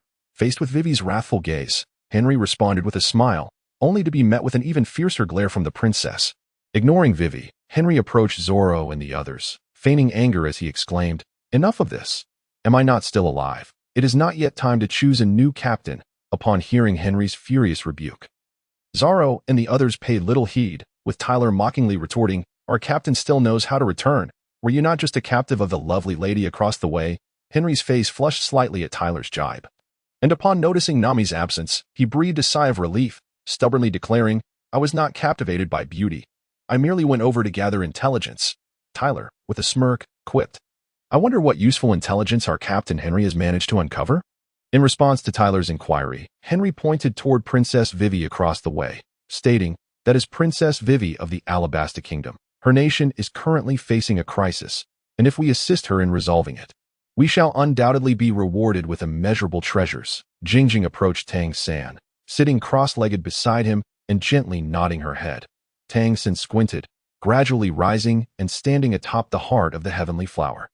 Taking a deep breath, his aura began to swell. The 9 bloodlines within him, having merged during the previous moments, reached a state of complete equilibrium, allowing him to rapidly transcend. The golden patterns of the trident re-emerged upon his forehead. And in that instant, Tang San's aura began to undergo a transformation.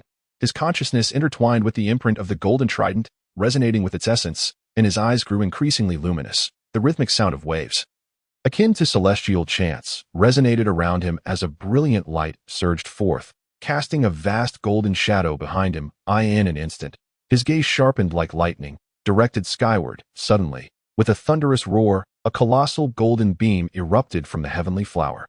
Soaring high into the heavens, the nearby celestial fox demon emperor felt an overwhelming will burst forth, causing the entire hell garden to tremble violently, with flowers wilting at an alarming rate, as all fortunes seemed to converge upon that golden pillar of light.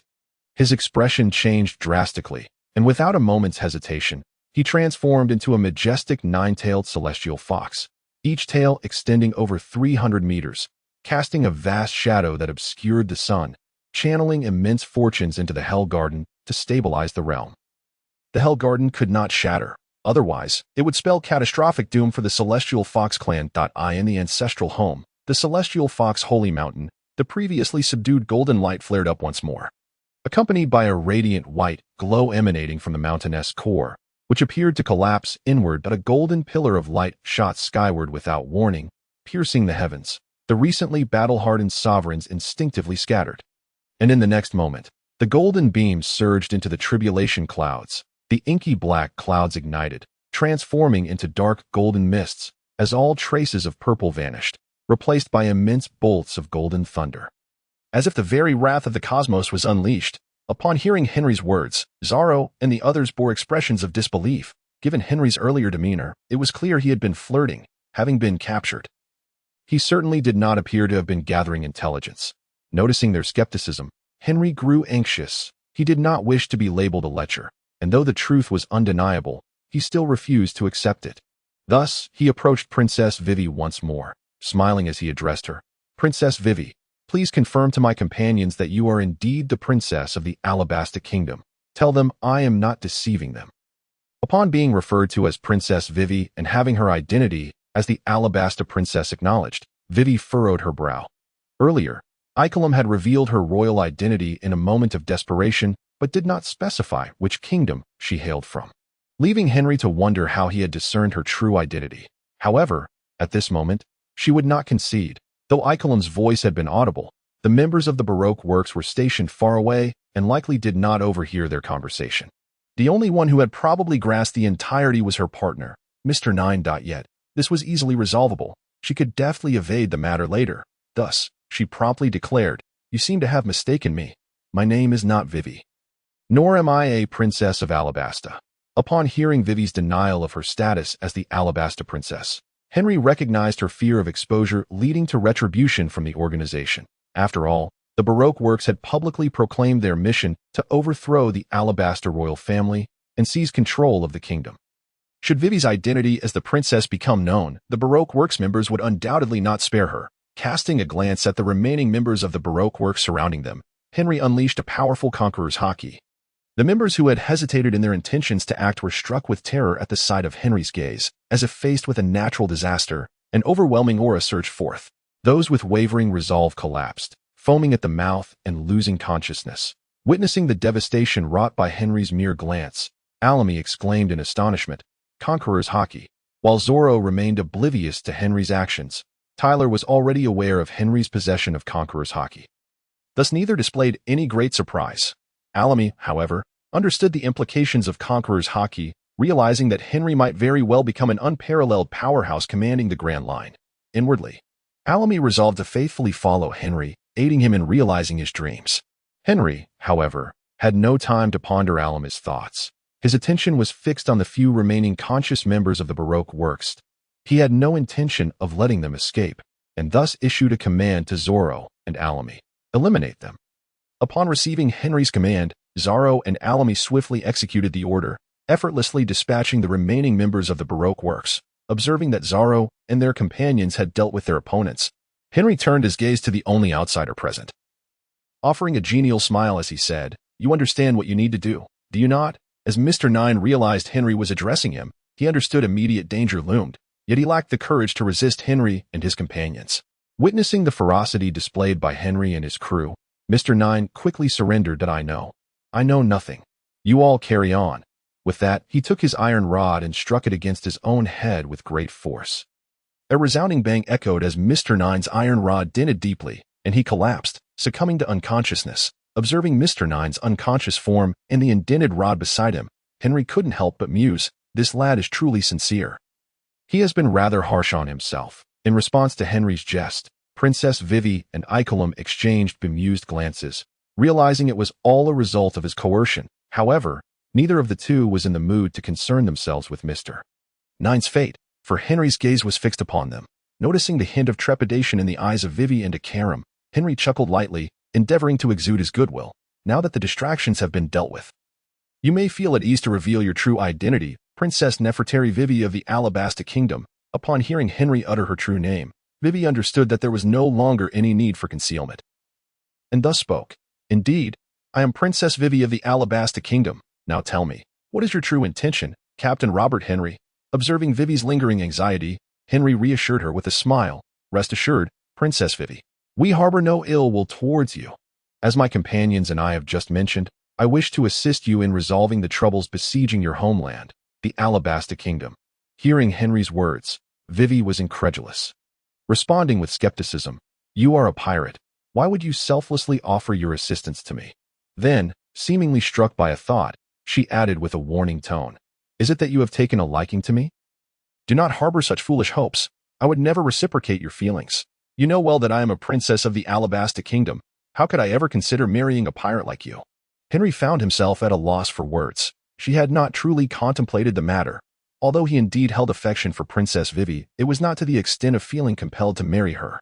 His willingness to assist her stemmed from the fact that she was genuinely a good person and a commendable princess, and he was inclined to intervene on her behalf before Luffy could. Additionally, Henry sought to eliminate the Shichibukai crocodile, hoping to seize the opportunity to recruit Robin under his banner. Assisting the Alabasta Kingdom was merely a secondary objective. He had no intention of pursuing Vivi as she had suggested. Thus, Henry, bewildered, inquired, "From whence do you perceive that I harbor feelings for you, let alone wish to marry you?" Upon hearing Henry deny his feelings, Princess Vivi became even more incensed, retorting, "Just moments ago, you gazed at me as I danced without blinking, yet you claim not to have feelings for me. Furthermore, your earlier gaze was far too predatory, almost as if you wished to devour me whole." Henry felt a wave of embarrassment wash over him. Had he truly appeared so desperate? That seemed improbable. Although Nami had seldom kept him company since boarding, he was hardly in a state of longing. Nevertheless, he dared not dwell further on this matter, fearing it would only exacerbate misunderstandings, and hastily stated, "Princess Vivi, you are overthinking this. My willingness to assist your kingdom is not for your sake, but for your adversary, the mastermind behind the Baroque works." At this proclamation, Vivi paused, but upon hearing Henry mention the mastermind behind Baroque works, her excitement surged. Could it be that Henry knew who the elusive figure was? She and Akaram had infiltrated Baroque works for several months without uncovering the identity of its leader. With little concern for whether Henry truly harbored feelings for her, she eagerly pressed, "Mr. Henry, do you truly know who the mastermind behind Baroque Works is?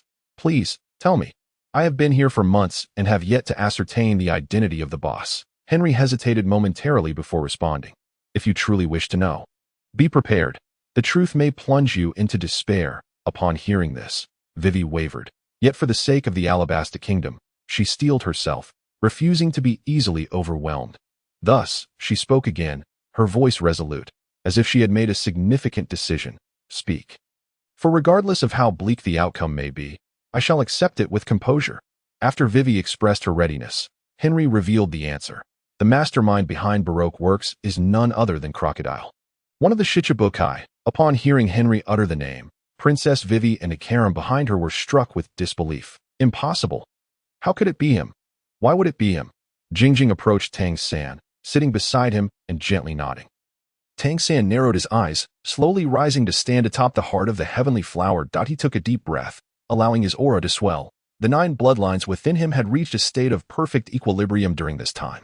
He began to undergo rapid transformation. The golden trident's markings re-emerged upon his forehead, and in that moment, Tang San's aura began to metamorphose. His consciousness merged with the imprint of the golden trident, attuning to its essence as his eyes grew ever brighter. Chanting waves of sound akin to sacred hymns resonated around him as brilliant light surged forth, casting a colossal golden silhouette against his back.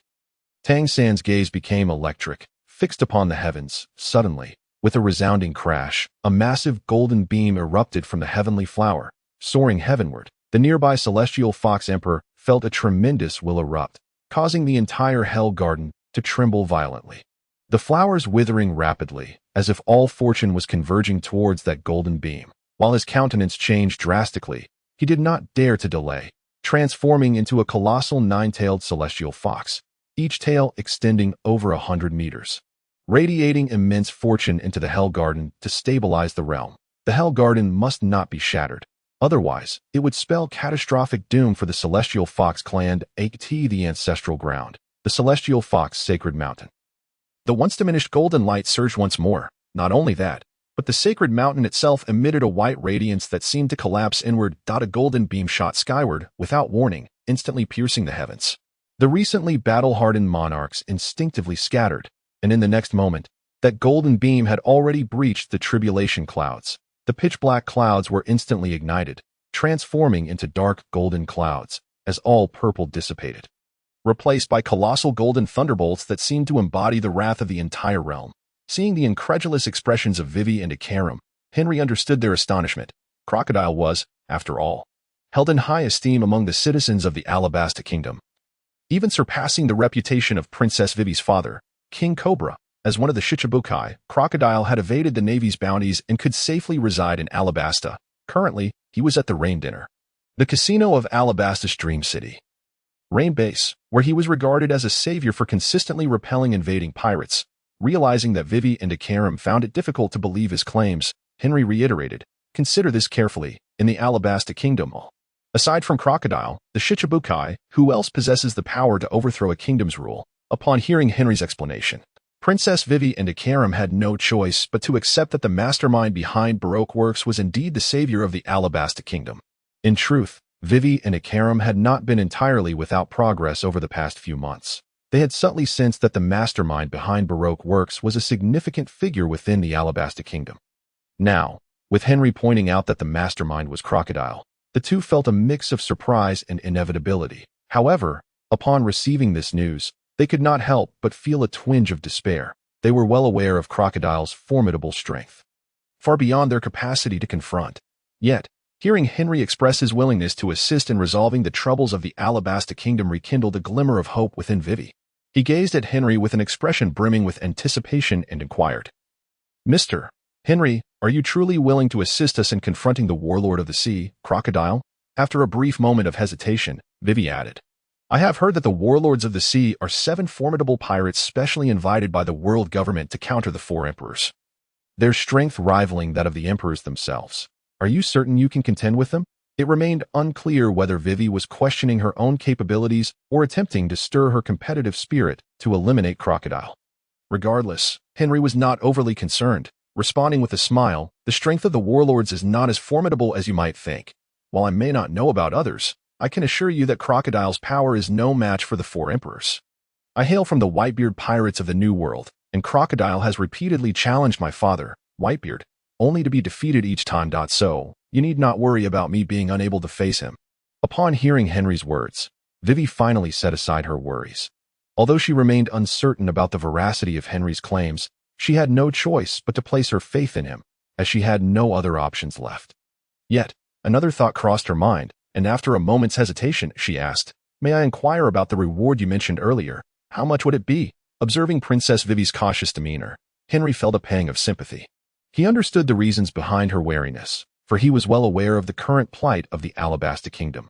Due to the devastation wrought by Baroque works, the situation in Alabasta had deteriorated significantly. With rampant rebellions, thus, even as a member of the royal family, Princess Vivi could hardly afford to offer a substantial reward. Henry was not particularly concerned, having merely spoken casually about the reward without any genuine intent to demand it from Vivi.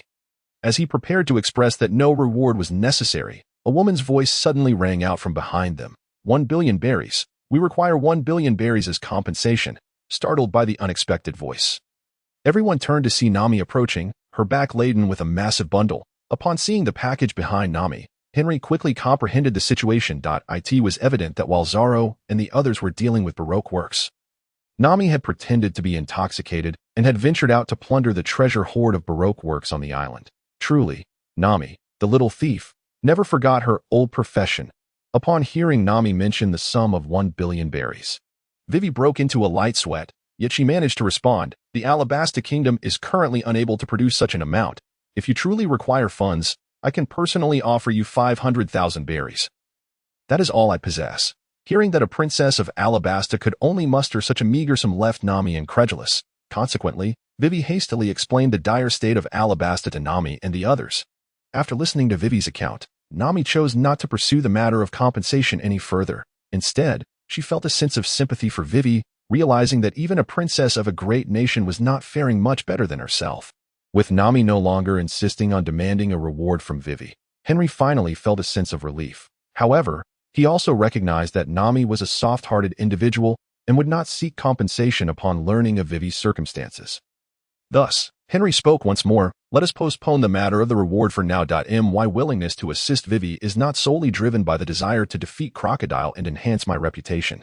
I also require the assistance of one of Crocodile's subordinates." As everyone turned their gaze toward him, Henry continued, "That would be Ms. Nico Robin." Upon hearing Robin's codename within Baroque works, both Vivi and Igaram gasped in surprise.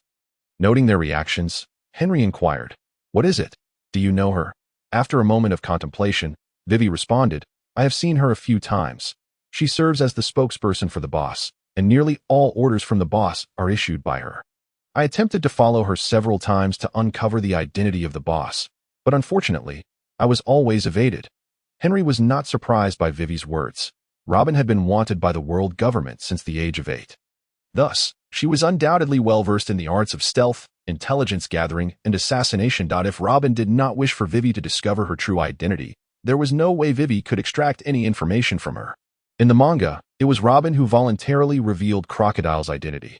Otherwise, Princess Vivi would have never known that the mastermind behind Baroque works was the warlord of the sea, Crocodile. The group then returned to the tavern, where Sanji was still fast asleep. Ignoring him, Henry shared his forthcoming plans with the group to defeat the warlord of the sea, Crocodile, along with his Baroque works, and to assist Princess Vivi in reclaiming control over her kingdom. Upon hearing Henry's plans, Zoro and the others had no objections. Since they had already embraced the life of pirates, it was only natural to seek to enhance their own renown, and at present, defeating the warlord of the sea, Crocodile, was the most effective means to achieve that. Moreover, both Zoro and Alabasta were quite eager to showcase their training achievements from the past month against the impending adversary. Crocodile.as for Nami. Although she still harbored some concerns, she refrained from voicing any opposing viewpoints. Thus, the Lionheart pirates reached a consensus, setting their sights on the warlord of the sea, Crocodile. Jingjing approached Tang San and settled beside him. Gently nodding her head in acknowledgement, Tang San narrowed his eyes slightly, his body gradually levitating as he stood upon the heart of the celestial flower. He took a deep breath, his aura swelling in response.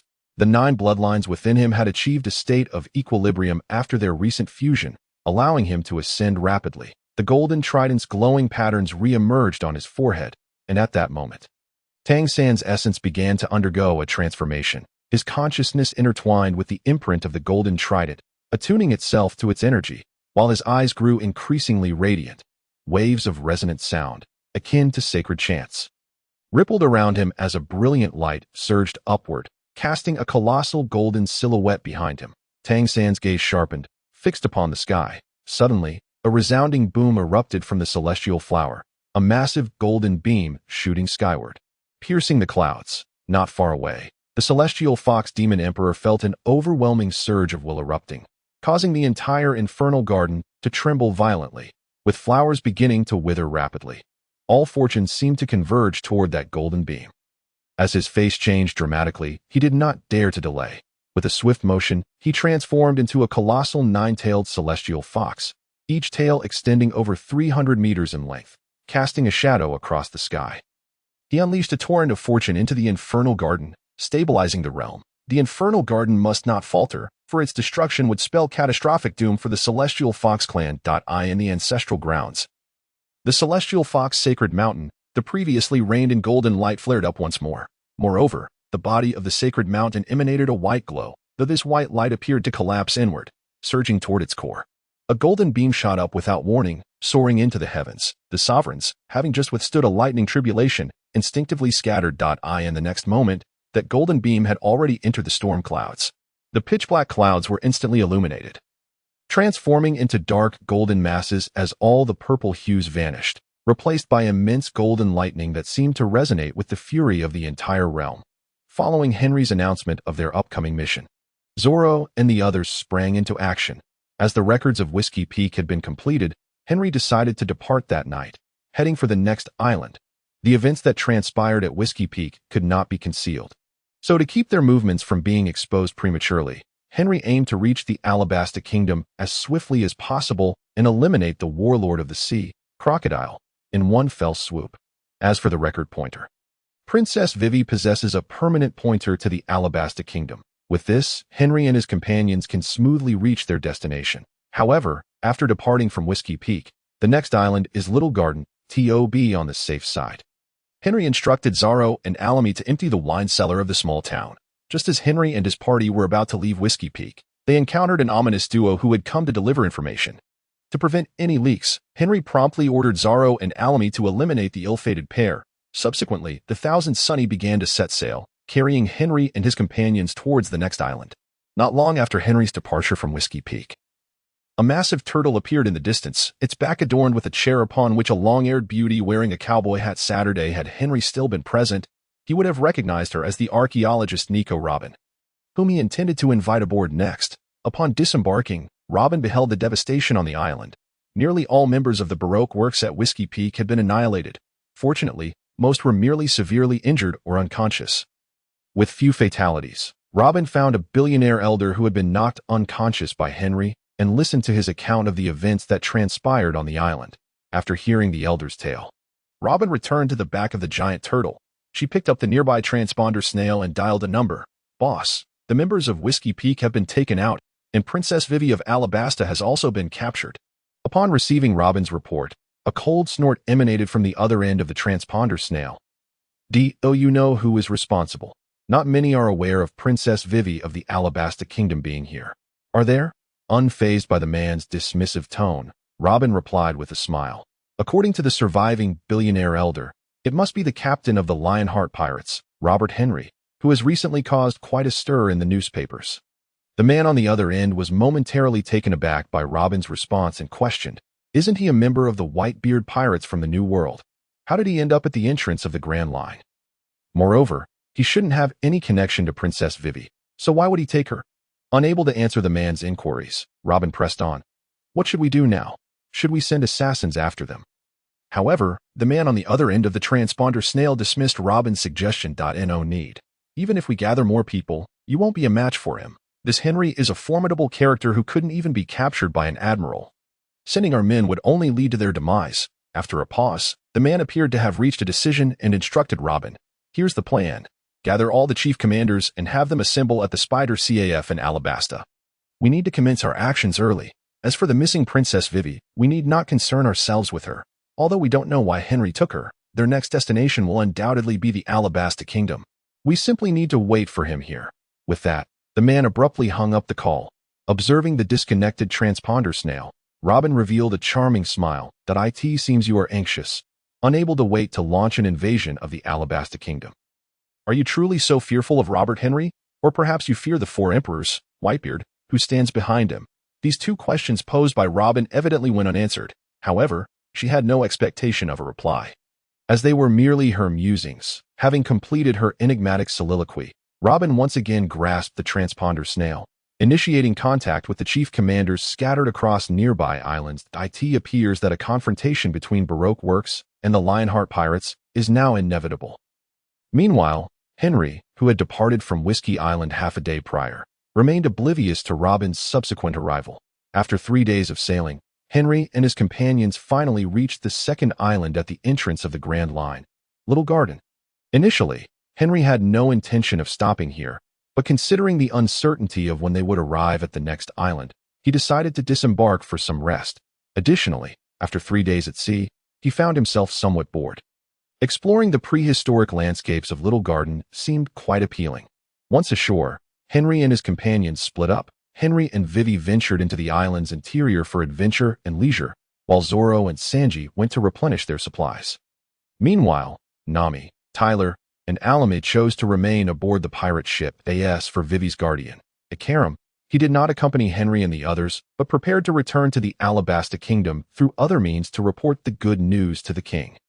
As Henry and Vivi journeyed deeper into the island, they occasionally encountered the very dinosaurs that were thought to have vanished in the mists of time, living vibrantly on this small isle. Due to the unique climate and magnetic fields of the Grand Line, communication between the islands is scarce, resulting in varying rates of development. Some islands have advanced to futuristic civilizations, such as the future island of Egghead in the New World, while others, like Little Garden, remain trapped in the age of dinosaurs. However, shortly after delving further into the island, Vivi began to feel a pang of regret. It wasn't that she worried about Henry's intentions. Rather, she sensed that the island was exceedingly perilous. Terrifying beasts frequently passed by, and while they may not have intended to attack, it was only natural for Vivi to feel apprehensive, particularly. Her companion Karu was nearly paralyzed with fear. Noticing Vivi and Karu's apparent trepidation, Henry chuckled and asked, "Vivi, do you know why this island is called Little Garden?" Upon hearing Henry's question, Vivi furrowed her brow, perplexed. "Why is that? Given how dangerous this island is. Why such a warm name?" With a mysterious smile, Henry replied, "You will find out soon enough." As Vivi pondered Henry's words, intending to ask more, a sudden scream of terror erupted behind them. "Oh no. Ah, ah, ah." Startled by the series of frightened cries, Vivi exclaimed, "That sounds like it's coming from our pirate ship. Could something have happened to Nami and the others?" Responding to Vivi's concern, Henry activated his observation hotkey, quickly assessing the situation near their ship. It appeared that an unfamiliar yet powerful presence had emerged, one that did not belong to Nami, Tyler, or Alame. Henry surmised that it might be the giant Bragi visiting their vessel. He was unconcerned, knowing that Bragi harbored no ill intentions and would not harm Nami and the others. Moreover, Henry sensed another powerful aura approaching from ahead, drawing near to their current location. Thus, he reassured Vivi, "There's no need to worry about Nami. They're fine. Now, let me show you why this island is called Little Garden." With that, Henry led the way forward. Although Vivi was confused, she chose not to press further, trusting Henry's assurance about Nami's safety. Her curiosity about the island's namesake piqued. After walking for less than 10 minutes, Henry pointed toward a figure engaged in battle ahead and said with a smile, "That is the reason this island is called Little Garden." Jingjing approached Tang San, sitting beside him and gently nodding her head. Tang San squinted his eyes, his body slowly levitating as he stood atop the heart of the heavenly flower. He took a deep breath, his aura surging forth as the 9 bloodlines within him achieved a state of perfect balance after their recent fusion. An extraordinary transformation began to unfold within him. Upon his forehead, the luminous patterns of the golden trident re-emerged. And at that moment, Tang San's aura commenced its metamorphosis, his consciousness intertwined with the imprint of the golden trident, resonating with its essence, while his eyes grew increasingly radiant. Waves of sound, reminiscent of celestial chants, resonated around him, as a brilliant light surged upward rapidly, casting a vast golden silhouette behind him. In an instant, Tang San's gaze sharpened, fixating upon the sky. Suddenly, a thunderous explosion erupted from the heavenly flower. As a colossal golden beam shot skyward, piercing the heavens, nearby, the great fox demon emperor felt an overwhelming will erupt, causing the entire infernal garden to tremble violently, with flowers wilting rapidly, as all fortunes seemed to converge towards that golden pillar of light. As his expression changed dramatically, he dared not delay, swiftly transforming into a towering nine-tailed celestial fox, each tail extending over 300 meters, casting an immense shadow that obscured the sun. This magnificent creature exuded vast fortunes into the infernal garden. Stabilizing the realm, the infernal garden must not shatter, otherwise, it would spell catastrophic ruin for the Fox clan. In the ancestral grounds, the celestial fox holy mountain, the once restrained golden light surged fiercely again, accompanied by a white glow emanating from the mountain's core. Yet that white light appeared to collapse inward, flowing towards its depths. Without warning, a golden beam ascended into the sky, instantly piercing the storm clouds. The sovereigns, who had just withstood a lightning tribulation, instinctively scattered. In the next moment, that golden beam had already surged into the tempestuous clouds. The inky black storm clouds were suddenly illuminated, transforming into dark golden formations, as all traces of purple vanished, replaced by massive bolts of golden lightning that seemed to embody the fury of the entire realm. Following the direction indicated by Henry's finger, Vivi wore a look of disbelief, while Karoo, seated beside her, was so terrified that he fell to the ground. Before Vivi appeared two colossal figures. One was a bearded giant standing approximately 20 meters tall, while the other was a towering Tyrannosaurus Rex, over 10 meters in height. However, the T-Rex was no match for the giant, and upon facing one who towered several meters above him, it instinctively attempted to flee. Unfortunately, the giant offered no chance for escape, cleaving off the dinosaur's head with a single stroke. Witnessing this horrifying scene, Vivi felt an urge to flee, yet Henry showed no inclination to leave the giant. Having dispatched the T-Rex, initially intended to depart, but seemed to sense something. Turning his gaze towards Henry and Vivi as the giant looked their way, Karoo was so frightened that he began to froth at the mouth and fainted. Vivi, too, felt a surge of panic and considered running, yet she feared that such an action might provoke the giant, leading to dire consequences. Thus, she remained frozen in place, though she found some solace in Henry's composure. Reflecting on Henry's earlier words, she realized the island's moniker of Little Garden was now evident before her. As the bearded giant approached, the ground trembled beneath his immense footsteps. He halted before Henry, gazing down at the diminutive human with a smile, and remarked, "It has been ages since I encountered such a formidable human. You are indeed my long-lost guests." Upon hearing the giant's words, Henry chuckled heartily. "You, my giant friend, are quite strong as well. May I know your name?" With a hearty laugh, the giant replied, "Ha! I am Dongli, the mightiest warrior of Elbaf. And you, little one, what is your name?" To which Henry responded with a grin, "I am Robert Henry, a man destined to become the sovereign of the world." Dongli erupted in laughter at Henry's audacious declaration. "Sovereign of the world. The last time I heard such a proclamation was over 40 years ago. How I missed that man. I wonder how he fared in the end." Understanding that Dongli was likely referring to the pirate King Roger, Henry chose not to divulge any details, as Roger's fate had not been particularly favorable despite his title. Dongli glanced at the unconscious Karoo and the astonished Vivi, smiling as he said, "I invite you to my home as my guests." Accepting the invitation, Henry readily agreed, although Vivi was reluctant to visit the giant's abode. She felt compelled to comply, and together with Karoo, they ventured to Dongli's home. Dongli's dwelling was rather rudimentary, consisting merely of a massive animal skeleton. Upon their arrival, he began to barbecue the T-Rex he had previously slain. Preparing a feast for Henry and Vivi. As Dongli prepared the meal, Henry engaged him in conversation, sharing tales of their respective adventures, while Princess Vivi sat nearby, feeling somewhat restless. However, as she listened to their exchange, she realized that the giant was not as fearsome as she had initially perceived, and she occasionally interjected with a comment. Before long, the meat was ready, and they began to enjoy the delicious fare. Noticing the feast before them, Henry remarked, "What a pity to have meat without wine. You provide the meat, and I shall offer the drink." With that, a swirling black vortex appeared before him, from which he retrieved numerous casks of fine wine. This was a minor skill developed from the powers of the dark fruit, creating a personal space utilizing the black hole's abilities, which Henry referred to as the dark space. This space lacked air, making it suitable only for storing lifeless objects or long-preserved food and drink, proving extremely convenient. Witnessing Henry extract an abundance of wine from the vortex, Vivi gasped in astonishment, exclaiming, "Is that the power of a devil fruit? What exactly is your ability that allows for such storage?" To which Henry chuckled, "Indeed, it is the power of a devil fruit, but the specifics are a matter of discretion," Vivi huffed in response. "If you choose not to share, so be it. I am not particularly interested." Dongli, however, showed great interest in Henry's wine, exclaiming, "It is wonderful to have fine wine. I have not tasted such in many years." With that, he poured a cask of wine into his mouth. After downing the drink, Dongli smacked his lips and said, "The wine is indeed exquisite, but rather scant." To this, Henry laughed heartily. "There is plenty more. If you enjoy it, I shall treat you to more in the future." Dongli responded with a boisterous laugh. "If the opportunity arises, you must visit Elbath, and I will treat you to our giant's finest wine." Henry agreed with enthusiasm. He was determined to visit the giant's Elbath, though he wondered whether Dongli and Bragi would be present upon his arrival. Thus, Henry, Vivi, Karu, and the giant Dongli relished their feast and drink together. Meanwhile, as they indulged in their banquet, the island's largest volcano suddenly erupted. Observing the distant eruption, Dongli set down his meat and grasped his massive sword. Addressing Henry and the others, "I must take my leave. The call to battle has sounded."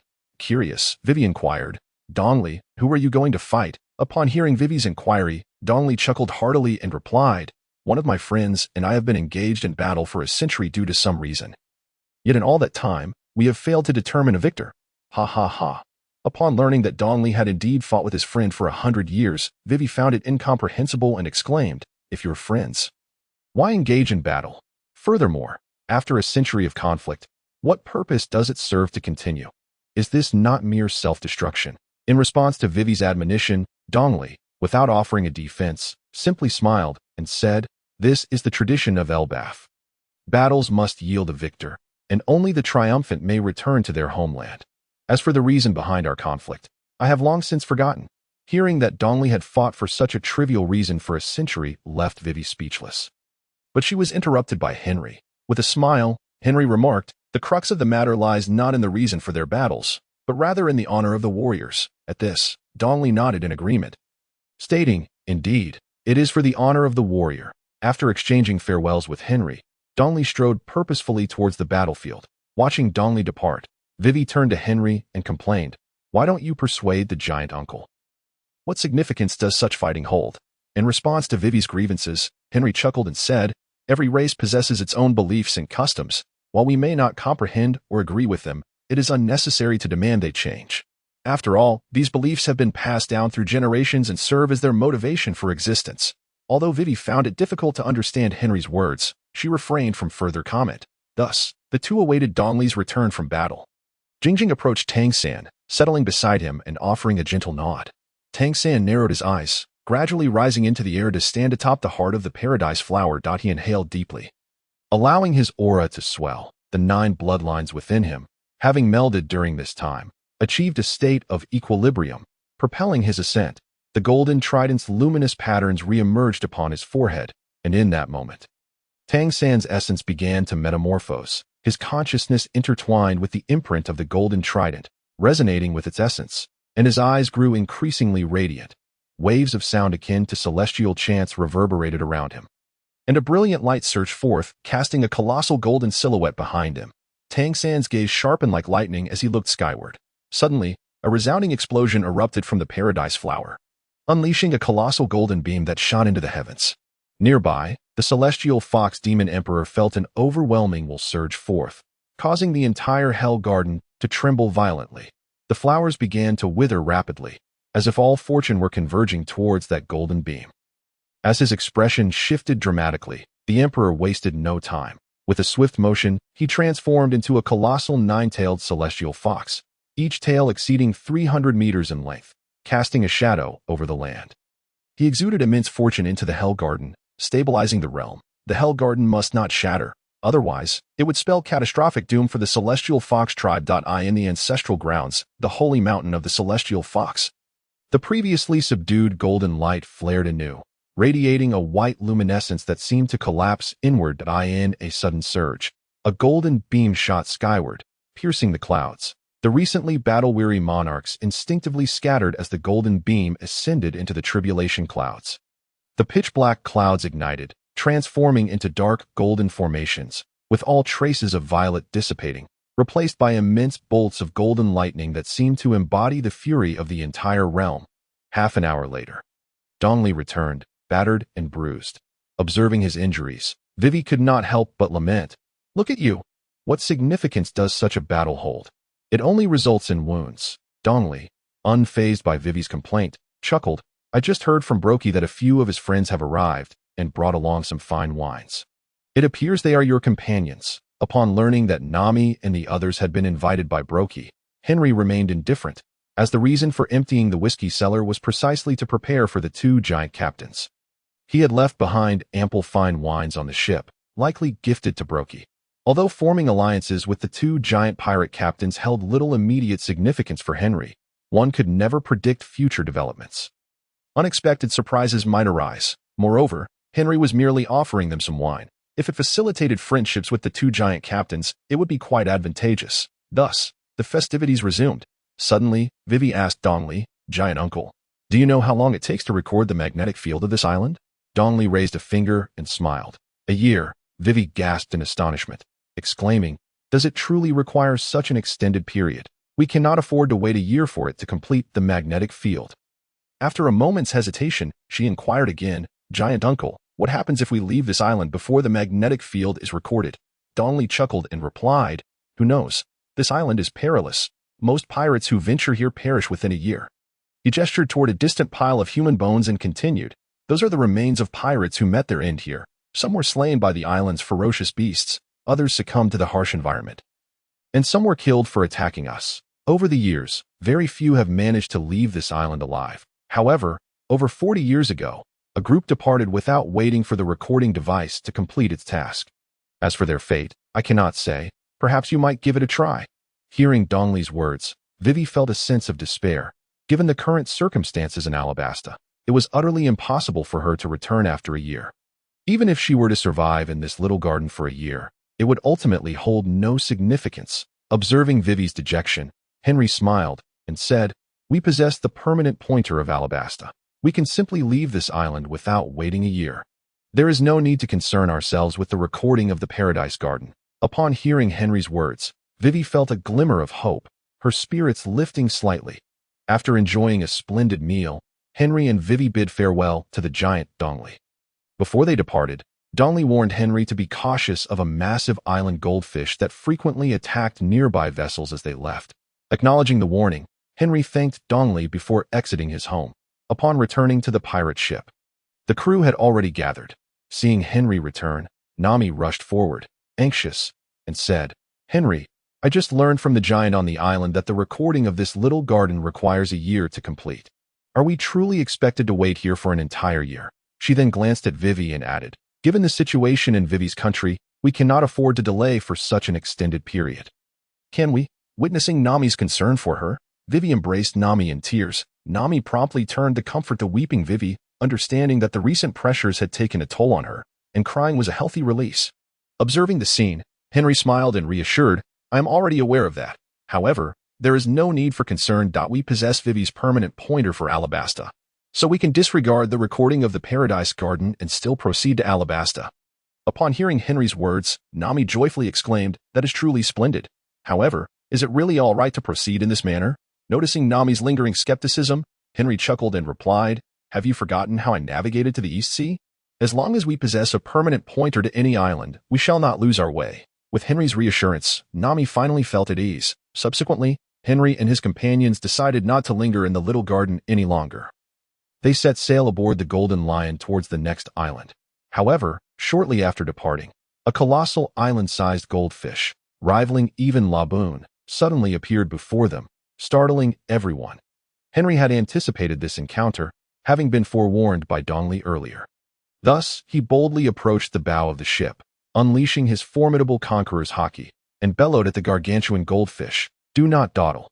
Are you seeking to become our meal?" The island goldfish, sensing the overwhelming energy emanating from the seemingly diminutive human. Fled in terror into the depths of the sea. Witnessing Henry's valor, Nami couldn't help but embrace him in exuberance. From a distance, Vivi observed Henry with growing intrigue, sensing that he was far from an ordinary pirate. Regarding the thoughts of the two women, Henry paid them little mind. He issued another command for the pirate ship to continue its voyage, hoping to reach the kingdom of Alabasta in the shortest time possible. However, an unforeseen circumstance forced Henry and his crew to delay their journey. Nami had developed a fever, perhaps due to her inadequate attire in the little garden. She had been bitten by a venomous insect, resulting in a viral infection and persistent high fever. Initially, Nami intended to conceal her illness, but after consuming the ship's antipyretics without any improvement, Henry discovered her condition. Upon seeing Nami weakly lying in bed, Henry assured her that he would head to the nearest winter island, where a highly skilled doctor resided, certain to cure her. Although Nami was reluctant to impede their journey, she had planned to sail to Alabasta before seeking medical help. Yet, considering Nami's health, both Henry and Vivi insisted she could not do so. Thus, Nami reluctantly agreed to seek a doctor on the nearest winter island, although Henry had initially contemplated inviting a doctor aboard. He was uncertain whether it would be Chopper. Now, observing Nami's plight, it seemed fate had dictated that Chopper must join their crew. Fortunately, Henry had adequately prepared for their voyage through the Grand Line. He retrieved a map of nearby islands and swiftly located the position of Drum Kingdom, then increased the ship's speed toward it. Thus, after a day of travel, Henry and his companions finally arrived at the island of Drum Kingdom. Next, they would seek out a doctor capable of treating Nami. Jingjing approached Tang San, settling beside him in a meditative position, gently nodding in acknowledgement. Tang San narrowed his eyes, slowly rising into the air. Standing atop the heart of the heavenly flower, he took a deep breath, the energy within him swelling. The 9 bloodlines in his body, having harmonized during this time, achieved a state of equilibrium. He began to ascend rapidly. The golden trident's luminous pattern re-emerged on his forehead, and at that moment, Tang San's aura began to undergo a transformation. His consciousness fused with the imprint of the golden trident, attuning itself to its essence. And his eyes grew increasingly radiant. Waves of sound resembling sacred chants surged around him, and a brilliant light ascended swiftly, casting a colossal golden shadow behind him. Tang San's gaze sharpened, fixating on the sky. Suddenly, a thunderous explosion erupted from the heavenly flower, a massive golden beam shooting skyward, piercing the heavens. The distant celestial fox demon emperor felt an overwhelming will erupt, causing the entire hell garden to tremble violently. Flowers began to wither rapidly, and all fortune seemed to coalesce toward that golden beam. As his expression changed drastically, he did not hesitate to transform into his true form, becoming a 9-tailed celestial fox over 100 meters long, with each tail exceeding 300 meters in length, casting an immense shadow and emanating vast fortunes to stabilize the realm. The Hell Garden could not shatter, otherwise it would spell catastrophic doom for the Celestial Fox clan. In the ancestral land, Celestial Fox Sacred Mountain, the previously subdued golden light surged once more. Not only that, but the mountain itself radiated a white luminescence that seemed to collapse inwardly. Without warning, a golden beam shot skyward. Ascending into the high heavens, the emperors, having just withstood a lightning tribulation, instinctively dispersed. In the next moment, the golden beam surged into the tribulation clouds. The pitch-black clouds were instantly illuminated, transforming into dark golden hues. As all purple dissipated, replaced by gigantic golden thunderbolts brimming with fury. However, upon landing on the island, Henry and his companions encountered some minor troubles. Like many other nations, Drum Kingdom was not particularly welcoming to pirates. As they approached the port, they were confronted by the coastal guard, weapons drawn. Henry was not surprised, as there were hardly any nations along the Grand Line that welcomed pirates. The captain of the guard stepped forward, loudly declaring, "This is Drum Kingdom. We do not welcome pirates. You are to leave immediately. Otherwise, we will open fire." Due to Nami's illness, Henry wished to avoid conflict from the outset. Thus, he calmly responded, "We have a sick crewmate who requires a doctor. May we disembark to seek medical assistance?" Upon hearing Henry's words, the guard showed no sign of wavering, replying bluntly, "Stop making excuses. You pirates are all liars. Do not think we will allow you entry." Finding the situation futile, Henry realized that conflict was unavoidable. Without further ado, he unleashed his Conqueror's Haki, incapacitating all members of the Coastal Guard. As Henry finally took action, Sanji remarked. It was about time. We have no time to waste with them. The Golden Lion continued down the river until it spotted a nearby village, where the pirate ship came to a halt. Thereafter, Henry, Sanji, Vivi, and Tyler ventured into the village in search of a doctor, while Zoro and Alamy remained to guard the ship. Before departing, Henry instructed Zoro that if the kingdom's military attempted to drive them away, he was to act decisively, but not to harm ordinary civilians. Subsequently, Henry carried Nami on his back, and the group proceeded to the village. Upon inquiring about the village chief's residence, Henry knocked on the door. The village chief, a man in his 50s, explained that the village at the foot of the mountain was called Big Horn Village.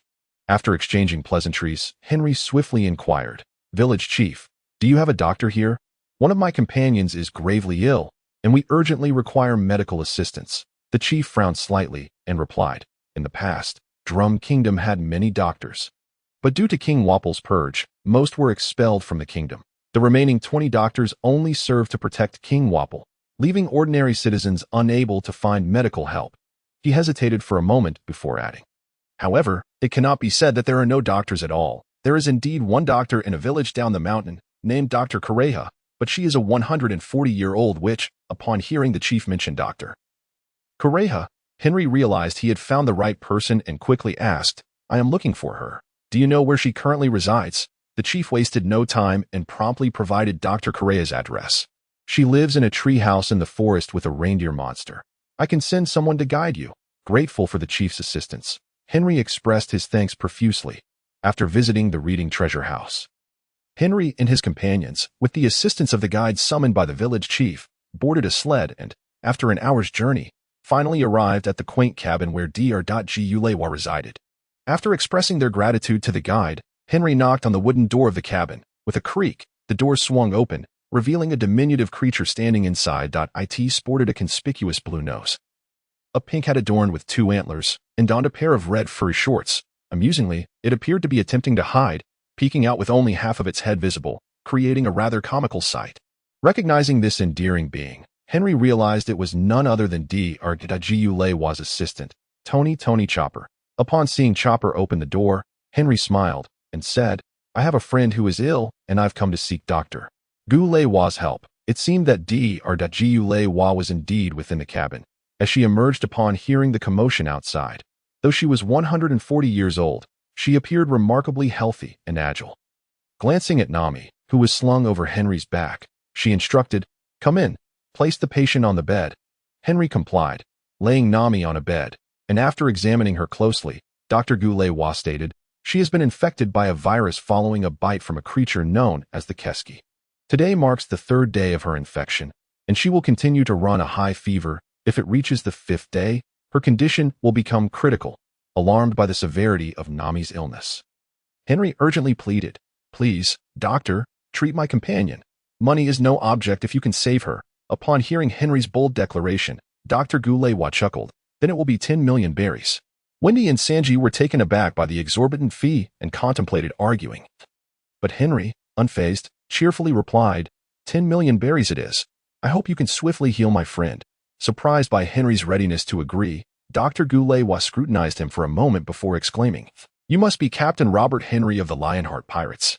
Truly, you are a pirate of remarkable spirit, having evaded an admiral."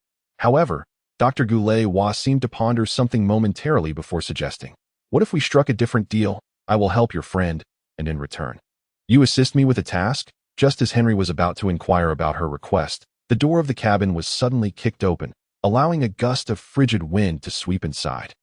A tall man in uniform strode in, and Henry recognized him as a subordinate of King Wapple of Drum Kingdom. The man bellowed at Dr. Gulewa, "Which Gulewa? The king has issued a decree for your capture. As a remnant of the operation to eliminate doctors, your demise is imminent. Open fire." With a series of gunshots, the assailants were swiftly dispatched. With a casual flick of his wrist, Henry remarked, "Dr. Gulewa, I wonder if your proposed deal has anything to do with these individuals." Seeing Henry effortlessly handle the intruders, Dr. Gulewa replied with a chuckle, "Indeed, they are connected. The decree to eliminate doctors was issued by King Wapple of the Drum Kingdom, driving all but 20 doctors who have aligned with him out of the country. That I wish to remain here.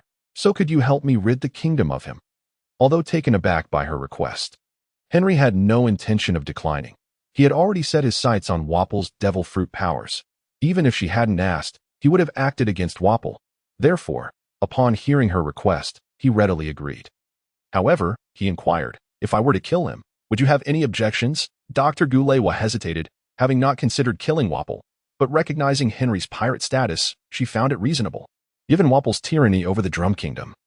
She concluded, do as you wish, as long as he does not trouble me again. With her affirmative response, Henry grinned. Very well, he will no longer pose a threat to you. Afterward, he instructed Tyler and Vivi to stay behind and guard Nami, while he prepared to confront the royal palace atop Drum Kingdom's mountain alongside Sanji. Just as they were about to depart, a voice interjected, I want to join in avenging the doctor. Jing Jing approached Tang San and settled beside him. Giving a gentle nod, Tang San narrowed his eyes, slowly rising into the air above the heart of the paradise flower. Taking a deep breath, his aura began to swell, the 9 bloodlines within him, having harmonized during the previous moments, were now in perfect balance, propelling him toward rapid elevation. The golden trident insignia on his forehead reemerged, and at that instant, Tang San's aura began to transform. His consciousness melded with the trident's imprint, resonating with its essence, and his eyes shone ever brighter. The harmonious wave-like sound resonated around him, as a brilliant light surged forth, casting a colossal golden silhouette behind him. In an instant, a thunderous explosion erupted from the paradise flower, sending a massive golden beam soaring into the heavens. Nearby, the celestial fox demon emperor felt an overwhelming surge of intent, causing the entire Hellflower Garden to tremble violently as the flowers began to wither rapidly. All the fortune seemingly converging toward that golden beam. In the ancestral grounds of the Celestial Fox clan, the previously subdued golden light flared up once more, radiating a white glow that appeared to collapse inward. A golden pillar shot skyward without warning, piercing the clouds. The already battle-weary sovereigns instinctively scattered. Just as the golden beam ascended into the tribulation clouds, the pitch-black clouds were instantly illuminated, transforming into dark golden formations. As all traces of violet dissipated, replaced by colossal golden thunderbolts, embodying the fury of the entire realm. Hearing the sudden commotion, Henry turned to see Chopper standing tall, having just spoken those very words. Sanji, astonished, exclaimed, how can this reindeer talk? What sort of creature is he? Irate, Chopper retorted, I am not a monster. I am human. As Sanji prepared to argue further, Henry quickly intervened, silencing him. He then bent down to Chopper's level and smiled. You are indeed human. Although your true form is that of a reindeer, it seems that having consumed the human fruit has rendered you no different from us. Chopper felt a warmth in Henry's words. Having long been viewed as a monster, yet blushingly responded, even if you flatter me, it won't make me happy, you fool. Although Chopper was uttering curses, his body was honestly dancing with joy, revealing the elation within his heart. Observing his amusing demeanor, Henry couldn't help but tease him. What is your name? I am Robert Henry, a man destined to become the ruler of the world. Would you be interested in joining my pirate crew? Upon hearing Henry's unexpected invitation to join his pirate crew, Chopper felt a surge of happiness internally, yet he still declined, saying, I am Tony Chopper, a reindeer who can speak and walk on 2 legs.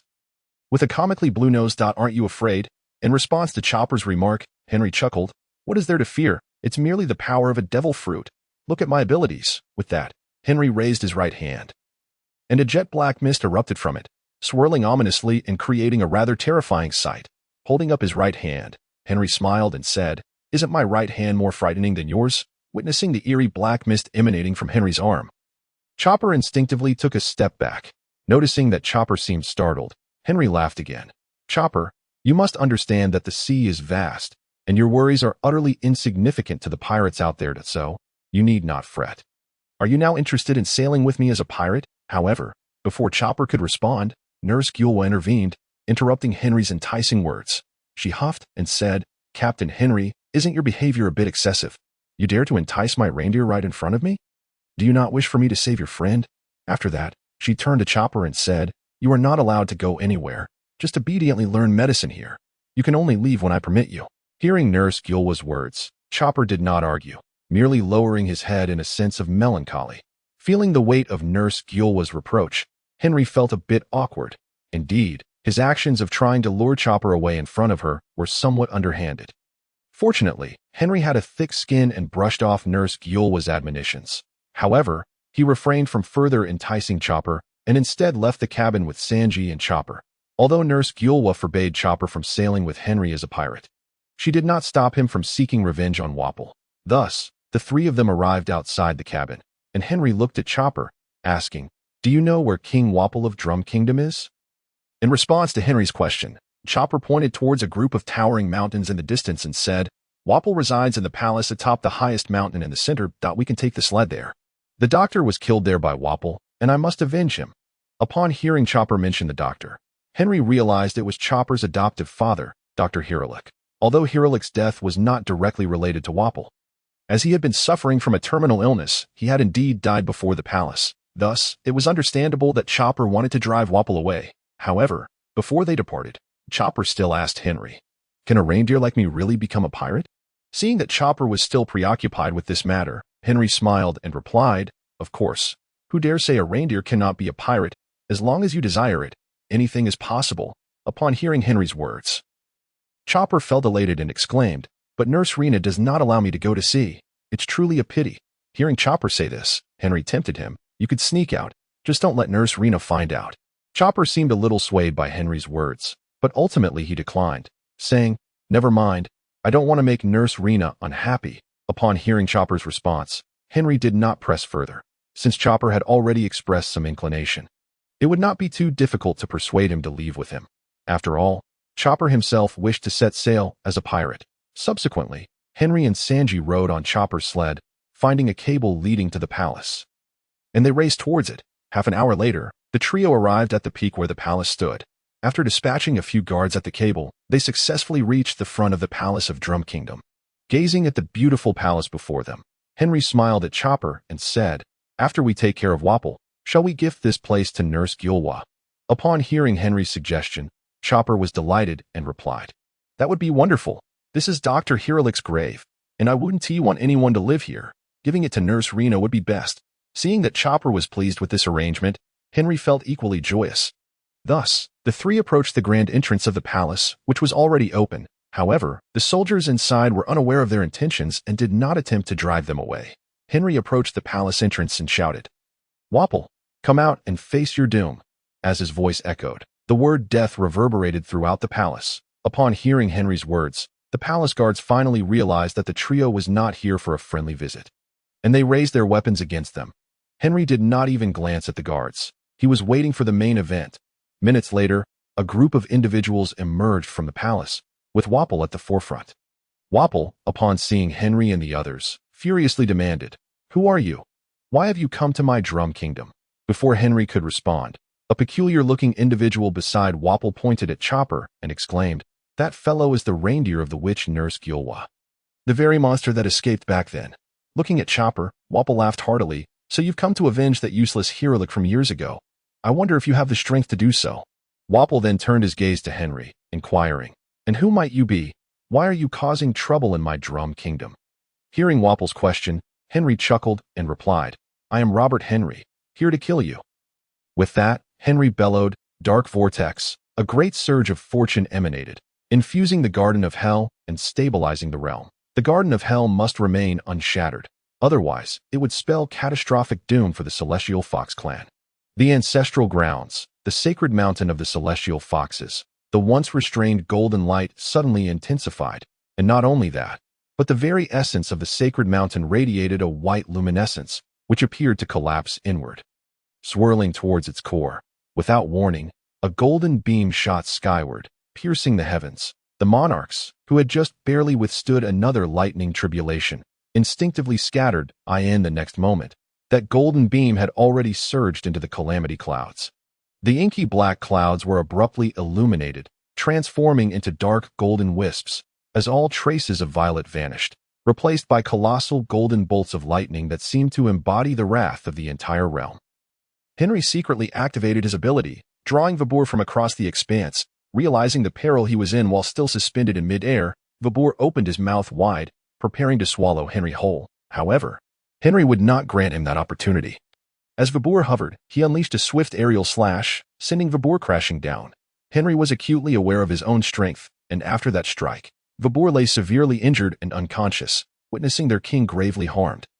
Vabur's subordinates rushed forth, intent on reclaiming their monarch, But Henry offered them no chance. He instructed Chopper and Sanji to block their advance, while he dragged the unconscious Vabur to the small cabin where the guards had been stationed to oversee the cable ropes. Minutes later, Henry returned to the palace gates, where Sanji and Chopper had already dispatched Vabur's subordinates. Observing Henry's empty hands, Chopper inquired, "Where's Vabur? I wanted to give him a good thrashing." Feigning exasperation, Henry replied, "Vabur was merely feigning death. Just as I was about to strike, he suddenly awoke, ambushed me, and fled." He then asked, "Have you seen him?" Upon hearing Henry's words, Chopper and Sanji both admitted they had not seen Vabur, with Chopper expressing great disappointment at Vabur's escape. Sanji, however, was skeptical of Henry's account, as it was evident that Vabur had been grievously injured. How could he possibly have had the strength to flee?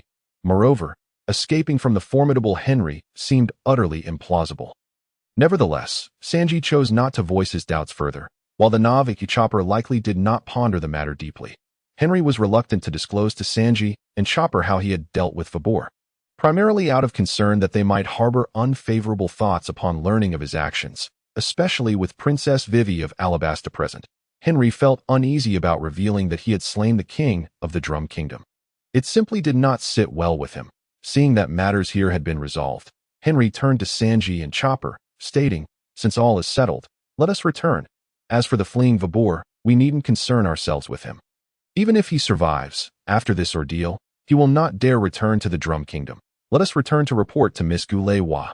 Subsequently, Henry and Sanji boarded the sled pulled by Chopper, making their way back to Miss Gulewa's cabin. Upon their arrival, Princess Vivi anxiously inquired, "Did you truly kill Vabur? After all, he is the king of the Drum Kingdom, a member state of the world government.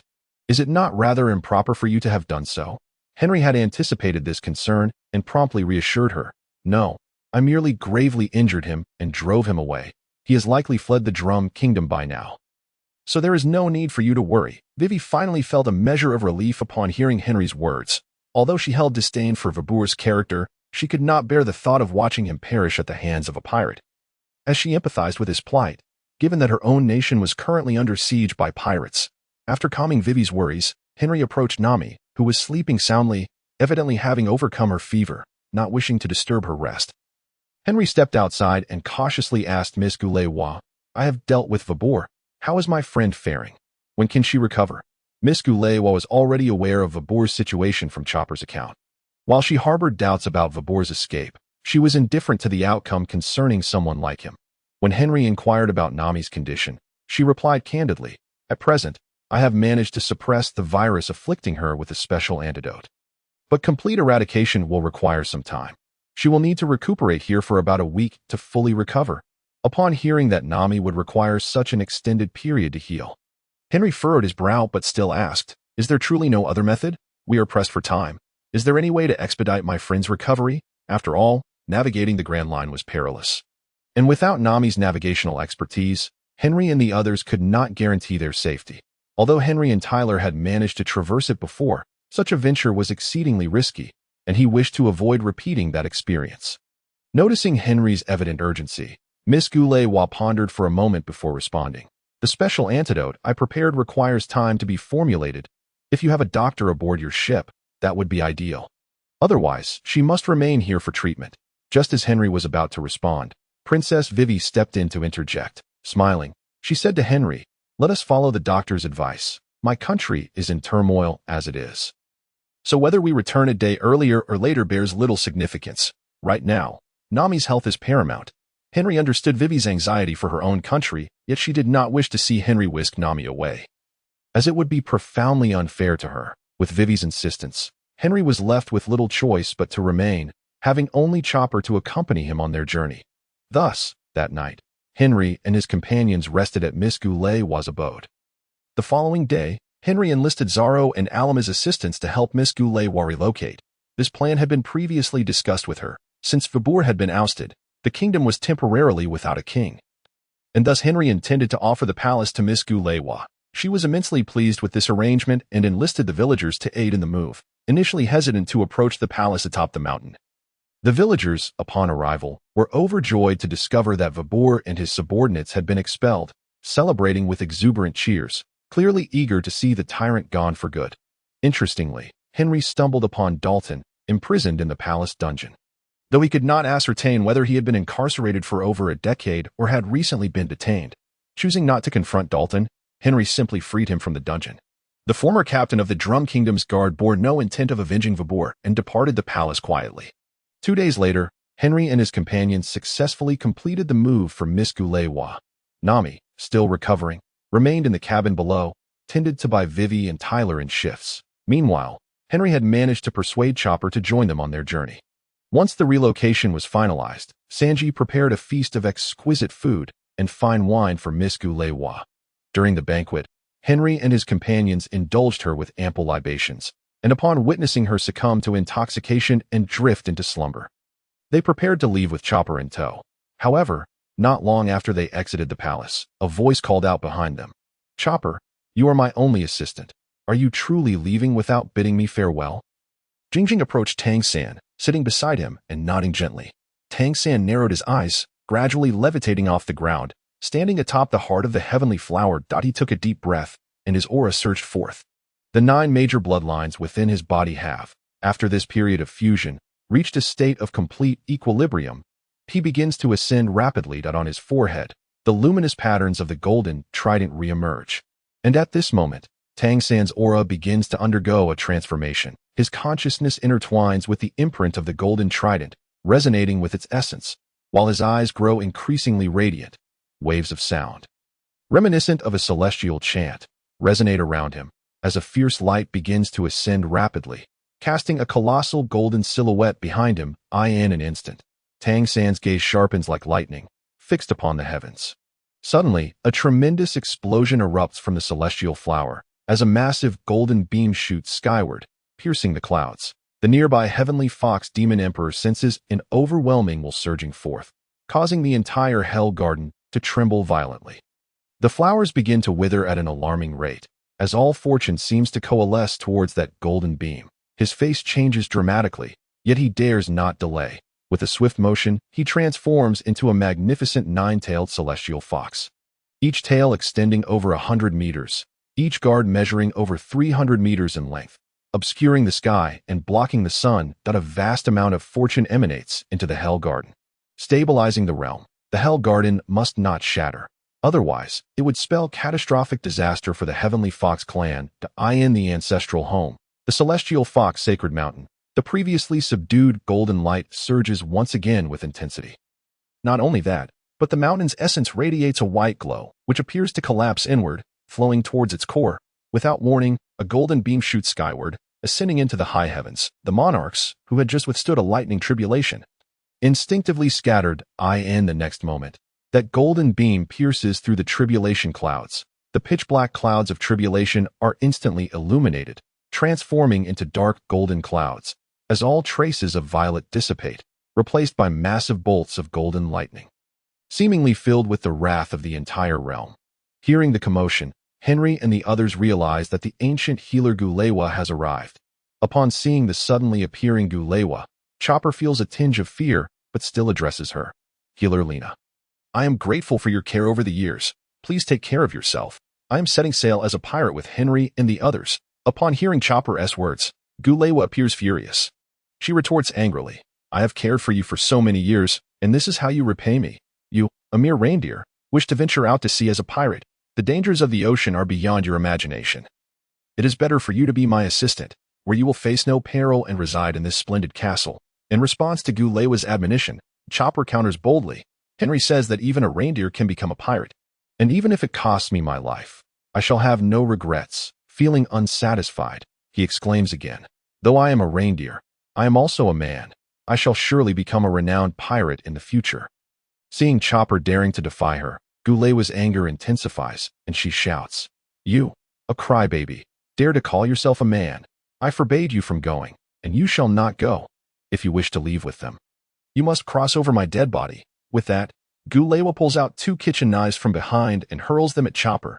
Terrified by her actions, Chopper flees forward, dragging his sled away. Henry, upon seeing Goulewa's appearance, realizes the impending danger and knows that he and his companions will surely be pursued by her. Thus, as he witnesses Chopper being chased, Henry swiftly calls for a few others to climb aboard the sled Chopper is pulling. Before they depart, Henry shouts towards Gulewa, "Rest assured, I will take good care of Chopper and ensure he comes to no harm." Afterward, Henry and Zoro wave goodbye to Gulewa, who, realizing she cannot catch them, returns to the castle. Chopper, along with Henry and the others, soon reaches the location of the rope, casting one last glance at the castle before resolutely leading them up the rope. Thus, Chopper makes his way to the wooden cabin where Gulewa previously resided. Bringing along Nami, Vivi, and Tyler, as they head towards the pirate ship, due to the larger number of people, Henry allows Vivi, Nami, and Tyler to ride the sled while he and the others jog alongside. Noticing that Chopper seems somewhat downcast, Henry encourages him. In truth, Gulewa also agrees with your desire to set sail. She simply dislikes tearful farewells, which is why she bid you goodbye in that manner. So do not be disheartened. Upon hearing Henry's words, Chopper's mood lifts somewhat, though he incredulously asks, "Really? Healer Lena truly does not resent me for leaving like this?" To this, Henry smiles and pulls out a backpack from the sled. "What do you think this is?" "This is the medical kit Healer Lena prepared for you. She knew from the beginning that you would leave and specifically prepared this for you." Upon seeing the medical kit in Henry's hands, Chopper finally sets aside his worries, realizing that the healer indeed supports his journey. Reflecting on the care she has shown him, Chopper comes to a halt, overcome with emotion, and begins to cry uncontrollably. "Wah! Wah! Doctor! Healer Lena! Wah!" Hearing Chopper's cries, Henry and the others do not interrupt him, allowing him to release his emotions freely. Meanwhile, upon returning to the palace, Gulewa instructs someone to open the weaponry storehouse within the castle and pulls out one of the cannons. After positioning the cannon, she loads it with the prepared cannonballs and fires it with a single motion. As the cannonball bursts in the sky, the entire sky of the Drum Kingdom is adorned with pink snow, resembling a rain of cherry blossoms. Watching the pink snow fall from the sky, Gulewa laments. "Who would have thought that a mere quack could save a nation? Go forth, my foolish son." Meanwhile, upon feeling the cherry blossom rain cascading from the sky, Chopper cries even louder, exclaiming, "The doctor's research has succeeded. Wah! I have defeated Wapple, and this nation has been saved. Doctor, can you see this? Doctor, I shall become a man. So please watch over me from above." In this manner, Henry and his companions silently observe as Chopper releases his emotions, and once he is calmed down, they return to the pirate ship and depart from the beautiful snowy kingdom of cherry blossoms. A day later, Henry hosts a banquet aboard the pirate ship to welcome the ship's doctor, Chopper. Noticing that Chopper stands at the ship's railing, gazing blankly towards the direction of the Drum Kingdom, Henry approaches him and enthusiastically announces to everyone, "This is Tony Chopper, our ship's doctor from now on. Please welcome him." Upon hearing Henry's words, the crew erupts in cheers, greeting Chopper with smiles. Nami, Vivi, and Tyler, the three beautiful women, rush to embrace Chopper, clearly unable to resist the charm of such an adorable creature. Nami exclaims with delight, "Chopper is not only a skilled doctor, but also incredibly cute. We will rely on you to take care of us." Initially, Chopper feels a bit intimidated, as throughout his life, apart from a few individuals, most have regarded him as a monster. Now, witnessing the crew's fondness for him, he feels immense joy. However, his shy personality prevents him from fully embracing it. When Nami praises him, he bashfully retorts, "Silly. Even if you compliment me, I want to be happy. Silly." As Chopper continues to call them silly while joyfully dancing around. Even Zoro and Sanji cannot help but tease him. Clearly, he is just happy. Afterward, everyone indulged in jubilant revelry to celebrate the addition of their new companion, Chopper. Even Vivi seemed to momentarily forget the crisis in Alabasta. Savoring this fleeting moment of joy, time swiftly passed, and after 5 days of rapid navigation, Henry and his companions finally arrived at the port of Alabasta, known as Canola Field. Here, they would replenish their supplies before officially entering the Kingdom of Alabasta.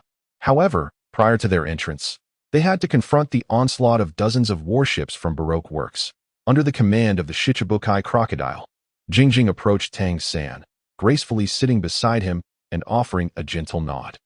Tang San narrowed his eyes slightly, his body gradually levitating as he stood atop the heart of the Heaven Flower.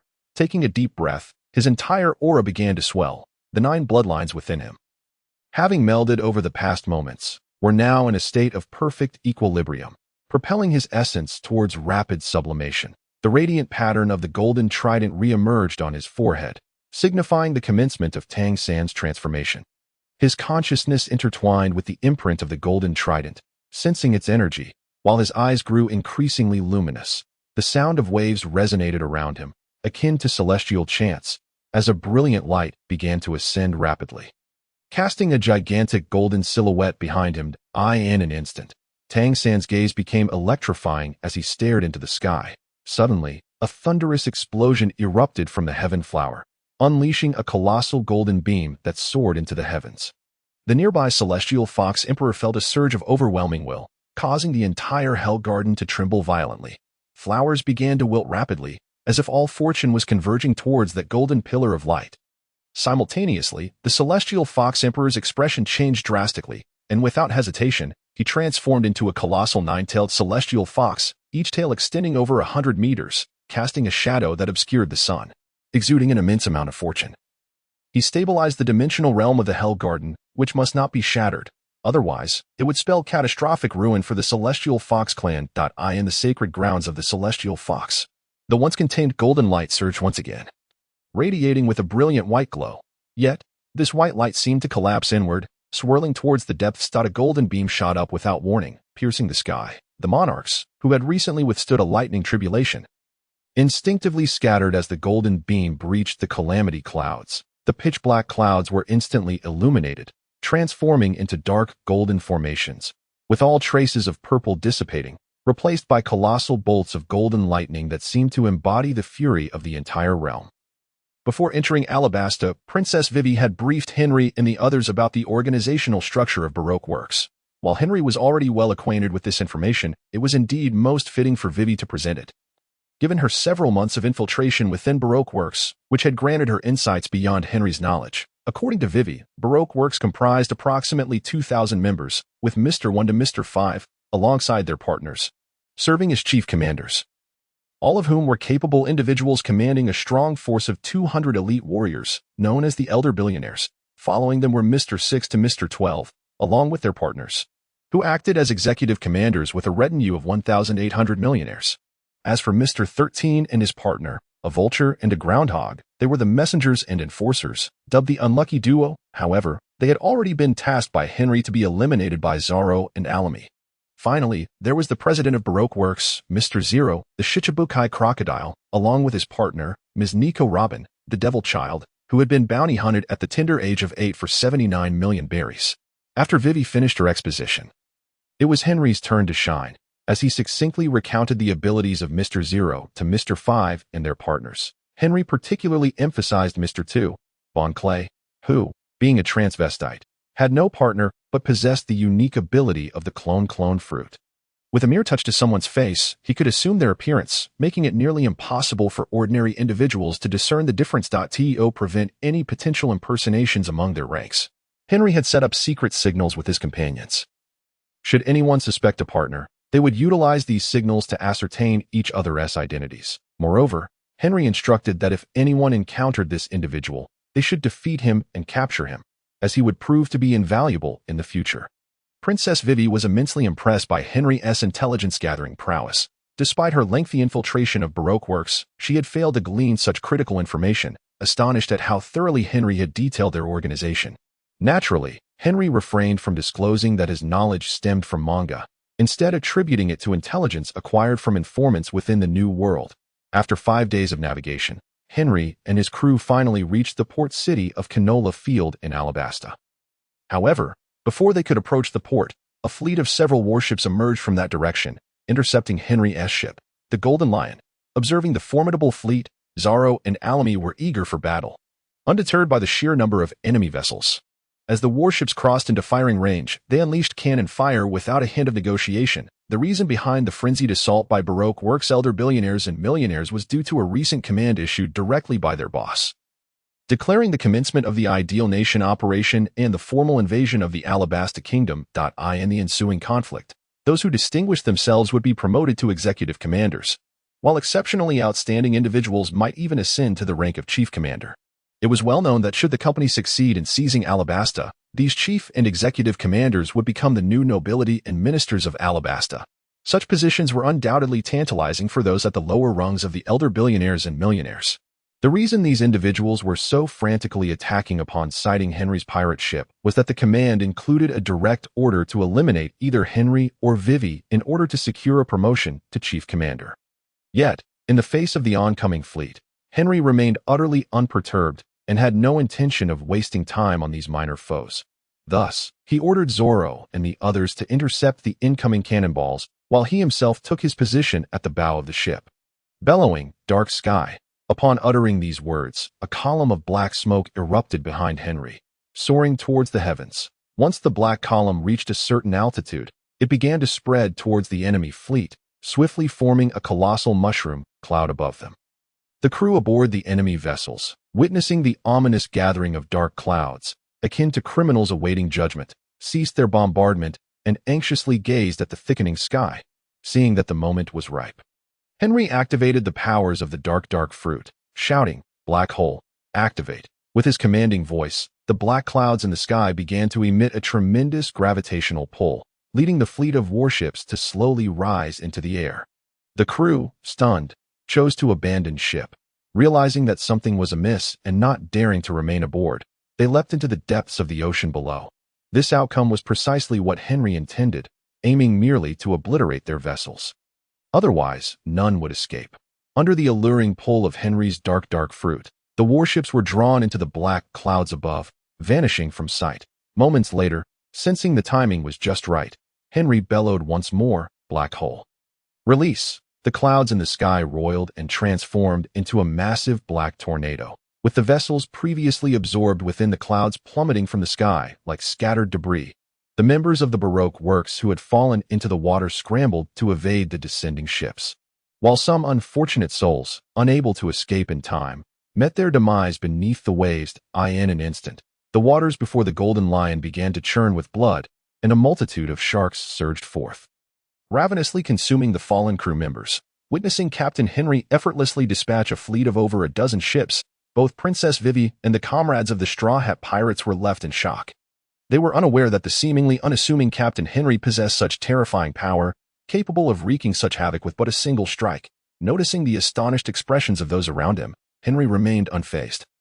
After all, he had participated in numerous grand battles with the Whitebeard pirates and had long grown accustomed to the brutality of such scenes. He observed that Vivi, Nami, and Chopper were visibly distressed, unable to bear the gruesome spectacle before them. Henry furrowed his brow and addressed the trio earnestly. "Nami, Chopper, Vivi, please do not perceive my actions as excessively cruel. These individuals are our enemies if I do not strike against them.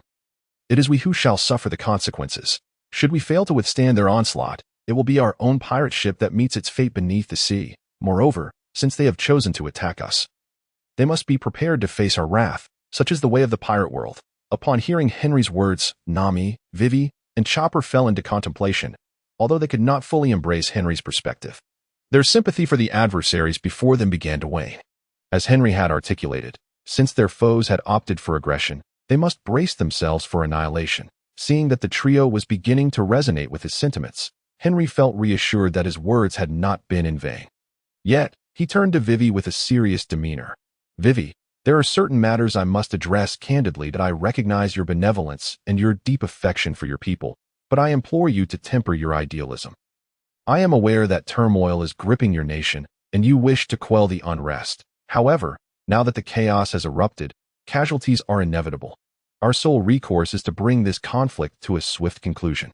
Only in doing so can we minimize the loss of life. Do you comprehend my message?" Upon hearing Henry's declaration, Vivi felt a shiver run through her, just as Henry had stated, with the uprising already in motion. Fatalities were indeed unavoidable. Her previous desire to save everyone was, in truth, an impossibility. The only course of action left to her was to hasten the end of this upheaval, for that was the only way to mitigate the suffering of her citizens. Reflecting on Henry's earlier words, Vivi's resolve solidified, and she looked at Henry, stating earnestly, "Henry, thank you. I understand what must be done." Noticing the clarity in Vivi's gaze, Henry knew she had come to terms with the grim reality. And he issued a loud command. "Forward, land at the Kingdom of Alabasta, quell the rebellion. Our target, eliminate the warlord Crocodile." Jingjing approached Tang San and settled beside him, nodding gently in acknowledgement. Tang San narrowed his eyes slightly, his body gradually rising into the air, standing atop the heart of the heavenly flower, he took a deep breath, feeling a surge of energy swell within him. The 9 bloodlines within him, having harmonized during this time, were now in perfect equilibrium, propelling his ascension. The golden trident's luminous patterns re-emerged upon his forehead, signaling a transformative moment as his aura began to evolve. His consciousness melded with the imprint of the golden trident, attuning to its essence, and his eyes began to shine with increasing brilliance. Resonant waves, akin to celestial chants, surged around him, and a brilliant light ascended rapidly, casting a colossal golden shadow behind him that in an instant. A thunderous explosion erupted from the heavenly flower, sending a massive golden column soaring into the heavens. The nearby celestial fox monarch felt an overwhelming force of will erupt, causing the entire hellish garden to tremble violently. As the flowers began to wither rapidly, all fortune seemingly converging toward that golden beam, his countenance shifted dramatically, and without hesitation, he transformed into a colossal 9-tailed celestial fox, each tail extending over 100 meters in length. Casting a vast shadow, he exuded a tremendous amount of fortune into the hellish garden, stabilizing the realm. The integrity of the hellish garden could not be compromised. Otherwise, it would spell catastrophic doom for the Celestial Fox clan. At the ancestral grounds of the Celestial Fox, the once subdued golden light surged forth with renewed vigor, radiating a white luminescence that seemed to implode inward. Suddenly, a golden beam ascended without warning, shooting skyward. The recently battle-hardened sovereigns instinctively scattered, and in the next moment, that golden beam pierced the tribulation clouds. The pitch-black storm clouds ignited, transforming into dark golden formations, as all traces of purple dissipated, replaced by massive streaks of golden lightning, embodying the fury of the entire realm. After dispatching the Baroque works fleet that had intercepted them at the port, Henry and his companions successfully landed at the port city of Oilseed in the Kingdom of Alabasta. Upon docking, Henry, Nami, Vivi, Sanji, and Zoro made their way to Oilseed, while Tyler and Alamy remained aboard the pirate ship. Their visit to Oilseed served 2 purposes: to procure provisions and to gather intelligence. Once ashore, Sanji took Zoro to purchase food and water, while Henry, accompanied by Nami and Vivi, sought information at a tavern that as noon approached. The tavern was bustling with patrons. Upon their entrance, aside from the admiring glances directed at the lovely Vivi and Nami, Henry garnered little attention. The trio made their way to the bar, taking a seat, and Henry requested the proprietor to prepare 3 meals for them. While dining, Henry began to eavesdrop on the discussions among the tavern's clientele. Given the ongoing unrest in the Kingdom of Alabasta, most patrons were engaged in fervent discourse regarding the recent battles. According to their accounts, the domestic situation had drastically changed. Previously, Vivi had learned that the royal army numbered 600,000, while the rebels had 400,000, indicating a clear advantage for the kingdom. However, it appeared that, amidst the escalating conflict, dissatisfaction had begun to brew among the royal army, with 300,000 soldiers defecting to the rebel cause. This surge had swelled the rebel ranks to 700,000 against the kingdom's 300,000, leading many to speculate that King Cobra's reign was at an end, and the rebels would surely topple his tyranny. Furthermore, through the conversations of the tavern-goers, Henry and his companions gleaned another crucial piece of information. The rebel headquarters had relocated from the previously depleted oasis city of Yuba to the nearby Katlia. Vivi, clearly perturbed by the patrons' discussions and the perilous state of her homeland, felt a profound sense of unease. Observing her distress, Henry recognized that she had lost her appetite, and after hastily finishing his meal, he led the 2 women out of the tavern. Initially, Vivi intended to return directly to the pirate ship, but faced with the current situation, she felt an urgent need to reach the rebels' encampment and thwart their impending actions. Noticing Vivi's singular focus, Henry took the initiative to make arrangements. First, he visited the market where camels were sold and procured all 6 available camels before returning to the pirate ship. By the time he arrived, Sanji and Zoro had already completed their shopping and were awaiting Henry's instructions for the next course of action.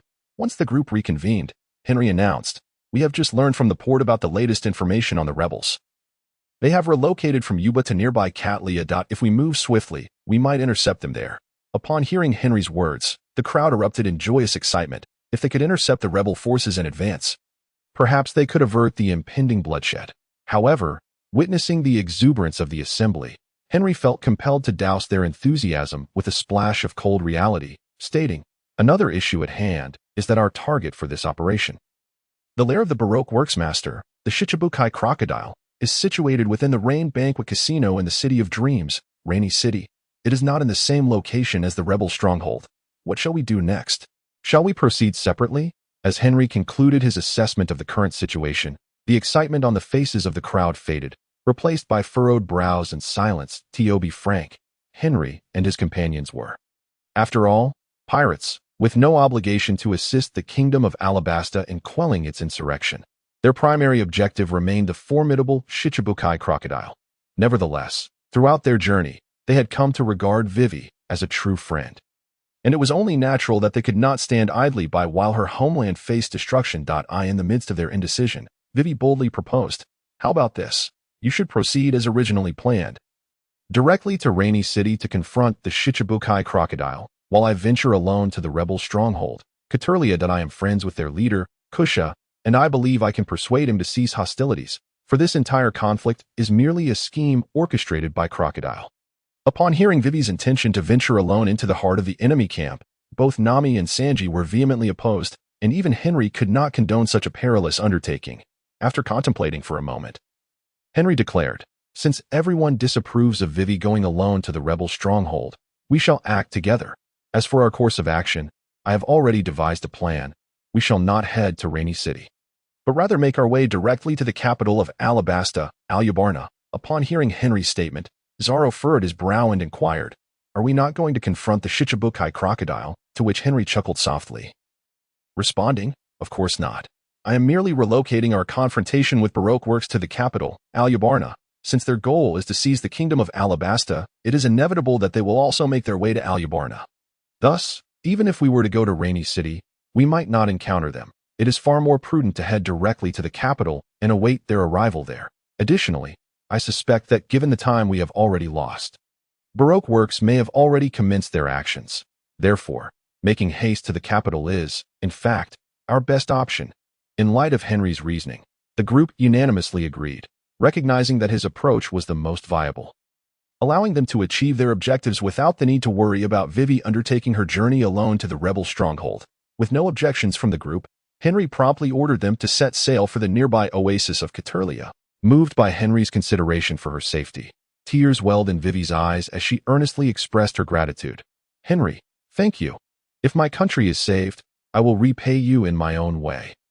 To which Henry responded nonchalantly, "Aren't we friends? And do not forget, my ambition is to become the sovereign of the world. There will undoubtedly come a time for you and the kingdom of Alabasta to repay me." At his words, Princess Vivi paused, momentarily recalling that the man before her was no ordinary individual, but one who aspired to dominate the world. Although uncertain whether Henry's dream would come to fruition, she smiled and affirmed, "If that day truly arrives, I will wholeheartedly support you in becoming the sovereign of this world." Afterward, Vivi seemed to have an epiphany, stating, "May I use the telephone beetle here to call my father?" Henry readily acquiesced to her request. However, when Vivi dialed the royal palace's telephone beetle, no one answered. This unsettling silence only deepened Vivi's anxiety, and she began to fear that calamity had befallen the palace. Henry, feeling helpless, attempted to console her, saying, "Vivi, do not fret. Perhaps no one is available to answer at the moment. Worry not. We shall reach the capital shortly." Though aware that Henry's reassurances were far from convincing, Vivi had no alternative but to place her hopes in his words. Subsequently, Henry and his companions wasted no time and set their course toward the oasis city of Caturlia. 2 hours later, upon their arrival in Caturlia, they learned from the locals that the rebel forces had departed for Alubarna 2 days prior and may already be initiating their assault on the capital.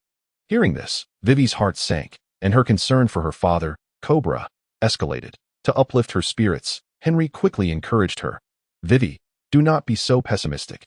Perhaps your father is in dire need of your rescue. You cannot give up." Upon hearing Henry's words, Vivi realized that this was not the time for sorrow. She needed to hasten to the capital to find her father and thwart the rebels' plans, lest her nation face utter ruin. With newfound determination, she led Henry and the others onward toward the capital, Alubarna.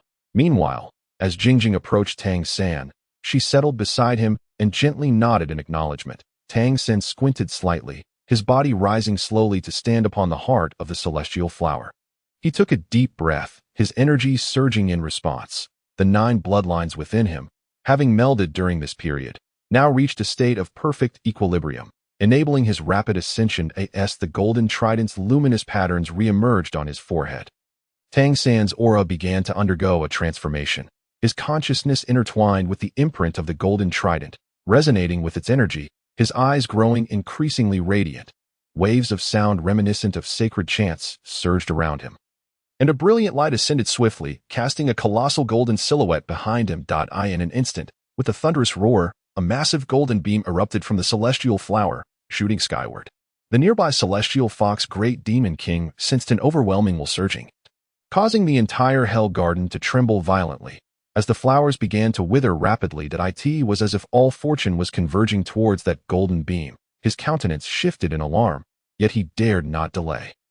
With a swift motion, he transformed into a colossal 9-tailed celestial fox, each tail extending over 100 meters, radiating immense fortune to stabilize the Hell Garden. The integrity of the Hell Garden could not be compromised, for it would spell catastrophic disaster for the Celestial Fox clan. The ancestral grounds of the Celestial Fox, the Celestial Fox Holy Mountain, the previously subdued golden light suddenly flared to life once more.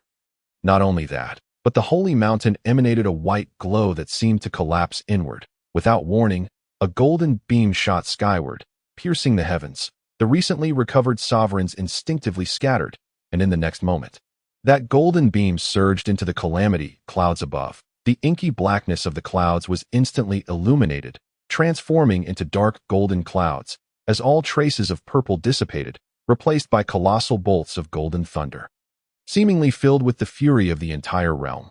Meanwhile, as Henry and his group departed from the canola fields, Crocodile, in the capital of Alyabarna, received news of Henry's destruction of several of his pirate ships.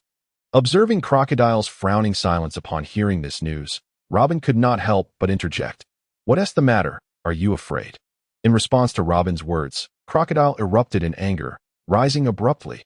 He strode directly to Robin, gripping her throat and asserting, "You'd best understand your position. I am your employer. Do you think it appropriate to speak to me in such a manner?"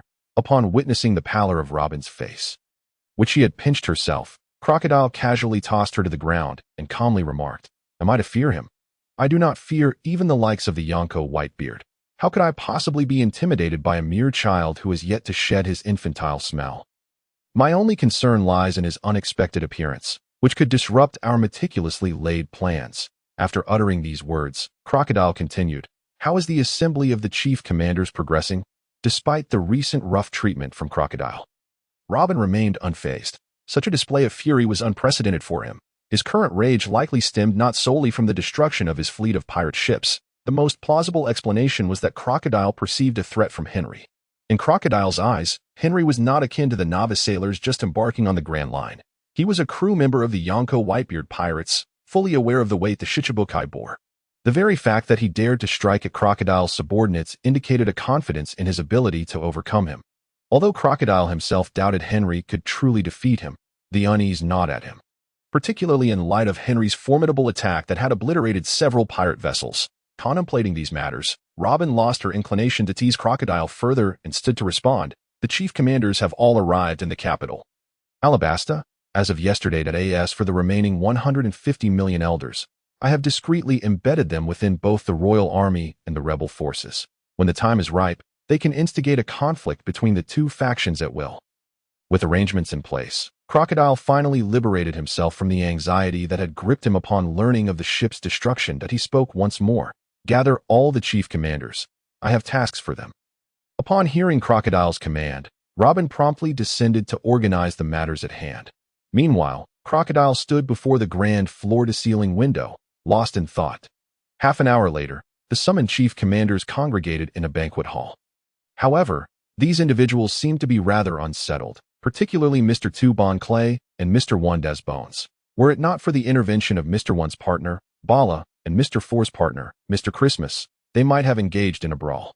Furthermore, Mr. 3 appeared to harbor significant grievances against Mr. 2, and rather than intervening when Mr. 1 and Mr. 2 clashed, he encouraged Mr. 1 to eliminate Mr. 2 instead. After all, he himself was no match for Mr. 2, and eliminating him would present an opportunity for advancement to Mr. Two's position. However, Mr. Three's scheme was destined to fail. Once everyone had entered, Nico Robin, the vice president of Baroque Works, finally made her appearance.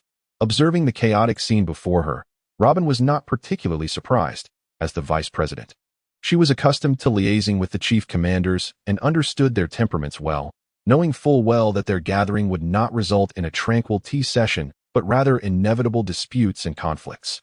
As everyone settled in, Robin clapped her hands to draw the attention of those on the brink of confrontation, urging them to cease their hostilities. With a smile, she addressed the assembly. I extend my gratitude to all of you for promptly arriving in the capital of Alabasta upon receiving the summons. If there are no further issues, we shall proceed to the main agenda. Once the room fell silent, Robin continued. However, before we delve into that, let us invite the owner of Baroque Works to make his entrance. Until now, I have been your point of contact, but from this moment forth, that necessity has dissipated, for the time has come. As Robin spoke these words, the chair positioned at the head of the banquet hall slowly turned. Leaving the gathered commanders astonished, they had entered to find that seat unoccupied and were now left wondering when the man had arrived. Their astonishment only deepened as they recognized the identity of the individual. Upon seeing the man turn to face them, they collectively gasped, "Crocodile, crocodile, the Shichibukai crocodile." Noting the stunned expressions of the assembly, Robin smiled and said, "I trust one need not introduce him. It seems everyone is already acquainted with our esteemed owner." Mr. Point 2, in a state of disbelief, exclaimed, "It's hardly a surprise, is it? So, it turns out I was under the command of a pirate." At that moment, Mr. Bones also spoke up. "Are you truly our boss?" In response to their astonished remarks, Crocodile emanated a formidable aura, slowly inquiring, "What, do you have any objections?" Faced with such a powerful presence, neither Mr. Bones nor Mr. Two Bon Clay dared to voice any dissent. Remaining silent as they awaited their leader's next directive, seeing that no one dared to speak, Bala, who was also a liaison, voiced the collective curiosity, "Regarding you, we certainly wouldn't dream of objecting. We are merely curious as to why a Shichibukai like yourself would choose to establish a criminal organization such as Baroque Works." Upon hearing Bala's question, Crocodile was unsurprised. This inquiry was precisely what he intended to address next. He began, "I founded Baroque Works not out of a desire for wealth or status, but in pursuit of formidable military power." The crowd was left even more perplexed by Crocodile's assertion. Could it be that Baroque Works could bestow such military might? This seemed patently impossible. Observing their bewildered expressions, Crocodile spoke again. "Are you familiar with the ancient weapon known as Pluton?" Upon mentioning the ancient weapon, the faces of the assembly reflected their confusion, indicating that they had likely never heard of such a thing. Recognizing their ignorance, Crocodile glanced at Robin and said, "Ms. Nico Robin, would you kindly enlighten them on what an ancient weapon is?" Jingjing settled beside Tang San, adopting a meditative posture and nodding gently at him. Tang San's eyes narrowed slightly as he began to levitate slowly. Standing atop the heart of the paradise flower, he inhaled deeply, feeling his aura swell. The 9 bloodlines within him, having harmonized during this period, had achieved a state of balance, allowing him to rapidly ascend. The golden trident's luminous patterns re-emerged upon his forehead, signifying a transformation in his essence. His consciousness intertwined with the imprint of the golden trident, resonating with its aura, and his eyes began to shine with increasing brilliance. Waves of sound, reminiscent of celestial chants, resonated around him, and an intense radiance surged forth, casting a magnificent golden silhouette behind him. In an instant, Tang San's gaze became electrifying as he fixed his eyes skyward. Suddenly, a resounding explosion erupted from the paradise flower, and a colossal golden beam shot upward, piercing the heavens. Nearby, the celestial fox demon emperor felt a tremendous will surge forth, causing the entire hell garden to tremble violently. The flowers wilting rapidly, as all fortunes seemed to coalesce towards that golden pillar of light. His expression shifted dramatically. He wasted no time, transforming into a colossal 9-tailed celestial fox, each tail extending over 100 meters. Casting an imposing shadow that obscured the sun, a torrent of fortuitous energy permeated the Garden of Hell, stabilizing the dimensional realm. The Garden of Hell must not shatter. Otherwise, it would spell catastrophic disaster for the Celestial Fox clan. The ancestral ground, the Celestial Fox Holy Mountain, the once subdued golden light surged violently once more, and in addition, the very essence of the Celestial Fox Holy Mountain emanated a radiant white glow, which, paradoxically, appeared to collapse inward, flowing towards its core. Without warning, a golden beam of light shot skyward, piercing the heavens in an instant. The sovereigns, having just weathered another tribulation, instinctively scattered. In the next moment, that golden beam had already penetrated the tribulation clouds. The pitch-black clouds were instantaneously illuminated, transforming into dark golden billows, and all traces of violet dissipated, replaced by colossal golden thunderbolts that seemed to embody the fury of the entire realm. Upon hearing Crocodile's words, Robin slowly began. As you may know, I possess another identity, that of an archaeologist. While interpreting the ancient historical texts, I have encountered numerous references to ancient weaponry within those archaic documents. These weapons, perhaps unfamiliar to modern folk, are described as immensely powerful, capable of obliterating a nation with a single strike.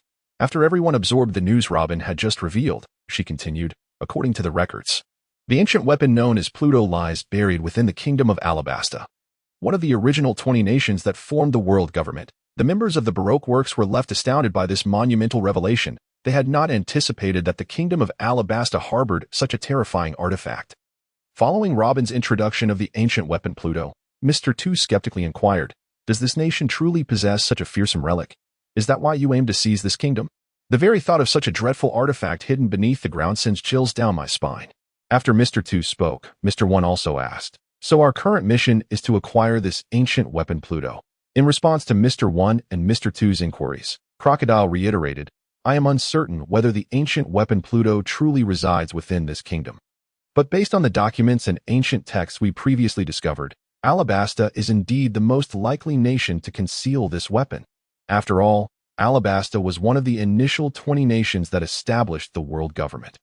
Unlike the royal families of other nations who chose to reside in Mariewa, they remained here, perhaps to guard the ancient weapon Pluto. Upon hearing Crocodile's elucidation, the chief commanders of Baroque works grasped his plan to fully occupy the kingdom of Alabasta and locate the ancient weapon Pluto that it might harbor. Once everyone comprehended the intricacies of the situation, Crocodile retrieved several sheets of paper from the table and distributed them to the chief commanders. Here are your forthcoming tasks, if you can execute them according to my plan. Within a single night, the kingdom of Alabasta will be firmly within our grasp. At that point, Alabasta shall become our utopia. Hearing Crocodile's enticing vision, all present fell into a reverie of a promising future. Once everyone reviewed their assignments, Crocodile further instructed, after completing the tasks I have assigned, gather at the southern gate of the capital to intercept Princess Vivi, who seeks to prevent the clash between the rebel forces and the royal guards. Taken aback by Crocodile's new directive, Paula questioned, Princess Vivi, was she not our organization's former operative, Ms. Wednesday? Does she truly possess the strength to halt the impending conflict between the rebels and the royal guards? In response to Paula's skepticism, Crocodile firmly stated, do not underestimate her. She shares a childhood bond with the rebel leader, Koza, and may indeed possess the potential to avert the outbreak of war. Moreover, she has somehow allied herself with a group of pirates, who have now become her friends. Do not let your guard down. Seeing that even their leader held such reverence for the pirates and Princess Vivi, the members of Baroque Works resolved to diligently execute Crocodile's plan. After ensuring that everyone fully understood their tasks, Crocodile signaled for them to depart and fulfill their assignments. Once the members of Baroque Works exited, the vast hall was left with only Robin and Crocodile. Robin slowly spoke, do you genuinely believe that the ancient weapon Pluto is concealed within this kingdom of Alabasta? To Robin's inquiry, Crocodile responded earnestly, I certainly believe so. Otherwise, why would I exert such effort to methodically consume this nation? If I were to acquire this ancient weapon, even the Yonko Whitebeard would fall before me in a single blow. At that time, we shall see who dares to contest me for the throne of the Pirate King. Ha, ha, ha. As Crocodile gradually descended into a frenzied state of laughter, Robin could only shake her head in resignation and exit the hall. The cavernous space was soon filled with Crocodile's maniacal laughter. Meanwhile, as Crocodile orchestrated his plan to annex the kingdom of Alabasta, Henry, upon learning that the rebels had set their sights on the capital, began his relentless advance towards the royal city. Fortunately, Henry's prior preparations had been thorough. With the swift movement of 6 camels and Karoo, they approached the capital of Alabasta, Alabama, after 2 days of travel. Nestled within the desert kingdom, the royal city of Alabama lacked the ostentatious splendor of the magnetic drum kingdom's palace, instead exuding an air of rustic grandeur. This disparity arose from the differing climatic conditions as well as the contrasting leadership styles of the two kings. King Wapple of the magnetic drum kingdom was known for his cruelty, indulging in opulence while mercilessly exploiting his subjects. In stark contrast, King Cobra of Alabasta was humble and caring, dedicated to the welfare of his people, and would never squander resources on lavish palace adornments. On the journey to the royal city, Princess Vivi elucidated the reasons behind the formation of the rebel forces. The root of the turmoil lay with a peculiar substance known as dancing powder. Originally intended for artificial rainmaking, it had the detrimental effect of siphoning rain clouds from surrounding areas, resulting in widespread drought in regions adjacent to where the powder was deployed, due to its severe consequences. The production and sale of dancing powder had been outlawed by the world government 3 years prior. Aside from the capital Alabama, the rest of Alabasta had experienced a complete absence of rainfall, a phenomenon unprecedented in history. Moreover, 2 years ago, rumors spread that large quantities of dancing powder were being transported to the capital, fueled by malicious intent, suggesting that King Cobra had used it for his own indulgence. Leading to the nation's desolation, the situation escalated. The drought-stricken populace, incited by scheming individuals, began to revolt against King Cobra's reign. Of course, these actions were orchestrated by the Baroque works, whose true objective was to overthrow the Nefertari family's rule over the kingdom of Alabasta and establish their so-called utopia. After Princess Vivi recounted the origins of the rebellion, Sanji and the others erupted in outrage, cursing Crocodile for his inhumanity, willing to incite disaster upon the entire kingdom of Alabasta for his selfish ambitions. Fueled by their anger towards Baroque works, Henry and his companions finally approached the southern gate of Alabama. As Henry drew near, he noticed 9 figures of varying stature standing outside the southern gate of the capital. The chief commanders of Baroque works, who had completed their assigned tasks and were preparing to intercept Princess Vivi. Upon witnessing such a scene, Henry, without the slightest hesitation, proclaimed loudly, "Comrades, let us charge in." With those words, he led the charge forward, followed closely by the others. After all, Henry and his companions had not encountered any insurgents along their journey, indicating that the rebels had already breached the royal capital. Henry had no desire to linger at the city gates, entangled with these foes. As Henry and his group approached with fierce determination, Mr. 1 and Mr. 2 stepped forward, ready to confront them, just as Henry was about to engage. Zoro and Sanji sprang forth, blocking the 2 men. They shouted in unison, "Henry, Vivi, allow us to clear the way for you." Besides Zoro and Sanji, the others also joined the fray, aiding Henry and Vivi in fending off their adversaries, enabling them to swiftly enter the castle. Once Henry and Vivi had breached the entrance, 2 voices echoed from behind. "Vivi, go save your country. Henry, go vanquish the 7 warlords." Jingjing approached Tang San, settling beside him in a meditative posture. Gently nodding in acknowledgement, Tang San narrowed his eyes, his body gradually levitating as he stood atop the heart of the heavenly flower. He took a deep breath, and his aura began to swell. The 9 bloodlines within him, having blended harmoniously over the recent period, achieved a state of equilibrium, prompting a rapid ascension within him. The golden trident's luminous patterns re-emerged on his forehead, marking the moment of his transformation. His consciousness intertwined with the imprint of the golden trident, sensing its essence. As his eyes grew increasingly radiant, waves of sound, reminiscent of sacred chants, resonated around him, and a powerful light surged upward, casting a vast golden shadow behind him. Tang San's gaze sharpened, fixating on the sky. Suddenly, a tremendous explosion reverberated from the heavenly flower as a colossal golden beam shot skyward, piercing the heavens. Nearby, the celestial fox demon emperor sensed an overwhelming will erupt, causing the entire garden of hell to tremble violently, with flowers wilting rapidly as all fortune seemed to converge toward that golden beam. As he paled in realization, he dared not delay, transforming into a colossal 9-tailed celestial fox, over 100 meters in length, with each tail stretching over 300 meters, casting a shadow over the land and infusing the garden of hell with immense fortune, stabilizing the realm. The garden of hell must not shatter. Otherwise, it would spell catastrophic ruin for the Celestial Fox clan. The ancestral grounds, the Celestial Fox Sacred Mountain, the previously subdued golden light surged once more, radiating a white glow that appeared to collapse inward. Without warning, a golden beam ascended, shooting into the sky. The rulers, having just weathered a lightning tribulation, instinctively dispersed. In the next moment, that golden beam entered the ominous storm clouds. The inky black clouds ignited, transforming into dark golden masses. As all violet hues dissipated, replaced by massive bolts of golden lightning, filled with the fury of the entire realm, With the assistance of Zorro and the others, Henry and Vivi successfully navigated past the Baroque works blockade. Naturally, Mr. One and his companions were unwilling to allow Henry and the others to pass so easily. As per Baroque works regulations, failure would warrant dire consequences from their leader. Thus, they relentlessly pursued Henry and Vivi. However, Zorro and the others were not mere bystanders. They valiantly obstructed the members of Baroque works. Zorro and Nami confronted Mr. One, Des Bones, and his partner, Paula. Sanji faced off against Mr. Two, Von Clay. Chopper grappled with Mr. Three and his partner, Ms. Golden Week. Alamy contended with Mr. Four and Ms. Christmas, while Taylor clashed with Mr. Five and Ms. Valentine's Day. As the battles ensued, each group began to separate, seeking the most suitable battleground for themselves. Leaving aside the struggles of Zorro and the others, upon entering the royal city, Henry and Vivi were met with chaos. Witnessing the tumult before her, Vivi's eyes widened in despair. She yearned to rush forth and halt the conflict. But Henry restrained her. Grasping Vivi's arm, Henry urged, "What purpose would it serve to charge in blindly? Do you know what the leader of the insurgents, Crocodile, looks like? I will help you find him. If we can persuade him to cease hostilities, the war will soon come to an end." Upon hearing Henry's words, Vivi quickly informed him of Crocodile's current appearance. Although Vivi herself was uncertain of his exact look, she noted a significant scar on his face, which should be easily recognizable.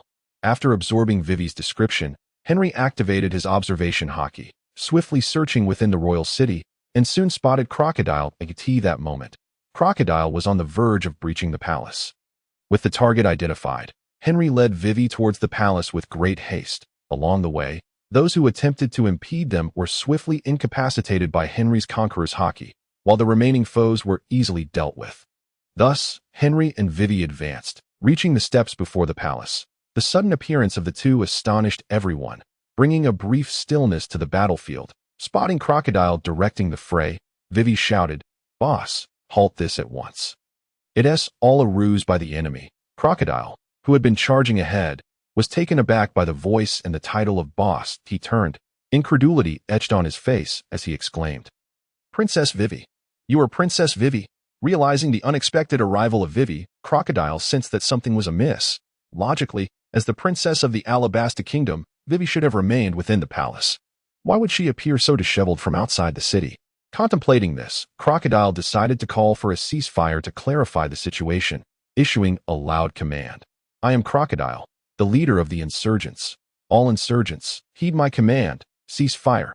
On Vivi's side, witnessing Crocodile's order for his men to halt their assault, she too stepped forward, declaring, "I am Princess Vivi of the Alabasta Kingdom, the Royal Guard. Follow my orders, all ceasefire." The sudden appearance of Princess Vivi left the vice-captain of the Royal Guard, Gaka, in disbelief. He had not anticipated that Vivi, who had left the palace 2 years prior, would suddenly appear here. Following her command to cease fire, Gaka immediately ordered the Royal Guard to halt their attacks. As Crocodile and Gaka issued their commands for a ceasefire, indeed, a majority of their forces complied, gradually ceasing their assaults. However, not all were willing to let the conflict end so easily. Voices emerged from the crowd, calling for the death of Princess Vivi and the king, declaring, "Princess Vivi and the king are in league together. We must slay her and overthrow the tyrannical monarchy. Kill Princess Vivi. Kill Princess Vivi." In addition to the insurgents clamoring for the demise of the king and Princess Vivi, the royal forces echoed cries of "Exterminate all insurgents. All insurgents shall be executed." Witnessing such turmoil, Gaka and Crocodile were both filled with rage and confusion as they shouted, "What on earth is happening? Did I not command a ceasefire? Who is still attacking?" Yet, in that moment, both the Royal Guard and the insurgents, consumed by their bloodlust, paid no heed to their commands, witnessing the two armies once again embroiled in chaos. Wei Wei was deeply saddened, crying out loudly for both sides to cease their hostilities. However, her pleas fell on deaf ears at this moment. Henry could no longer remain passive. He understood that among the combatants, there were undoubtedly numerous members of the Baroque studio who would never allow the cessation of war. Thus, upon sensing a tendency towards a ceasefire, they incited a riot to thwart any possibility of negotiation. Henry could not permit this melee to persist, so he stepped forward, unleashing his conqueror's hockey with a commanding voice. "Everyone, halt at once." As Henry's formidable aura radiated, an inexplicable wave emanated from him. Those who were touched by this force, whether from the enemy ranks or the kingdom's guards, felt their spirits assaulted, collapsing to the ground in a foaming stupor. Once the wave dissipated, nearly half of those present lay incapacitated. The terrifying effect of Henry's display left all onlookers in a state of shock. Just as Henry was about to articulate further, a sudden barrage of gunfire erupted from an unseen source. He then witnessed several bullets hurtling towards himself, and it appeared that the hidden members of the Baroque studio could no longer contain themselves and had chosen to strike at Henry in response to his attempt to halt the fighting. Upon seeing the incoming bullets, Henry snorted disdainfully, declaring, "If you seek your own demise, do not blame me for my lack of courtesy." A multitude of small black vortices manifested before him, consuming the incoming bullets without a trace.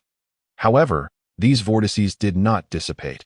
Instead, upon Henry's command of Black Hole, release, all the bullets were expelled with greater velocity than they had originally approached, observing the chaos he had wrought with his own ammunition. Henry remained unfazed, stepping forth from the throng and proclaiming, "Now, does anyone still wish to make a move?" In light of Henry's staggering display of power, coupled with the lessons learned from those who had just fallen, no one dared to speak up. After a moment of silence, Henry approached Wei Wei, urging her to persuade both parties to cease their conflict. After all, as a pirate, Henry could intimidate all, but to command their obedience was an impossibility. Only Wei Wei, the Princess of Alabasta, could earn their trust. Seeing that Henry had finally subdued the crowd, Wei Wei spoke once more. "I am Princess Wei Wei of the Alabasta Kingdom. The calamities that have befallen our nation were orchestrated by a criminal organization known as the Baroque Studio, which seeks to exploit the ensuing chaos to seize control of Alabasta. Therefore, I implore you all, for the love of our beloved Alabasta Kingdom, to halt this war, and I shall prove the truth of my words." Her heartfelt entreaty astonished all present, inciting a flurry of murmurs. They had never anticipated that the tragedies plaguing Alabasta were the machinations of a nefarious organization. Upon hearing Wei Wei's words, Kusha, astonished, inquired, "Princess Wei Wei, does this mean King Cobra did not betray our nation?" In response, Wei Wei firmly asserted, "Leader, do you not know the character of my father? How could he ever betray his own country?" Kusha, reassured by her conviction, had always doubted King Cobra's betrayal. Just as he was about to speak again, a man's voice suddenly echoed from the palace behind them. "It seems those fools failed to stop you. Ms. Wednesday. If that is the case, let us all perish together." Upon seeing the imposing figure of a man emerge from the grand hall, Wei Wei gritted her teeth and exclaimed, "Crocodile, the one behind the Baroque studio." Jingjing approached Tang San, sitting beside him, and gently nodded. Tang San narrowed his eyes, gradually levitating, standing atop the heart of the heavenly flower that he inhaled deeply, allowing his aura to swell, the 9 bloodlines within him, having harmonized over the preceding moments, reached a state of balance, propelling him towards rapid ascension. The golden trident insignia re-emerged upon his forehead, and at that moment, Tang San's presence began to metamorphose, his consciousness intertwined with the essence of the golden trident. His eyes growing increasingly radiant, waves of sound, akin to sacred chants, resonated around him as intense light surged upward, casting a vast golden silhouette behind him. Tang San's gaze sharpened as he looked skyward. Suddenly, a thunderous explosion erupted from the heavenly flower, a colossal golden pillar shooting towards the heavens. Nearby, the celestial fox demon emperor felt an overwhelming surge of will, causing the entire hell garden to tremble violently. The flowers rapidly wilting as all fortunes seemed to coalesce towards that golden beam.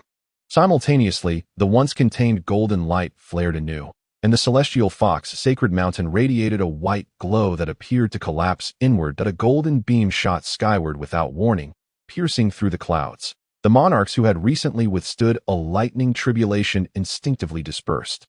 And in the next instant, the golden pillar surged into the thunderclouds. The pitch-black clouds ignited, transforming into dark golden formations, while all traces of purple vanished, replaced by massive bolts of golden lightning that seemed to embody the wrath of the entire realm. Initially, Wei Wei intended to reveal that Crocodile, one of the 7 warlords, was the mastermind behind the Baroque studio, but to her surprise, he revealed himself. Pointing at Crocodile, she declared, "He is the true puppeteer behind the Baroque studio. All the disasters that have befallen Alabasta have been caused by this man." Upon hearing Princess Wei Wei's proclamation, all eyes turned to Crocodile with incredulity. It was well known that Crocodile, as one of the 7 warlords, held a commendable reputation in Alabasta, having aided the populace in combating pirates, earning him their admiration and reverence as a savior.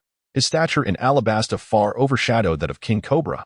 Thus, when Wei Wei accused him of being the shadowy orchestrator, many were skeptical that A.S. Crocodile made his entrance. Henry's eyes narrowed as he scrutinized him. Seemingly aware of Henry's gaze, Crocodile turned to him and remarked, "You must be Robert Henry. My subordinates have certainly been under your care." Understanding that Crocodile referred to the pirate ships he had destroyed, Henry frowned and replied, "They brought this upon themselves. Had they not recklessly attacked my vessels, I would have had no reason to engage them. My true target has always been you." Crocodile's expression grew dangerously sharp as he retorted, "Ah, so you are intrigued by my title as one of the 7 warlords, but I wonder if you possess the fortitude to claim it. You fool." With that, Crocodile dismissed Henry, turning his attention back to Wei Wei. "Princess Wei Wei, you have certainly stumbled upon a precarious situation. However, since you are now aware of the truth, I see no reason to conceal it any longer. Indeed, I orchestrated all of this. My ambition is to seize the Alabasta Kingdom. Now that you are privy to this secret, do you believe there remains a possibility for your survival?" Startled by Crocodile's ominous words, Vivi felt a pang of anxiety for everyone's safety, unsure if Crocodile truly possessed the capability to follow through with his threats. However, a thought struck her, and she exclaimed loudly, "Crocodile, as one of the 7 warlords, do you not fear the world government revoking your title for recklessly attacking Alabasta, one of its allied nations?" In response to Vivi's inquiry, Crocodile let out a hearty laugh, stating, "Of course I fear it. I have no desire to lose this title of the 7 warlords. Yet, the dead do not testify. If I eliminate all who are aware of this matter, who would be able to trace it back to me? Besides, isn't there conveniently a scapegoat right here?" He gestured towards Henry, declaring, "This fellow would make an excellent target to take the blame. Afterward, I shall simply report that this man was responsible for the massacre in the capital. And I dealt with him accordingly. At that point, the world government would not only absolve me, but might even reward me with this nation." Upon hearing that Crocodile intended to use him as a scapegoat, Henry could no longer contain himself and retorted loudly, "Do you truly think you can use me as a shield? Do you possess the strength to eliminate me?" Crocodile chuckled at Henry's words, replying, "You will soon discover whether I have the strength. Do not think that just because you hail from the Whitebeard pirates, with the 4 emperors backing you, I would hesitate to act, if I am bold enough to take on the 4 emperors. What makes you think I would shy away from a nameless brat like you?" Despite Crocodile's bravado, Henry noted a flicker of trepidation in Crocodile's eyes when he mentioned the formidable Whitebeard, revealing the depth of Crocodile's apprehension towards him.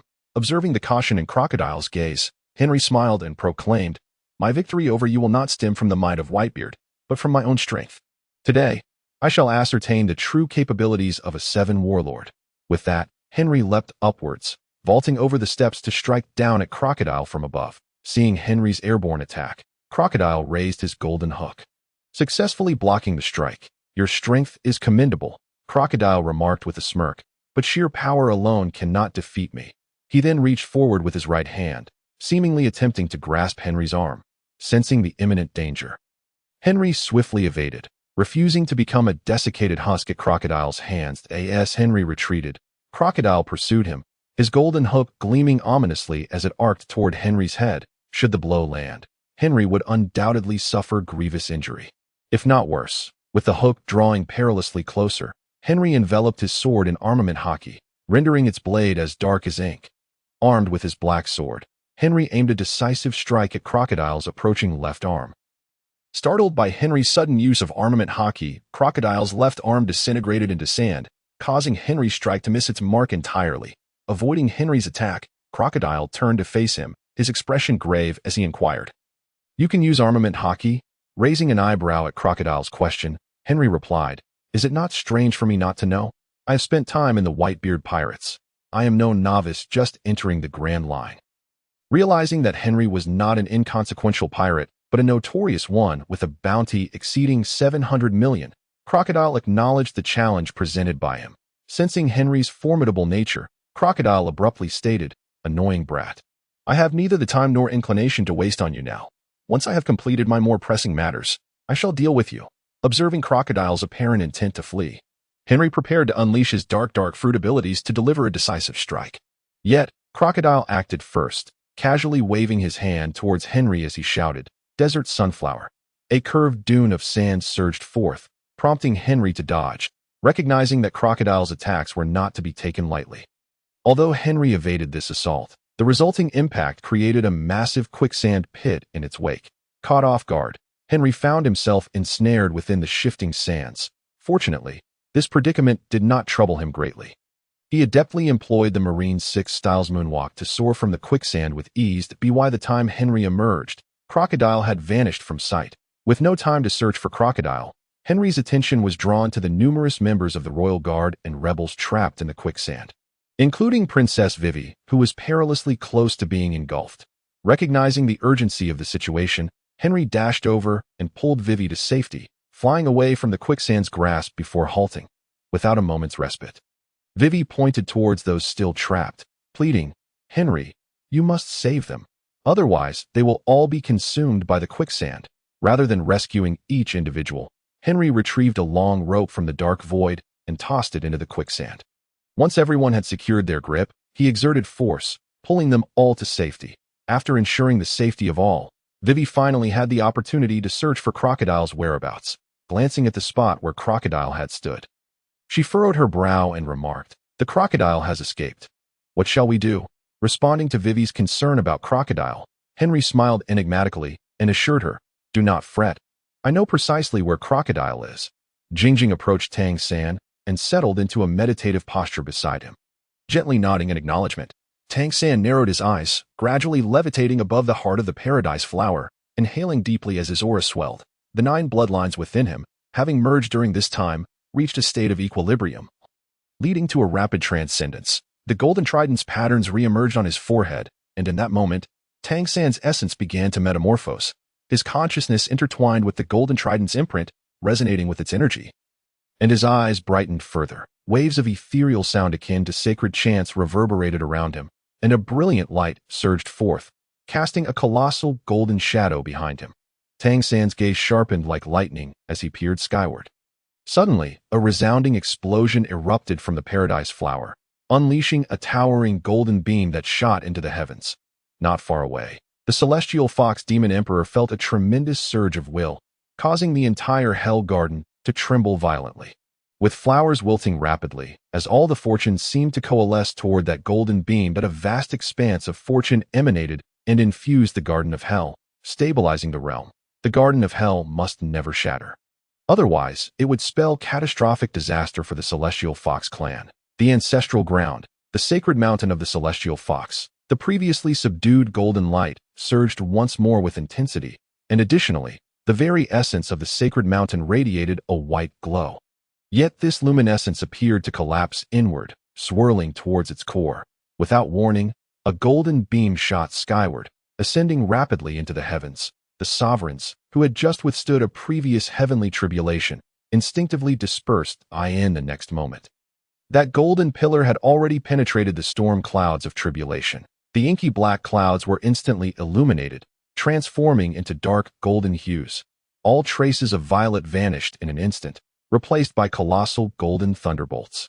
Seemingly infused with the fury of the entire realm, Crocodile, wary of Henry, chose to retreat rather than engage, prompting us to shift our focus to the battle involving Zoro and the others at this moment. Nami found herself regretting her decision to accompany the directionally challenged Zoro. No, where has that foolish swordsman gone? This was the cry echoing within Nami's heart. When she next encountered Zoro, she vowed to unleash her fury upon him. In the face of Zoro and Nami, Mr. One and Paula refrained from directly confronting the formidable Zoro and instead targeted the comparatively weaker Nami. After all, both were seasoned assassins, and efficiency dictated that they first engage the more vulnerable Nami. Confronted with the evidently formidable foes, Nami lacked the courage to confront them and opted for a hasty escape. Upon witnessing Nami flee, Mr. One and Paula commenced their pursuit, with Zoro trailing behind in an attempt to catch up with them. However, the unfortunate reality was that Zoro's navigational shortcomings led him to lose track of them even while following closely, resulting in Nami ultimately facing the onslaught of Mr. One and Paula alone. It appeared that the two had no immediate intention to eliminate Nami, but rather toyed with her like a cat with a mouse, persistently tailing her. After a prolonged chase, Nami's stamina was nearly depleted. And as the deadly duo drew nearer, she resolved to make a desperate stand. Yet, Contemplating her frail physique and glancing back at the formidable assassins, she suppressed the reckless desire to court death and turned to flee once more. However, Mr. One seemed to have grown weary of this game of cat and mouse. He doubled his speed and leaped towards Nami. Sensing the encroaching shadow behind her, Nami cried out in her heart, "Am I doomed to perish like this? I am so adorable and wealthy. I refuse to die." With this thought, Nami resolved not to succumb passively to her fate, as it was not in her nature. Although acutely aware that she was no match for Mr. One, Nami was determined not to resign herself to defeat. Just as she prepared to draw her weapon and confront Mr. One, a shadow darted before her, intercepting the lethal strike aimed at her. The sudden appearance caused Nami to stumble, and she fell to the ground. When she rose again, she discovered that it was none other than Zoro who had shielded her from Mr. One's deadly blow. Elated by Zoro's arrival, Nami exclaimed with heartfelt gratitude, "Zoro, you finally made it." Yet, recalling her recent brush with death, she abruptly turned on him, shouting, "Where have you been? I was almost killed by this guy." However, Zoro had no time to spare for Nami's complaints. He gazed at the stone pillars behind him, now shattered into several pieces, and furrowed his brow, saying, "I should have blocked your attack. How did those pillars break?" Hearing Zoro's question, Mr. One coldly replied, "Do you think I would divulge that information?" Realizing Mr. One was unwilling to provide answers, Zoro resolved, "I'll uncover the truth myself." With that, Zoro swung his sword fiercely, striking Mr. One's arm. Mr. One showed no inclination to evade, raising his left arm to block the blow. A metallic clash resounded as Mr. One's left arm transformed into a sharp blade, emanating a chilling glimmer. Observing Mr. One's transformation, Zoro's expression turned grave. "Devil fruit ability?" Without hesitation, Mr. One responded, "I am the blade fruit user, capable of turning any part of my body into a blade. You cannot defeat me."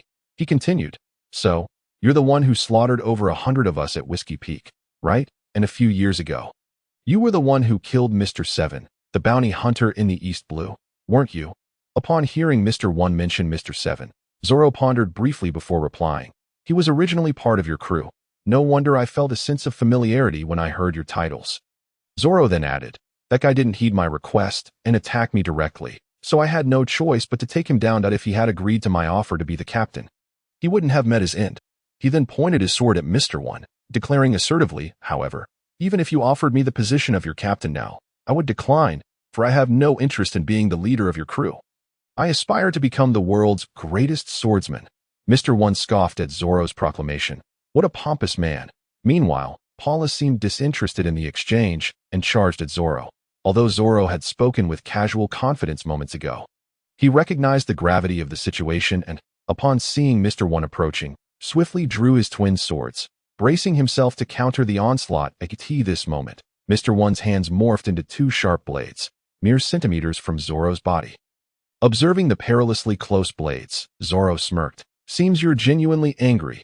Did I strike a nerve?" To this, Mr. One replied icily, "Don't be arrogant. You're merely an unknown swordsman from a nameless pirate crew, dreaming of becoming the world's greatest swordsman." Unfazed by Mr. One's disdain, Zoro retorted with a grin, "And what about you? A mere assassin from a criminal organization, a puppet striving for a hollow dream of utopia? Or are you simply a blustering buffoon?" Mr. Point One appeared genuinely incensed by Zoro's taunt, shouting to Paula, "Ms. Double Fingers." Understanding the cue, Paula replied, "Okay, I see what you mean. I'll handle him. That little girl is mine." Startled by Paula's words, Zoro quickly glanced back, hoping Nami had found a safe spot to hide. Yet, Nami had vanished, evidently clever enough to recognize the danger and seek refuge without needing Zoro's warning. Just as Zoro began to feel relieved, Mr. One's icy voice pierced the air. "Are you so preoccupied with others that you've forgotten to focus on battling me?" With that, Zoro felt a tremendous force strike him, sending him flying. Though he was knocked back, Zoro sustained no significant injuries. Rising to his feet, Zoro faced Mr. One from a distance, lifting his swords and adopting a stance. Roaring, "Bull Demon! Needle!" With that declaration, Zoro surged towards Mr. One, closing the distance in an instant as Zoro barreled towards him. Mr. One assumed a solid stance, preparing to absorb Zoro's strike with his own body. The two brushed past each other, and Zoro unleashed a flurry of strikes, his sword tips piercing Mr. One's body like needles. The cacophony of clashing metal ensued, yet Mr. One remained utterly unscathed. "Zoro, sheathing his sword, appeared somewhat dejected as he remarked, "I see now. It's truly a headache. If I am unable to sever steel, then I cannot vanquish you. Can I?" Mr. One coldly responded, "Indeed, encountering me is your misfortune. It is impossible for you to overcome me." Yet, upon hearing Mr. One's words, Zoro disagreed fiercely, retorting coldly, "The unfortunate one should be you. I have awaited this perilous moment for far too long. It is time to showcase the fruits of my month-long training. When I defeat you, I shall be a man capable of cutting through steel." Jingjing approached Tang San and sat cross-legged beside him, giving him a gentle nod. Tang San narrowed his eyes slightly. His body gradually levitating as he rose above the heart of the heavenly flower, he inhaled deeply, his aura swelling in response. The 9 bloodlines within him, having merged during the preceding moments, were now in complete equilibrium, propelling his essence to soar rapidly. The golden trident's radiant patterns re-emerged upon his forehead, and in that fleeting moment, Tang San's aura began to undergo a transformation, his consciousness intertwined with the imprint of the golden trident, resonating with its essence, and his eyes grew increasingly luminous. Waves of sound reminiscent of sacred chants surged around him, and a brilliant light began to ascend rapidly, casting a colossal golden shadow behind him. In an instant, Tang Sen's gaze flashed like lightning as he looked skyward. Suddenly, a thunderous explosion erupted from the heavenly flower, and a massive golden beam shot into the heavens, piercing through the clouds. Nearby, the celestial fox Great Demon King sensed an overwhelming will erupting, causing the entire Hell Garden to tremble violently. As the flowers began to wither rapidly, all fortune seemingly converging towards that golden beam. His expression changed drastically, and he dared not delay. With a swift motion, he transformed into a colossal 9-tailed celestial fox, each tail exceeding 300 meters in length, obscuring the sky, emitting immense fortune into the Hell Garden. He stabilized the realm. The Hell Garden must not shatter, for its destruction would spell cataclysmic disaster for the Celestial Fox clan. In the ancestral grounds, atop the Celestial Fox Holy Mountain, the previously subdued golden light flared intensely once more. Not only that, but the holy mountain emitted a white radiance that seemed to collapse inward, drawing towards its core. Without warning, a golden beam shot skyward, soaring towards the firmament. The monarchs, having just withstood a thunderous tribulation, instinctively scattered. In the next moment, the golden beam penetrated the tribulation clouds. The dark, inky clouds of tribulation were instantaneously illuminated, transforming into dark golden clouds, with all traces of violet dissipating, replaced by colossal golden lightning that seemed to embody the fury of the entire realm. Meanwhile, on Zoro's side, as he faced the Baroque works, Taylor found her path obstructed shortly after entering the royal city by Mr. Five and his partner, Ms. Valentine. Frowning at the duo blocking her way, Taylor declared, "You should leave at once, or do not blame me for being impolite." Upon hearing Taylor's words, Mr. Five took offense, retorting angrily, "I shall see who is truly impolite."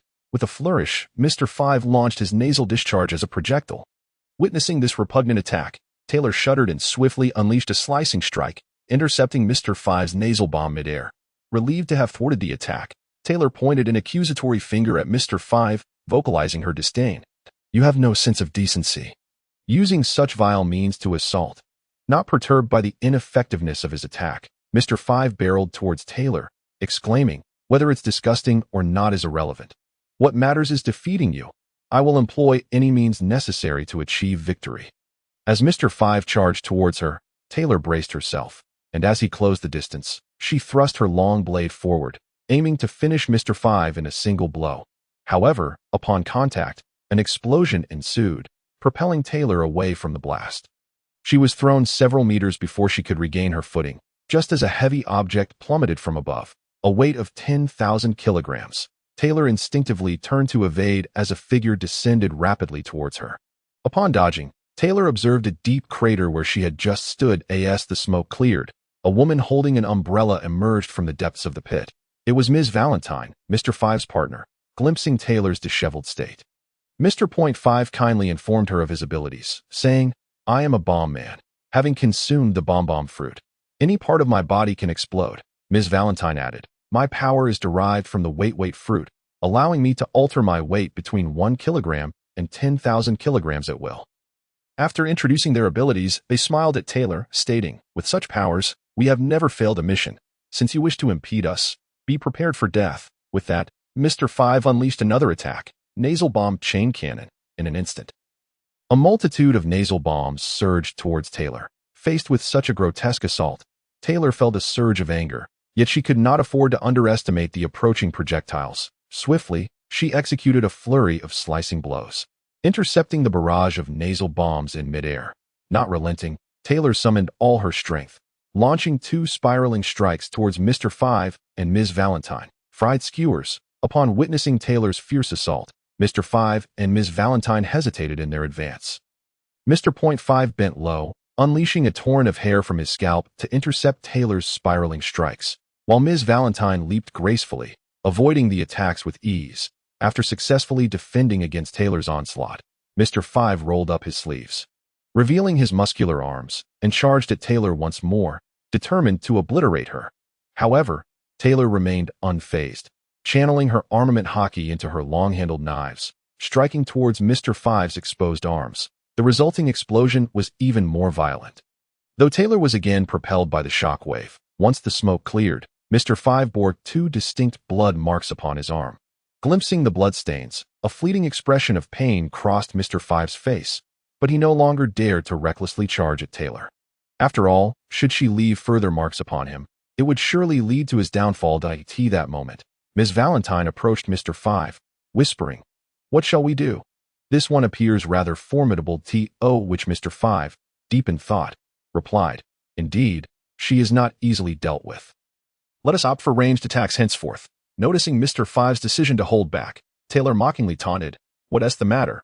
Are you afraid? If you are scared, then perhaps you should clear the way." To this, Mr. Five scoffed, "How could I possibly be afraid of a mere girl like you?" Having spoken, he launched his signature booger bomb at Taylor once more. Witnessing Mr. Five resorting to such antics again filled Taylor with ire.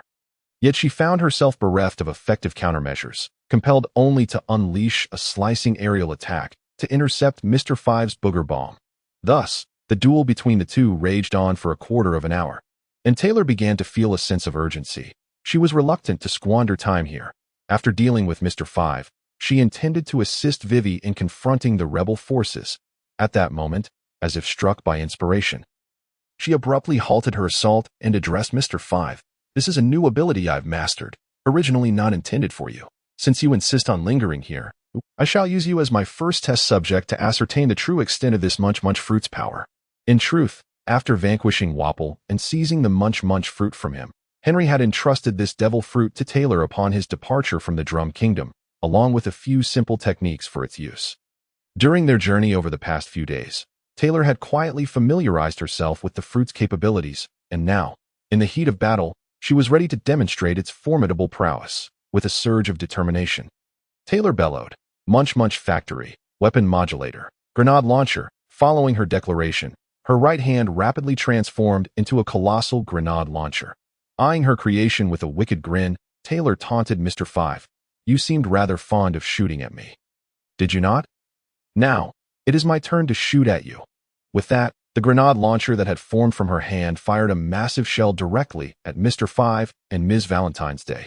Jingjing approached Tang San, settling beside him in a lotus position and offering a gentle nod. Tang San squinted, his body gradually levitating as he stood atop the heart of the paradise flower, taking a deep breath. His entire aura began to swell. The 9 bloodlines within him had achieved a harmonious balance after their recent intertwining, and he felt himself rapidly ascend. Golden patterns of the trident re-emerged upon his forehead.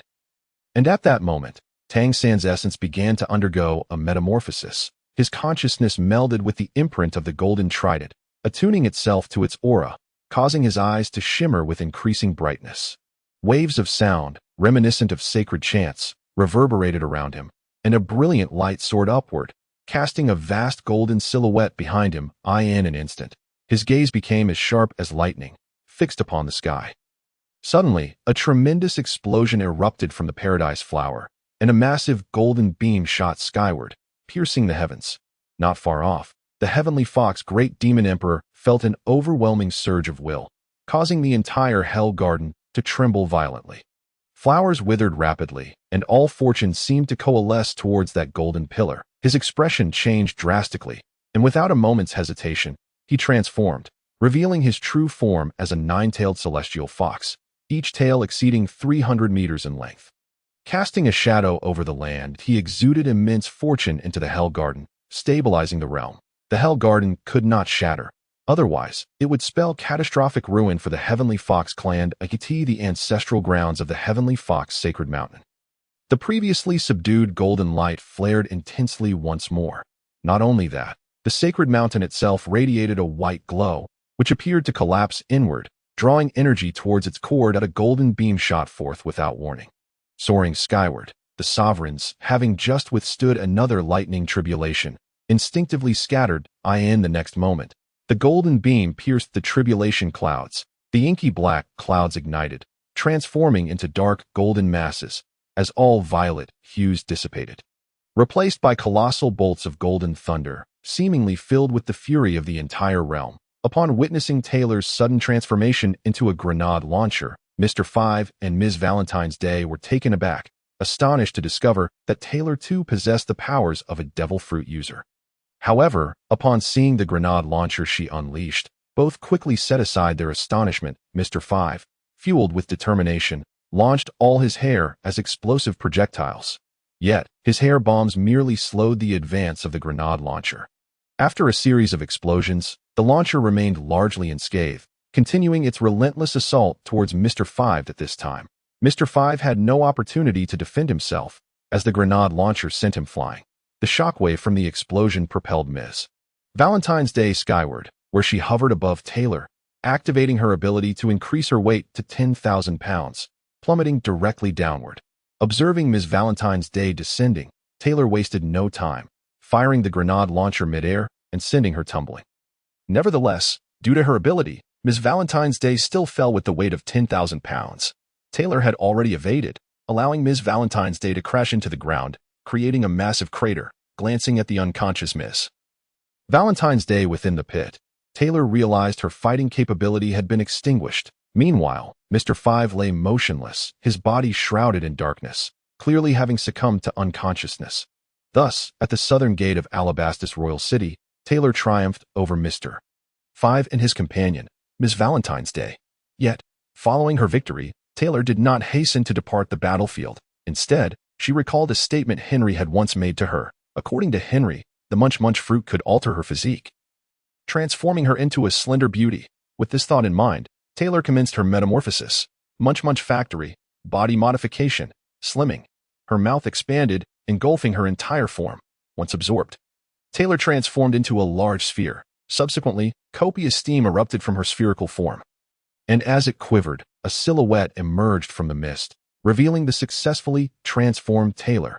Now, her figure was slim, and her ample assets remained undiminished despite her reduced size, appearing as full as ever. Her already exquisite features became even more striking post-transformation, rivaling the beauty of Nami and Vivi. Most importantly, her previously plump cheeks were now slender, giving her an invigorated appearance, radiant and captivating that it was likely that the crew of the Lionheart Pirates would scarcely recognize Taylor in her transformed state. Having completed her transformation, Taylor scarcely took a moment to admire her newfound beauty before setting out in search of her companions. Turning now to Alamy, his adversaries were Mr. 4 and his partner, Ms. Christmas. To ensnare the duo, Alamy had been lured to a battlefield they had set as an ambush. Currently, Alamy stood in an expansive plaza, surrounded by numerous large holes, bracing himself against the imminent threat of a surprise attack from his foes. His opponents, Mr. 4 and Ms. Christmas, lay hidden within those very pits, and this battleground was referred to by them as Molehill Street. No doubt as Alamy stood vigilant, a dog's head suddenly emerged mere meters in front of him, launching a baseball in his direction. Upon encountering the baseball propelled by the dog's head, Alamy did not dare to underestimate the situation. He promptly discharged his firearm, sending the incoming baseball hurtling back.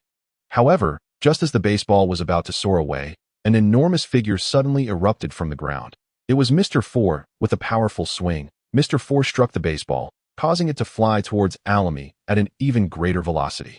Faced with such a rapid projectile, Alamy refrained from retaliating with his handgun this time, opting instead to unleash a swift kick, detonating the baseball bomb midair. Previously, Alamy had already suffered a setback. His earlier attempt to shoot the baseball bomb had merely slowed it down, allowing it to come hurtling back at him once more. Realizing this, Alamy prepared to absorb the impact with a metal block, but the baseball detonated right before him, sending him flying. Fortunately, the durability of the metal block spared him from serious injury, though he became increasingly reluctant to absorb the explosive directly. Generally, any projectile he could not deflect with bullets was simply detonated with his kick. Having engaged in battle for some time, Alamy had developed a keen understanding of the combat patterns exhibited by his two adversaries. Among them, Mr. 4, towering and immensely strong, unleashed baseballs with tremendous force, making it exceedingly difficult for even Alamy to catch them. The other combatant, concealed beneath the earth, was Mr. 4's partner, Ms. Christmas, a Zoan-type mole user skilled in tunneling.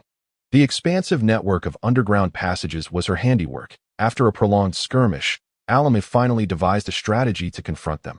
He must first eliminate their canine companion that spewed explosive baseballs. Accordingly, Alamy extended his observation hockey, acutely attuning himself to the subterranean movements. Suddenly, he sensed something and swiftly approached an opening, where a dog's head gradually emerged. Seizing the opportunity, Alamy acted with alacrity, grasping the creature by its neck and yanking it out entirely. This peculiar dog bore little resemblance to a typical canine. Rather, it appeared more akin to a firearm. As the dog prepared to unleash bullets, Alamy pressed down on its head and directed it towards the gaping hole. Unleashing a barrage of projectiles, following several rounds, an explosion ensued, and both Mr. 4 and Ms. Christmas, hidden below, were catapulted into the air. Fortunately, Mr. 4's considerable bulk prevented him from soaring too high, and he landed solidly on the ground. Upon witnessing Mr. 4 regain his footing, Ms. Christmas, still airborne, urgently shouted, "Fat pig, catch me." Hearing her plea, Mr. 4 rushed forward, intent on catching Ms. Christmas. However, he miscalculated the distance. Failing to grasp her, she plummeted to the ground, landing face-first just a meter away. Yet, given Ms. Christmas's resilient nature as a Zoan-type user, the impact proved inconsequential, and she sprang up to slap Mr. 4 on the head, chastising him. "Were you not supposed to catch me? You useless fat pig." Annoyed by their bickering, Alamy clapped his hands, releasing a bomb baseball from the dog's head that hurtled towards Mr. 4 and Ms. Christmas. Caught off guard, they were immediately knocked over. Ms. Christmas struggled to her feet. She shouted at Alamy, "Return our dog to us." Mr. 4, slowly rising, echoed her demand, "Give me back my Ras. Ras, come back." Hearing their calls, the dog named Ras wriggled in Alamy's grasp, attempting to flee, but Alamy held on tightly. Chuckling at the pair, "I have taken a liking to this pooch. He now belongs to me." Jingjing settled beside Tang San, nodding gently at him. Tang San squinted, gradually rising into the air, standing atop the heart of the heavenly flower. He inhaled deeply, his aura swelling as the 9 bloodlines within him harmonized into a state of equilibrium, propelling his ascension. The golden trident's luminous patterns re-emerged on his forehead, marking the beginning of Tang San's transformation. His consciousness melded with the essence of the golden trident, his eyes growing increasingly radiant. Surrounding him were waves of resonant, almost sacred, oceanic sounds, as intense light surged forth, casting a colossal golden silhouette behind him. Tang San's gaze became electrifying as he looked skyward. Suddenly, with a tremendous roar, a massive golden beam erupted from the heavenly flower, soaring into the heavens, nearby. The heavenly fox demon monarch sensed an overwhelming force of will erupting, causing the entire hell garden to tremble violently. As the flowers rapidly withered, all fortunes seemingly converging towards that golden pillar, as he witnessed Alamy's attempt to seize Ras. Ms. Christmas shouted furiously, "Shameless brat. Return our dog." Meanwhile, an enraged Mr. 4 charged at Alamy, determined to reclaim his canine companion. In truth, Alamy had no intention of keeping the dog.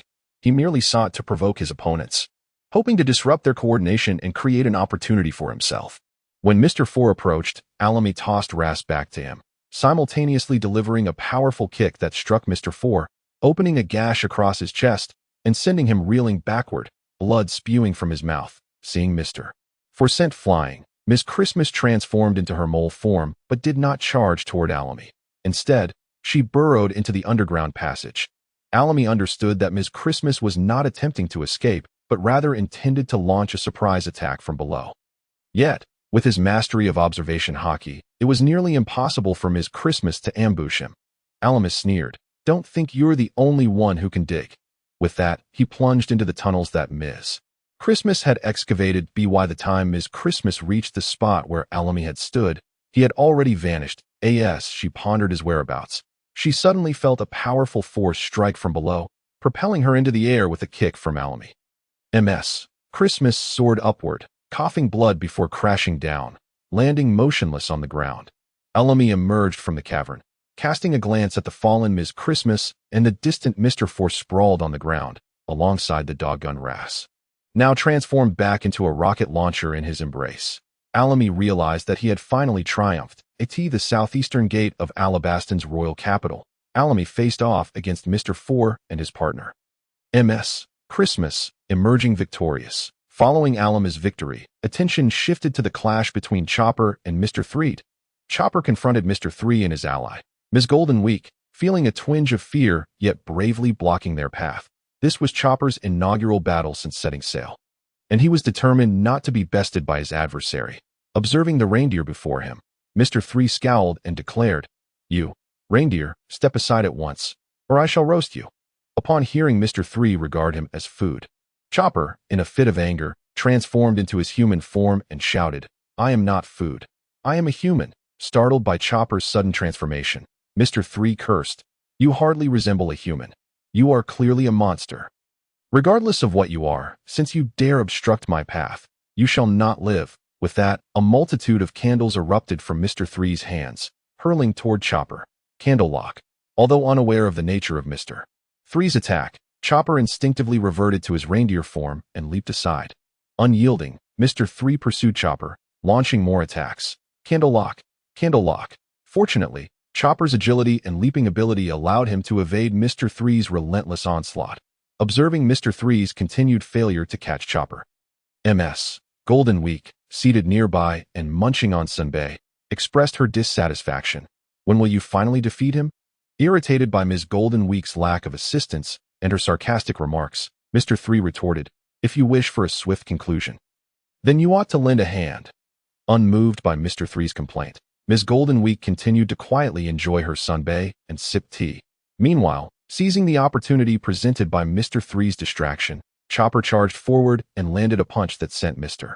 Three flying. Although Mr. Three was not gravely injured by Chopper's strike, the blow ignited his fury. He bellowed, "Candle Champion!" A torrent of wax flowed from Mr. Three, slowly enveloping him and forming a magnificent suit of armor. Clad in this armor, Mr. Three commanded Ms. Golden Week, "Color me." Instantly, Ms. Golden Week stood up, wielding paint, and with a swift stroke, Mr. Three's armor was transformed into a dazzling spectacle. Admiring the exquisite armor, Chopper's eyes sparkled with wonder. "What a beautiful armor!" he exclaimed, in response to Chopper's compliment. Mr. Three sneered coldly, "Even if you praise me, I shall not spare you. Prepare to become my reindeer hot pot." With that, Mr. Three resumed his pursuit of Chopper.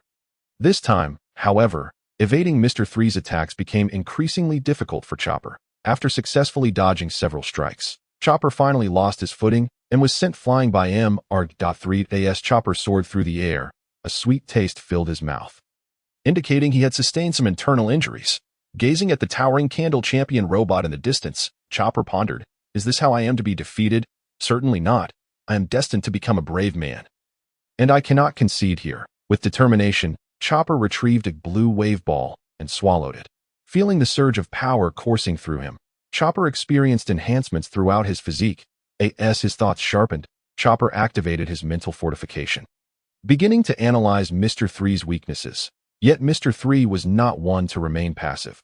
Donning his champion armor, he relentlessly pursued Chopper. Thanks to the enhancement from the blue wave ball, Chopper could execute 7 transformations. His enhanced agility allowed him to deftly evade Mr. Three's attacks. However, the time spent analyzing his opponent left Chopper vulnerable, and he was knocked away multiple times. After 2 minutes of careful observation, Chopper finally discerned Mr.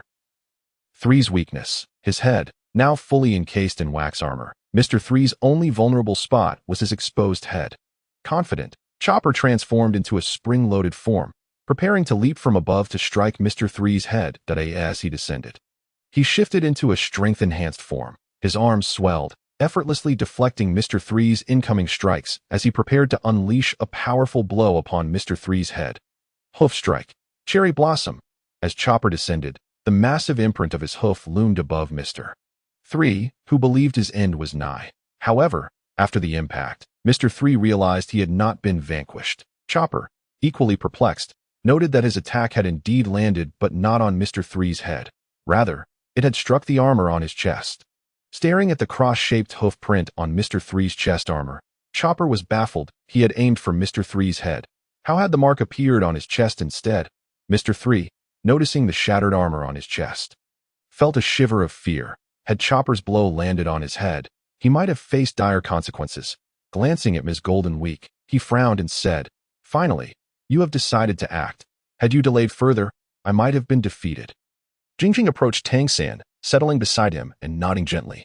Tang San narrowed his eyes, his body gradually levitating as he stood atop the heart of the paradise flower. Taking a deep breath, his aura swelled. The 9 bloodlines within him, having harmonized during this time, reached a state of perfect equilibrium, allowing him to ascend rapidly. The golden trident insignia re-emerged on his forehead, marking his transformation, his consciousness intertwined with the essence of the golden trident. His eyes began to shine ever brighter. Waves of resonant, almost ethereal sounds surged around him, as brilliant light ascended rapidly, casting a colossal golden silhouette behind him. Tang San's gaze sharpened, fixed upon the sky. Suddenly, a thunderous explosion erupted from the paradise flower, a massive golden beam shooting skyward, piercing the heavens. The nearby celestial fox, Great Demon King, felt an overwhelming surge of intent, causing the entire Hell Garden to tremble violently. As flowers withered rapidly, all fortune seemed to coalesce towards that golden beam. His expression shifted dramatically. He could not afford to be complacent. With a swift motion, he transformed into a colossal 9-tailed celestial fox, each tail extending over 300 meters, casting an immense shadow as they spread wide, infusing the Hell Garden with abundant fortune to stabilize the realm. The integrity of the Hell Garden must not be compromised. Its destruction would spell disaster for the Celestial Fox Clan. In the ancestral territory, the Celestial Fox Sacred Mountain, the previously subdued golden light surged forth once more, radiating a brilliant white glow that appeared to collapse inward. Drawing energy toward its core, without warning, a golden beam shot skyward, erupting into the heavens. The recently battle-hardened sovereigns instinctively scattered, their instincts guiding them to disperse. In the next moment, that golden beam of light surged into the ominous clouds of calamity. The pitch-black clouds, dark as ink, were instantaneously illuminated, transforming into a hue of dark gold, while all traces of purple dissipated into thin air, replaced by massive bolts of golden thunder that seemed to fill the entire realm with fury.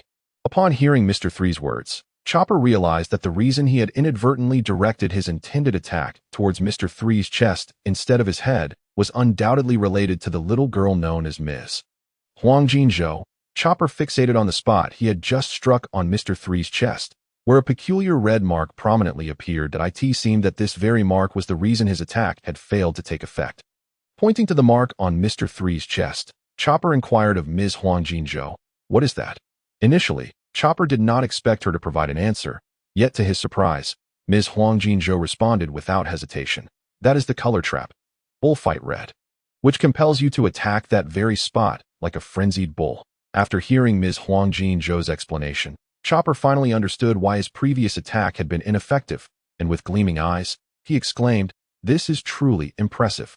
Observing that Ms. Huang Jinzhou had disclosed her ability to Chopper, Mr. 3 expressed his displeasure, saying, "Why did you tell him that?" However, he quickly reconsidered. Even with this knowledge, Chopper was unlikely to pose a threat to him. Thus, Mr. 3 looked down at Chopper with an air of superiority and declared, "Even if you know, it changes nothing. You cannot match me. Prepare to meet your end, you wretched reindeer." With that, Mr. 3 charged towards Chopper once more.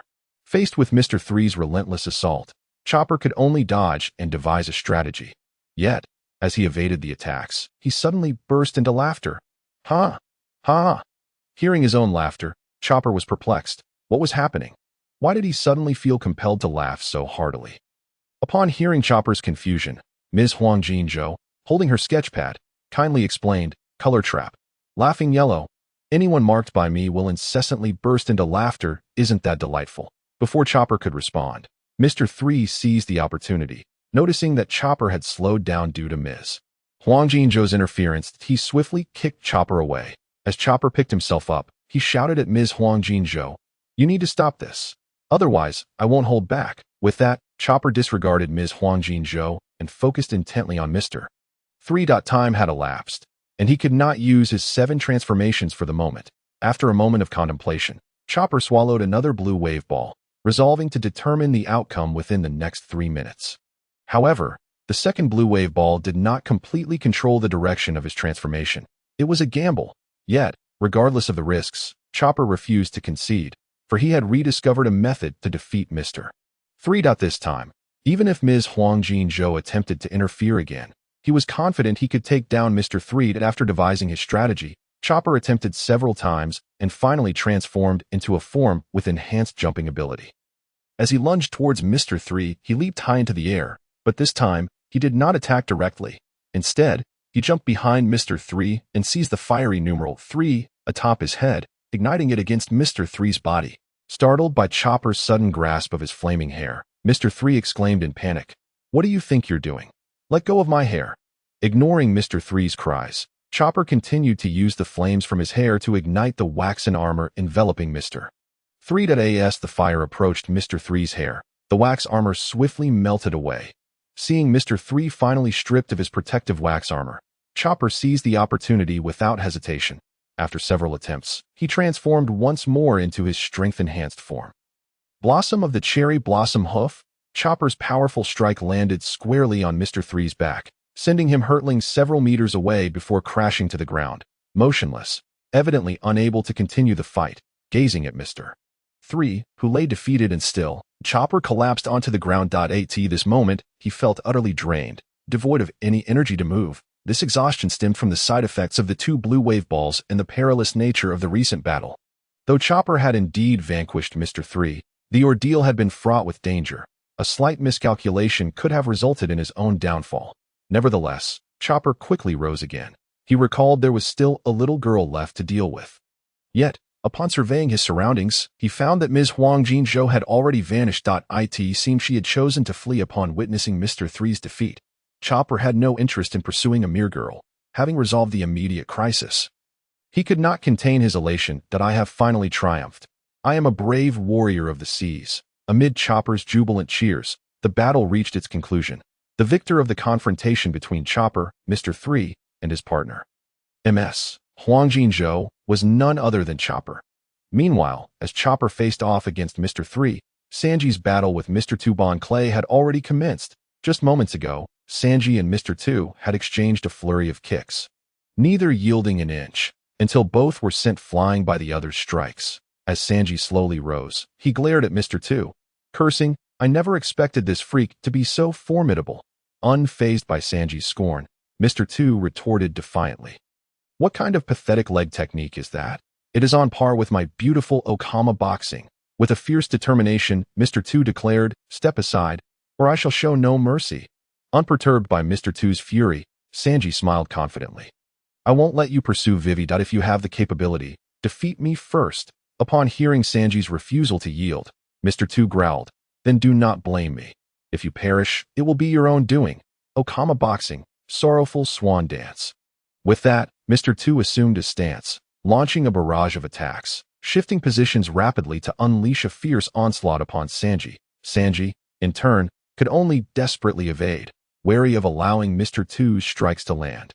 Yet, knowing that this approach was unsustainable, he initiated a counterattack. Shoulder meet, waist meet, leg meet. Sanji unleashed his own offensive maneuvers, relentlessly targeting Mr. 2's body. However, Mr. 2 was no pushover.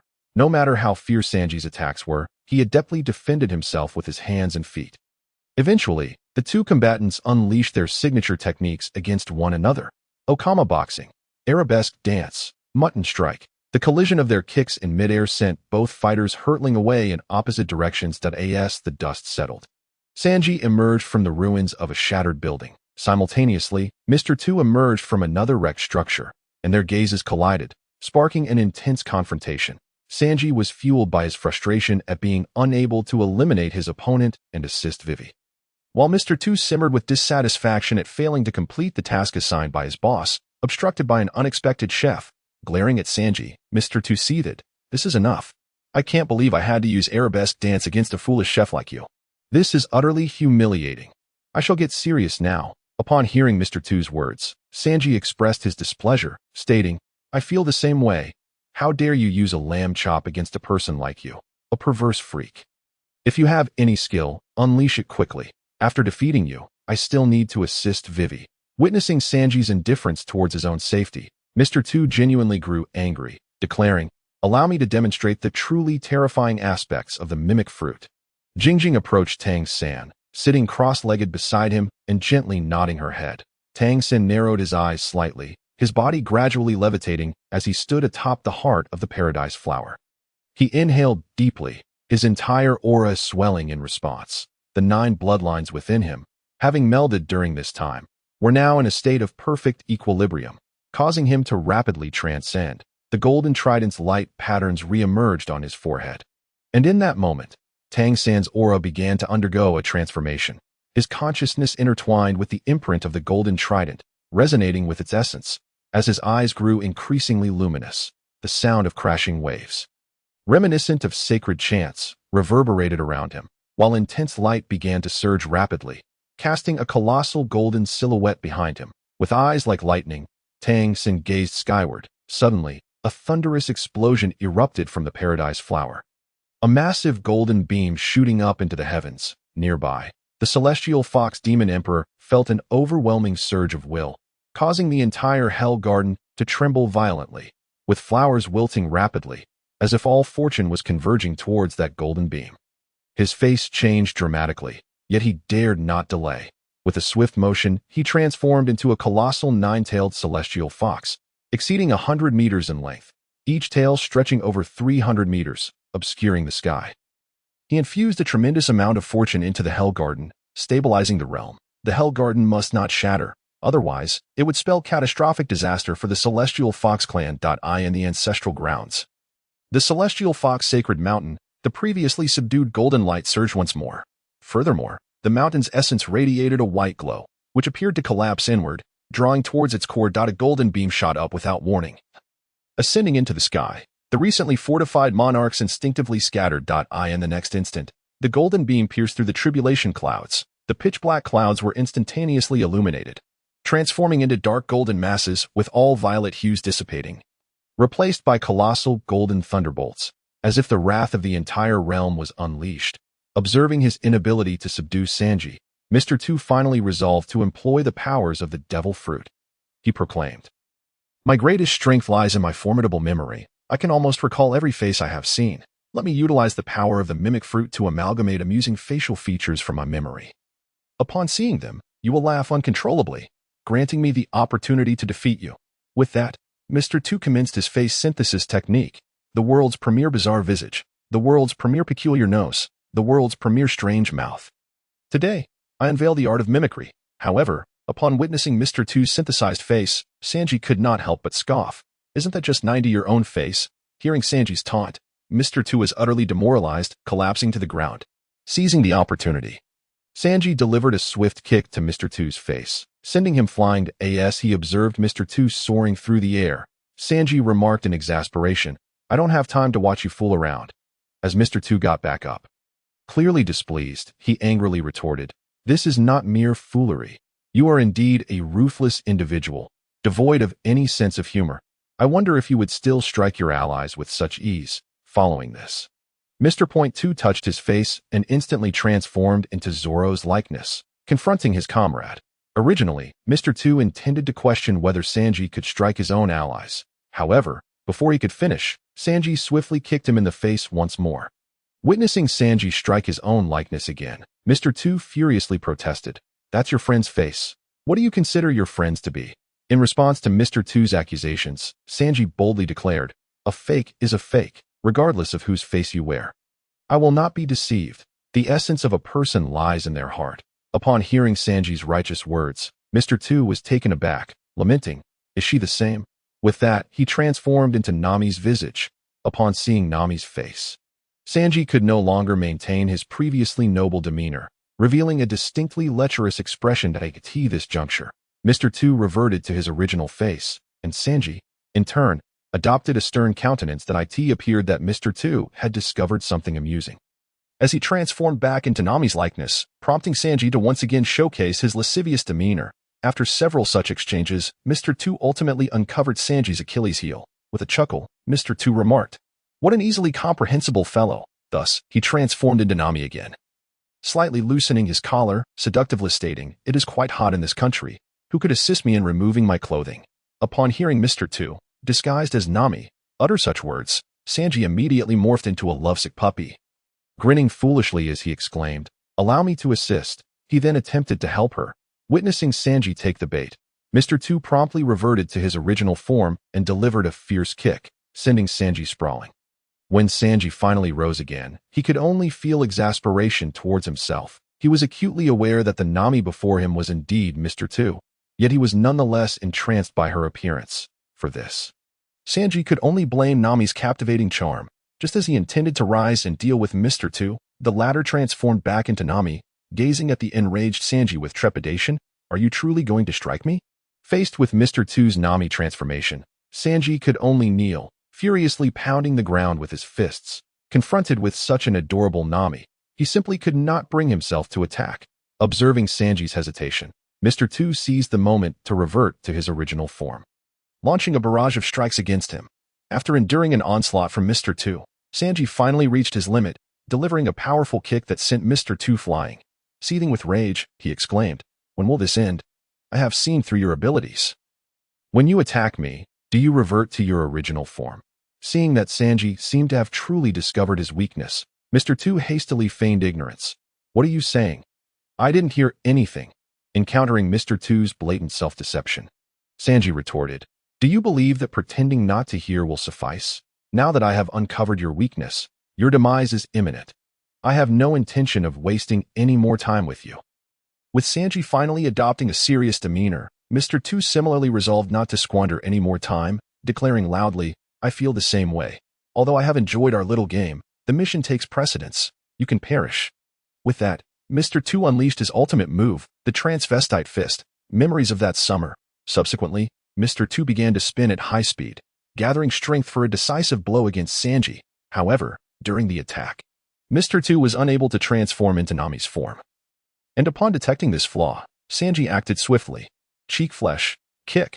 Sanji's kick connected forcefully with Mr. Two's face, sending him flying through the air. As Mr. Two rose to his feet, genuine anger flickered in his eyes.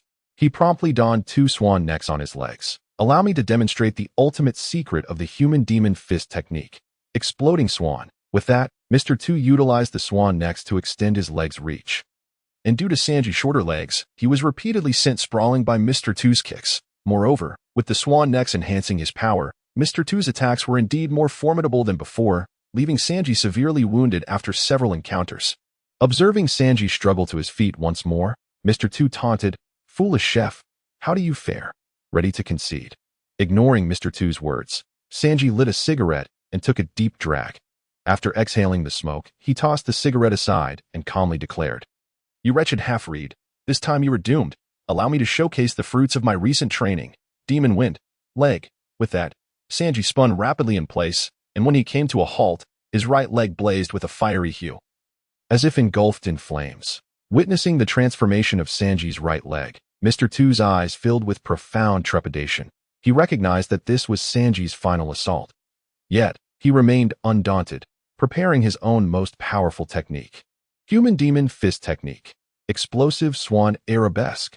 Demon Wind. Skewer. The two combatants, charged with energy, clashed in midair. Mr. Two's kick struck Sanji's body, while Sanji's fiery leg impacted Mr. Two's abdomen. In the aftermath, Sanji stood his ground, whereas Mr. Two was sent soaring into the sky, crashing down with tremendous force. Once Mr. Two landed, Sanji felt a sweetness in his throat and knelt down. Spitting out blood, he approached Mr. Two, who lay motionless on the ground. "You have won. In my life," Mr. Two uttered. "Regardless, I will be expelled from the organization for failing my mission." However, Sanji had no intention of killing him. Instead, he extended his arm and smiled. It was truly a splendid battle. There's no need for further discussion. Moved by Sanji's words, Mr. Two thought to himself, "What a fine fellow. I mustn't cry." Just as Mr. Two reached out to shake Sanji's hand, Sanji unexpectedly struck him, rendering him unconscious. As Mr. Two slipped into darkness, his final thought echoed, Such sweet words, yet in the end, he still resorts to lethal force. Gazing at the unconscious Mr. 2, Sanji murmured, "Almost forgot. Boss Henry said to capture this guy directly." Wishing him luck, he hoped Boss Henry did not intend to kill him. With that, Sanji found a length of rope, bound Mr. 2, and discarded him in an empty room. Assessing his injuries, Sanji noted several broken ribs but paid them little mind. He would seek Chopper's assistance after the battle. For now, he had to rush to the palace to aid Vivi. With that thought, Sanji sprinted toward the palace. Thus, in the confrontation between Sanji and Mr. 2, victory ultimately belonged to our Sanji. Jingjing approached Tang San, settling beside him in a meditative position, gently nodding her head. Tang San narrowed his eyes slightly and began to levitate above the heart of the heavenly flower. Taking a deep breath, his aura swelled. The 9 bloodlines within him, having harmonized during the previous encounter, were now in a state of perfect balance, leading to an accelerated evolution. The golden trident's light patterns re-emerged on his forehead. And at that moment, Tang San's aura began to undergo a metamorphosis. His consciousness melded with the imprint of the golden trident, resonating with its essence, and his eyes shimmered with increasing brilliance. Waves of sound, reminiscent of sacred chants, resonated around him as a brilliant light surged upward, casting a massive golden shadow behind him. Tang San's gaze sharpened like lightning as he looked skyward. Suddenly, a deafening explosion erupted from the heavenly flower, and a colossal golden beam shot into the heavens, piercing the clouds. Nearby, the heavenly fox emperor sensed an overwhelming will surging forth, causing the entire hell flower garden to tremble violently, flowers wilting rapidly as all fortune seemed to converge toward that golden beam. The emperor's expression shifted dramatically, and he wasted no time, transforming into a massive 9-tailed fox, each tail extending over 300 meters, casting a shadow over the land. The tails radiated immense fortune into the hell flower garden, stabilizing the realm. The Garden of Hell could not shatter. Its destruction would spell disaster for the Heavenly Fox clan. In the ancestral grounds, the Heavenly Fox sacred mountain, the once contained golden light surged anew, accompanied by a radiant white glow that seemed to implode inward. A golden beam shot upward without warning, instantly ascending into the sky. The recently hardened monarchs, having just withstood a lightning tribulation, instinctively scattered. In the next moment, the golden beam pierced through the tribulation clouds. The pitch-black clouds ignited, transforming into dark golden hues, as all purple dissipated, replaced by colossal golden lightning that seemed to embody the wrath of the entire realm. Nami, ever self-aware, decisively fled upon witnessing Zoro block Mr. 1 and Ms. Doublefinger. She understood the nature of her adversaries. They would not spare her simply because she was a woman. After running a distance and glancing back to find no pursuers, Nami finally found a wall to lean against for a moment of respite. Just moments ago, she had been fleeing from Mr. 1 and Ms. Doublefinger, and her relentless sprint had nearly exhausted her.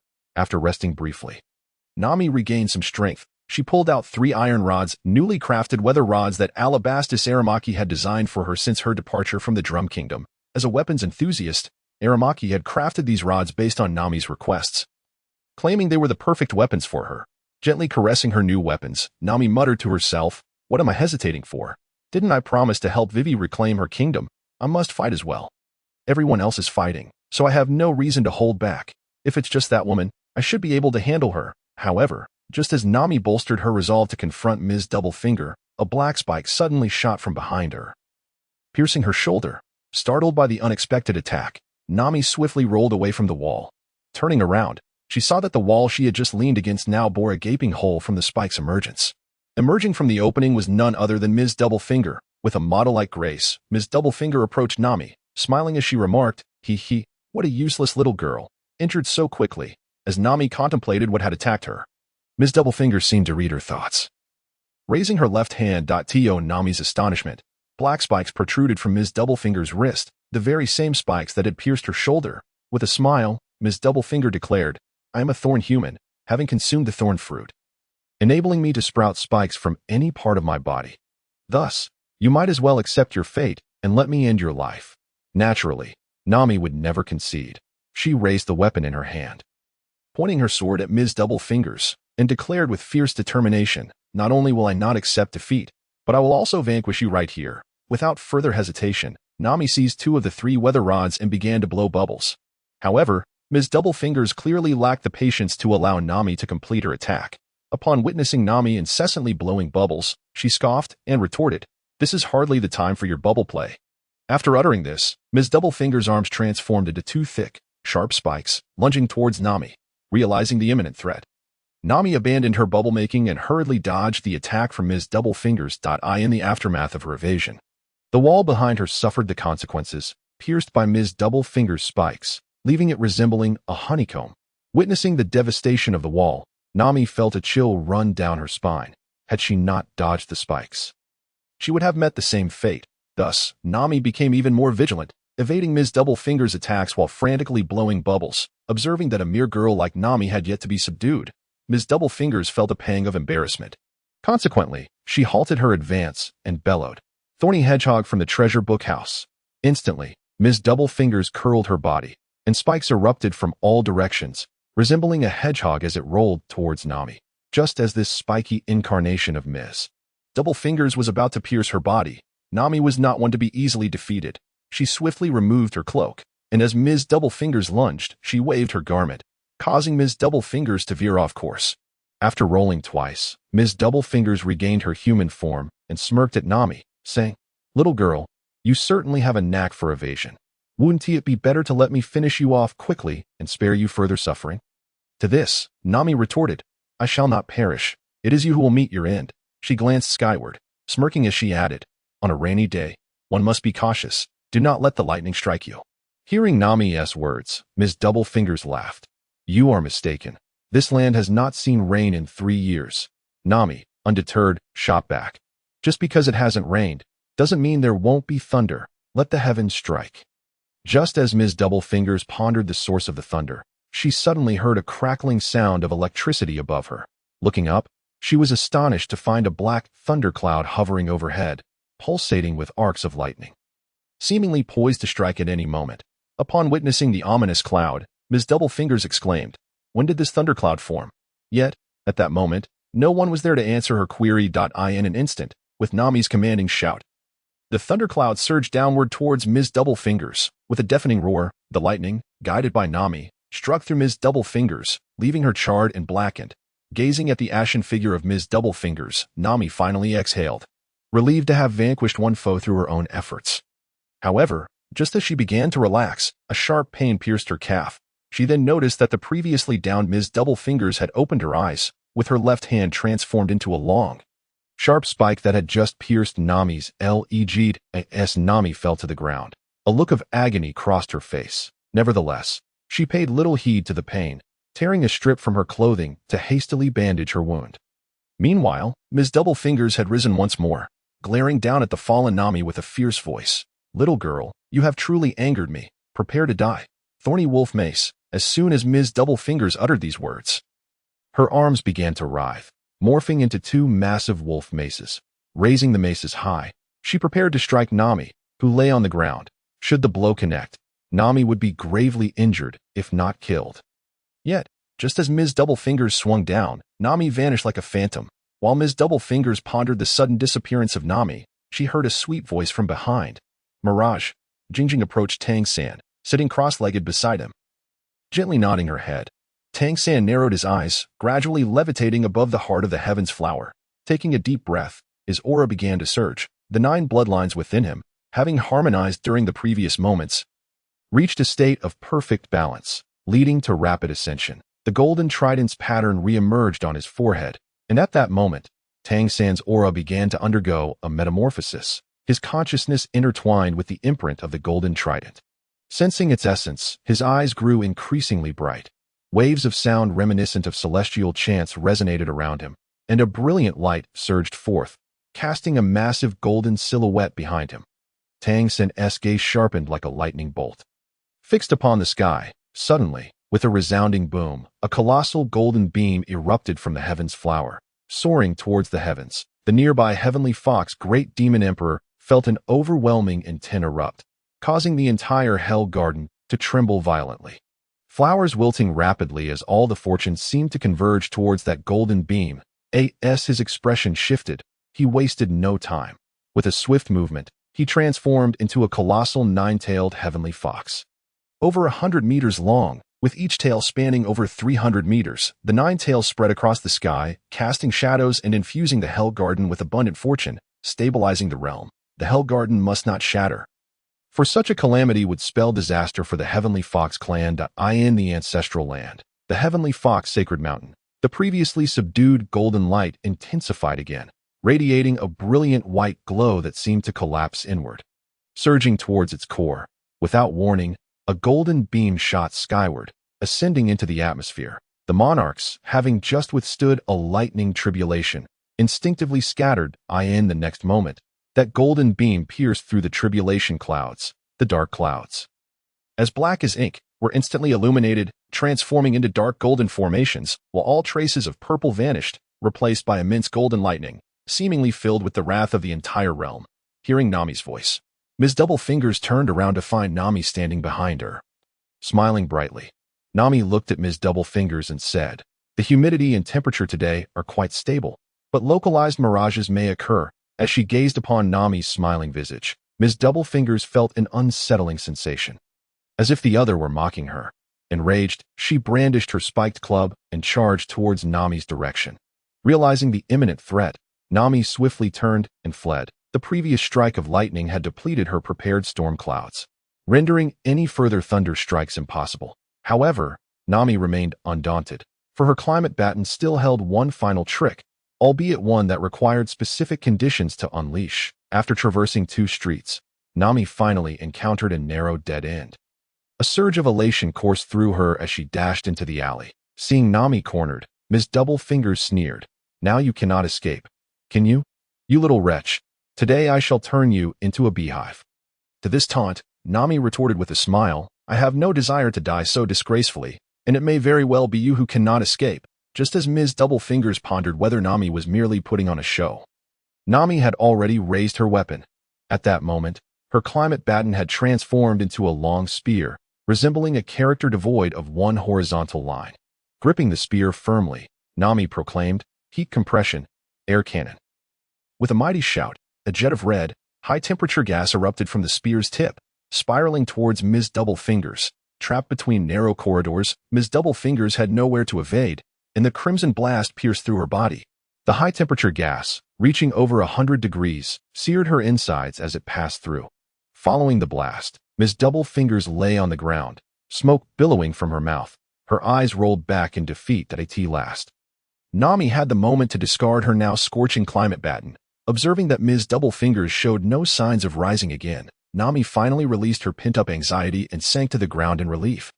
In that moment, she rejoiced in her survival. The recent encounter had been perilously close, and had she faltered for but a moment, she might have met her demise. Yet, having triumphed over her foe, Nami could now proudly declare herself a true pirate. In the streets of the Alabasta Kingdom's capital, Nami had emerged victorious against Ms. Double Fingers. At the very moment Nami triumphed over Ms. Double Fingers, Zoro's battle with Mr. One had just begun. After delivering a powerful declaration, Zoro donned his green bandana, ready to engage fully in combat. Upon hearing Zoro's claim that defeating him would make one a sword master capable of slicing through steel, Mr. One scoffed, "Do not indulge in fanciful dreams. Ever since I acquired this ability, no swordsman has been able to harm me. A swordsman could never defeat me." Unperturbed by Mr. One's words, Zoro replied with a smile, "Save your bravado for later. We shall see who prevails once the battle is concluded. Your previous invincibility merely indicates you have yet to encounter me." As Mr. One grew impatient with Zoro's banter, he lunged forward without hesitation, raising his right leg like a great blade aimed at Zoro. Zoro met the onslaught with his twin swords, effortlessly parrying Mr. One's powerful strike. Observing that Zoro had easily countered his blow, Mr. One huffed, "Let us see how many more you can withstand." With that, he unleashed a barrage of claw-like strikes towards Zoro's shoulder, only to be met with Zoro's swift blade. As the two exchanged blows, Mr. One's frustration mounted, and his attacks became increasingly rapid. Yet, no matter the ferocity of Mr. One's onslaught, Zoro deftly deflected each strike. After a series of attacks, Zoro seized the opportunity to counterattack. He bit down on his sword, his body lowering as he executed a move known as Bull Demon Slash, sending Mr. One flying. Without pausing, Zoro followed up with Tiger Hunt, delivering a forceful strike that sent Mr. One crashing to the ground. However, as Zoro regained his composure, He was astonished to find Mr. One standing unscathed before him. Dusting himself off, Mr. One looked at Zoro with disdain, stating, "I told you, no swordsman can harm me." Faced with Mr. One's unblemished form, Zoro sighed.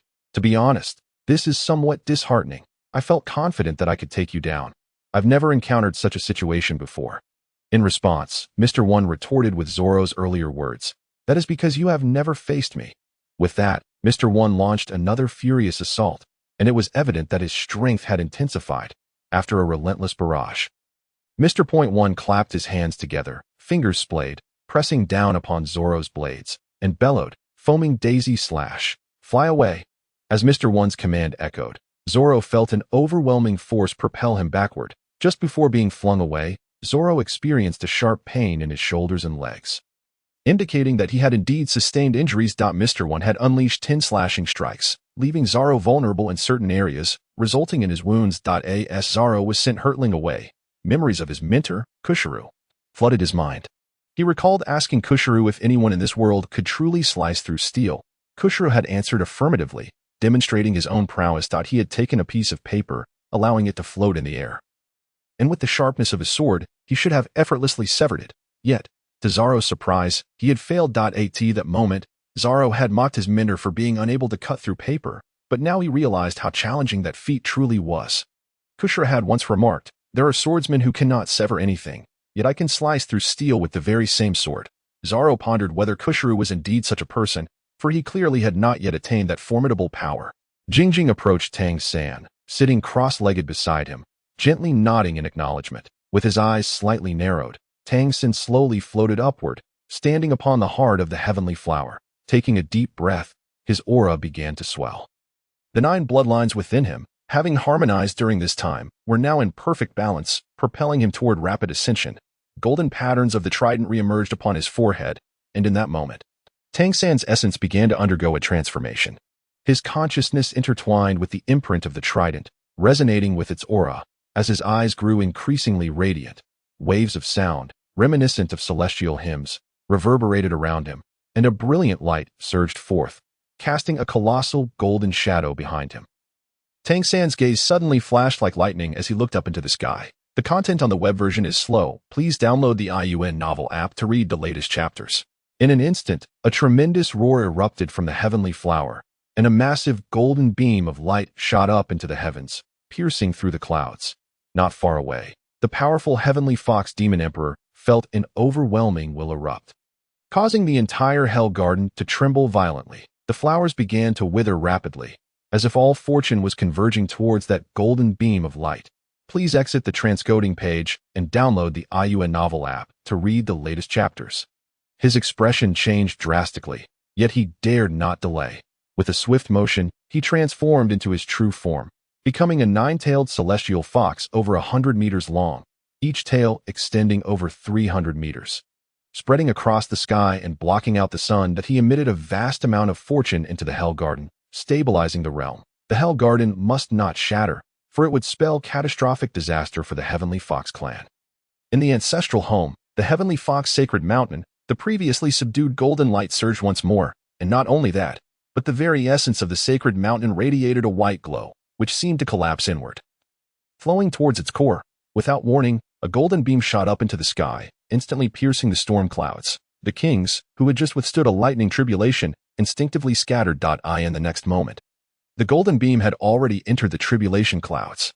The pitch-black clouds of tribulation were suddenly illuminated, transforming into dark golden clouds, with all the purple dissipating in an instant, replaced by massive golden bolts of thunder, seemingly filled with the wrath of the entire realm. In Gung Silang's eyes, the so-called strongest sword is one that protects what one wishes to safeguard and severs what one desires to cut. That a sword that harms everything it encounters cannot be deemed a true sword. At that moment, Zoro found himself unable to comprehend the meaning behind his master's words. Moreover, in the midst of a life-and-death struggle, Zoro had no time to ponder these matters. Upon seeing Zoro rise once more, Mr. One disdainfully remarked, "Didn't you promise to cut through steel? Have you given up so soon? Merely defending cannot defeat me." Upon hearing Mr. One's taunt, Zoro coldly retorted, "I sincerely apologize. It seems I cannot show you my prowess in slicing steel." for by the time I sever iron, you will be dead." With that, Zoro refrained from further chatter and charged directly at Mr. One with a barrage of fierce attacks. However, regardless of how ferociously Zoro struck, he could not breach Mr. One's defenses. Watching Mr. One remain unscathed despite his onslaught, Zoro could not help but mutter under his breath, "What a troublesome fellow." Upon hearing Zoro's words, Mr. One chuckled. "We are indeed alike." He then snorted and declared, "It seems our game has dragged on for too long. It's time for you to die." Following this, he bellowed, "Spiral slash." Suddenly, a multitude of spiral blades erupted from Mr. One's arm, spinning under his command. Glancing at the blades, Mr. One grinned at Zoro. "Next, I shall slice you into pieces and see if your bravado remains." With that, Mr. One raised both arms and brought them crashing down towards Zoro. Faced with Mr. One's descending arms, Zoro did not evade. Instead, he raised his twin swords to block the attack. However, this time, Mr. One's strike proved much harder to withstand. The rotating blades easily deflected Zoro's defenses, leaving him wide open. Sensing Zoro's blunder, Mr. One wasted no time and struck Zoro squarely in the chest with his spinning arms. In an instant, blood erupted from Zoro's chest, indicating he had sustained serious injury. Following this, Zoro felt an overwhelming force strike his chest, leaving him no time to react before he was sent flying backward. Watching Zoro spitting blood as he was flung away, Mr. One scoffed, "Let us see if you still have the gall to boast. You will never be able to sever steel." After delivering this statement, Mr. One prepared to leave, believing Zoro, having taken such a powerful blow, would surely perish. However, just as Mr. One was about to turn away, Zoro slowly rose behind him. Upon seeing Zoro stand once more, Mr. One contemptuously remarked, "If you had just laid down quietly, you might have escaped death. Since you've chosen to rise again, don't expect to die peacefully." With that, Mr. One charged towards Zoro again. Meanwhile, Zoro seemed to have disregarded Mr. One's threatening words. He appeared to be enveloped in a peculiar state. He felt as though everything around him had slowed down, an experience he had encountered before, as if it were a sensation that arose when one was on the brink of death. Interestingly, within this extraordinary feeling, Zoro sensed the breath of all things. In his perception, stones had their own breath, trees had theirs, and humans too had their own breath. This remarkable sensation bore resemblance to the observation haki taught to him by Gung Silang, yet it felt distinctly different. Zoro raised his sword, Watakamanji, attuning himself to the breath of a nearby leaf, and casually slashed at it. But this time, he did not sever the leaf, an impossibility in the past. Subsequently, Zoro sensed the breath of a colossal stone before him and struck it with a casual blow, causing it to split in two. Reflecting on that recent sensation, Zoro realized this was likely what his master meant by a sword that could not cut through anything yet could sever steel. Turning to face Mr. One, who was rushing towards him, Zoro felt he might truly be able to slay him this time. Thus, he sheathed Watakamanji, adopting a stance for a draw, and as Mr. One brushed past him, Zoro delivered a decisive strike, one sword style, Iato, Lion's Song. A flash of blood glimmered as a massive wound appeared before Mr. One, followed by a torrent of blood gushing from the gash. Only then did Mr. One's body slowly collapse, his face still etched with disbelief, as if he could not accept that he had been felled by a single blow. After Mr. One fell, Zoro gradually sheathed Watakamanji. The black haki that had enveloped the blade also receded gradually. Though Zoro had trained intensively with Gung Silang for a month, mastering both armament haki and observation haki, this was his first application in combat. Having defeated Mr. One, Zoro finally became a swordsman capable of severing even steel. Glancing at the fallen Mr. One, who lay lifeless on the ground, Zoro earnestly stated, "Thank you. You've made me stronger. Of course, I will continue to grow stronger until I become the world's greatest swordsman." Thus, Zoro triumphed over Mr. One, leading the Lionheart Pirates to a resounding victory against the chief commander of the Baroque Works. Just after Zoro's victory over Mr. One, Nami finally found him. Seeing Zoro covered in blood, she anxiously inquired, "What happened to you? You've lost so much blood. Are you all right?"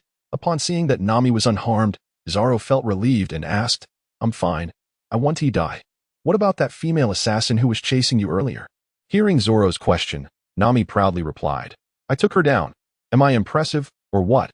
Her eyes sparkled with admiration for Zoro, seemingly awaiting his praise. However, Zoro, being a straightforward man, had no inclination to compliment her. Noticing Zoro's silence, Nami muttered under her breath, "How boring." Then she continued, "Since we've both eliminated our enemies, let's hurry to find Vivi and help her suppress the rebels, so we can bring this war to an end."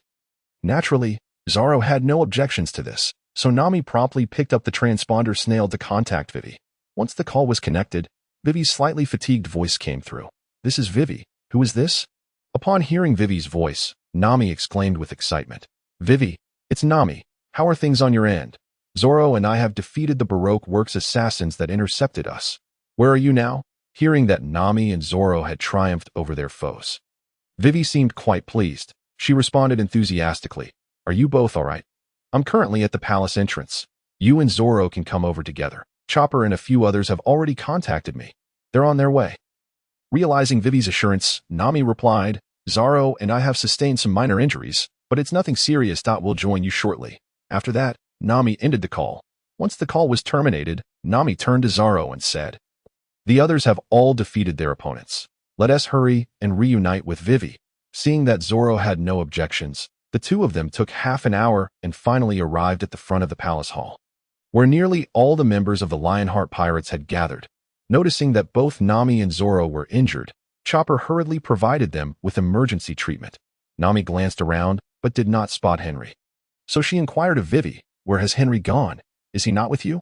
Jingjing walked over to Tang San, sitting beside him in a meditative posture, gently nodding her head. Tang San squinted slightly, his body slowly rising. Standing atop the heart of the heavenly flower, he inhaled deeply, and his aura began to swell. The 9 bloodlines within him, having fused over the past moments, were now in a state of complete equilibrium. Leading to a rapid sublimation, the golden trident's markings re-emerged on his forehead, and in that moment, Tang San's aura began to transform. His consciousness merged with the imprint of the golden trident, sensing its essence. And his eyes grew ever brighter. The rhythmic, chant-like sound of ocean waves resonated around him, and a brilliant light surged rapidly, casting a colossal golden silhouette behind him. In an instant, Tang San's gaze sharpened, fixating on the sky. Suddenly, a thunderous explosion erupted from the heavenly flower, and a massive golden beam shot into the heavens, piercing the clouds. Nearby, the celestial fox demon emperor felt a tremendous will erupt, causing the entire hell garden to tremble violently. The flowers began to wither rapidly, as if all fortunes were converging towards that golden beam. His expression changed drastically, and without hesitation, he transformed into his true form, becoming a 9-tailed celestial fox over 100 meters long, each tail stretching over 300 meters. The 9 tails arched across the sky, casting shadows and infusing abundant fortune into the Hell Garden to stabilize the realm. The Hell Garden must not be shattered, otherwise, it would spell catastrophic disaster for the Celestial Fox tribe. In the ancestral land, the Celestial Fox Sacred Mountain, the previously subdued golden light surged once more, and the sacred mountain radiated a white glow that seemed to collapse inward. A golden beam shot skyward without warning, instantly ascending into the heights. The recently weathered sovereigns instinctively dispersed. In the next moment, the golden beam pierced through the tribulation clouds. The pitch-black clouds were instantaneously illuminated, transforming into dark golden clouds, with all the violet dissipating, replaced by immense golden thunder that seemed to embody the fury of the entire realm. Hearing Nami's question, Vivi replied, "Henry has gone to find Crocodile. He says he knows where Crocodile is." Concerned, Nami asked, "Can Henry truly defeat Crocodile? After all, he is one of the 7 warlords." Vivi had no answer to Nami's question. Although she harbored immense confidence in Henry, the thought of Crocodile's status as a warlord and his formidable strength made her hesitate. Observing the worry on both Nami and Vivi's faces, Zoro interjected, "You need not fret about Henry. He hails from the Whitebeard pirates in the New World. He knows far more about Crocodile than we do. If Henry is confident he can defeat Crocodile, we must trust in his abilities." Zoro's assurance stemmed from his understanding of Henry's strength. When Henry had first sought him out, Zoro had challenged him to a duel, and he was certain that Henry had not revealed his full power. Nevertheless, he had easily bested Zoro. Thus, Zoro firmly believed that Henry could indeed triumph over Crocodile. Furthermore, Zoro had an odd feeling that Henry seemed to know everything. Since he dared to challenge Crocodile, he must possess the confidence to do so. Once Vivi and Nami had alleviated their concerns for Henry, Zoro inquired, "What shall we do next? Do you require our assistance in suppressing the rebels?" Responding to Zoro's inquiry about the next steps, Vivi said, "Your help may indeed be necessary. Although I have reconciled with the rebel leader, Crocodile, the fighting between the rebels and the royal guard within the city has not yet ceased. This is largely due to the presence of numerous Baroque Works members within both armies. causing the conflict to persist. I hope you can help me identify these individuals so that we can bring an end to the war sooner. After Vivi spoke, she seemed to remember something and expressed her concern. Before leaving, Henry mentioned that Crocodile has set a bomb with a diameter of several kilometers in the clock tower at the square, that I have sent Uncle Bell to handle it, but he has not returned yet. And I fear something may have happened to him. I hope Alamy can assist in checking on the situation. Hearing Vivi's concerns, the crew of the Lionheart Pirates had no objections, although Chopper voiced his worry.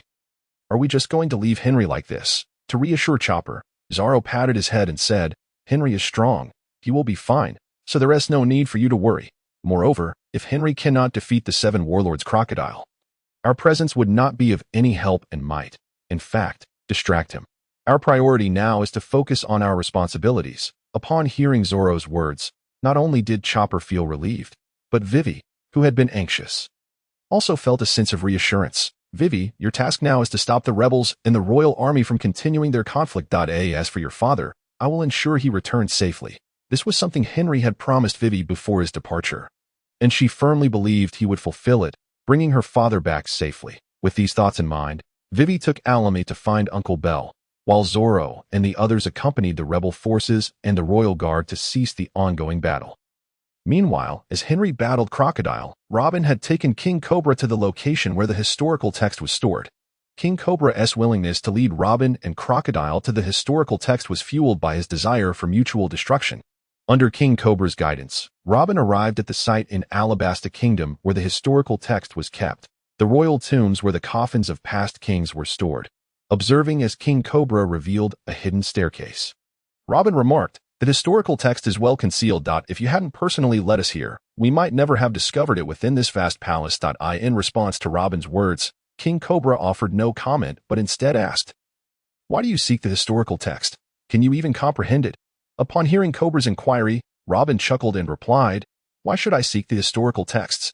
It is merely an obsession of an archaeologist in pursuit of the truth of history.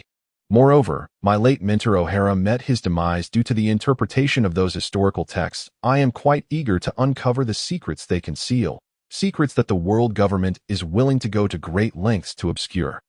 Cobra, upon hearing Robin's words, chose not to elaborate further but instead furrowed his brow and asked, then why would you collaborate with Crocodile? You are entirely different individuals. You must understand that if he were to glean the whereabouts of the ancient weapon Pluton from those historical texts, it would spell disaster for this world. Noticing Cobra's concern, Robin frowned and retorted, that is not for you to worry about. As for my collaboration with him, it is solely because he can offer me protection, and I can assist him in deciphering the historical text. It is as simple as that. As the two conversed, they arrived at the subterranean Grand Hall. Cobra pointed towards the passage ahead and stated, the historical text lies within the Grand Hall up ahead. Following Cobra's guidance, Robin finally beheld the fragment of historical text preserved by the Alabasta Kingdom. She caressed the historical text before her. Robin sensed the weight of history emanating from it.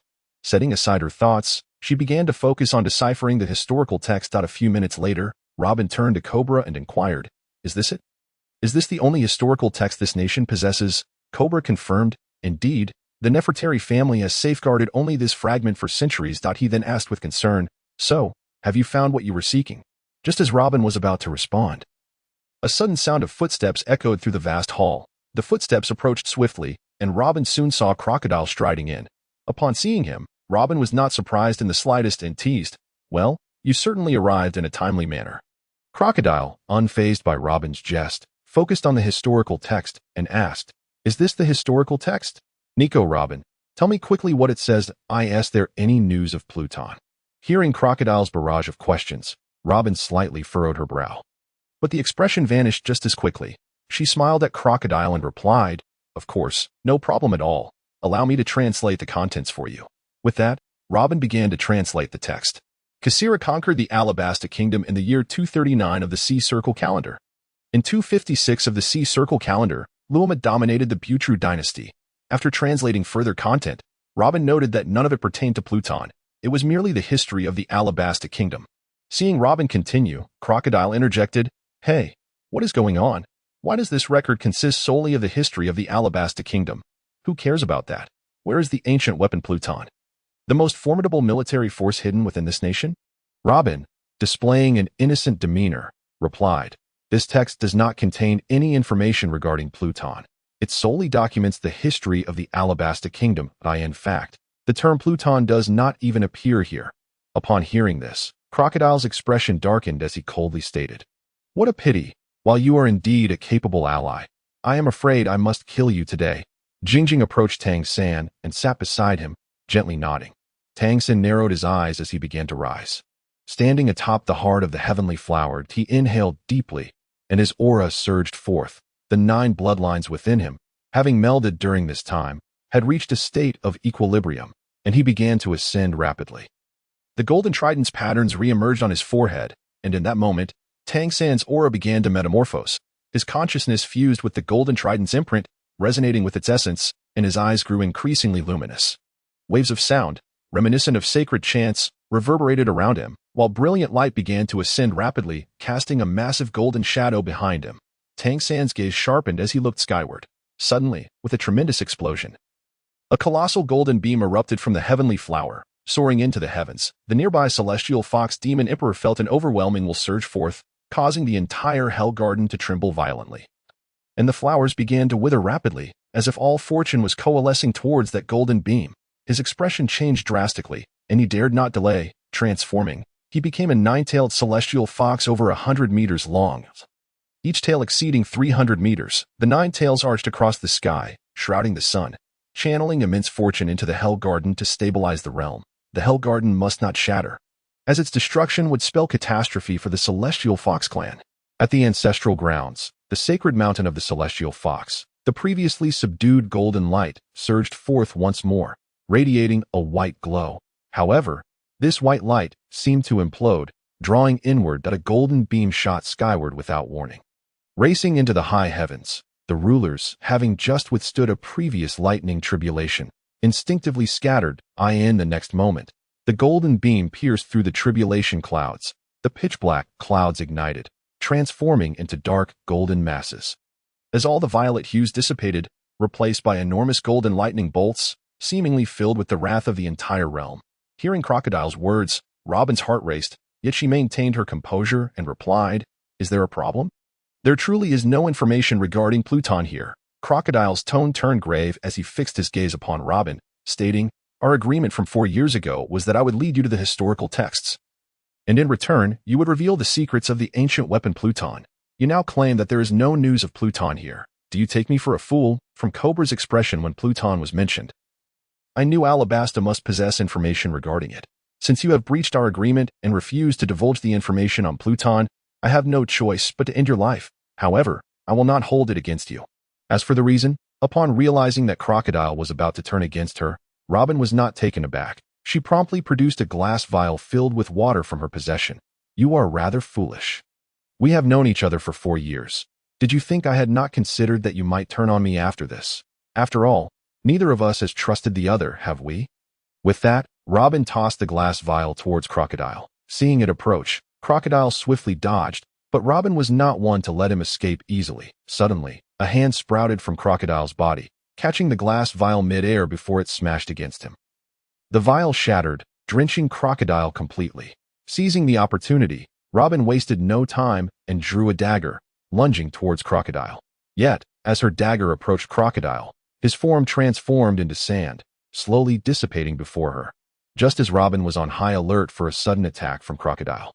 She felt a tremendous force from behind her, propelling her forward. While being thrust away, she heard a metallic clang behind her, followed by a man's teasing voice. "Why are you two fighting amongst yourselves?" As Robin turned around, she beheld the grand hall behind her, where a strikingly handsome young man with golden hair had suddenly entered. Although Robin had never truly met this golden-haired youth, she recognized him as Robert Henry, the captain of the Lionheart Pirates, who had recently caused quite a stir. The reason for Henry's presence here was undoubtedly his following of Crocodile. However, upon entering the hall, he immediately witnessed Crocodile preparing to launch a surprise attack on Robin. Without a moment's hesitation, Henry hurled the bird in his hand, intercepting Crocodile's golden hook before it could pierce Robin's body. As he stepped inside, he effortlessly drew the bird back to his grasp. He surveyed the incredulous expression on Cobral's face, the serious demeanor of Crocodile, and the perplexed countenance of Robin, before smiling and saying, "Please, continue. I am merely here to observe, Crocodile, of course." did not believe Henry's claim of being merely an observer. Due to Henry's sudden appearance, Crocodile refrained from continuing his assault on Robin, instead turning to Henry and inquiring, "How did you get in here?" To which Henry responded with a grin, "I saw the door ajar and simply walked in." "What? Am I not welcome?" Crocodile certainly did not welcome Henry. However, considering Henry's bounty of 790 million and their previous encounters, he recognized that this individual would not be easily dealt with. Thus, he asked, "What do you want? This is not a place for you." With a smile, Henry replied, "I am a friend of Vivi, so what do you think I want? Naturally, to expel you from this kingdom. Moreover, this is the royal tomb of Alabasta, which seems not to be a place for you either." Upon hearing Henry claim to be a friend of Vivi, Cobrel hastily inquired, "Has Vivi returned? How is she now?" Seeing Cobrel's concern for Vivi's safety, Henry reassured him, "Do not worry, King Cobrel, Vivi is perfectly fine. She is currently addressing the conflict with the rebel forces in the Royal Guard, and with my companions protecting her, she will face no harm." Upon hearing that Vivi was unharmed, Cobrel finally felt relieved. Just as he was about to speak further, Crocodile coldly interjected, "I have no time for you to reminisce here, Robert Henry. Must you meddle in my affairs?" In response to Crocodile's rising fury, Henry turned to him and said, "Why is it not you who is meddling in my affairs? If you would kindly take your leave from Alabasta, I would have no reason to trouble you." Hearing Henry's words, Crocodile erupted into laughter, exclaiming, "Ha, you think I owe you a favor? Who do you think you are? The Yonko Whitebeard.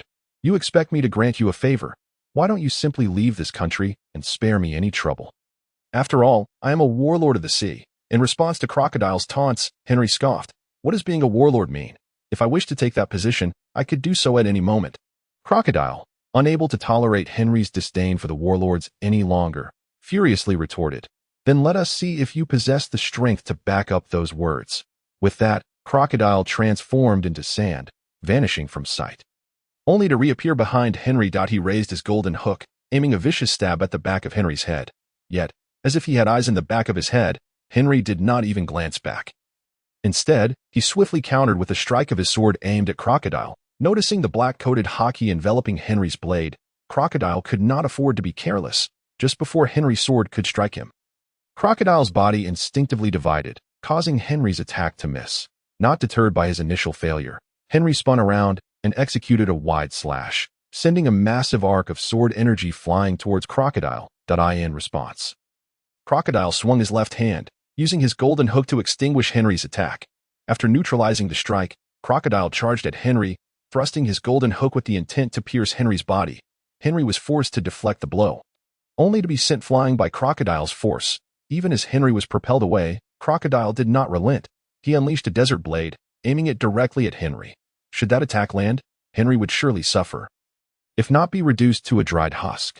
Henry, refusing to be complacent, twisted his body mid-air, narrowly evading Crocodile's strike. Standing tall once more, Henry looked at Crocodile and chuckled. "Indeed, you are worthy of the title Warlord. Eliminating you is proving to be more challenging than I anticipated." Seeing Henry still in a jovial mood, Crocodile felt insulted and coldly warned, "We'll see if you can still laugh after this." With a wave of his hand, he bellowed, "Sandstorm." Immediately, a small tornado erupted from his palm, expanding rapidly as it approached Henry. Caught off guard, Henry found himself ensnared within the sandstorm. However, rather than panic, he activated his ability in midair. Black hole. A massive black hole appeared in the sky, swiftly absorbing the sandstorm that Crocodile had unleashed. Witnessing the sudden emergence of the black hole, Crocodile exclaimed in shock, "You are also a devil fruit user?" Jingjing approached Tang San, sitting beside him and nodding gently. Tang San squinted his eyes, his body slowly lifting off the ground as he stood upon the heart of the paradise flower. He took a deep breath, allowing his aura to swell. The 9 bloodlines within him, having merged during this time, had reached a state of perfect equilibrium, propelling his essence toward rapid ascendance. Golden patterns resembling a trident re-emerged on his forehead. And in that moment, Tang San's aura began to transform. His consciousness merged with the imprint of the golden trident, resonating with its essence, causing his eyes to grow ever brighter. Waves of sound, reminiscent of celestial chants, resonated around him as a brilliant light began to surge, casting a massive golden silhouette behind him. Suddenly, a tremendous roar erupted from the paradise flower, as a colossal golden beam shot skyward, piercing through the clouds. The nearby heavenly fox great demon emperor felt an overwhelming surge of will erupt, causing the entire hell garden to tremble violently, with flowers rapidly wilting, as if all fortune were converging towards that golden beam. As his complexion changed drastically, he wasted no time, transforming into his true form, a colossal nine-tailed heavenly fox, each tail extending over 100 meters, and the protective tails exceeding 300 meters in length. The nine tails spread wide, obscuring the sky, releasing a torrent of fortune into the Hell Garden, stabilizing the realm. The Hell Garden must not shatter, for that would spell catastrophic ruin for the Heavenly Fox clan. In the ancestral grounds of the Heavenly Fox, the holy mountain of the Heavenly Fox, the previously subdued golden light surged once more, radiating a white luminescence that appeared to collapse inward. Unexpectedly, a golden beam shot upward without warning. Soaring into the sky, the nearly instinctive reaction of the recently weathered monarchs was to disperse. In the next instant, the golden beam pierced the tribulation clouds. The pitch-black clouds of tribulation were instantly illuminated, transforming into dark golden clouds as all traces of violet vanished, replaced by massive bolts of golden lightning, embodying the wrath of the entire realm. Unfazed by Crocodile's astonishment, Henry declared, "Of course, I am a devil fruit user. And I am indeed the most formidable of them all." Upon hearing Henry audaciously proclaim himself the mightiest wielder of devil fruit powers, Crocodile regarded him with palpable disdain, retorting, "You truly lack self-awareness. Even I, a user of the Logia-type sand fruit, would never dare to assert that I am the strongest. By what authority do you claim such superiority?" Noticing Crocodile's evident disbelief, Henry chuckled. "You shall soon comprehend why I assert that my devil fruit is indeed the strongest." With that, Henry propelled himself forcefully off the ground, charging towards Crocodile. As he reached Crocodile's vicinity, Henry unleashed a fierce thrust with his sword, stunning Swallow. A straight stream of sword energy erupted from Henry's blade, piercing Crocodile's form and creating a large circular hole in his body. Is he dead? Henry inquired curiously, observing the effect of his strike. However, the absence of blood flowing from Crocodile's wound, only sand spilling forth, indicated that his attack had failed to harm him. As Henry approached, Crocodile sneered, "How could such an attack possibly end my life? It is you who is destined to perish." With that, Crocodile's right hand lunged toward Henry's neck. Yet, as Crocodile's grasp closed around Henry's body, Henry's left hand seized Crocodile's arm. Noticing Crocodile's attempt to activate his power to drain him into a desiccated husk, Henry grinned enigmatically. "Feeling as though your devil fruit abilities are beyond your reach?" Before Crocodile could grasp the situation, Henry struck him with a decisive blow, sending Crocodile hurtling away. In the midst of his flight, Crocodile regained his devil fruit powers and descended from the air, albeit unsteadily, staggering as he landed. A massive wound now adorned his chest, blood oozing from it. Gazing in disbelief at his injury, Crocodile demanded, "What have you done to me? Why do I feel as if I have lost the abilities of the sand fruit?" Naturally, Henry had no intention of revealing that this was the result of his own devil fruit power. Instead, he laughed heartily. "Did you not vow to kill me? Now I am curious to see who truly meets their end." With that, Henry raised his left hand and bellowed, "Dark Vortex." Crocodile felt a terrifying force emanating from Henry's left hand, compelling his body to move towards him involuntarily. This time, Crocodile was not one to remain passive. He released two crescent-shaped sand dunes mid-air. Such an attack would typically be insurmountable, forcing Henry to respond with a swift motion of his right hand, shouting, "Treasure Book House." Moonshadow Slash. Henry's strike unleashed two arcs. Not mere cuts, but crescent-shaped black slashes. The black moonshadow slashes collided with the yellow crescent sand dunes, both vanishing in a peculiar manner, as if the sand dunes were absorbed by the moonshadow slash. This moonshadow slash was a technique developed by Henry, merging the abilities of the dark fruit, capable of devouring whatever it struck. After absorbing Crocodile's assaults, Henry found himself face-to-face with him. In that instant, Henry's right hand, cloaked in black armament hockey, delivered a powerful punch to Crocodile's face. Following this strike, Crocodile was propelled backwards without a moment's hesitation, his visage visibly distorted from the impact. Henry waved his right hand, the encroaching black hockey gradually dissipating. Indeed, striking with a fist was far more gratifying than slashing with a sword. Moreover, due to Crocodile being drawn closer, Henry's sword lacked the potency of his hockey-infused fist. After a moment, Crocodile slowly rose from the ground, albeit in a rather disheveled state. His front was stained crimson, his face swollen, and blood trickled from the corner of his mouth. He bore little resemblance to the formidable warlord he had been moments before. Observing this, Henry remarked with a smile, "Crocodile, what say you? Shall you concede now?" Yet, Crocodile was not one to yield easily. He pointed an accusatory finger at Henry, seething, "You have truly enraged me. I swear you shall meet a most gruesome demise." As Henry discerned Crocodile's robust demeanor, it appeared that the injuries he sustained were of little consequence to him. Regrettably, as expected from a warlord, Crocodile was not easily vanquished. After uttering that proclamation, he removed the golden casing from his left hand's hook, revealing a poison barb within. Crocodile raised the venomous hook, droplets of toxic liquid falling to the ground, corroding the marble floor and leaving a gaping hole, a testament to the potency of the poison it bore. With a cruel smile directed at Henry, he declared, "Since you seek your end, do not blame me." Observing the continuously dripping blue toxin from Crocodile's hook, Henry was compelled to exercise utmost caution. After all, this was a poison that could prove fatal with the slightest contact, and Henry had no desire to meet an untimely demise due to negligence. Without affording Henry much time to ponder, Crocodile lunged towards him, not waiting to be drawn in this time. Aware that Crocodile was now intent on a life-or-death struggle, Henry dared not underestimate him. As Crocodile advanced, Henry swung his sword, but Crocodile's golden hook parried the blow. After blocking Henry's strike, Crocodile moved closer, aiming a thrust at Henry's chest with his hook. Reacting swiftly, Henry retreated, yet he was unable to evade entirely, resulting in his shirt being torn open. Fortunately, this attack merely rent Henry's clothing without inflicting injury, sparing him from the poison. Nonetheless, the encounter left Henry deeply unsettled. He could not afford to be careless, for the question of who would ultimately perish remained uncertain. Realizing that his previous attack had not succeeded in poisoning Henry, Crocodile felt a pang of disappointment. However, he remained composed, convinced that it was merely a matter of time before he landed a successful strike. Consequently, Crocodile's assaults grew increasingly ferocious. Meanwhile, due to his apprehension of Crocodile's poisoned hook, Henry became increasingly hesitant, narrowly avoiding Crocodile's lethal strikes. As Henry contemplated how to extricate himself from this precarious situation, he became momentarily distracted and was struck by Crocodile's poisoned hook, which cut through his left arm. Quickly retreating to create distance, Henry observed the effects of Crocodile's successful attack, noting the pallor creeping into his complexion. Crocodile, witnessing his attack finally yield results, opted not to pursue Henry further, instead grinning at the visibly weakened figure before him. "I have secured victory." Tang San's gaze suddenly became as sharp as lightning as he fixed his eyes upon the sky. The content on the webpage is slow. Please download the IUN Novel app to read the latest chapters. In an instant, a thunderous explosion erupted from the heaven flower, and a colossal golden beam shot skyward, piercing through the clouds.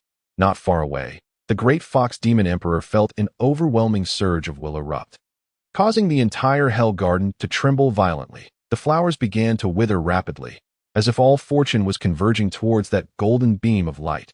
Please exit the transcoding page and download the IUN Novel app to read the latest chapters.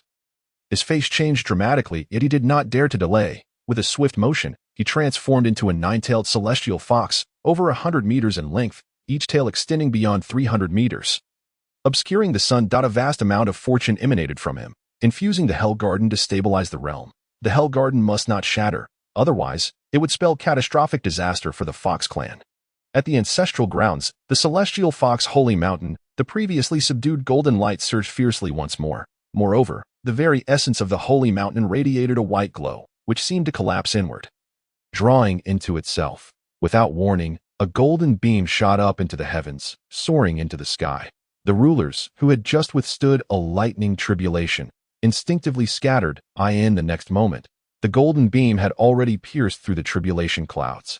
The inky black clouds of tribulation were instantly illuminated, transforming into dark golden clouds, with all the purple dissipating in an instant, replaced by massive bolts of golden thunder that seemed to fill the entire realm with fury.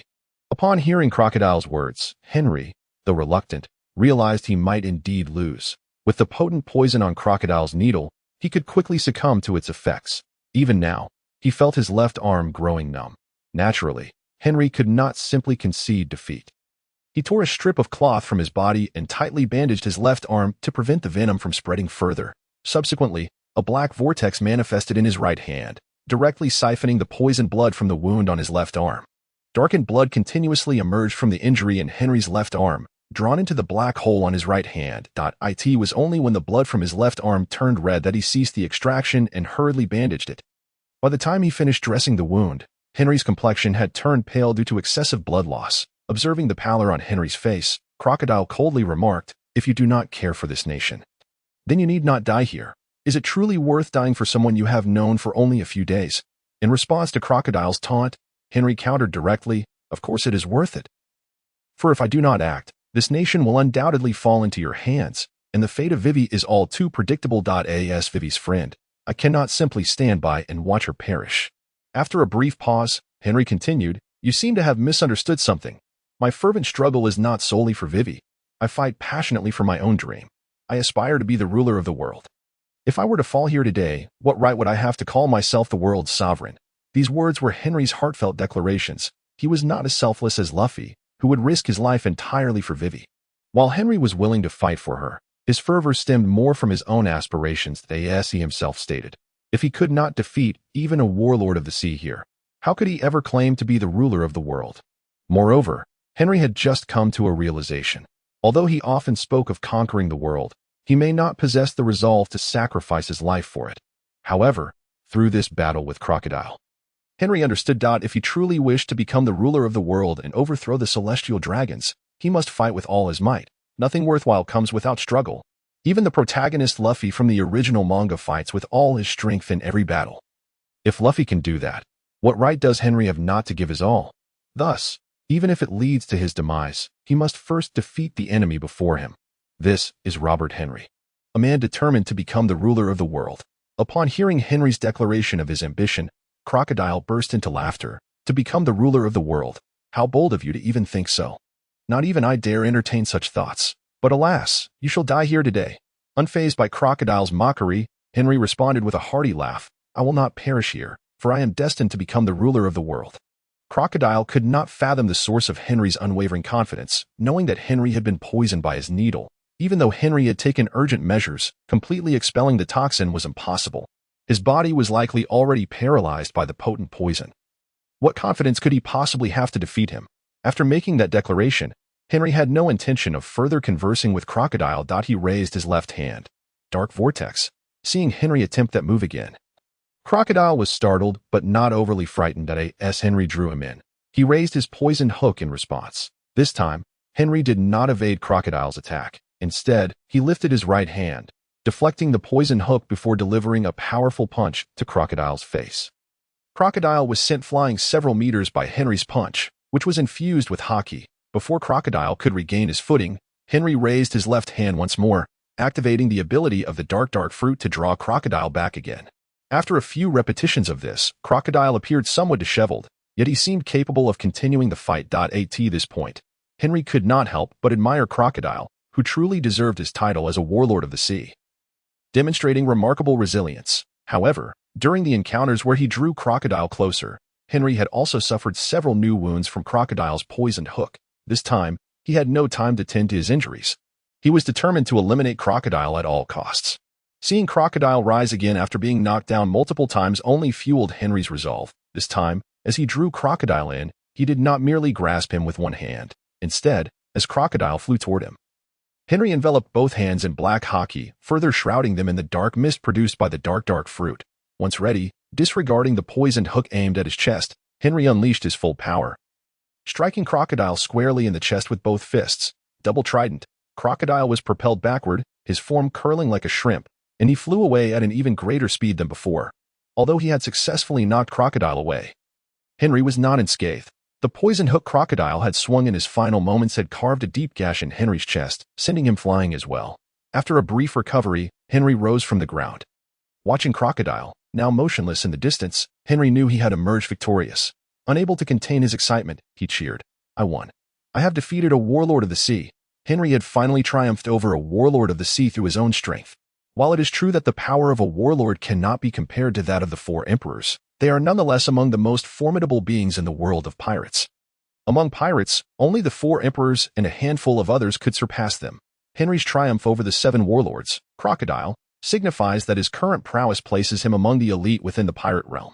Although he still has a considerable journey ahead before achieving the title of Pirate King and dominating the world, he has nonetheless taken the pivotal first step towards that ambition by vanquishing Crocodile, thereby significantly enhancing his own strength. However, Immediately after uttering this statement, Henry suddenly collapsed to the ground. He realized that the venom from Crocodile's poison needle had begun to permeate his body, and without prompt treatment, he could very well meet his demise. Naturally, Henry was reluctant to succumb to poison, especially after having defeated a 7 warlord, only to perish in such a manner. As he contemplated contacting Chopper for assistance, a voice laced with curiosity suddenly emerged from behind him.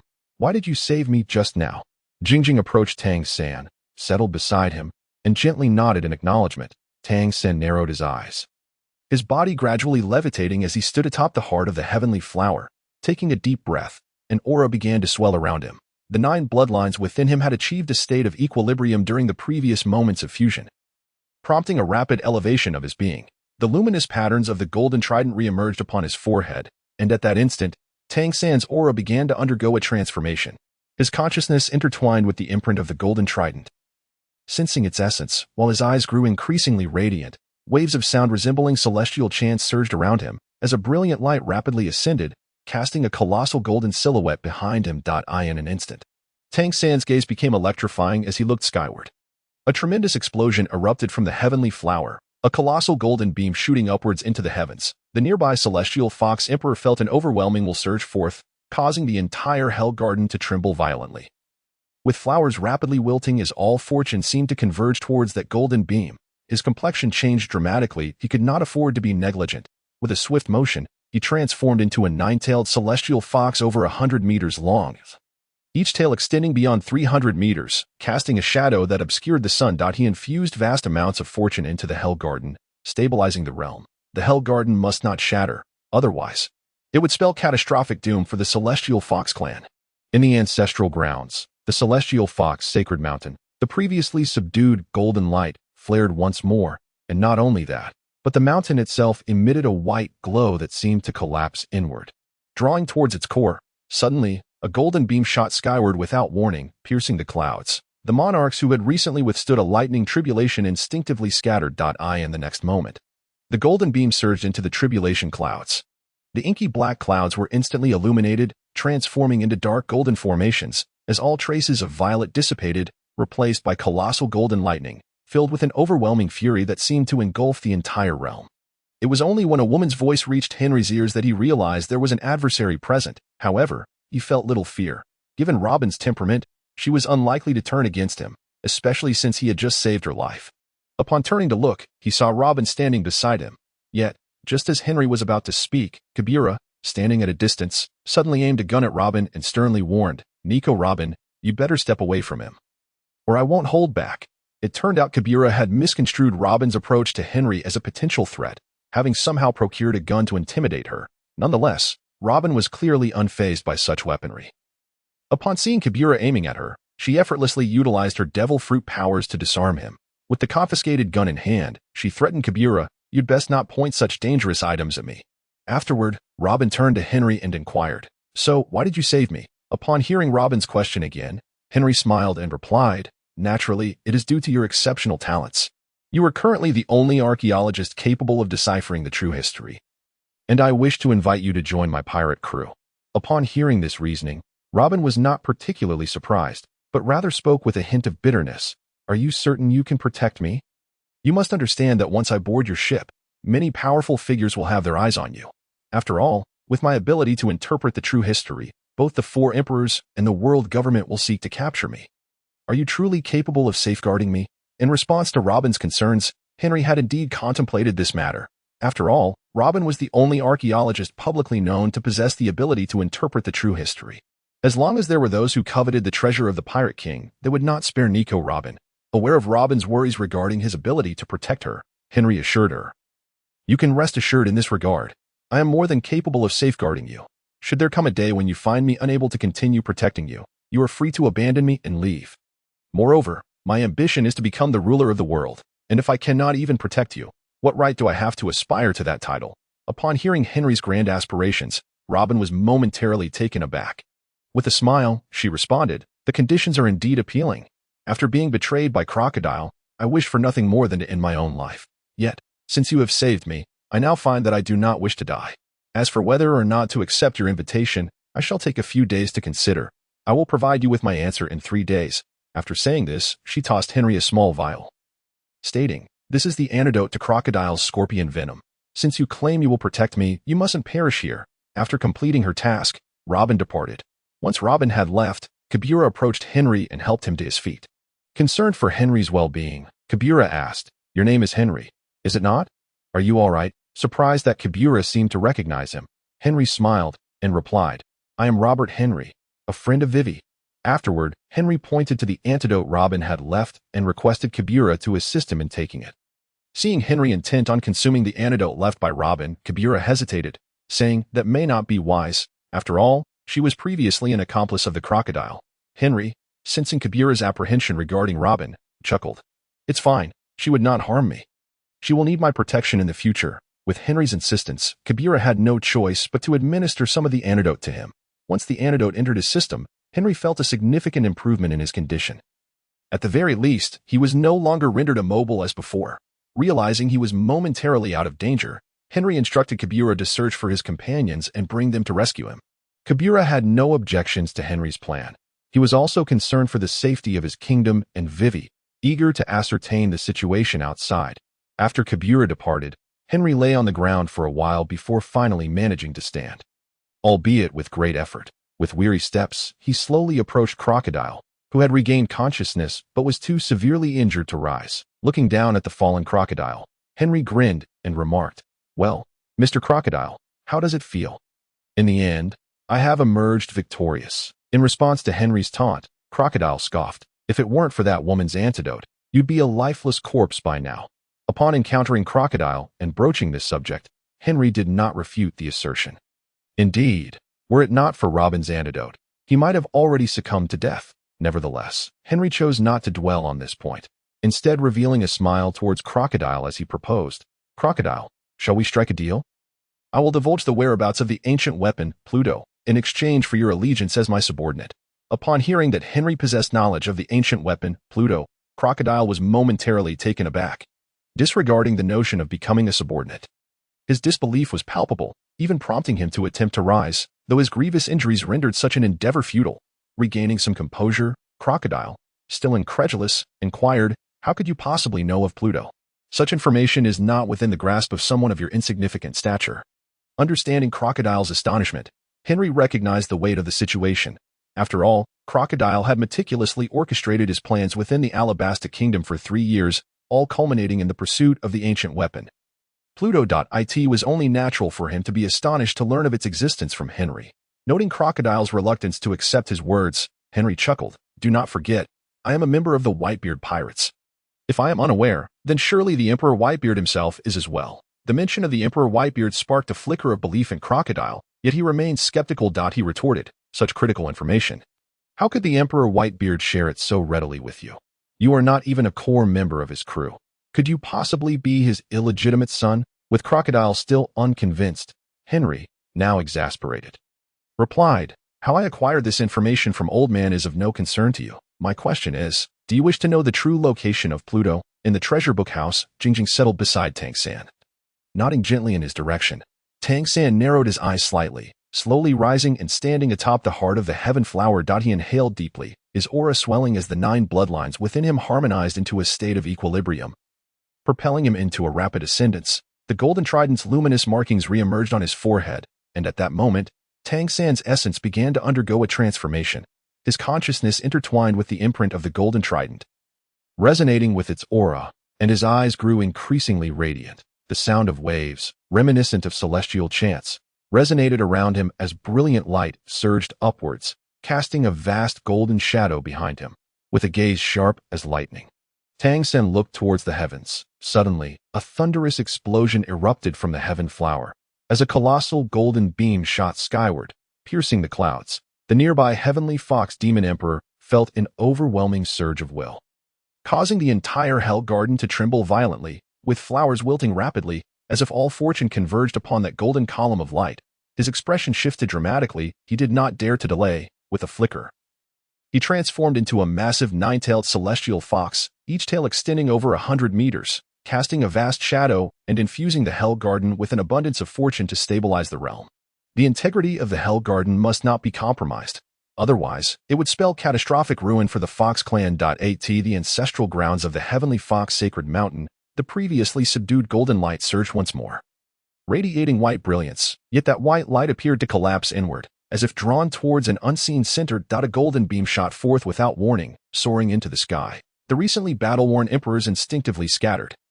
And in the next moment, the golden beam surged into the calamity clouds. The inky blackness of the calamity clouds ignited, transforming into dark golden clouds, with all traces of purple dissipating, replaced by immense bolts of golden lightning. As if the very essence of wrath filled the realm, naturally, Crocodile was eager to uncover the whereabouts of Pluto. Lacking sufficient strength, he sought to leverage formidable military power to elevate his status. Witnessing that Henry seemed genuinely in possession of Pluto's information, Crocodile, despite his skepticism, inquired, "I certainly wish to know where Pluto lies. However, the notion that I would become your subordinate is sheer folly." Seeing that his attempt to entice Crocodile with the promise of Pluto had fallen flat, Henry resolved to alter his approach, then agree to one condition, "And I shall reveal to you the location of Pluto. Should I require your assistance in the future, you must aid me thrice. If you accept this condition, I shall disclose where Pluto resides." Crocodile pondered Henry's new proposal, contemplating the terms, yet he countered, "No more than twice. Otherwise, our negotiations are at an end." Judging by Crocodile's demeanor, Henry perceived that further bargaining was futile. Thus, he acquiesced to the two conditions. However, it is important to note that Henry's intentions were far from benevolent. After all, Pluto was situated in Wano country, which currently belonged to the Emperor Kaido. Should Crocodile indeed seek Pluto, he would inevitably clash with Kaido, diverting his attention away from the Alabasta kingdom. Thus, Henry conceded, "Twice it is. I trust you will honor your word. Now, let me reveal to you the location of Pluto. According to my intelligence, the ancient weapon Pluto lies deep beneath Wano country, and if you possess the capability, you could seize it." Upon hearing Henry's assertion that Pluto was located in Wano, Crocodile found it difficult to accept. Even harboring doubts about Henry's honesty, he questioned, "Why have I never heard of Pluto's presence in Wano? If Pluto were truly there, would not Kaido have long since wielded it to dominate the world?" Henry was not surprised by Crocodile's skepticism. Indeed, it was challenging for most to fathom the veracity of such news. If Kaido truly controlled the ancient weapon Pluto, he would have likely already taken action against the world government. Yet, Henry had no desire to explain himself, responding instead with irritation, "Believe it or not, Pluto undoubtedly resides in Wano. As for why Kaido has not claimed dominion over the world with it, that is not my concern. If you wish to know, you are more than welcome to seek the answers yourself." Seeing Henry's unwavering conviction, Crocodile began to entertain the possibility, yet he still probed, "You are not attempting to deceive me, are you? Leading me to provoke Kaido?" Infuriated by Crocodile's continued doubt, Henry retorted, "Do I truly need to go to such lengths? If I wish to eliminate you, I could do so without hesitation right now." He then derided Crocodile further, "Are you afraid? Knowing that Pluto lies within Kaido's grasp has left you paralyzed with fear. It is astonishing that someone like you has attained the title of Warlord of the Sea." Crocodile, incensed by Henry's mockery, felt his rage boiling over, his chest heaving as he declared, "I fear not even the Emperor Whitebeard. How could I possibly fear Kaido? If Pluto truly resides in Wano, I shall accept your request and assist you with two tasks." With Crocodile acquiescing to his terms, Henry felt a surge of elation, and they sealed the agreement with a firm handshake. After finalizing their pact, Henry prepared to take his leave. As Henry turned to depart, Crocodile called out from behind, "Are you truly abandoning me?" Upon encountering Crocodile, who surprisingly sought his assistance, Henry inquired with a tone of incredulity, "What leads you to believe that I would come to your aid? You nearly brought ruin to my friend Vivi's kingdom." Crocodile, taken aback by Henry's words, expressed his bewilderment, asking, "Are you not in need of my help? If you refuse to rescue me, I shall undoubtedly be apprehended by the Navy and thrown into the depths of the underwater prison. How then could I assist you?" In response to Crocodile's plea, Henry, with a resigned demeanor, replied, "That is no concern of mine. I wish you the best of luck. If you wish to escape, now is your chance." With that, Henry turned on his heel and departed, ignoring Crocodile's desperate calls behind him. As Henry exited the underground palace, he was greeted by Alamy and Chopper, who had come to escort him. Following closely behind was the vice-captain of the Alabasta Kingdom's guard, Gaka. While Chopper and Alamy were there for Henry, Gaka was tasked with retrieving Crocodile. Henry paid no mind to Crocodile's fate and chose to accompany Chopper and Alamy out of the palace. Upon returning to the square in front of the royal palace, Henry found that the crew of the Lionheart pirates had already returned. Seeing that his companions were safe brought him a sense of relief. When he encountered Sanji, he learned that Sanji had captured Mr. Two and inquired how to proceed. Delighted by the news of Mr. Two's capture, Henry instructed Sanji to leave him be, assuring him that he would arrange for someone to take over the situation. Subsequently, Henry contacted Douglas, requesting him to send someone to handle the captured Mr. Two. Henry had established this plan with Douglas even before arriving in Alabasta, and Douglas's men had been on standby, ready to act as soon as Mr. Two was apprehended. After addressing the matter concerning Mr. Two, Henry found himself disinterested in anything else. Having been afflicted by crocodile scorpion venom, he had taken the antidote. Yet his body remained significantly compromised. Following another round of treatment from Chopper, he sought a quiet place within the palace to rest and recuperate. When Henry finally awoke, it was already midday on the following day. Meanwhile, order had largely been restored in the Alabasta kingdom. With the aid of Zoro and others, Koza and Vivi swiftly quelled the rebellion and pacified the royal guard, bringing the hostilities to a complete halt. After a modest meal, Henry felt a sense of completion.